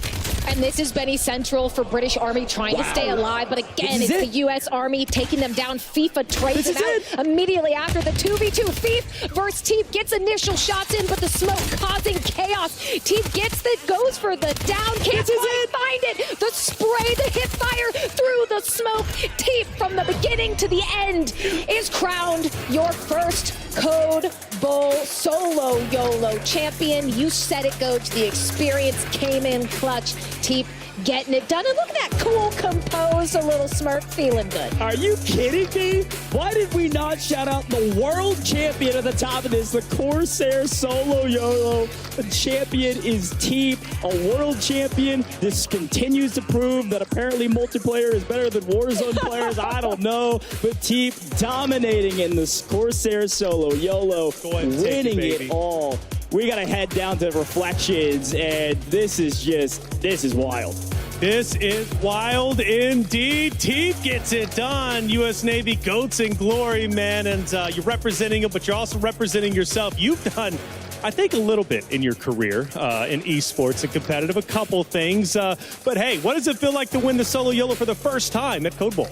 I don't really play in tournaments like this too often, so to take out a solo YOLO, I think I took out Fief at the end too, one of the best players in the game when it comes to these types of matches. So feels good. I mean, Code Bowl's always a blast. Try and show up and do what I can. So to take home a trophy like this it's a great honor. It's a great cause, and we're all just happy to be here.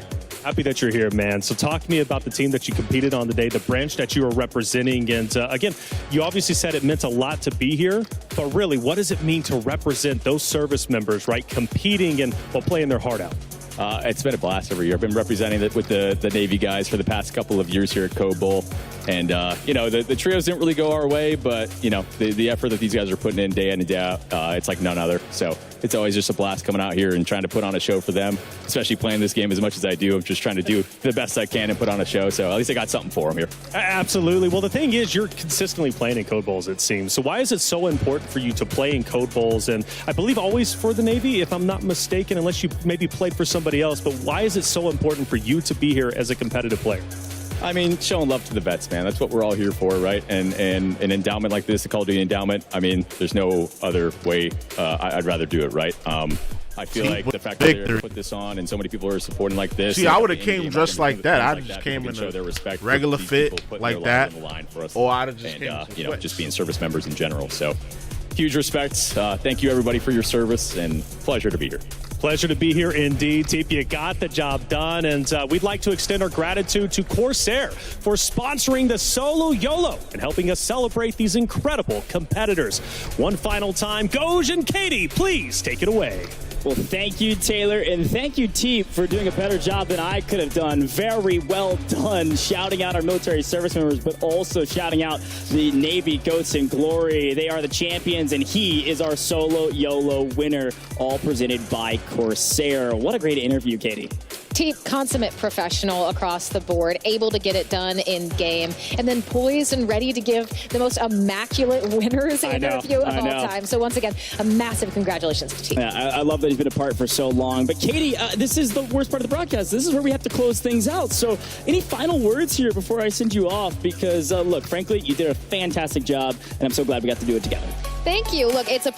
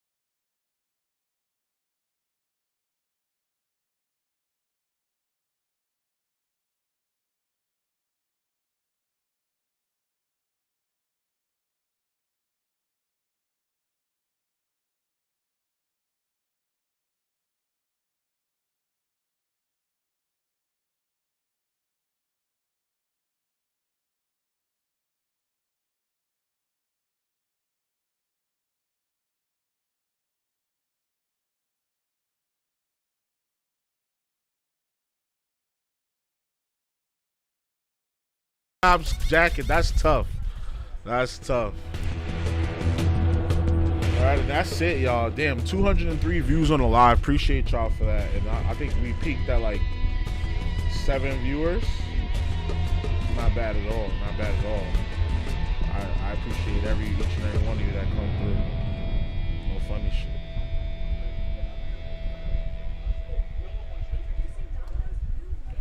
And that's that, man. 8 hours, almost 9 hours of Call of Duty.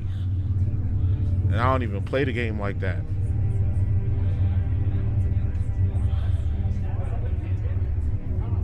We had to crack, yeah, there we go. I was about to say, we had to crack at least 20, like 28, almost 30 hours, yeah. All right, y'all. That's it for today. I got my hours in. Tomorrow we will be, what is tomorrow? Tomorrow is Thursday. Shit. I don't know what we'll be doing tomorrow. I'll have to figure that out. But we will be streaming. I have some prior commitments I have to get out the way. But we will be streaming. So make sure y'all tune in. Alright? Already know the vibes. Like, comment, subscribe, all that good stuff. It's your boy JusticeXFalls will be out. 1. Hide your wife. Hide your kids. Be on fire. You know what it is.